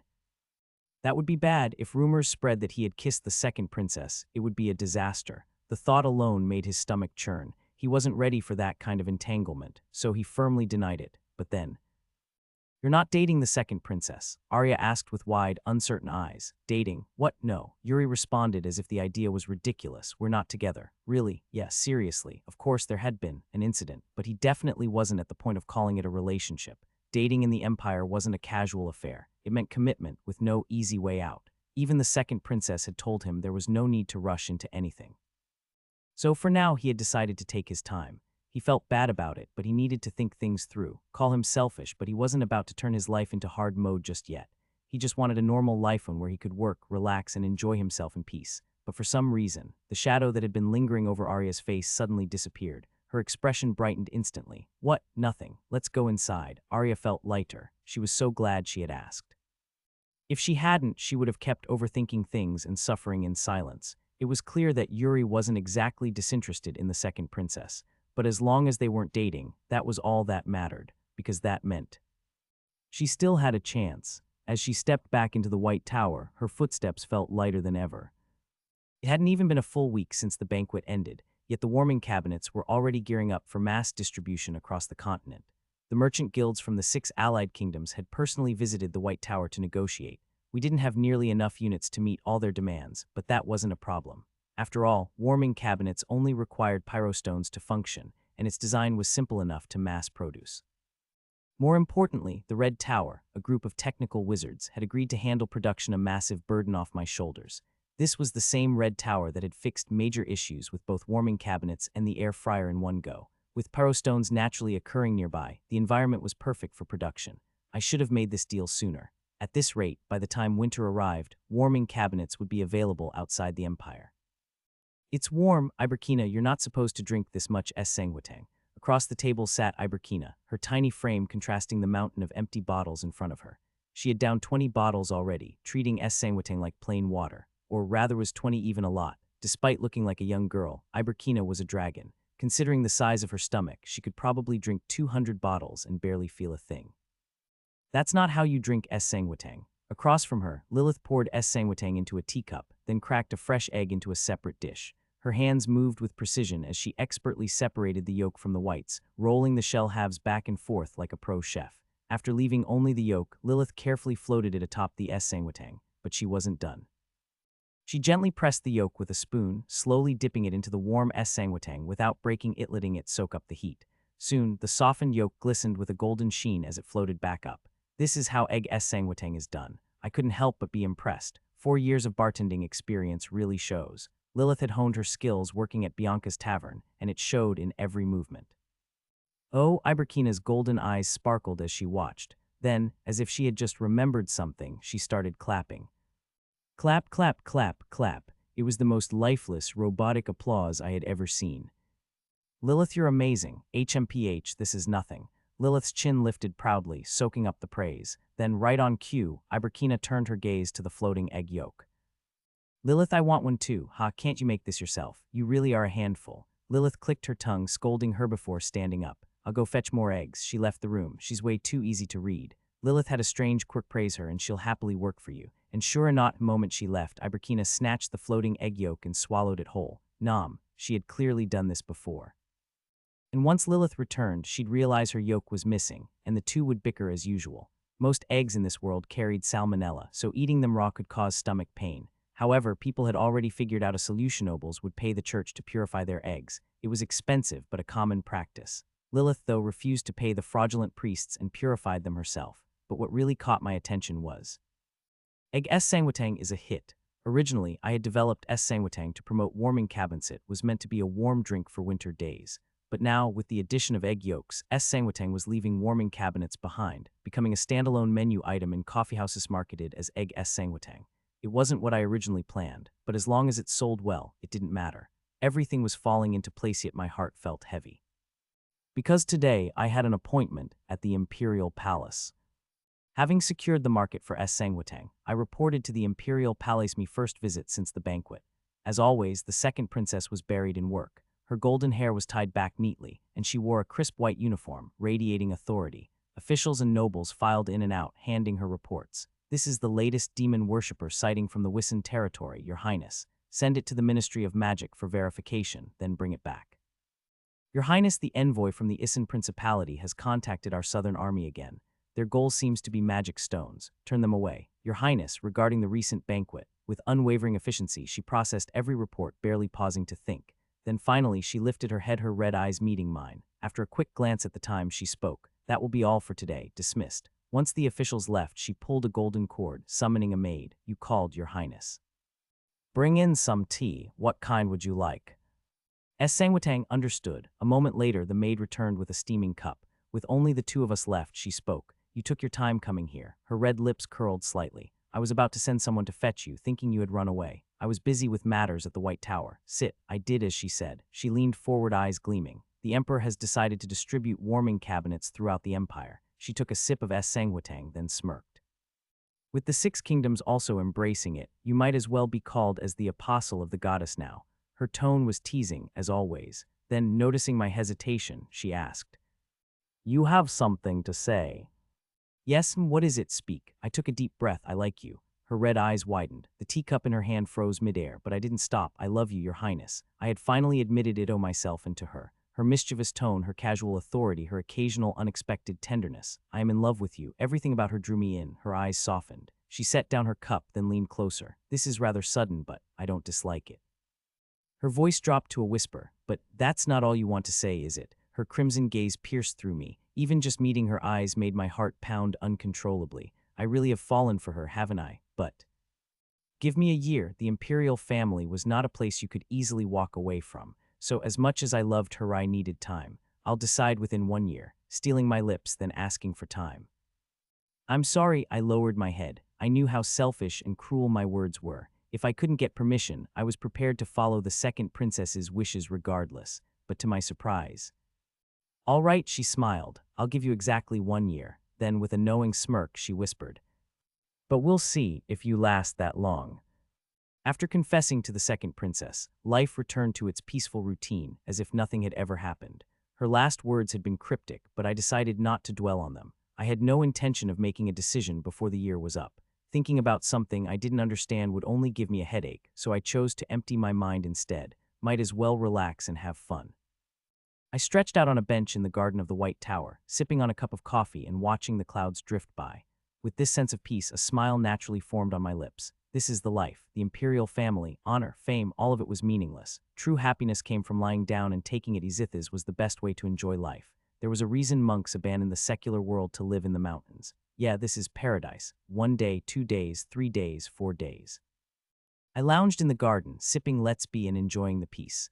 Whenever I got bored, I would watch the arena broadcasts on my crystal orb and time flew by. Boredom, that was something only amateurs struggled with. A true pro at life could find joy in doing nothing, and by that standard, I was practically a master. However, it's getting a bit cold. As autumn neared its end, the once cool breeze turned chilly. I had managed with thicker clothes, but even that was reaching its limit.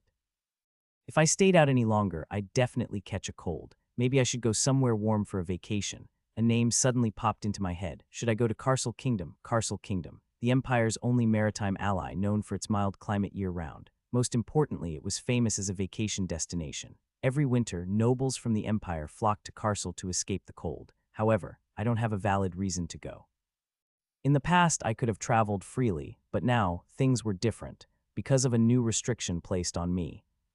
The nationally appointed talent system. Most countries in this world took measures to prevent their top talents from defecting to other nations, and the Empire was no exception.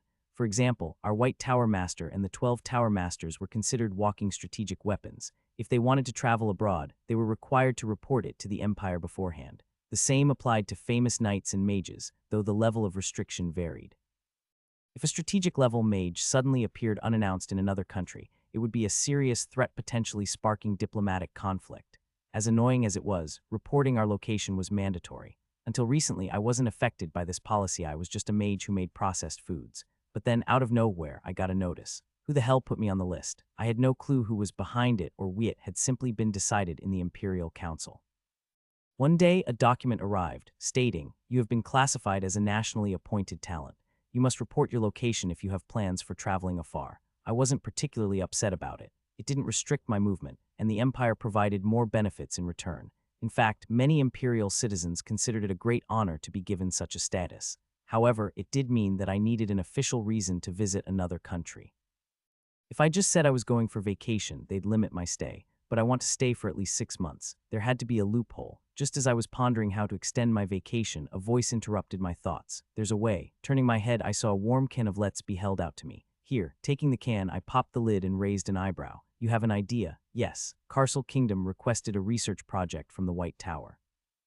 As she spoke, Arya pulled up a chair and sat beside me. Lately, she had been showing up around me a lot more. I wasn't sure why, but for now, I focused on her words. A research project. Yes, the White Tower gets a lot of development requests, right? Castle Kingdom sent one a while back. Now that you mention it, I do remember something like that. With the recent surge in processed food projects, I had forgotten about it. But yes, Castle had made a request. I usually didn't forget things like this, so if I had ignored it, that meant it must have been something ridiculous, sure. But the request is a bit tricky. How tricky? They want us to develop a processed food that symbolizes their guardian deity, the white dragon. The moment I heard it, I remembered. I had taken one look at the request and thrown it straight into the trash. The problem was, I really wanted to go to Castle for vacation, and a product development project was a perfectly valid reason for long-term residency. Dragon-shaped jelly? No, that's too risky. If I mess this up, a real dragon might tear me apart. After filtering out dangerous ideas, I was left with nothing. But there was no need to overthink it. If something was impossible, I just wouldn't do it. Hearing my plan, Arya blinked in disbelief. That would actually work, of course. When you're famous enough, even garbage becomes art. There was a carbonated milk drink that the Gold Tower had once tried to develop. Milky's, it was a fascinating idea, but the project had been shelved indefinitely. The reason? Milk supply issues. But now, the Gold Tower had perfected the formula, and I was going to use Milky's to pull off some modern art. First, I needed official approval to leave the country. And as it turned out, that was incredibly easy. Carbonated milk. This is exactly the drink I've been searching for. That was easy. The first princess, a self-proclaimed gourmet, was ecstatic after tasting Milky's. She loved unique ideas, which worked in my favor, and if she approved, my departure was practically guaranteed. After all, despite her demeanor, she held considerable influence in the imperial family. It's good, approved. Even Iberkina gave her seal of approval. Though considering Iberkina ate everything, I wasn't sure her opinion counted for much. However, heresy, this is heresy. Lilith was visibly horrified. This is not milk. I scratched my cheek. I didn't expect that reaction. She was acting like an Italian tasting Americano for the first time. Honestly, it made sense. Just as Italians saw adding water to coffee as a crime, Lilith saw adding carbonation to milk as blasphemy. She wasn't alone. Many Italians secretly drink Americano, but they won't admit it publicly. Likewise, Lilith couldn't accept Milky's. This is an abomination. But then the first princess whispered something in her ear. Lilith's eyes widened and she shuddered. Moments later, now that I think about it, the flavor is quite unique, not bad. Lilith, you're so indecisive. Shut up. With my departure secured, my Castle vacation was on track. Creating a processed food that evokes the white dragon was quite a daunting task. Even if it were possible, it wasn't the kind of idea that could be conceived in a day or two, at least not with my brain. In Chinese cuisine, they fillet and fry snapper, then call it a dragon. But that's not exactly processed food. The dish that came to mind wasn't processed food, and honestly, I lacked the culinary skills to pull off such a showy presentation. I was more comfortable with scissors than with a knife, after all. Therefore, this had to be approached from a purely artistic perspective. And as they say, art is all about presentation. Even the same content could elicit completely different reactions depending on how it was presented. In this context, the most essential person for my art was Iberkina. A white dragon and an ice dragon, aren't they basically the same thing? From a taxonomic perspective, they might differ, but to me, they looked the same. With that thought, a question popped into my head. Iberkina, is there a difference between white dragons and ice dragons? That's a rude question, my apologies. I couldn't tell which part was offensive, but evidently it pushed a button for Iberkina. Her normally emotionless voice now carried a tinge of feeling. When I quickly apologized, her expression softened. White dragons are inferior species, I see. Yes, lower beings. Since this was a highly subjective opinion, it seemed wise to take it with a grain of salt. From what I'd seen, Iberkina tended to speak only from her own perspective. So white dragons and ice dragons don't get along, huh? I understood the gist, but there were still things I wanted to know. Can you visually distinguish them? There are many differences. What kind of differences? Ice dragons are transparent silver, like white snow. White dragons are the color of dull clouds. It seemed impossible to differentiate them by color. By Iberkina's explanation, ice dragons were silver or white, while white dragons were more like cloudy white. Besides, Iberkina herself was almost pure white, making it hard to tell them apart with the naked eye. Are there any physical characteristics that set them apart? Of course, Iberkina smiled faintly, as if proud. Ice dragons have bigger and grander horns. Their tails are sleek and their scales are cold, so nothing helpful then. There might be minor differences, but I couldn't identify them. I had no idea what qualified as grand horns, and you couldn't feel the temperature of scales without touching them. For dragons, it might be easy to tell, but for humans, it was practically impossible. It was like asking an Asian who had never been to Europe to distinguish between a Frenchman and an Englishman. Or like picking out Fubao among a group of Pandasno, one could do it. This was precisely why I needed Iberkina. Iberkina, would you like to go on a vacation? Vacation? Yes, in Castle Kingdom there are hot springs and a variety of food. Suddenly, Iberkina's eyes lit up. Hot springs, food, those two keywords had captivated her. For Iberkina, whose life was a vacation, there was nothing more tempting than hot springs and cuisine. No matter how much food Castle had, it couldn't compete with the Empire, but still. Why are you staring at me like that? Lilith looked uneasy under Iberkina's intense gaze. I want to go to Castle Kingdom. If you want to go, then just go. Why are you telling me? Lilith's words might have sounded cold, but she was terrible at saying no. When Iberkina, with her tiny hands, tugged on Lilith's clothes, Lilith flinched and awkwardly agreed. HMPH, if you insist, I suppose I have no choice. I was thinking of taking a vacation anyway since the weather's getting cold. Lilith turned away, offering an elaborate excuse, but the answer was clear: she was coming along. For the record, vampires typically liked cooler weather. It seems like the number of people has increased a bit, but is that okay? I secretly hoped for a leisurely vacation alone, but I had to compromise with reality. Taking Iberkina along meant that Lilith would come along as a package deal.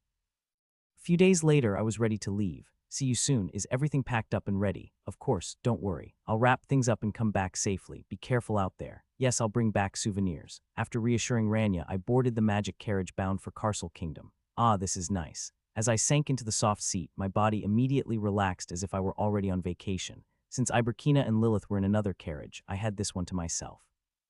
But just as I settled in for a nap, click, the door opened and someone got in. I blinked, then asked, "You're coming too?" "Of course I have to." "Were you planning to go alone?" The uninvited guest was Arya. When had she packed? Beneath her robe, she wore a white dress, her outfit perfectly suited for a vacation.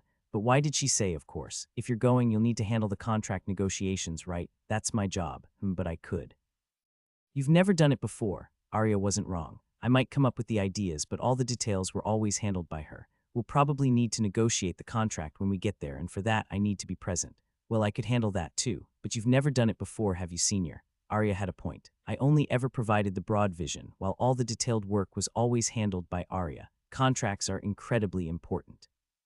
Do you realize how easily we could get scammed if something goes wrong? Contracts in this other world were a tricky business. If even a single unfair clause slipped through, there was no way to contest it later. That's why each magic tower had a dedicated team for handling contracts. Seeing my expression, Arya let out a soft sigh. You've never even considered it, have you? Honestly, I had been too focused on planning my vacation to think much about the contract details.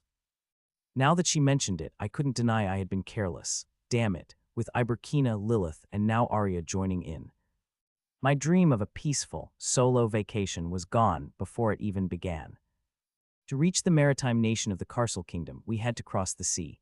Not too long ago, the waters had been overrun by pirates, a major headache for the Castle Kingdom. Haha, I've heard a lot about you from Dorian. You've got a fine look about you. A stocky, bearded man slapped my shoulder with a rough hand. I'm Igoric, the captain of this ship, a dwarven Viking, one bold enough to conquer the seas, and the reason why pirates had vanished from these waters. Those foolish enough to raid had ended up digging their own graves, provoking the fearsome Vikings. Leave it to me. I'll get you safely to Castle Kingdom. This Viking, introduced by Dorian, was the captain who would ferry us across the sea. His bronzed skin and muscular build gave him the look of a reliable seafarer. Haha, let's have a welcome beer party. Haha, watching him chug beer straight from the bottle before we even set sail was a bit unsettling. But since he was a dwarf, I decided to let it slide. Snore, at least until I found the captain passed out drunk, snoring in the middle of the ocean. The dwarf crew could handle manual labor, but they were utterly clueless when it came to navigation. Haha, don't worry, we're on course. Snore. Every time the captain woke up, he'd let out a boisterous laugh and assure us we were fine. Damn it, but what else could I do? We were already stranded at sea. Senior, are you sure this is okay? It's unsettling. I'm hungry. Arya looked uneasy, clutching the railing while Lilith trembled. Meanwhile, Iberkina seemed as unbothered as ever. It'll be fine. I decided to just empty my mind. Surely Dorian wouldn't introduce us to an incompetent captain, right? Surely not. Then, out of nowhere, the clear sky darkened, clouds gathering ominously. The captain, who had been napping at the helm, opened his eyes. That can't be right. He kept tilting his head, staring at the sky. An uncomfortable feeling crept over me. Is something wrong? We were definitely on course, but something's not right. What? It seems we've sailed into the White Dragon's territory. Excuse me? Strange. This wasn't the route. Did the currents change? The captain spoke so nonchalantly, as if getting lost was no big deal. This was the veteran Dorian had recommended. Turn the ship around. At the captain's command, the dwarves scrambled across the deck. Hold on tight. With a sharp spin of the wheel, the ship veered hard, the deck tilting beneath our feet. It was an impressive maneuver, showcasing his experience. But it was too late. Boom! The gentle breeze turned into a raging gale, and lightning crackled across the darkened sky. And then, oh my, every single person on board stared at the sky, their jaws dropping. You dare enter my territory? You've got some nerve. A majestic white dragon emerged from beyond the clouds, its colossal form towering over the ship. The guardian deity of the Carcel Kingdom, the master of the Dark Sea, the white dragon Orca, was nearly a 5,000-year-old white dragon. Her daily life consisted of lazing around in her lair until one day she spotted a ship passing near her waters. There were dozens of human ships crossing the sea daily, so there was no particular reason to pay attention. But this ship, for some reason, caught her eye. And with good reason. There was a creature on board that should not have been on the sea. A dwarf, Orca, thinking she might be mistaken, blinked and stared at the ship several times. But sure enough, the ones rowing vigorously were the short and stout dwarves. Why are the beings of the earth out at sea? Dwarves were the people of the earth, born on land and dying on land. They never ventured to the sea because one cannot build forges on water. Yet here they were, crossing the sea, rowing with all their might.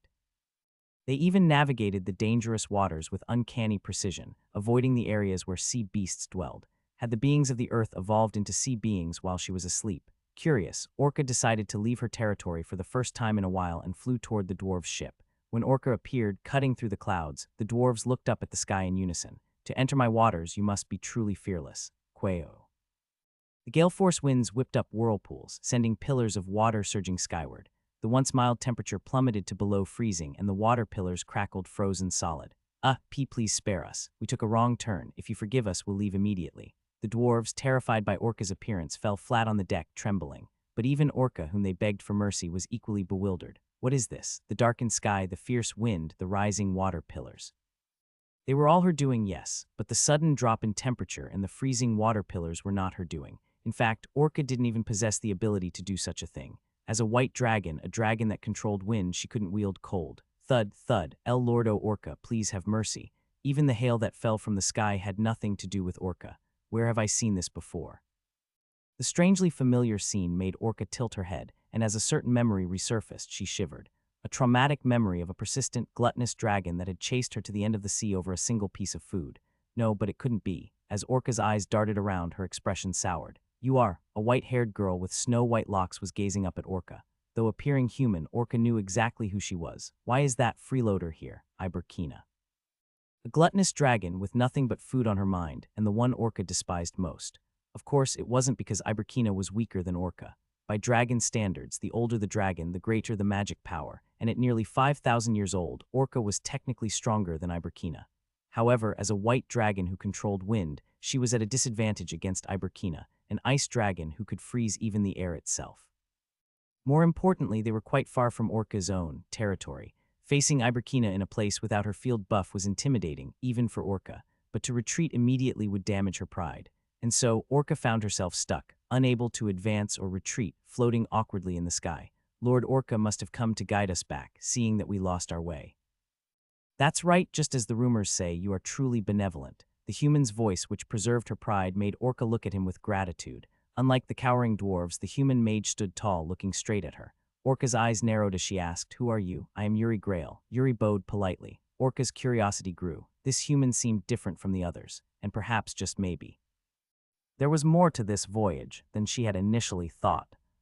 Yuri bowed his head respectfully. While the dwarves trembled in fear, I saw this unexpected appearance of the white dragon as a golden opportunity. Why was I going to Carcel Kingdom in the first place? Their request had been for me to create a processed food that could evoke the image of the white dragon, and now a white dragon had appeared right before me. Moreover, Orca seemed to be wary of Iberkina. This presented numerous possibilities. Lady Iberkina, please calm down. Lord Orca means no harm. Iberkina had adopted the stance of a cat with its fur bristled, ready to pounce. She wasn't in a state where mere words could calm her. Thankfully, I had come prepared. I took out some chocolates and gently fed them to Iberkina one by one. Nom nom. Even while glaring at Orca, Iberkina's mouth opened automatically, accepting the chocolates. Lilith, could you help feed her as well? Understood. Lilith took over, unwrapping chocolates and popping them into Iberkina's mouth. The freezing temperature around us gradually returned to a cool, comfortable breeze. With Iberkina calmed down, I turned my attention back to Orca. Lord Orca, I have brought a beverage just for you. A beverage for me? Yes, I was on my way to deliver it to Castle Kingdom, where they requested a product that evokes you. At my signal, Arya quickly retrieved the Milkies from the ship's hold. It's called Milkies. It took 3 years to perfect. Of course, Milkies was never intended for Orca. It was a beverage that the Gold Tower had been researching, which I helped complete. I merely retrofitted its purpose to suit Castle Kingdom's request. Unaware of the truth, Orca interpreted my words as if the drink had been developed over 3 years specifically for her. The white-haired girl who now stood on the deck was Orca in human form. She looked younger than Iberkina, with an elegant appearance, but her movements were hesitant, showing she was still wary of Iberkina. Meanwhile, Nom nom, Iberkina, still watching Orca closely, continued to automatically eat the chocolates that Lilith offered. She resembled a cat, still hissing, yet unable to resist the lure of a treat. So this drink is supposed to remind people of me. Exactly. Orca tilted her head, clearly uncertain how Milkies had anything to do with her. Honestly, I didn't know either. Would you mind holding this cup? Sure. With curiosity in her eyes, Orca accepted the cup. I poured the Milkies and the milky white drink filled the glass. The white color represents your species, the white dragons. But it's not exactly pure white, is it? Ah, well, that's because it represents the wind. The wind, yes. At first glance, it appears white, but within it embodies the transparency and freedom of the wind. I kept a serious expression, and Orca seemed moved, even if she didn't fully understand. Of course, even I didn't fully understand what I was saying. But words were malleable. A nose ring when hung on the nose, an ear ring when hung on the ear. The trick lay in assigning meaning to meaninglessness and pushing forward with confidence. That was the essence of modern art. I see. I don't fully understand human philosophy, but it's impressive. Orca's confusion turned into a look of awe, likely swayed by my serious demeanor. She probably had no clue what I was saying, but the idea that I had spent 3 years creating a beverage just for her clearly pleased her. She closed her eyes, savoring the Milkies, and asked. When Milkies touched her lips, she nodded approvingly. Human, is there something you want? If you could spread the word about Milkies in Castle Kingdom, that would be more than enough. You are truly a good human. Orca nodded with a moved expression. Very well, I'll do that. Her expression said she would absolutely keep her promise. After saying she would visit me again someday, she vanished, as soon as Orca left. The dark clouds parted, and the fierce wind died down, as if the storm had been nothing but a lie. The dwarves, who had been cowering, finally stood up and started steering the ship. I can't believe that actually worked. Arya looked at me with an incredulous expression, but I didn't respond. To be honest, I hadn't been entirely sure it would work either. Thankfully, Orca turned out to be a gullible dragon, and so by the time we reached Castle Kingdom, the locals welcomed us. Indeed, this smoothness and fizzy carbonation, it embodies the spirit of the white dragon. My experiment with modern art had succeeded, even in this fantastical otherworld. Indeed, this truly has the tastes of the white dragon. This fizzy sensation is reminiscent of a fierce gale. Art can truly be terrifying. The nobles of the Castle Kingdom assigned meanings to Milkies that even I didn't know existed, trying their best to associate it with the white dragon. Their expressions and descriptions were so convincing that even those who initially wore confused looks began to nod in agreement. If you couldn't understand it, you'd simply get swept up by the atmosphere and find yourself nodding along. It felt like I finally understood why modern art came into existence. After all, with Orca herself acknowledging it, who among the nobles would dare raise an objection? Of course, there were still a few who hesitated, their faces filled with confusion, but the following scene made them all fall silent. A dragon. Gasp. Outside the window, far in the vast sky, a dragon was soaring. One of the nobles, watching in awe, tilted his head in confusion. The white dragon? No, but the color looks a bit silvery. It is the white dragon. The white dragon. Oh my. At my declaration, the nobles finally realized the dragon's identity, and gasps of shock filled the room. The previously doubtful noble abandoned his suspicions, joining in the chorus of astonishment. For many, it was their first time witnessing a dragon in person. They had no ability to discern whether it was a white dragon or an ice dragon. Even if they did possess the knowledge, the distance was too far, and the event happened in the blink of an eye. The dragon appeared and vanished beyond the clouds almost immediately. but that brief sighting was enough to dispel any doubts about. Milky's the white dragon. This is an omen of good fortune. The king of Carsel rose from his seat, exclaiming. His amazement naturally transitioned into praise for Milky's. Indeed, this drink splendidly embodies the very essence of the white dragon. When it comes to anything, presentation and storytelling are everything. With both elements perfectly aligned, Milky's earned the recognition of the king of Carsel. A dragon out of nowhere. We were really lucky. Indeed. Nom nom. Arya expressed her amazement. I nodded, and Iberkina continued to gnaw enthusiastically on a chicken leg. Do you think it was Orca? Who knows? It's not like Orca is the only white dragon around. Ah, but that wasn't the white dragon. It was KMMPH. I quickly stuffed Milky's into Lilith's mouth as she shrugged and tried to show off her knowledge. Lilith, what were you saying? She was saying it might not have been Orca. No, it wasn't the white dragon. I cut off Lilith's protest by pressing another Milky's to her lips. She squirmed, trying to pull the bottle away. Arya, momentarily puzzled by our antics, decided to change the topic. Anyway, now that the contract is all settled, we can finally enjoy ourselves. The Milky's contract had been finalized without a hitch. Not only did Orca leave a subtle message for the king, but the mysterious dragon that appeared during the Milky's tasting also left a lasting impression on the officials of the Carsel Kingdom. And that same dragon was now sitting next to me, enthusiastically devouring street food. Nom nom, she really can eat anything, huh? Watching Iberkina happily munching on fried scorpions, I couldn't help but marvel. As expected of a resort destination, the streets of the Carsel Kingdom were filled with food stalls, and we were having a blast sampling the local delicacies. Here, try this. Isn't it good? Yeah, it's sweet and delicious. I nodded as I bit into the fruit Arya handed me. It was a sweet, blueberry-like fruit with a satisfying crunch due to its large size. This fruit could work well in a beverage, too. As we explored and tasted new ingredients, Arya meticulously took notes in her little notebook, not letting a single detail slip by. What's this fruit called? It's called a pepple. It only grows in the southern regions of Carsel. Arya always seized any opportunity for self-improvement. Whether it was magic or culinary studies, her meticulous nature never wavered, not even on vacation. Speaking of which, should we head back and make some ramen? You already want to go back and rest. Arya saw right through my not-so-subtle suggestion. I mean, we hadn't been out for very long. But honestly, I came here to relax, not to go sightseeing, and more importantly. It's time for the hot springs. Carsel Kingdom was famous for its hot springs, and as honored guests, our accommodation featured a stunning open-air bath. The main reason I came all the way to Carsel Kingdom for a vacation was because of this hot spring. How long has it been since I last visited a hot spring? Just imagining myself soaking in the steamy waters made my heart race. You're such an old man. Arya clicked her tongue at my excitement. Still, she finished jotting down her notes and tucked the notebook away. Wait for me, I'm coming too. You don't really have to. It's fine. If I let you go alone, you'll just get lost again. I wasn't great with directions, especially in new cities. I needed to walk around a few times before I could remember the paths. On the other hand, Arya seemed to have a mental map of every place she visited. It was amazing how quickly she memorized the streets, making it much more convenient to have her around.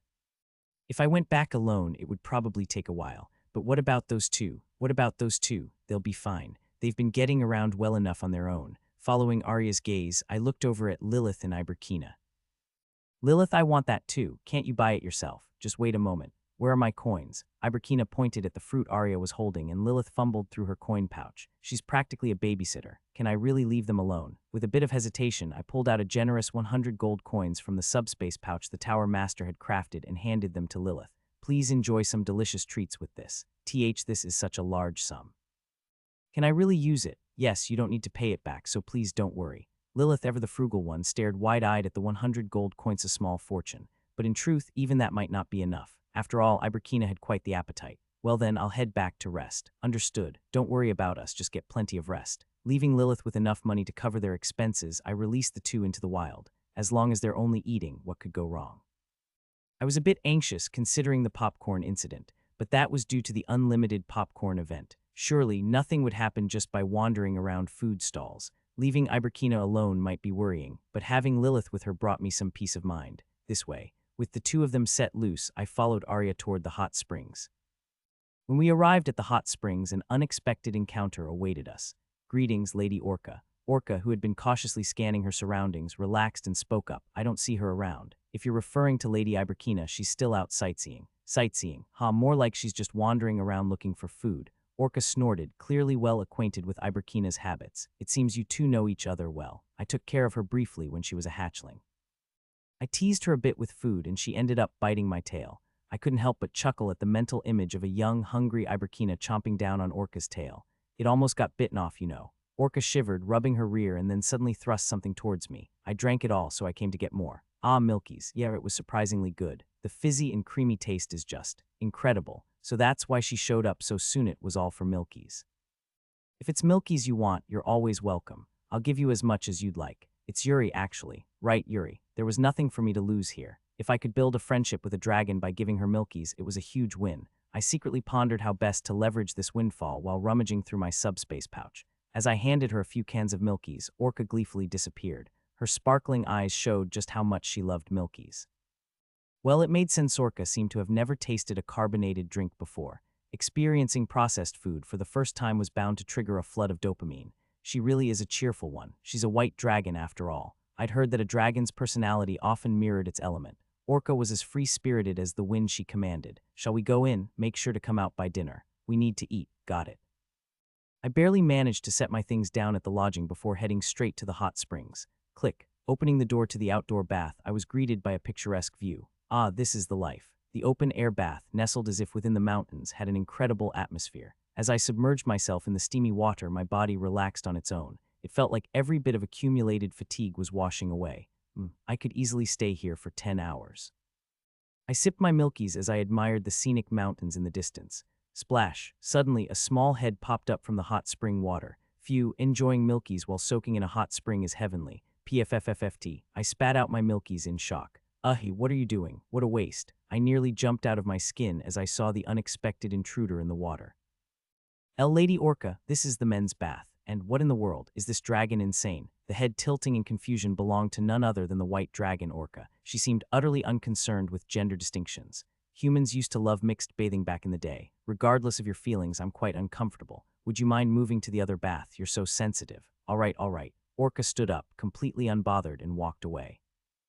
I kept my head turned, staring at the distant mountains until she was fully gone. Phew, that scared me. Though my racing heart eventually calmed down, Orca's fleeting silhouette behind the steam lingered in my mind. In the end, I couldn't stay long and left the hot springs. When I entered the room, already drying my hair, Arya gave me a curious look. You're out earlier than I thought. Something came up. What happened? Nothing, really. I couldn't bring myself to admit I'd accidentally shared a bath with a dragon, so I brushed it off.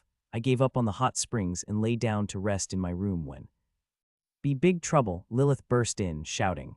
Iberkina followed closely behind, looking just as flustered.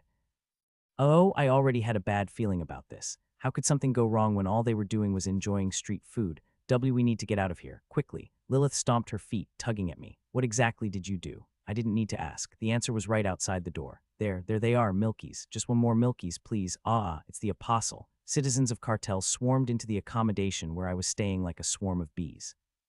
It's the Apostle, he's really here. Apostle, is it true you created Milky's? The sudden flood of people left me bewildered, but I had no time to process it. If this kept up, I'd be crushed by the crowd instead of getting any rest. I glanced out the window. The main street was packed with citizens of the Carcel Kingdom. The hallway is completely filled with people. What should we do? Arya, who had just checked outside, asked with a worried expression. I responded calmly, we fly. Pardon, quickly. Understood. At my urgent tone, Arya hesitated for a moment, but then took off into the air using flight magic, with me clinging to her back. Tusk, can't you fly on your own? Can I? Who said I can't?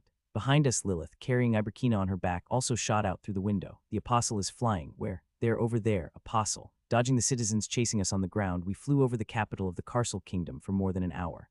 After a nerve-wracking chase, we finally landed on a quiet beach a bit away from the capital. Luckily, no one recognized us, and I managed to secure a lodging, finally allowing myself to relax. That was close. I almost got caught. I had experienced this before in the Principality of Uranons captured by their citizens. There would be no escape for the entire day. If I was unlucky, it could even take a month before things calmed down. It was supposed to be a peaceful overseas trip, but I could have ended up wasting a whole month doing nothing. That's why I had planned to keep a low profile, staying quietly at the hot springs. What on earth happened? Well. Lilith, who had been glued to the wall, glancing at me anxiously, finally stuttered out an answer.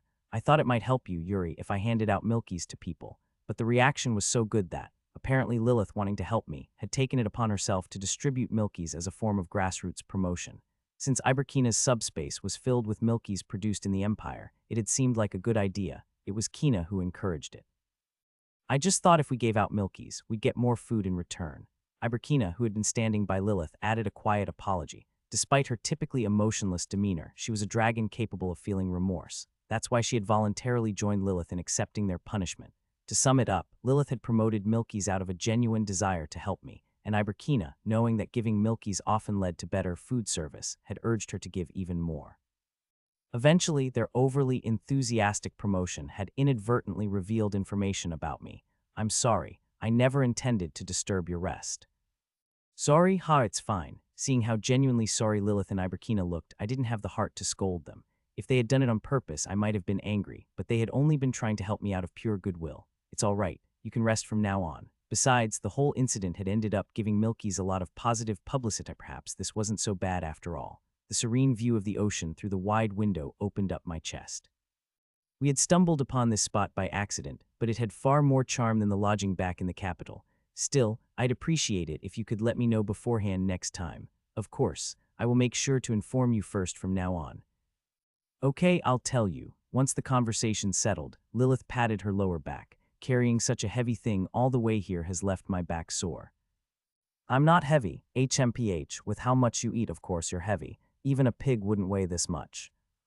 Let go of me. With a pouty face, Iberkina bit down on Lilith's hand and clung to her. Seeing the two of them start to squabble, I couldn't help but chuckle. There had been some twists and turns, but now, at last, I could truly relax.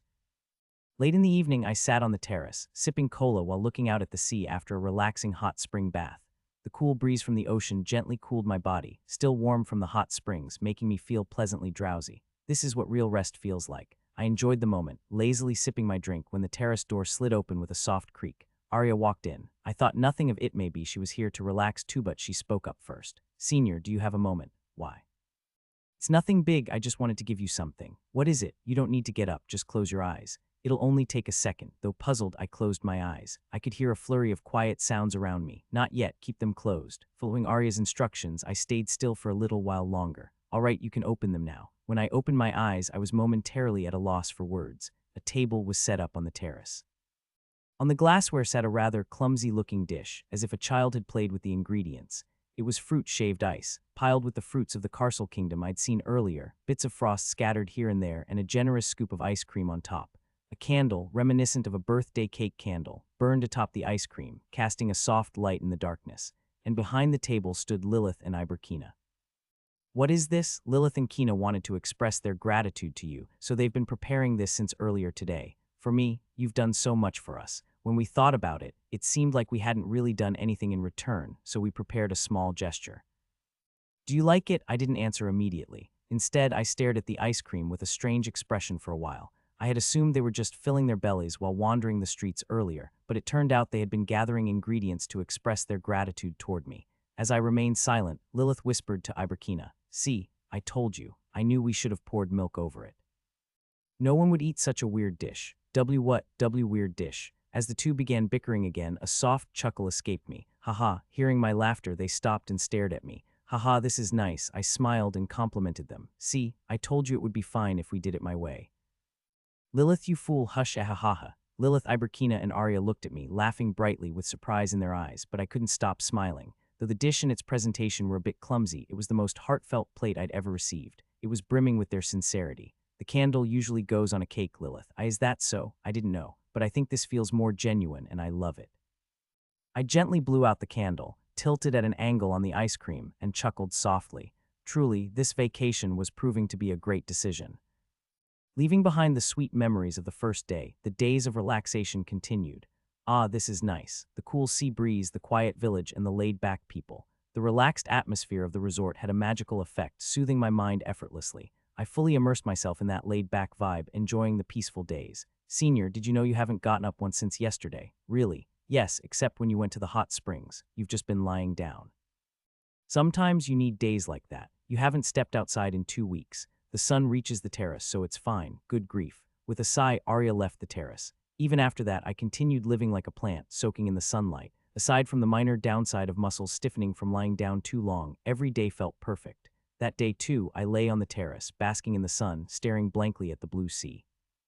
The far-off horizon, a squad of knights riding on flying beasts, griffins, appeared in the sky. Wow, that's impressive. I had heard of the Sky Knights but had never seen them in person. It was truly awe-inspiring. However, the emblem on the banner hanging in front of the griffin was oddly familiar. A golden dragon soaring against a crimson background. The Empire. But why are they coming to me? Did they take a wrong turn? Oddly enough, the griffins drew closer, heading straight for my terrace. No way.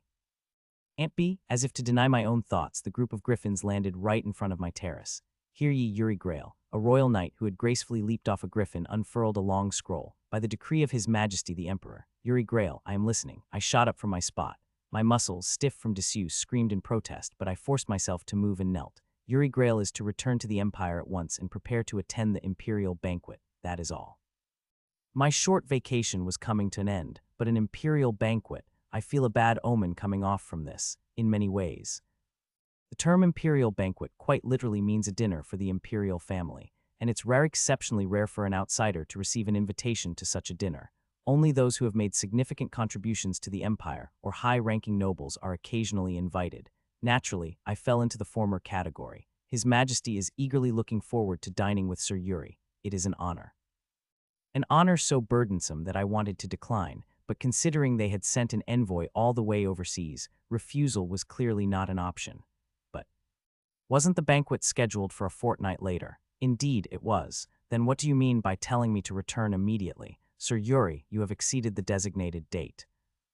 That even a rule, despite completing your initial purpose of beverage development, staying in the Carcel Kingdom for over a month is against regulations. Wait, who told you that? The fact that the beverage development had been completed was only known to the King of Carcel and his close aides. Since I had made sure to keep everyone's lips sealed, there was no way the secret could have leaked from them.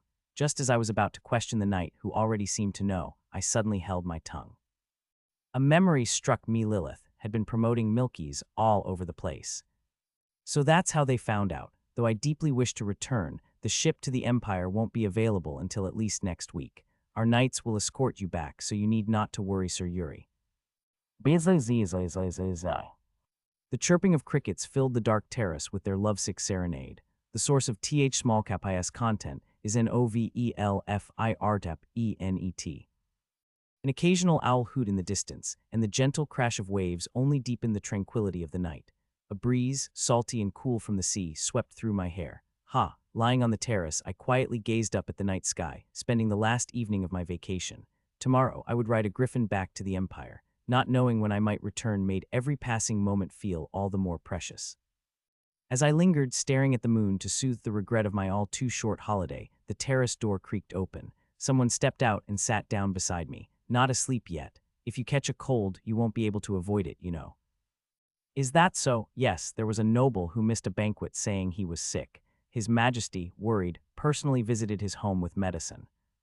He made a house call. Yes, since then, everyone makes sure to attend when a banquet invitation arrives. An imperial visit from the Emperor. That was a fate far worse than attending the banquet itself. Perhaps the Emperor, knowing how uncomfortable his vassals felt, was cleverly using it to his advantage. Or maybe, he just had nothing better to do. Great, freezing for no reason. Abandoning my foolish plan to catch a cold, I pulled a blanket over my body. But if you don't want to go, you could just not go. Her unexpected suggestion made me tilt my head in confusion. It didn't sound like the practical advice Arya usually gave. If you really want to keep resting, you could even seek asylum in the Carcel Kingdom. So, she was telling me to run away. Interpreting it that way, I remained still, looking up at the night sky. The moon, previously veiled by clouds, was now revealing its full, round face. As I continued to watch the bright, full moon in silence. Senior, what? I like you. Her sudden confession left me speechless. To be honest, I wasn't shocked or anything. It was more like, it's finally happening. I had seen this coming. I had a feeling that things would end up this way. Though this was the first time she had said it so directly, Arya had been showing clear signs of affection toward me lately. Anyone who wasn't a complete fool could have noticed. Still, I hadn't given her an answer. Not because I was oblivious, but because I'm sorry. I couldn't give her the answer she wanted. I knew you'd say that. I kind of expected it, but hearing it straight from you, it still stings. Arya forced a bright smile. It's because of the second princess, right? Yeah, I had already postponed my answer to the second princess for a whole year. I couldn't give Arya the answer she wanted in the meantime. I should have said something sooner. I was here first, after all. Arya muttered, half bitter, half resigned. But at least I feel better now that I've said it. Looking at her strained smile, I couldn't find any words to say. No matter what I said, anything coming from me now would sound like pity, not comfort. But I won't give up. What do you? Before I could finish, something soft brushed against my lips. A soft smack echoed, and only then did I realize it was Arya's lips. Arya, now a bit awkward, met my eyes. I don't mind being second. Get some rest. We leave tomorrow afternoon. Leaving behind those explosive words, Arya stood, closed the terrace door, and disappeared. I sat there for a while, staring blankly at the bright, full moon above, and then I muttered to myself, "You've got to be kidding me. I just wanted to rest." The next morning, we returned to the Empire on the Sky Knight's Griffins, leaving at the break of dawn. One thing had changed Arya's attitude. "What's this? You'll catch a cold like that. It'll be chilly up there, so wear a scarf." She had become noticeably more attentive, even to the point of wrapping a scarf around my neck herself. Lilith, her cheeks flushed, muttered under her breath, "I didn't realize Arya could be so bold." Iberkina, on the other hand, just tilted her head, clearly not understanding what was going on. Back in the Empire, winter was in full swing. I barely had time to feel the cold before I was dragged straight to the Imperial Palace, not for work, but to explain why I had extended my vacation by over a month in a foreign country without permission. Not to mention, I had completely forgotten to report my location during that time. In a modern context, it was like staying illegally abroad for a month without a visa. The real problem, though, was that the person I had to explain myself to was the one I found the hardest to deal with. "I greet Her Highness, the second princess. You must have had a lot of fun. Your face is positively glowing." The second princess looked at me, a faint smile on her lips. "I didn't just play around. I completed the Carcel Kingdom's request to develop a new beverage."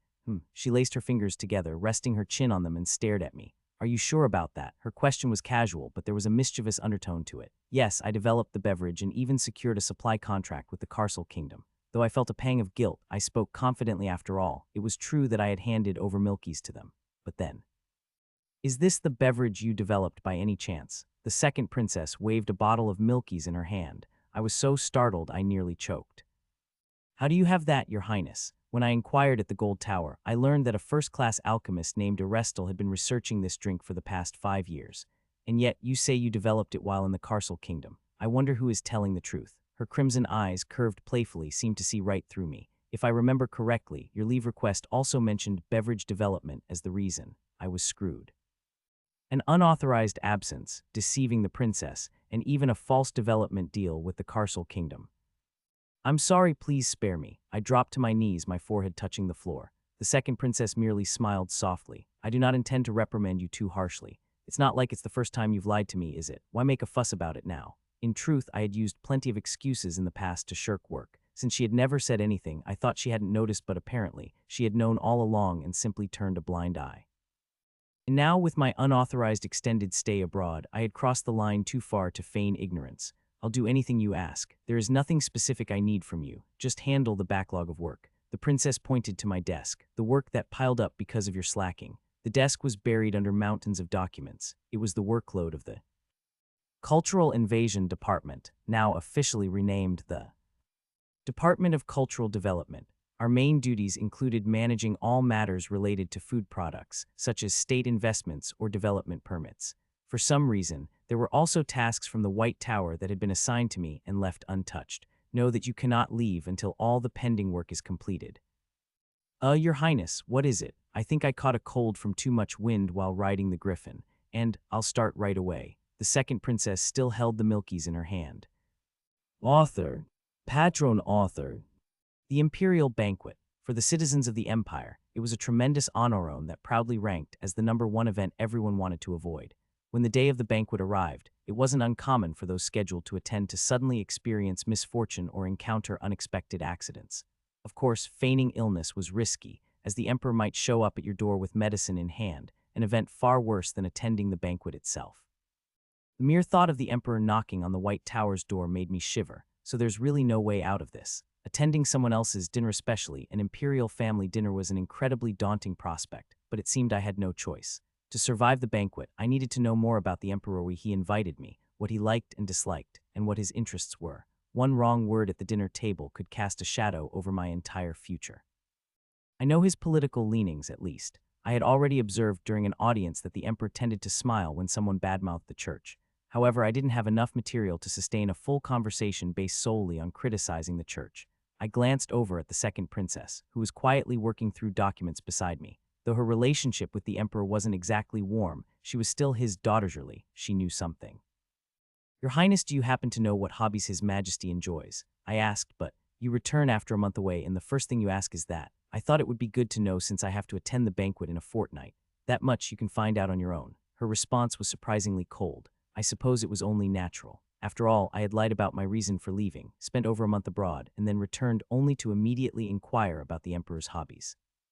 Yeah, I deserve that. Still, I hadn't expected the ever-dignified second princess to respond so curtly on my account.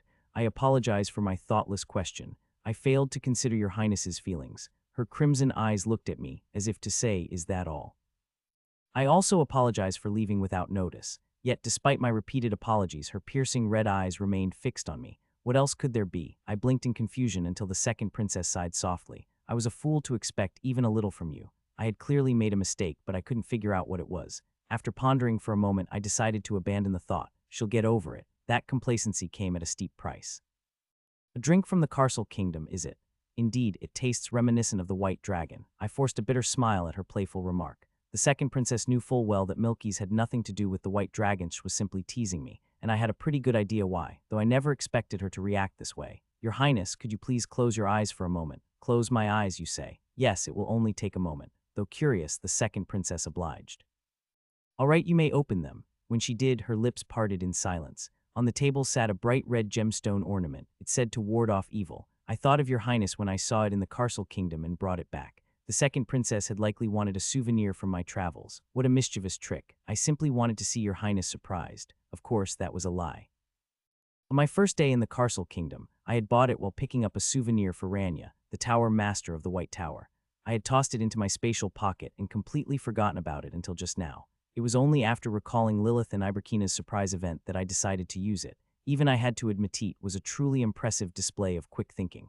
A surprise so effective it even fooled the giver. Nobody could predict that. If that was your intention, then you succeeded. I was truly caught off guard. Astonishingly, even the ever-perceptive second princess hadn't seen through this one. Though it irks me that you've deceived me, I'll let it go since you've earned it.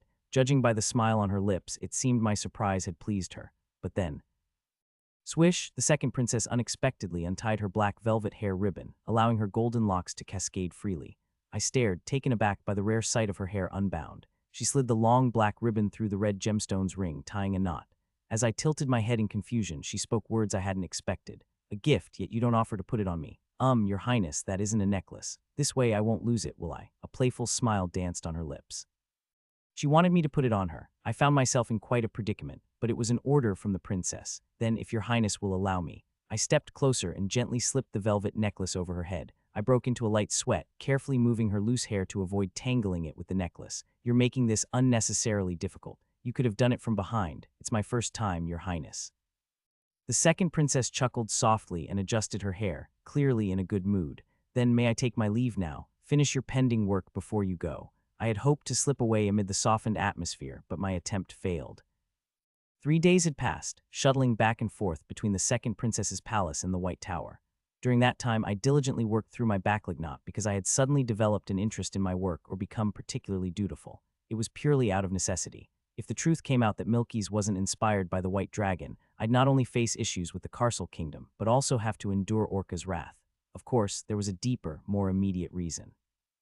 Your Highness, what is it? How long must I remain bound like this? I'll release you once you finish your work. I looked down at my left arm. A black velvet hair ribbon was tied around my wrist. The other end of the ribbon was attached to the second princess's wrist. When I kept trying to slip out of the office with various excuses, she had resorted to this drastic measure. For the record, this ribbon could extend and retract at her will, allowing me to work without hindrance.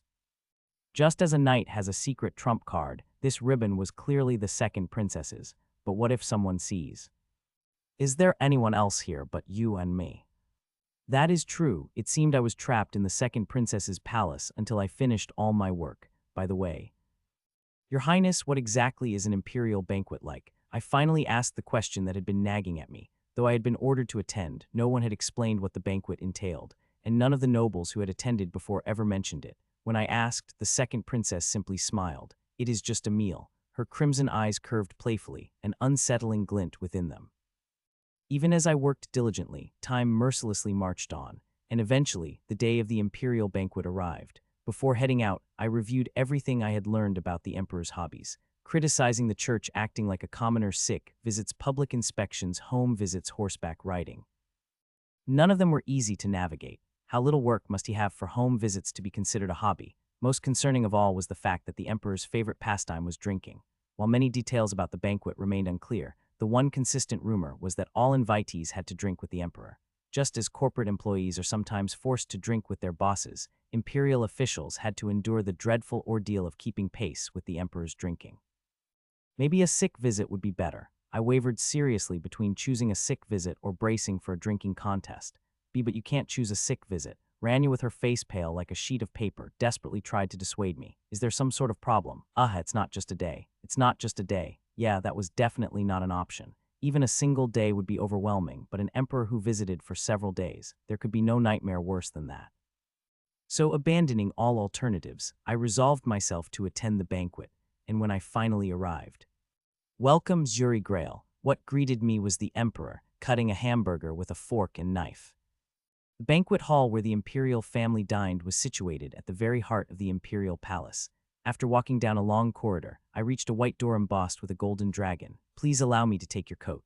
Yes, of course. The imperial chamberlain, who had inspected my belongings, took my coat and placed it in a wardrobe off to the side. The wardrobe's shape seemed oddly familiar, almost like a stretched-out version of something I recognized, a warming cabinet.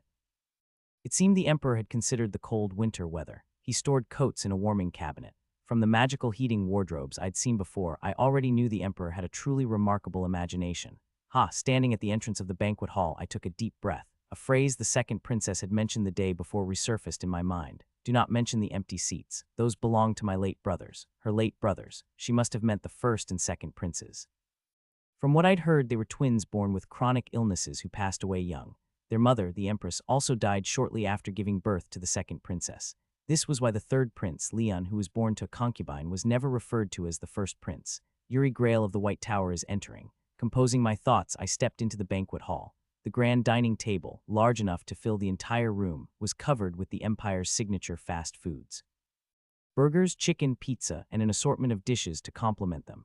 At the far end of the table sat Emperor Julius II and the current Empress Marian. To their right were the first Princess Luciella, the second Princess Christina, and the third Prince Leon. The seats opposite them were left vacant. I greet His Majesty, the son of the Empire. I first bowed to the Emperor, who was delicately slicing a hamburger with a fork and knife. Then I offered my greetings to the Empress and the other Imperials. Finally, I gave a subtle nod to the two empty seats on the left. The second princess, who had worn a blank expression, now smiled. Even the first princess, the third prince, and the Empress showed signs of surprise. This small gesture signaled just how much effort I had put into learning about the imperial family. Welcome, Yuri Grail. With a satisfied expression, the Emperor acknowledged my greeting. Have a seat. I carefully pulled out the chair prepared for me at the far end of the table. From my seat, the Emperor and Empress appeared distant, almost comically so. It's so far away. The table was needlessly large for just 5 people. All the Imperials had their eyes fixed on me, making me feel like I was in a high-stakes interview. You need not be so stiff. Help yourself. Yes, Your Majesty. In front of me lay familiar fast foods burgers, chicken, pizza. The problem was that alongside these were a fork and knife. I hesitated briefly, but eventually picked up the utensils. Mimicking the Emperor, I speared the burger with the fork and sliced it with the knife. A bright smile spread across the Emperor's face. It was the right choice. Look here. Even the creator of the hamburger eats it with a knife. Your Majesty, hamburgers are meant to be eaten with your hands. Yuri only used utensils because he saw Your Majesty doing so. The first princess, for once, said something sensible. The Emperor turned to me. Is Luciella right? No, Your Majesty. There is no single correct way to eat food. Though the right answer seemed clear in this situation, the truth was that the correct method often changed with the context. If Your Majesty finds utensils more comfortable, then for you that is the right way. Oh ho, what a wise perspective. I merely spoke the truth. Pleased with my response, the Emperor's expression grew even more content. So does that mean you too prefer using a fork and knife like I do? I have always eaten this way, so I suppose it became a habit. That's the proper way indeed. The Emperor's gaze became increasingly intense, almost suffocating. It seemed he was developing a sense of kinship. Should I have just eaten it with my hands? I strongly felt I had taken a wrong step from the beginning, but it was too late to turn back now. If I suddenly switched to using my hands, I'd look even more bizarre. Haha, think of this as your own home and eat comfortably. Yes, Your Majesty. I continued to cut my cheese-filled burger with a fork and knife when... That's a necklace I've never seen before, Christina. Hearing the Emperor's curious remark, I glanced at the second princess and felt my heart plummet. Around her neck was the souvenir I had given her. I liked it, so I decided to wear it. I see. Yes, the Emperor, no longer interested in the necklace, resumed eating. Phew, I exhaled in relief, but then my eyes met the second princess's. Her crimson eyes narrowed playfully. I could only stare at her mischievous smile, unsure of what to say when... I've heard much about you. You're quite close with my children, I hear. The empress, who was elegantly twirling noodles with a fork, turned her attention to me. At first, I thought she was eating pasta, but on closer inspection, it was ramen. I carefully chose my words, trying not to overthink it. To say we are close might be too generous. The three of them have been kind enough to show interest in me. You speak so sweetly. The empress's gentle smile indicated I had said the right thing. Then which of the three are you closest to? Instantly, all eyes were on me. Is this some kind of test? Despite the pressure from the second princess's gaze, I deliberately avoided her and chose a different answer. The first princess and ahem, somewhat. Ahem. No, the second princess and cough. Ah, apologies, a sudden cough. Pay it no mind and continue. The emperor, dabbing his mouth with a handkerchief, gestured for me to proceed. Now that I think about it, I've recently grown quite close to the third prince through beast cards. Oh, with Leon, the emperor's smile widened. Yes, when I first launched. Kola, the third prince, was the first to visit me. Oh ho, is that so? At the emperor's question, the third prince let out a light chuckle. Indeed, your majesty. Yuri and I are quite close. We've had many conversations about the Fiore mythology. Haha, is that so? Our Leon has made such a fine friend, hasn't he? The emperor and empress shared pleased smiles. I glanced over at the second princess, who continued to slice her steak with a detached expression. Her true thoughts remained as inscrutable as ever. What do you think of the church? I believe religion is most ideal when it remains solely a religion. Oh, is that so? After that, the emperor began to test me, posing a variety of questions as if this were an interview. It felt like I was answering exam questions in front of an audience. Apparently, my answers met his expectations. Do you drink? If your majesty offers, I will gladly partake. A wine glass was placed in front of me. The drinking continued even after the banquet concluded. The empress and the other imperials finished their meals and departed, leaving just me and the emperor to drink alone. Here, take this. Yes, your majesty. Before I realized it, I had moved closer to the emperor's side. A clear, potent liquid filled my glass of strong whiskey with a high alcohol content. Haha, using an existing beverage to deceive the Carcel Kingdom, what a clever idea. Through our conversation, I quickly learned that the emperor was an exceptionally sharp individual. He already knew that I had used Milkies to trick the Carcel Kingdom. With a friendly smile, he applied subtle pressure while also offering a tempting incentive. Do you know, many in the empire whisper sweet lies to me. The 12 towers do so, as do the lords. The empire operated as a feudal society with a decentralized power structure, where local lords held significant autonomy. One prominent example was the Prohibition Law. The lords had partnered with the 12 towers to enforce this law independently. The emperor had only been able to repeal the prohibition because the lords, now at a disadvantage, had agreed not because of the emperor's absolute authority. This revealed the limits of the emperor's power. His populist stance and opposition to the church were all part of his strategy to strengthen central authority. Most of the palace wizards come from the 12 towers. It's hard to tell whether they serve me or not. The emperor downed his whiskey, his face flushed, and fixed his gaze on me. To be honest, I want you to become a court wizard. This was a direct invitation. The emperor wanted me to become his man, or to bind me to the imperial family completely. Becoming a court wizard would not only tie me down, but also place a lock on the chains. More importantly, court wizards were notoriously overworked. Your majesty, speak, not at all. I have never seen a more suitable candidate than you. You should have more confidence. My head throbbed. It wasn't just the strong liquor. We had been circling around this topic for hours now. I will ensure you can hold the position of court wizard for life. Is it still difficult? I am sorry, your majesty, I see. The disappointment was evident in the emperor's voice. Then I shall not press the matter further. My deepest apologies, but I still wish to reward you. Stroking his beard thoughtfully, the emperor seemed to come to a decision. I will include your name in my upcoming proclamation. A proclamation, your majesty. Yes, it will be a denunciation of the church's interference in our internal affairs. You have not been fond of the church's actions, have you? This is a good opportunity. The emperor's steady blue eyes focused on me. Let us set the empire straight together. What should I do? It seemed my excessive flattery had led me straight into becoming the standard bearer in a conflict with the church.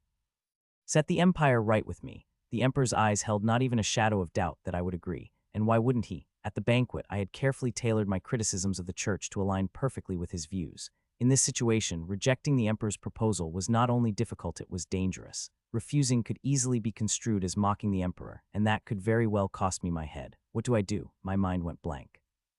If I stayed silent, I would find myself thrust to the very front lines of the power struggle between the imperial family and the church. The emperor, watching my hesitation, seemed deeply pleased. No need to be so moved. It is just a small.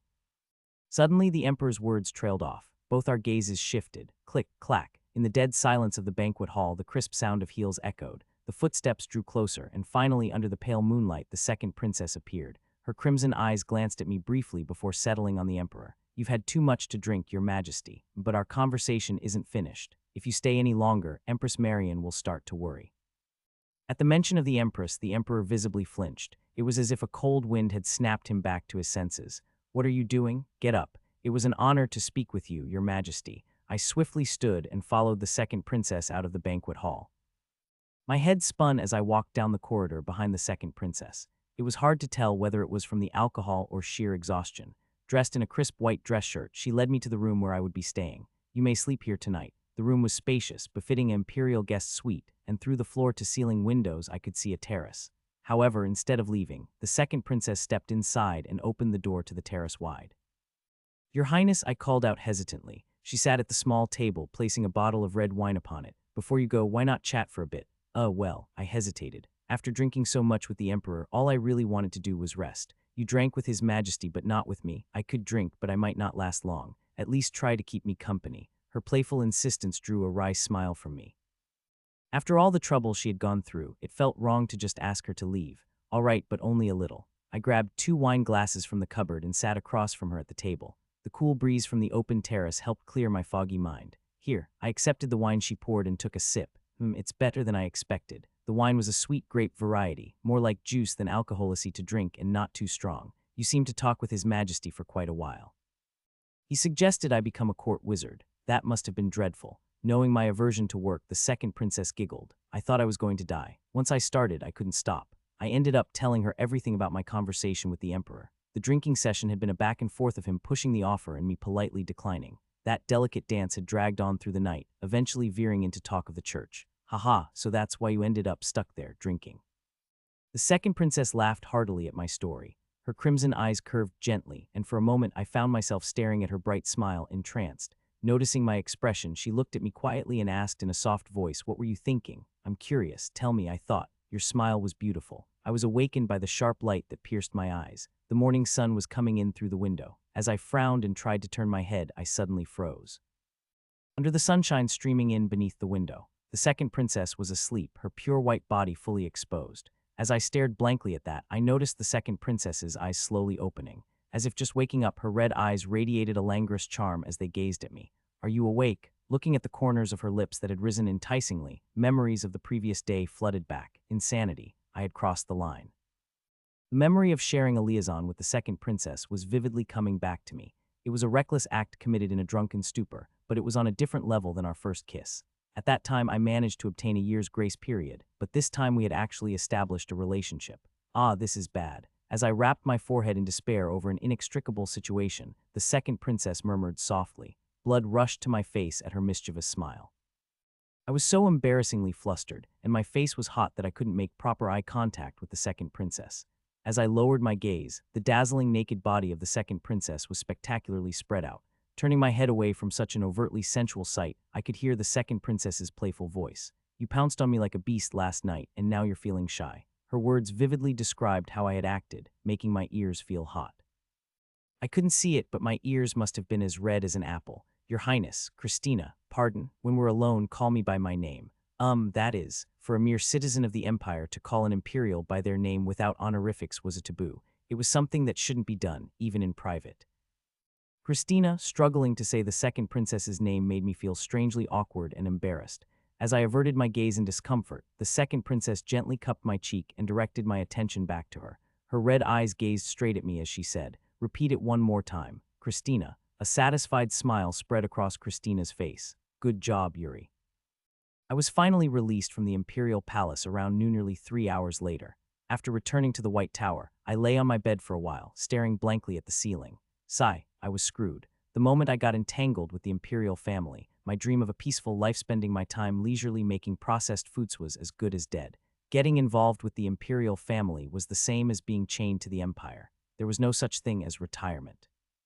The best option seemed to be getting as far away from the capital as possibly out of the Emperor's sight.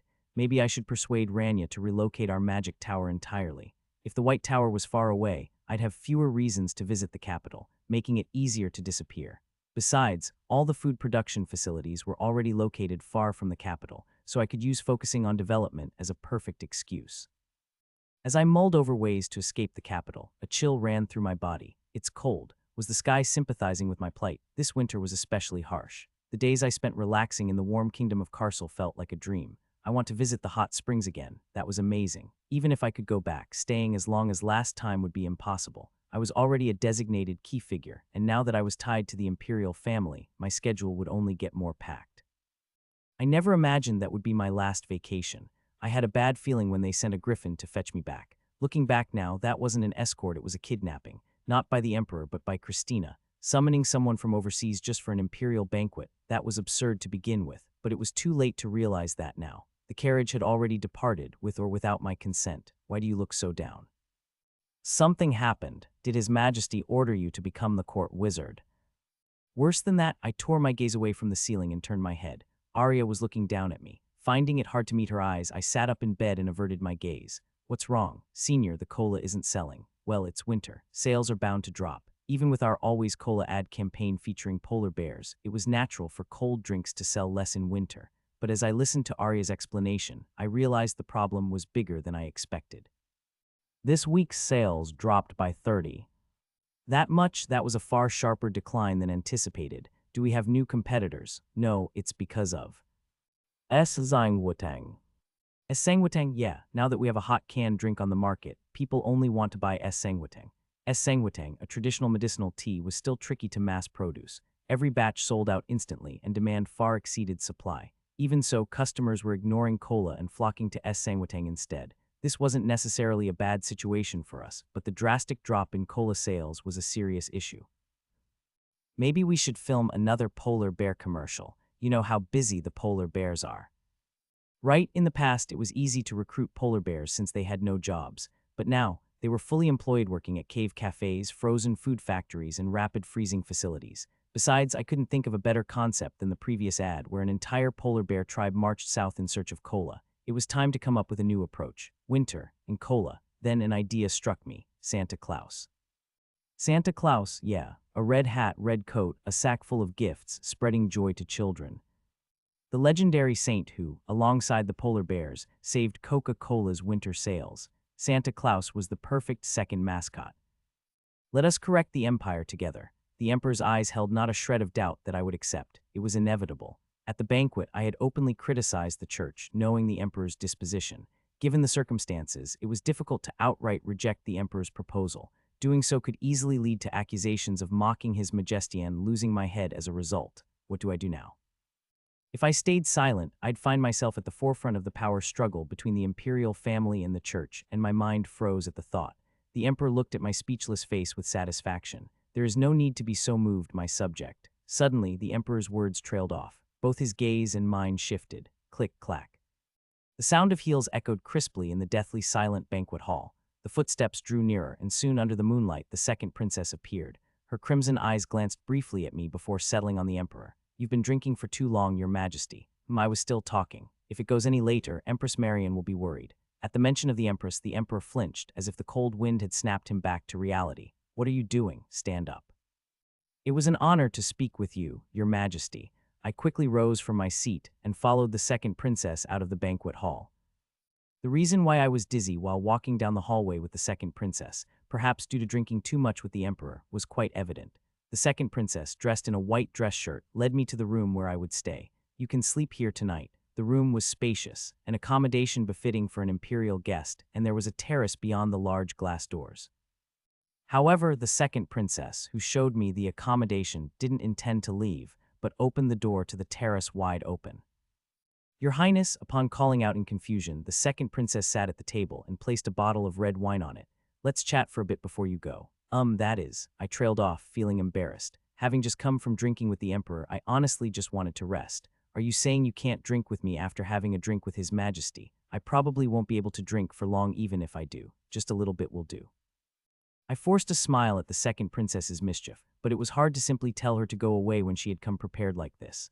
Well then, I will just drink a little. In the end, I took 2 wine glasses from the cabinet and sat across from the second princess at the table. The cool breeze coming in from the open terrace helped clear my head. Here you go. I accepted the wine poured by the second princess and tilted the glass.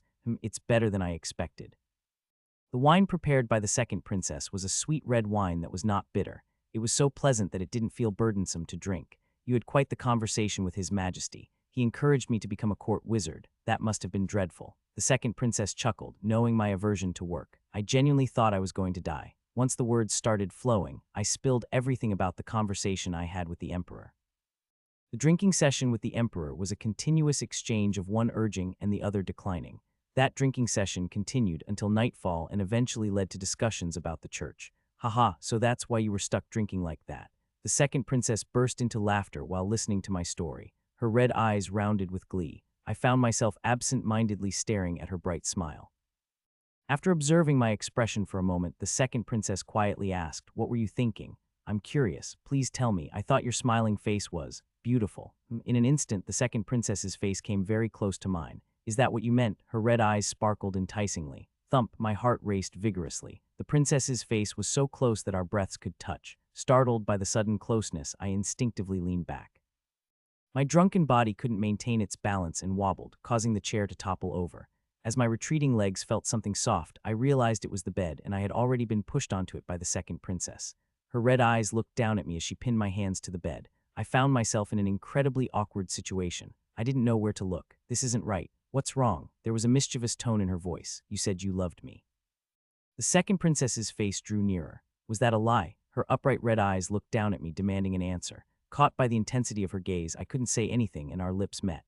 Her tongue slipped between my lips, swirling around as if to engulf my own tongue, which was also clouded by alcohol. I momentarily resisted, but then I crumbled. For a while, the sticky kiss continued. When the second princess finally sat up after the kiss, my mind was completely melted away. Her red eyes looked down at me with a mischievous glint. Staring blankly at that dizzying, playful smile, I eventually couldn't hold back, rose up, and pounced on the second princess. In the haze of drunkenness, without knowing what was happening, the soft moonlight seeping through the window illuminated the two people embracing each other. I woke up to the piercing bright light. The morning sun was coming in through the window. I squinted and tried to turn my head, but froze. Under the sunlight, the second princess lay asleep, her pure white body exposed. As I stared blankly at that scene, the second princess's eyes slowly opened. As if just awakening from sleep, her languid red eyes were fixed on me. "Are you awake?" Watching her lips curl up into a smile, memories of the previous day floated back to me. Insanity. I had messed up. I returned from the Imperial Palace around noon, about 3 hours later. Back at the White Tower, I lay on my bed for a while, staring blankly at the ceiling. I messed up. My dream of leisurely enjoying life, making my favorite processed foods, was effectively over the moment I got entangled with the Imperial family. Getting involved with the Imperial family was practically the same as being bound to the Empire. Retirement, that was nothing but a fantasy. The best plan seemed to be getting as far away from the capital as possible, out of the Emperor's sight. Maybe I should convince Rania to move the entire magic tower elsewhere. If the White Tower was far away, I could use it as an excuse to avoid trips to the capital and stay under the radar. Since all the processed food factories were far from the capital anyway, I could always say I needed to focus on development. As I mulled over ways to distance myself from the capital, I began to shiver. It's cold. Was the sky reflecting my mood? This winter was particularly harsh. The days when I could lounge comfortably in the warm Castle Kingdom felt like a dream. I want to go to the hot springs again. It was really nice. Even if I could go again, it seemed impossible to stay as long as I did before. As if being designated as a key figure wasn't enough, getting involved with the Imperial family would make my schedule even tighter. Who would have thought that was my last vacation? No wonder I had a bad feeling when they came with a griffin to fetch me. In hindsight, it wasn't an escort, it was an abduction. Not by the Emperor, but by Christina, orchestrating the kidnapping. Ordering someone overseas to attend an imperial banquet on short notice was suspicious, to say the least. But realizing it now was too late. The carriage had already departed, regardless of my will. Why do you look so down? Just some stuff happened. Did His Majesty ask you to become the court wizard? Something even worse. I turned my gaze from the ceiling to the side. Arya was looking down at me. Finding it hard to meet her eyes, I looked away and got up from the bed. What's up, Senior? Cola isn't selling. It's winter. Of course, sales will drop. Even with the Always Cola ad featuring polar bears, it was only natural that cold drinks wouldn't sell well in winter. But what Arya said next made the situation seem more serious than I thought. Sales have dropped by 30 this week. That much? This was a much steeper decline than expected. Did a competitor show up? Not really. It's because of S. Sanguitang. Yes, now that there's a hot beverage, everyone only wants S. Sanguitang. Sanguitang, a traditional medicinal tea, was still difficult to produce as such the supply wasn't high. Every batch sold out as soon as it was made, with demand far exceeding supply. Even so, people would rather look for the unavailable Sanguitang than drink the readily available cola. While this wasn't necessarily bad for us, it was definitely a problem for cola sales to plummet this much. Should we shoot another polar bear commercial? You know how busy the polar bears are. True. Back then, it was easy to recruit polar bears because they didn't have jobs, but now they were all employed. They managed everything from running cave cafes to rapid freezing frozen foods in factories. More than anything, I couldn't think of an idea that could beat the ad where the entire polar bear clan migrated south in search of cola. It seemed time to come up with a new approach. Cola in winter, huh? A particular figure suddenly came to mind: Santa Claus. Santa Claus, yeah, dressed in a red hat and red clothes, the saint who handed out gifts to children. Santa Claus. Along with the polar bears, Santa Claus was the grandfather who boosted Coca-Cola's winter sales. He was the second mascot I had thought of. Red clothes and hat, a lush white beard. A jolly old man with a large sack of gifts slung over his shoulder, hopping from chimney to chimney. Santa Claus. The origin of this character was Saint Nicholas, a bishop who once went around doing good deeds for people. It is said that Bishop Nicholas secretly left marriage funds at the home of 3 sisters who were so poor that they were at risk of being sold into a brothel because they couldn't afford a dowry. Since then, people began calling those who showed charity to others Sinterklaas, which is the Dutch pronunciation of Saint Nicholas. An SS Christmas tradition spread worldwide around the 19th century. This name evolved into today's Santa Claus. However, Santa Claus did not always have the friendly image he does now. In his early depictions, Santa Claus, fitting his status as a saint, was portrayed as very solemn and strict. The transformation of Santa into the cheerful and approachable grandfather figure we know today happened through Coca-Cola's advertising. Struggling with declining winter sales, Coca-Cola adopted Santa Claus, a symbol of Christmas, as their mascot. They dressed Santa in the red and white colors of the Coca-Cola logo, giving him a uniform look, and launched ads with him as a jolly old man who climbed down chimneys. The ads showed him as a grandfatherly friend, arriving to deliver gifts to children, getting caught sneaking a Coke from the fridge, or playfully stealing their snacks. This campaign was a huge success, and Santa Claus became an inseparable figure in Coca-Cola's branding. Every winter, he would appear in their ads, gulping down bottles of Coke. To combat the winter sales slump of our cola, the idea I came up with was none other than Santa Claus. Of course, the original inspiration for Santa Claus Bishop Saint Nicholas did not exist in this other world, but that didn't bother me much. If it doesn't exist, I'll just create it. After all, Tato, the iconic character of Corn Flakes, and Bollitter, the mascot of Coke, were both original creations, and this world was the perfect environment to introduce a fictional character like Santa Claus. Arya, when does the resting season start? In 2 weeks. Perfect. In this world, there is a period when everyone stops working to take a break. That is the resting season, which takes place in the last month of the year. When the resting season begins, even nations at war cease fighting, and the continent falls into a state of tranquility. At first glance, it might seem like a church-designated holiday, but amusingly, the resting season was actually created by warring nations. Since it was impossible to continue battles in the cold winter, they needed time to regroup and prepare to resume in the spring. Thus, the resting season was born. In other words, it was a war preparation period. Since they couldn't openly call it that, they wrapped it in a more palatable term. Resting season. Despite its origins possibly reeking of bloodshed, the resting season became a meaningful time for the continent's people to close out the year. Before the resting season starts, people write their wishes on letters and send them to the church. While this is merely a year-end prayer hoping for good fortune in the new year, it's the perfect setup for Santa Claus, a jolly old man who jumps down chimneys to deliver gifts to children. Santa Claus. The resting season was an ideal stage for Santa Claus to make a grand debut in this world. Gathering the necessary props wouldn't be difficult either. Red clothes, a red hat, a big sack, a sleigh, and reindeer. I grabbed some colored pencils and began drawing all the features of Santa Claus that I remembered. This will be the new mascot for our cola. Arya took my quick sketch, which focused on just the key points, and clicked her tongue. It's astonishing as always, that good. Yes, if you don't explain it, no one would recognize this as a drawing. Is he a different species? No, he's human. Then why is he covered in red? Is this blood? It's not blood. It's a red hat and red clothes. Why did you alternate white and skin tones on his face? The white part is his beard. Arya meticulously asked questions about my drawing and reinterpreted its features as she redrew it. The Santa that emerged from Arya's hands was unmistakably Santa Claus, recognizable by anyone. It was as if she had seen the real Santa and painted him. I guess that meant I had explained it well enough. Senior, what exactly does Santa Claus do? He's an old man who delivers the gifts children wish for during the cold winter.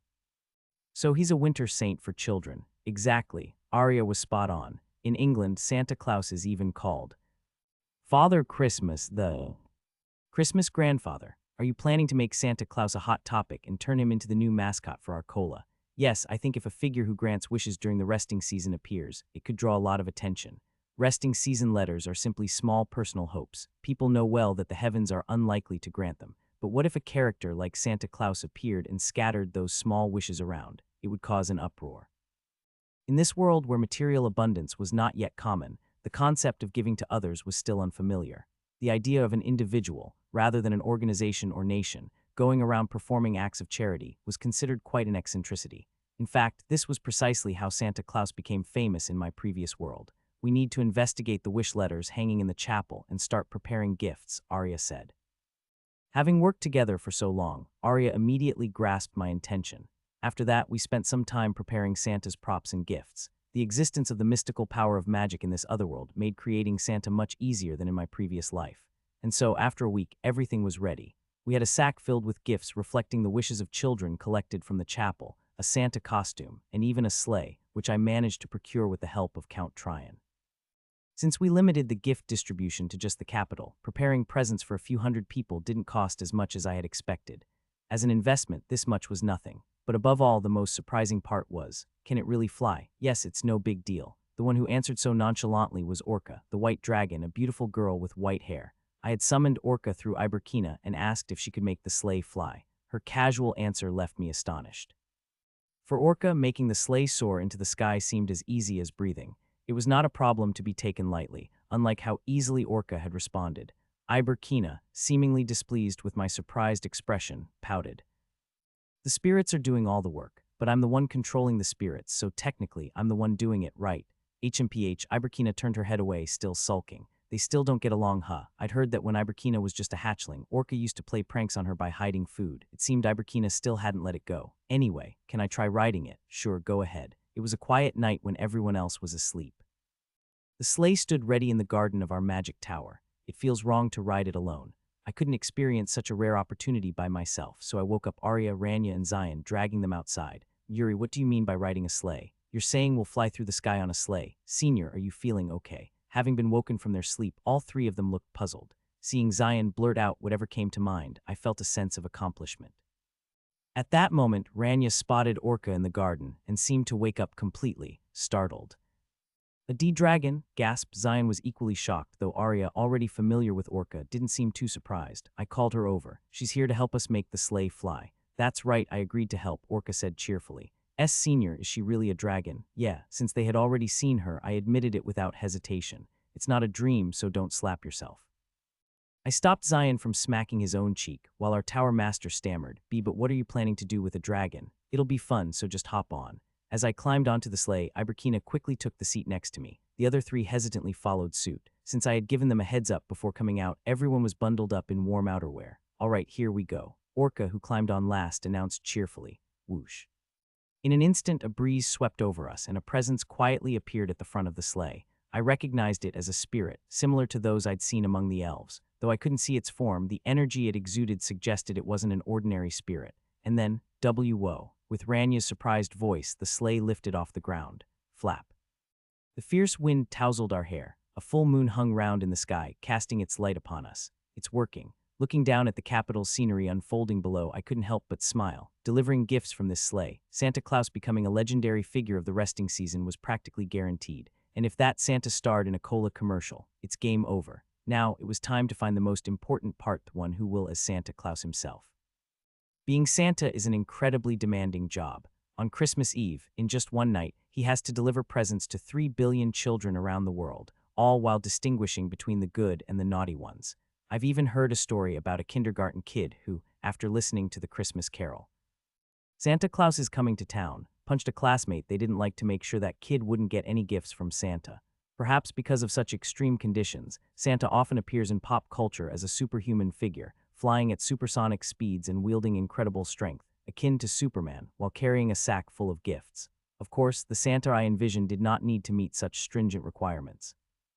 I thought of a warm and welcoming grandfather with a gentle demeanor who could appeal to all ages and genders would be perfect. Personally, I didn't think a Zester.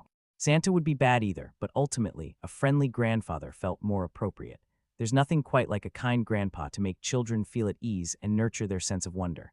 Santa Claus already had a mystical and magical image, which helped preserve the children's belief in him for a long time.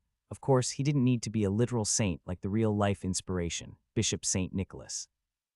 As long as Santa Claus loved children and was a warm-hearted grandfather who could be respected by everyone, that would be enough. This might sound like a simple requirement, but in reality, it was a pretty tall order. As I mentioned before, Santa Claus is someone who delivers gifts to children on a sleigh in the snowy winter. To put it in modern terms, it's like a delivery person making rounds on a cold winter day. Delivering presents to the correct addresses, as written in children's letters, wasn't all that different from delivering packages. In a way, Santa Claus could be considered the first ever delivery man. Anyway, expecting an elderly man to handle deliveries in the harsh winter, a task even fit adults find difficult, was unrealistic. On top of that, flying through the sky on a sleigh in winter would likely lead to a nasty cold. Even when I had only ridden the sleigh for a short while, I had to wear 3 layers of clothing, and jumping in and out of chimneys isn't easy either. For these reasons, while an old man might not be the best fit, I didn't need to abandon the image of Santa Claus entirely. After all, Santa was also a fairy. Santa Claus was inspired by Bishop St. Nicholas, but he was not St. Nicholas himself. He was a composite of the Norse fairy Nis and the chief god, Odin. In fact, Odin and Santa Claus shared many overlapping traits. Odin had a habit of entering homes through the chimney rather than the front door, which aligns with the image of Santa delivering presents through chimneys. Both were also depicted as dignified, elderly men. Expanding the idea beyond just humans opened up a perfect candidate for the role of Santa Claus: dwarves. They fit the criteria as fairies, elderly figures with lush beards, and hardy enough to climb chimneys and deliver gifts in the frigid winter. Not to mention, considering that Santa's gifts were traditionally handcrafted with care, the dwarves' incredible craftsmanship made them an even better match for Santa Claus. The problem is their personality. Dwarves were a fiery and boisterous race, often charging ahead without a second thought. This was quite different from Santa Claus, who needed to be a friendly and warm-hearted grandfather. You might wonder if there could be a gentle dwarf somewhere, but there wasn't.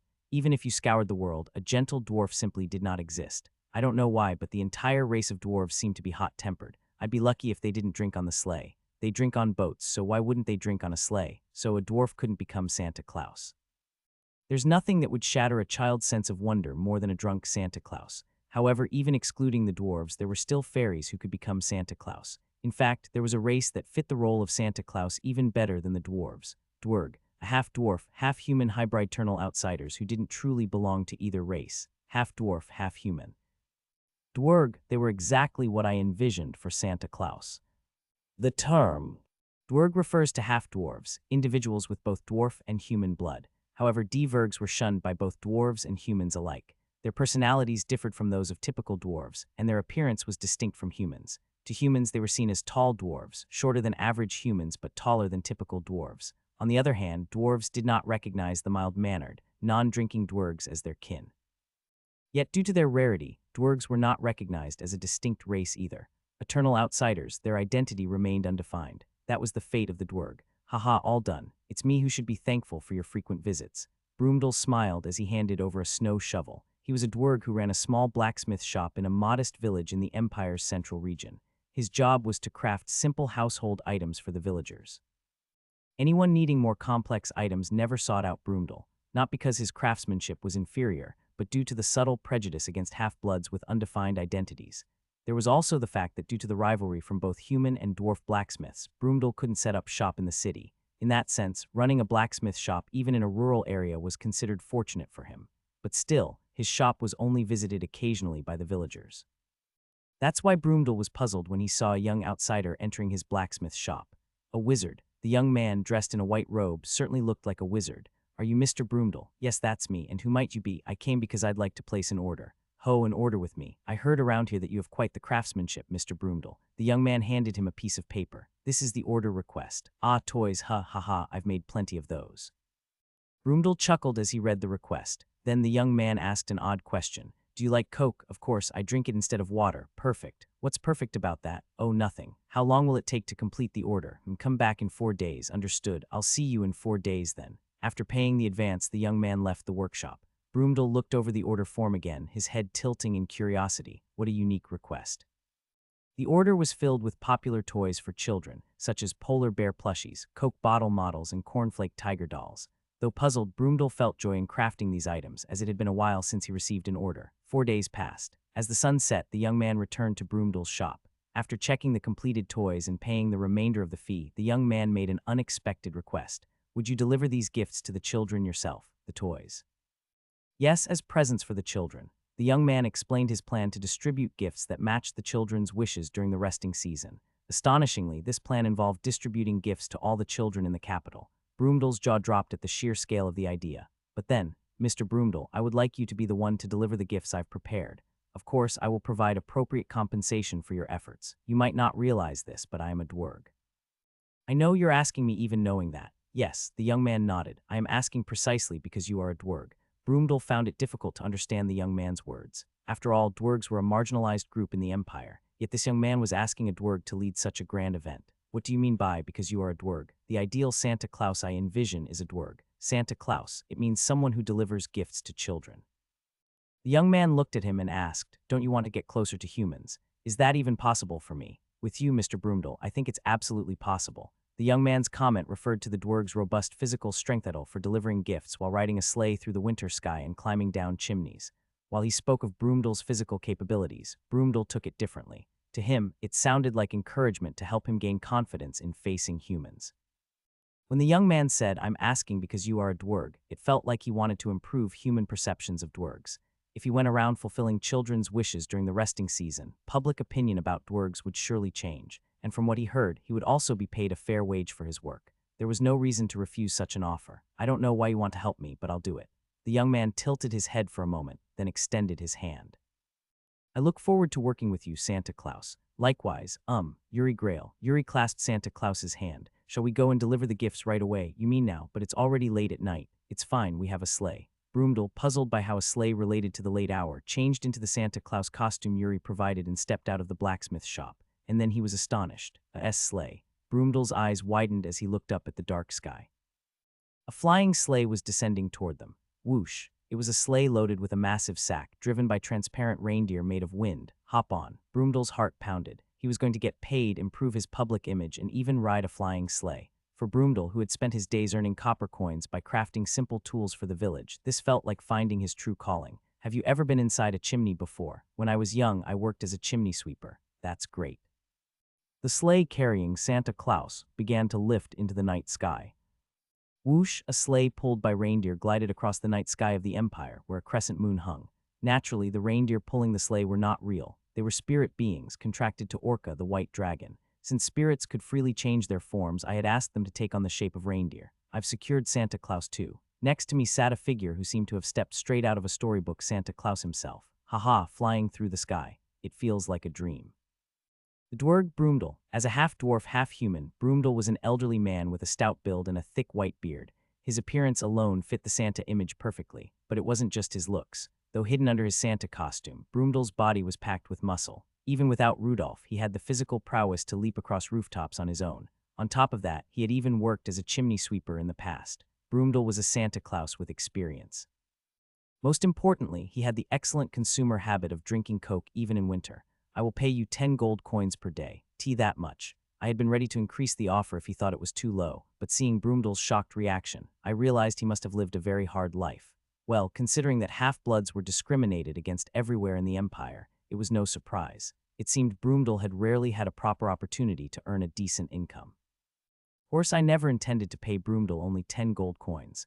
For an extreme job like climbing in and out of chimneys all night, 10 gold was far too stingy. 10 gold coins are just the base pay. Base pay. Yes, and I will add 1 gold coin for each house you deliver to. This was how you made work rewarding. There's nothing quite as motivating as performance-based pay. Sure enough, Broomdal's Santa Claus shed a fire of enthusiasm in his eyes. Haha, but this outfit is no ordinary clothing.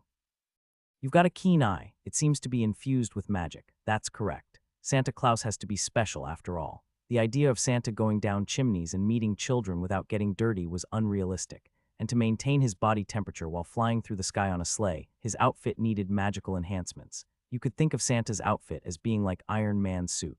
Of course, if he just left the gifts at the door instead of using the chimney, that would solve the problem. But that could lead to a magical situation where whoever found the gift would claim it as theirs.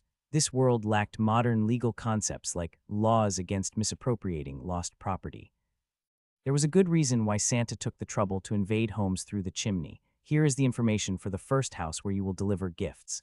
Broomdale accepted the paper and read it, his head tilting in confusion. There are 2 children in this house. Why is there only a gift for the younger sibling? I was told that the older brother, Dudley, is a bad child. Haha, how bad could a child really be?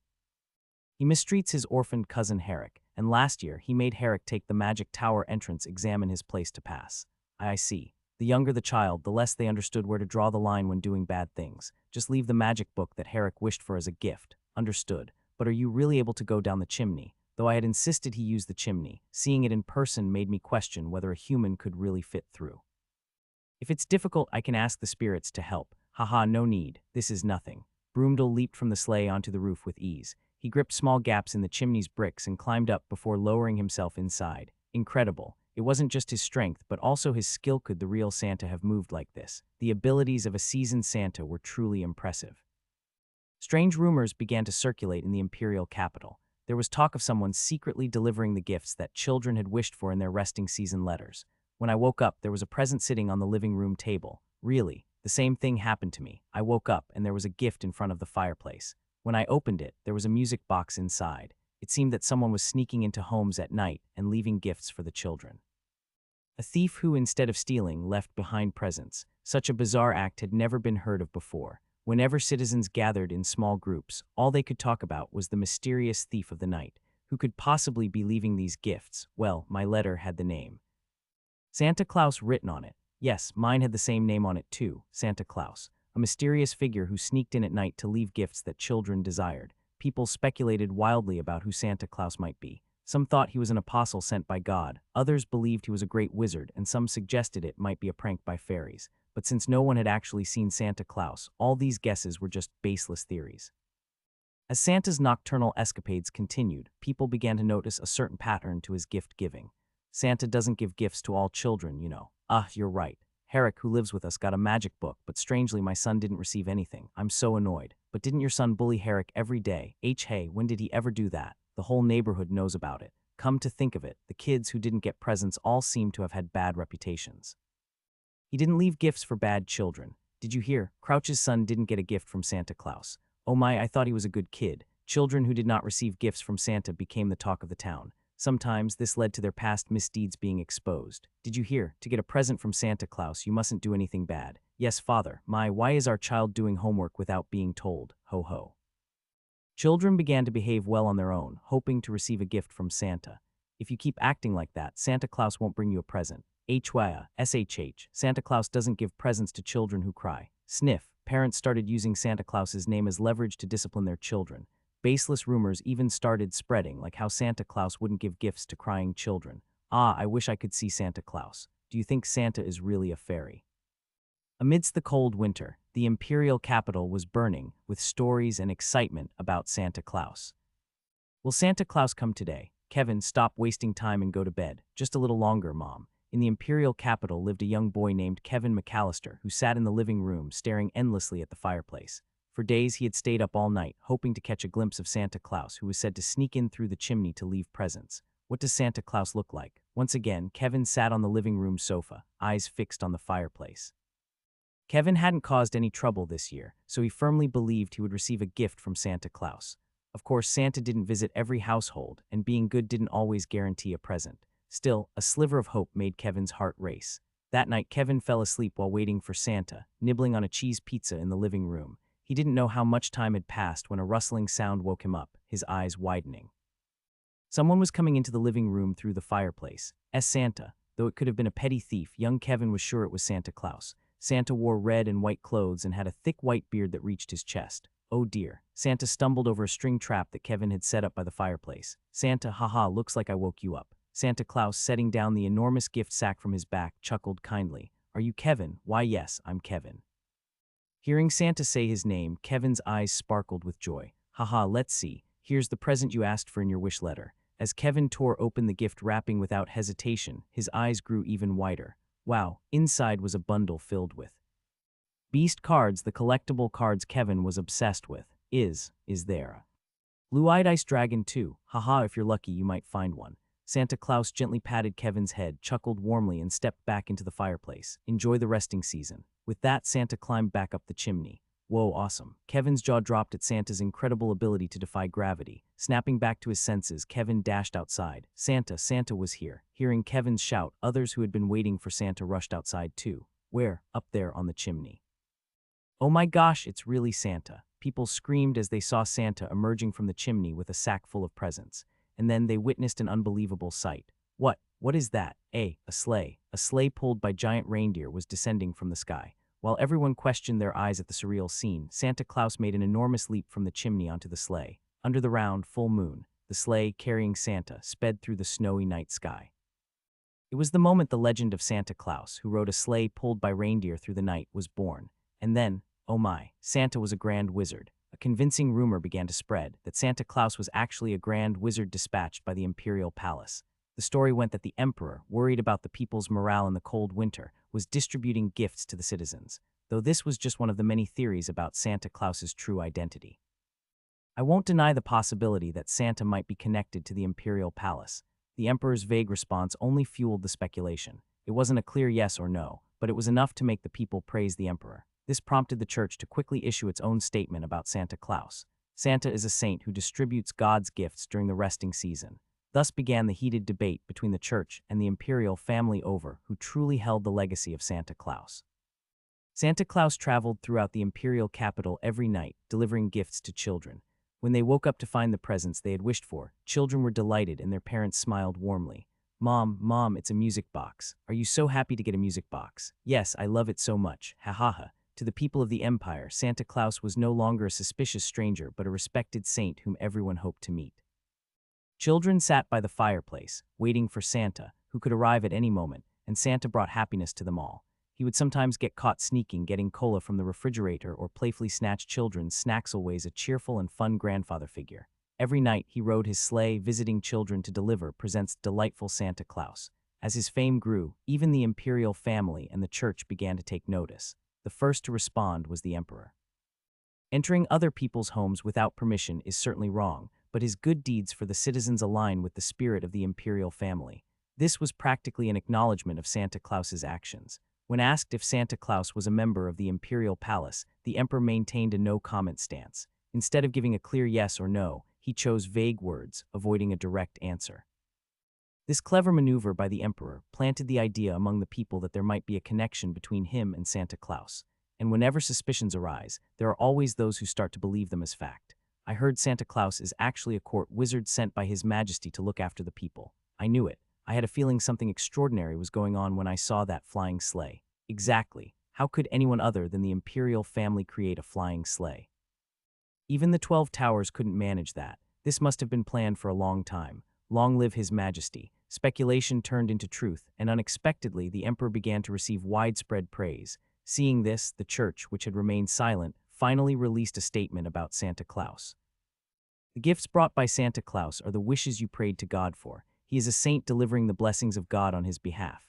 This was a roundabout way of stating that Santa Claus was not part of the imperial family while also emphasizing his connection to the church. Did you hear? Santa's gifts are blessings from God. Huh, what are you talking about? I heard Santa's gifts were funded by the imperial treasury.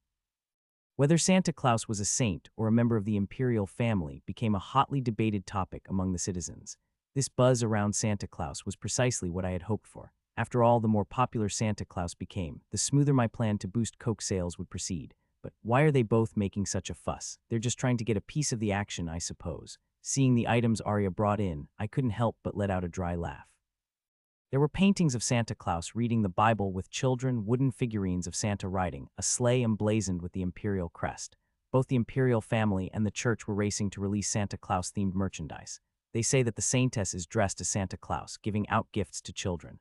The imperial family seems to be doing something similar too. They're really rowing that boat. Indeed, it was like I had built the boat, but someone else was rowing it. The character I created had become a vessel for both the imperial family and the church to seize the oars and steer for themselves. It was absurd, but it also worked to my advantage. If I wanted to elevate Santa Claus's fame even further, I couldn't do it with my own strength alone. If they want it, I should let them have it. I picked up a crystal orb and made a call somewhere. The richest person in the world is Santa Claus. This was once a joke circulating on Earth in my previous life, and for good reason. There are 2.5 billion children worldwide, and even conservatively, over 500 million of them eagerly await Christmas.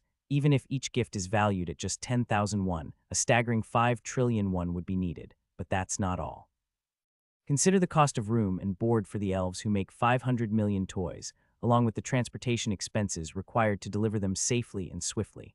Estimating Santa's wealth is simply impossible. Even within the limited space of the imperial capital, operating Santa Claus alone cost me tens of thousands of golds. Delivering gifts to all the children across the capital was nothing short of a massive project. But I didn't want Santa Claus's fame to remain confined to the capital. I wanted to spread Santa Claus's reputation throughout the empire and eventually across the entire continent. After all, the more famous our promotional model is, the more widely our processed foods will be known, right? Of course, this was not a plan I could achieve alone, so I needed to gather those who could help make it happen. I bowed my head as I looked at the faces gathered in the Imperial Palace conference room. Present were the second Princess Christina, Minister of Finance Count Anderson, and from the Holy See, the Saintess and Cardinal Bruno. These were key figures from both the imperial court and the church. All of them had come at my request. In truth, if it weren't for Christina's help, bringing them together like this would have been nearly impossible. If this turns out to be trivial, be prepared. Christina smiled sweetly. Though her words sounded mischievous, they were meant to protect me. She was essentially signaling to the others not to intervene, as she would handle things if my proposal turned out to be insignificant. Understood. Of course, I had full confidence in my proposal, which is why I had called them here. Please come in. Everyone turned to look at the conference room door, puzzled. Shortly after, the door opened and a man stepped inside. Everyone's eyes widened. The man who entered was an elderly gentleman with a bushy white beard, dressed in red clothes. Allow me to introduce Santa Claus. Silence filled the room. The Saintess stood there with her mouth open, and both the Minister of Finance and Cardinal Bruno blinked in disbelief. Amused by their bewildered reactions, Christina chuckled quietly. She had a rough idea of what was going on since I had explained it to her beforehand. Santa, are you really saying he is Santa Claus? That's right, I am Santa Claus. Huh, I can't believe it. At Broomdal's response, the three of them reacted with varying degrees of shock. Some clicked their tongues, while others shut their mouths in surprise. And no wonder Santa Claus had recently become the most talked-about figure in the capital. Both the church and the imperial court had been using Santa Claus as a promotional image. The Saintess had even worn a Santa costume while participating in various charity events, and the Ministry of Finance had used Santa Claus as a tool for gaining public favor. But now, with Santa Claus himself appearing before them, they had every reason to be astonished. However, they did not remain in shock for long. Count Anderson, the Minister of Finance, asked, "You didn't bring us here just to introduce Santa Claus. What is your business?" "It was my idea to create Santa Claus." I thought so, though the word thought lingered slightly uncomfortably. I continued without showing it. The funds needed to operate Santa Claus are currently being paid by the White Tower, but giving gifts to children requires substantial costs. That's understandable. I would like to ask for help in making those gifts. Christina asked with a hint of amusement.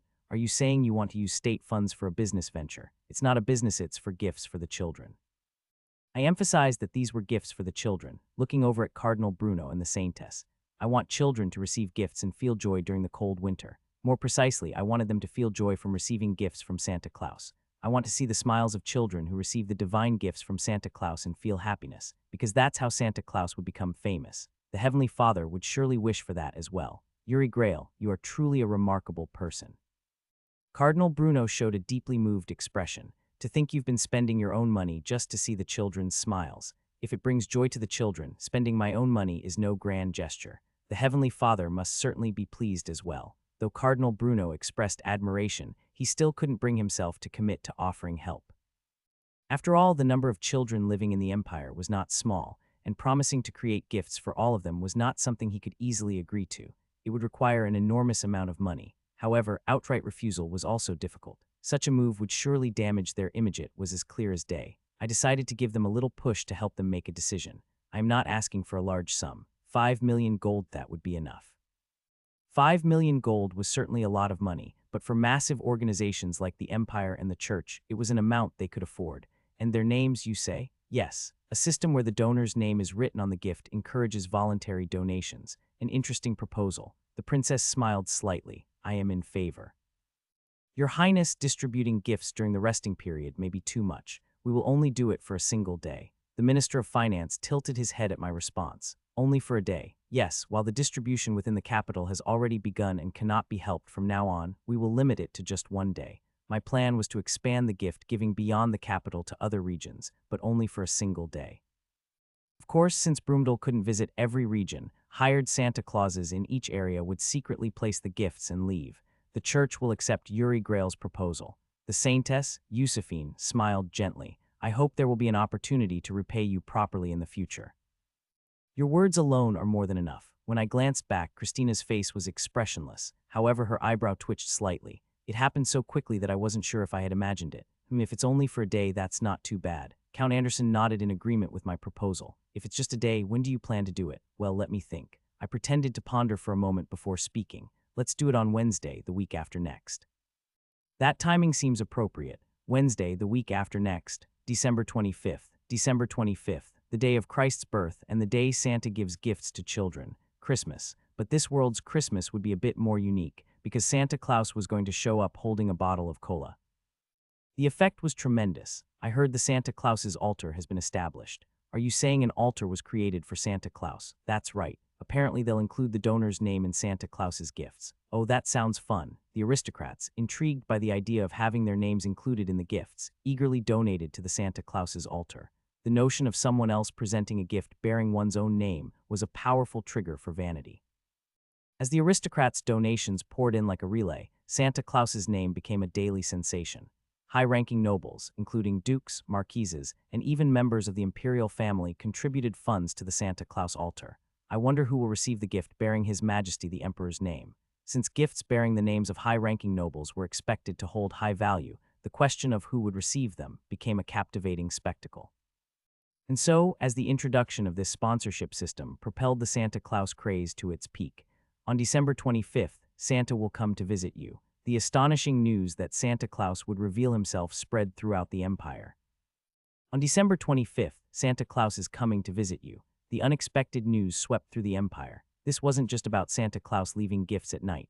I heard Santa Claus is going to appear in the Capitol Square. Wow, does that mean we'll really get to see Santa Claus? The rumor that the much talked about Santa Claus would reveal himself sparked excitement among both adults and children. Santa Claus had become the most sensational figure in the empire. Santa Claus is a dwarf. Ridiculous, that foul-tempered race could never be Santa. I saw him with my sons, a burly old man. He climbed a chimney with his bare hands. Stop talking nonsense. How could an elderly man climb a chimney with his hands? I'm telling you, I saw it with my own eyes. Santa is a superhuman who can jump several meters in a single leap. Are you saying a grand wizard has such physical prowess? You might as well claim Santa is an assassin. Ha ha ha. Late in the evening, people gathered at the tavern, enjoying themselves as they speculated about Santa Claus's true identity. They were all eagerly waiting for December 25th to arrive. There wasn't a single person who didn't like Santa Claus, one who gave gifts to children without asking for anything in return. Children who believed Santa Claus would come down the chimney, hung socks by the fireplace, and made wishes, while some adults even dressed up as Santa to keep the magic alive for their kids. As so many awaited December 25th with hope and anticipation, our tower was experiencing a miracle. I can't believe this is actually happening. My goodness, I've never seen nobles donate money voluntarily before. These were the reactions of Arya, Rania, and Zion. On the table in front of them lay a paper showing the total funds collected by the Santa Claus Foundation. I, too, was genuinely surprised by the amount, 22.5 million. A staggering sum exceeding 20 million gold had been gathered by the Santa Claus Foundation. That's a lot more than I expected. While 10 million gold came from the church and the imperial treasury, even excluding that, 12.5 million gold had been donated. If this had been a simple donation, such a huge sum would never have been collected. People in this world weren't particularly inclined toward charitable giving, but when the name Santa Claus was attached, the story changed. The fact that the gifts distributed by the popular Santa Claus would include the donor's name inspired a flood of donations. Among them, the largest contributions came from the merchants of the empire. To the merchants, Santa Claus's gifts presented a unique marketing opportunity. Even while we stood in amazement, donations continued to pour in. We might really be able to deliver gifts throughout the entire empire. As Arya said, judging by the amount of money, distributing gifts across the entire empire didn't seem impossible. though there was still the challenge of how to deliver the gifts. If the church and the empire help, it should be possible. Both organizations had administrative staff spread throughout the empire. While I was busy preparing for Christmas, time flew by and December 25th finally arrived. And then, Mom, Santa Claus has been here. Where? Oh, it's true. It's a gift from Santa Claus. Children who woke up in the morning were overjoyed to find Santa Claus's gifts at their bedside. On the midnight of the 24th, Christmas Eve, Santa Claus had snuck through the quiet night while the empire's children were sound asleep. Of course, since Santa Claus couldn't visit every region himself, the church and the empire lent a hand. But to the children who received the gifts, it was a magical and mysterious experience. Santa Claus came to our house. Wow.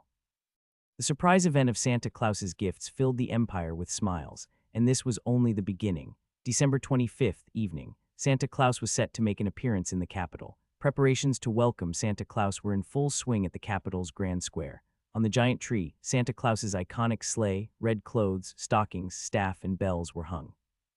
Church members climbed the tree and rooftops to hang large stars and prepare candles, while merchants set up their stalls in the square. Everything was going smoothly. The gifts had been successfully delivered on Christmas Eve, and the atmosphere in the square was pure Christmas. Except for one thing. Sir. His Majesty the Emperor is on his way. Who? His Majesty the Emperor, the Emperor. Everything was perfect except for the Emperor's sudden visit to the tower. Wait, why is His Majesty? Although his visit was unexpected, it wasn't a major problem in itself. Your Majesty, haha, does it suit me? The problem, if there was one, was that the Emperor had shown up wearing a Santa Claus hat that did not suit him at all. A red hat with a white pom-pom, worn in place of the crown.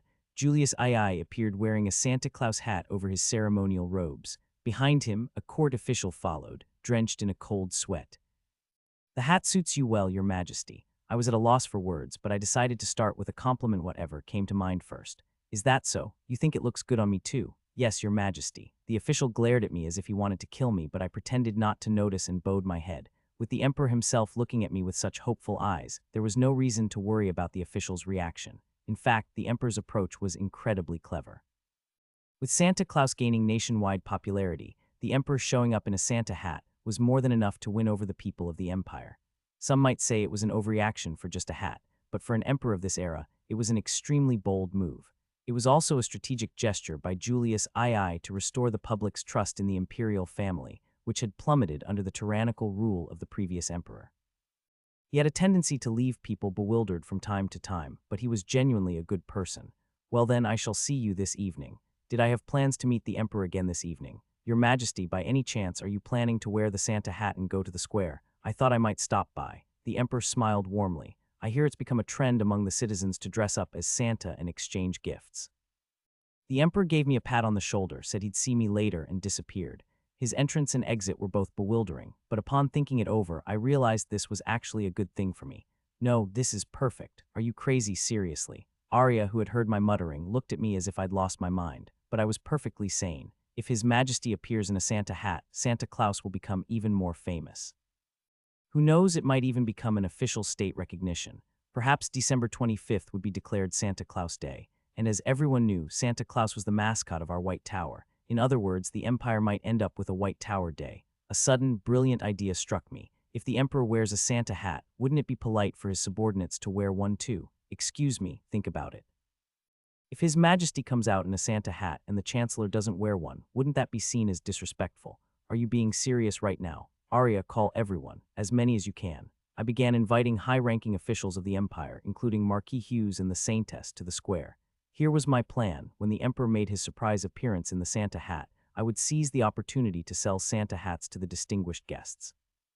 Of course, buying would be optional, but who wouldn't buy one? With the Emperor wearing a Santa hat, refusing to do so would be akin to asking for trouble. This is it. It was the perfect opportunity to establish Santa Claus in this otherworld once and for all. Late in the evening, as the sun had set, the imperial square was bustling with countless people. Most were parents accompanied by their children. All of them had gathered to see Santa Claus. I didn't expect Christina to take an interest in something like this. I invested in this project. Of course, I had to come see if it's going well. That's true. From a terrace overlooking the bright square, I watched the festival with Christina. The square, illuminated by candlelight in the darkness, was filled with people laughing and chatting as they bought goods from the stalls. It was a joyful festival where everyone seemed to be having a good time, but Christina couldn't fully immerse herself in the festivities. It was too dangerous for a member of the imperial family to step into a crowded space without caution. Instead of joining the celebration, she had to watch from afar. Perhaps this was the sadness of those who held high positions. As I looked at Christina's profile, staring down at the square, I spoke up. "Would you like to try this on?" Christina glanced at the Santa hat I offered her. "Are you asking me to become a clown?" "A clown? Not at all." Seeing my flustered expression, Christina chuckled. "I'm only joking." Taking the Santa hat, Christina put it on and teased me. "When my beloved asks me to wear it, how could I refuse such a simple hat?" Ahem. I cleared my throat and looked around. Fortunately, the guard standing outside the terrace, Morian, hadn't heard anything. Christina clicked her tongue at my reaction. "Your courage is as small as a bean. It's better to be cautious. If the emperor were to hear that the unmarried princess called someone her beloved, just imagining it gave me a headache. Let's go out now." I left the terrace with Christina and headed toward the square. In the VIP seats prepared on one side of the square, the nobles who had arrived earlier were already seated. Among them, I noticed the nobles I had invited, including Marquis Somerset and Count Anderson. "His Majesty isn't here yet, it seems. Did you hear he was coming? He wouldn't miss a festival like this, so he'll likely show up." Christina glanced over the nobles and smiled subtly. "Looks like something interesting is about to happen." Her smile suggested she had a sense of what the future held for these nobles. Soon, the nobles spotted Christina and approached her. While she greeted them, I quietly slipped away. "Where have you been?" "I was just escorting Her Highness." I returned to where the White Tower group was gathered and tilted my head. "But where is the Tower Master?" She went for a quick look around with Lady Orca. "But never mind, Thather, eat this." I took the chicken skewer Arya handed me and glanced to the side. Munch, munch. In front of a stall, Iberkina was enthusiastically devouring chicken skewers. In the brief time I had been away, she had managed to pile up dozens of empty skewers in front of her. "Can't you stop eating already? You're going to put the vendor in a tough spot." Next to her, Lilith, holding a glass of milk, was scolding Iberkina. Whether it was effective or not, munching on my skewer, I strolled around the square with the three of them. "This is nice." The square was crowded with adults dressed as Santa and children with eyes sparkling with excitement. The atmosphere was pure festivity. However, there was one thing missing. No snow. Christmas always had snow, but not a single flake was falling in the square. Well, if it wasn't snowing, then I'd just have to make it snow. I bought a large apple pie from a street vendor. "Iberkina, could you make it snow?" Iberkina, biting into the apple pie, nodded, and soon enough, delicate snowflakes began to drift down from the sky. "Oh, snow, wow." As snow started to fall, children burst into cheers. The snowfall quickly blanketed the square in white. Though the temperature dropped, smiles bloomed on everyone's faces. As the Christmas spirit reached its peak, "Huh, look over there," a man shouted, pointing somewhere. The people who looked in the direction he indicated began to murmur, "It's Santa." Under the round full moon, through the dark, snow-filled sky, a sleigh pulled by reindeer was descending into the square. Under the full moon, with snow falling heavily, a sleigh pulled by giant reindeers appeared. It was a magical sight, straight out of a fairy tale. The reindeers, galloping through the sky, gradually descended, slowing their pace. When the sleigh finally landed in front of the square's grand tree, "It's Santa, really, it's the real Santa Claus." A roar of excitement erupted. Sitting at the front of the sleigh was none other than Santa Claus himself, with his bushy white beard. Santa Claus, wow. Whether children or adults, everyone who saw Santa shouted with joy. The square was instantly filled with noise, but no one rushed toward Santa. To be precise, they couldn't. Imperial Knights had formed a barrier around the large tree in the square, preventing anyone from approaching. This was done at my suggestion. If Santa Claus appeared in a square packed with tens of thousands of people like this, there was a real danger of a stampede. A stampede doesn't just injure one or two people, many could be hurt or even killed. A festival meant for joy could quickly turn into a tragic disaster. To avoid this worst-case scenario, I prioritized maintaining order at the festival. Guards were stationed throughout the square to keep order, and the number of people allowed in was carefully limited. Not only the area around the tree was off limits, a wide path encircled the square, large enough for 2 carriages to pass side by side. It was a kind of parade route. Tap, tap. The sleigh, pulled by reindeer, began to move slowly along the path. "Happy holidays, ho ho ho." Santa Claus stood up on the sleigh, waving to the crowd in the square. Wow, Santa Claus." Children's eyes sparkled like stars as they reached out eagerly, while adults offered solemn prayers. "Happy holidays, enjoy the holy day." This was the phrase I had asked Santa to say. In this world, the last month of the resting season was also called the Holy Month. We decided to call December 25th Happy Holiday to celebrate this special day.